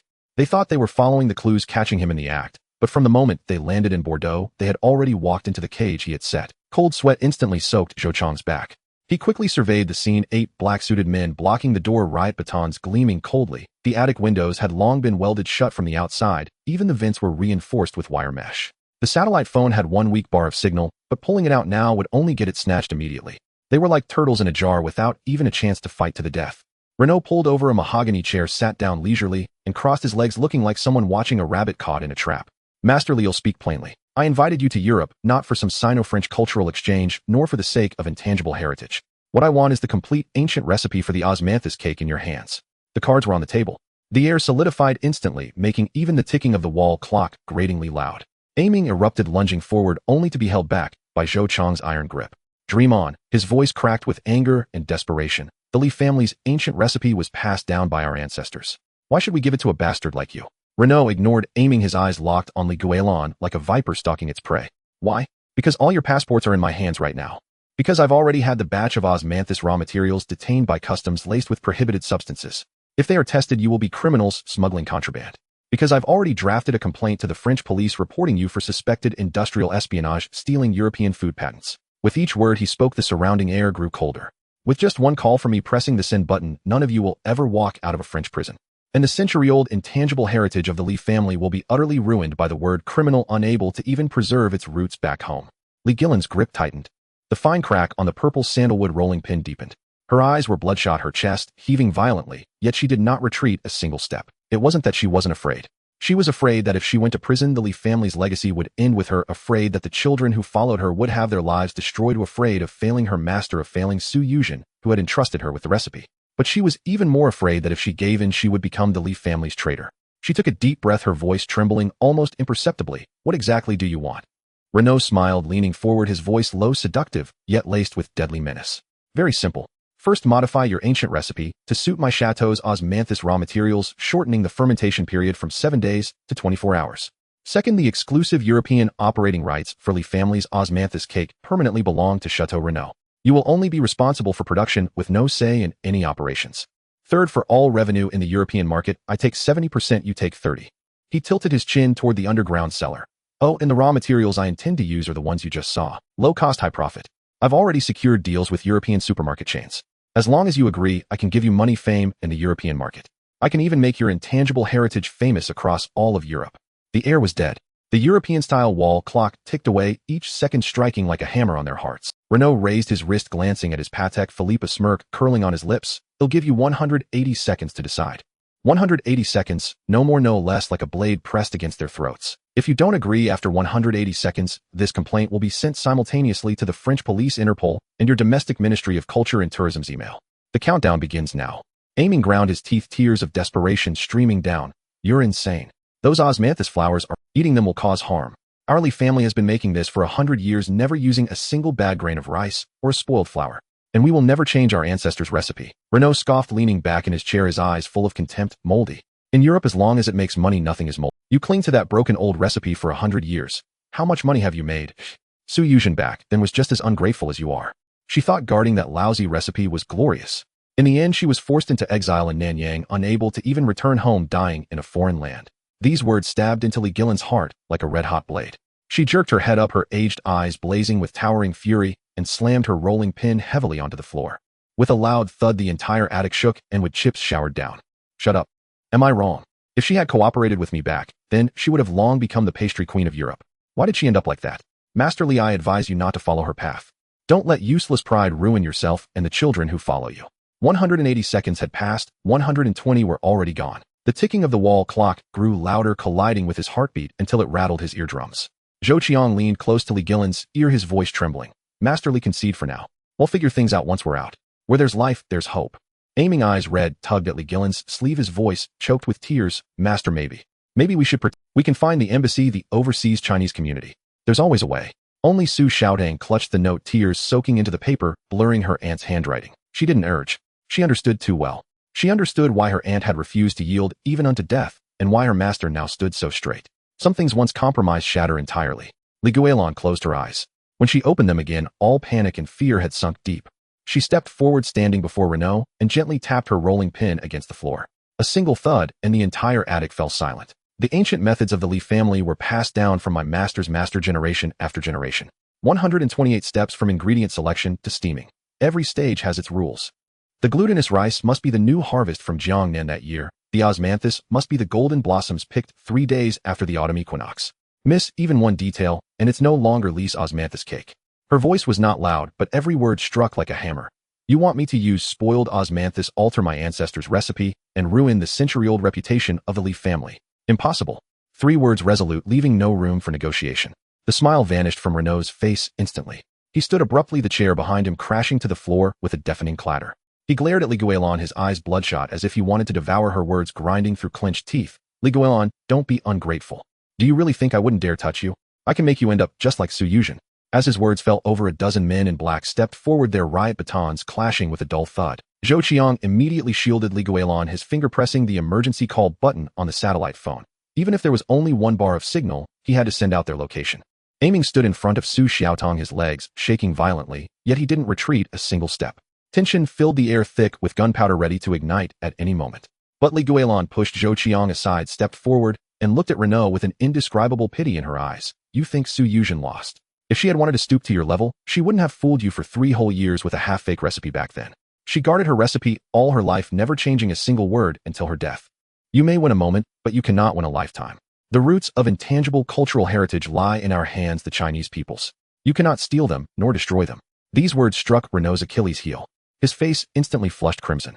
The humiliation from 20 years ago surged back. Back then he had secured the position of European regional agent through the triads, hoping to monopolize the market with Su Yuzhen's recipe, only to be tricked by a half-fake recipe for 3 years, facing headquarters censure, nearly losing his position. He had held this grudge for 20 years. He stared at Li Guilan, then suddenly laughed, a sinister laugh that sent chills down one's spine. Fine. Very well. Since you're so ungrateful, let's change the game. He stepped closer, enunciating each word. 7 days from now at the Bordeaux International Intangible Cultural Heritage Food Fair, on the largest main stage. You and I will compete. We'll both make osmanthus dishes. The judges will be from the European Gastronomy Association, officials from the Heritage Organization, and top global food media. Everyone was stunned. No one expected that when he could have simply thrown them in prison, he would propose a duel. Renaud ignored their reactions, fixing his gaze on Li Guilan, his eyes gleaming with a gambler's light. The bet is simple. If you win, I will destroy all false evidence, open up all osmanthus supply channels in Europe, publicly apologize to you, and reveal everything I did to Su Yuzhen 20 years ago. If you lose, you will permanently withdraw from all overseas markets, hand over the complete ancient recipe, and never touch osmanthus cake or mention intangible cultural heritage inheritance again. He took another step forward, almost pressing against Li Guilan. Do you dare to accept? Panic seized everyone. Aiming immediately shouted, Master, don't accept. This is his trap. He has been operating in Bordeaux for 20 years. He must have bribed the judges and media. We have no chance of winning. Zhou Qiang also frowned deeply. Master Li, this is a setup. Even if he loses, he will surely play dirty. We cannot gamble on this. Su Xiaotang grew frantic, tugging at Li Guilan's arm, tears streaming. Master, let's think of another way. We can't gamble the Li family's century-old legacy. Everyone knew this was an even bigger trap. Renaud would not have proposed this bet without thorough preparation. Accepting meant a narrow escape from death. Refusing meant certain doom right now. Li Guilan stood still, silent. The purple sandalwood rolling pin in her hand radiated a familiar warmth. She recalled her master's words. Guilan, preserving the craft is preserving the heart. If the heart is not crooked, the path will not be crooked. She remembered the duel in Nanyang, the ingredients sent by Chinese people worldwide, the screens full of encouragement, countless eyes watching the Li family, watching China's intangible cultural heritage. She remembered 20 years ago when Su Yuzhen stood alone in this same attic, facing the same coercion, preferring death to changing a single word of the recipe. She could not retreat. To retreat would betray her ancestors, her master Su Yuzhen, and everyone who believed. Even if it was an abyss, she would leap into it. Because she was the inheritor of the Li family. What she guarded was not just a recipe for osmanthus cake, but the craftsmanship and backbone of the Chinese people. She took a deep breath, stepped forward, faced Renaud, and struck the rolling pin against the floor once more. Thud. The sound was resolute and weighty. I accept the bet. For words exploded like a thunderclap in the attic. Everyone was stunned.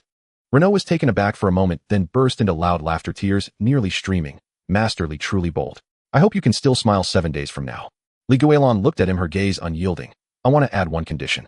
The entire duel will be live-streamed, globally uncut, with no delay, transparent to all. If you dare to tamper with the judge's ingredients or equipment in any way, you lose. Renaud raised an eyebrow, readily agreeing, like a gambler watching a sure loser. Fine. I want to see if your outdated ancient methods can defeat my capital or the European market I've cultivated for 20 years. He waved his hand, and the men in black immediately cleared a path. You may leave. Enjoy these 7 days. After all, they might be the last days of your Li family's intangible cultural heritage. By the time the group walked out of the winery, the sky was pitch black. The evening breeze in Bordeaux carried the fermented aroma of red wine, but it felt as cold as ice against their skin. Fine raindrops drifted down, stinging their faces with a bone-chilling cold. Aiming held back all the way, finally unable to contain himself, asking tearfully, Master, why did you accept? We could have gotten out first, then sought help from the embassy or the overseas Chinese community. Li Guilan gazed at the distant nightscape of Bordeaux. The city lights blazed harshly. Her voice was soft, but firm. We have no way back. If we didn't accept, even if we got out, we'd be branded with smuggling and espionage, and the Li family's reputation would be ruined. By accepting, we still have a chance to showcase our heritage before all of Europe, before the entire world. Even if it's a trap, we'll turn it into our stage. Su Xiaotang clutched the note, her fingertips icy cold. She suddenly remembered that back in the attic when her tears soaked the note, there seemed to be faint marks on the back. She ducked under a sheltered eaves, pulled out a lighter, and gently warmed the back of the note. As it heated, a line of faint blue ink slowly emerged. Her aunt's handwriting, the strokes trembling violently, betraying how terrified she was when writing, beware. He has never wanted the recipe. He wants to destroy all paths for Chinese heritage to go global. The The blood in Su Xiatang's veins instantly turned to ice. So this bet was never just about the Li family and Renault. It was a deadlock between the global expansion of Chinese intangible heritage and the triad's worldwide monopoly. Just then Aming's phone vibrated frantically. It was the three largest osmanthus suppliers in Europe whom he had contacted earlier, all calling at once. He answered the first call. After listening for just a few seconds, the color drained from his face. The second and third calls said the same thing. The moment the call ended, his hand trembled, and the phone crashed to the ground, the screen shattering into pieces. He looked up at Guilan, his voice shaking, uncontrollably laced with tearful despair. Master, all the suppliers have terminated their contracts. Across all of Europe, not a single one is willing to supply us with edible osmanthus. Renault had already cut off all our ingredient channels while he was proposing the bet. The evening wind suddenly whipped the rain down, stinging their faces. The 7-day countdown had already begun, yet in their hands there wasn't a single usable osmanthus blossom. The true abyss had only just begun to unfold. All the edible osmanthus flowers in Europe had vanished overnight. Rain hammered against the glass windows of the guest house, a relentless patter that echoed the sinister chuckle of that bastard Renault, sending chills down one's spine. Aming clutched his phone, his knuckles white, even his fingernails tinged with blue.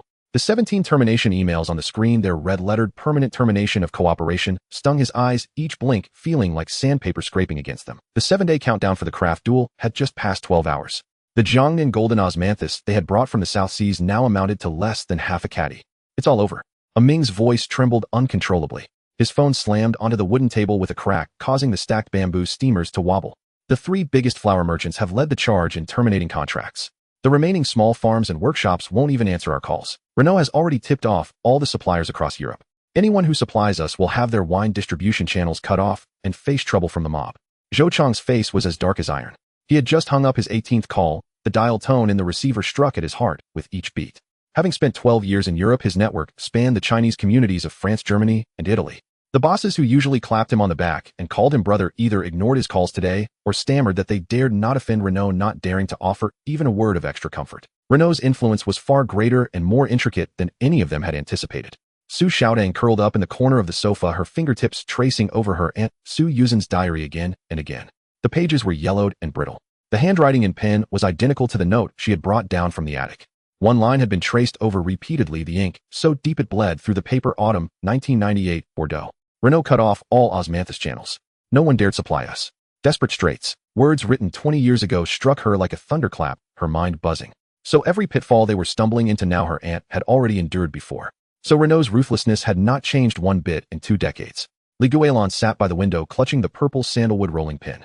The pin was passed down from her master, once held by Su Yuzhen for over a decade. The 2 characters, show guardianship of craft, carved into it had been polished to a warm sheen by years of palms. Now she gripped it so tightly that cold sweat seeped into the wood grain, deepening an existing hairline crack. The rain outside grew heavier, the sky as dark as if it were about to collapse. She was not without panic. Half a caddy of osmanthus was only enough for 2 baskets of cake, insufficient even for 3 practice runs before the competition. Without golden osmanthus, the Li family's osmanthus cake lost its soul. The essence of the ancient 128-step process lay entirely in that hint of sweetness from the autumn equinox bloom. Without it, the result was a misshapen imitation. But she was the master, the backbone of this group. If she crumbled, these youngsters would have no hope left. Panic is useless. Guilan finally spoke, her voice hoarse as if scraped by sand, yet it cut through the panic in the room. The recipe passed down by our ancestors. Even without osmanthus, we cannot lose our integrity. Search every channel you can.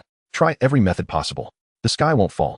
These words acted like a shot of adrenaline, pulling them back from the brink of collapse. Zhou Qiang gritted his molars so hard they might crack, grabbing his phone. He'll contact all the Chinese associations in France, the European Pastry Federation. There must be someone who doesn't fear Renault. Aming also shot up, seizing his backpack from the corner of the table, his eyes red as a rabbit's. He'll scour every flower market and farm in Bordeaux. Even if I have to turn over every stone in France, he'll find usable osmanthus. Su Xiaotang quickly closed the diary, her fingertips white from gripping it. He'll finish going through my aunt's diary, find the leads from her network back then. She survived it, so can we. Divided into 4 fronts, their counterattack in this desperate situation began charging into the rain. But none of them knew that Renault's net had already been cast tightly over all of France from the moment they left the winery. 3 hours later, Aming was the first to rush back to the guest house. His backpack was stuffed so full the zipper had burst, filled with bags of flowers whose petals still bore raindrops. His trousers and shoes were soaked through and caked with mud, his face frozen.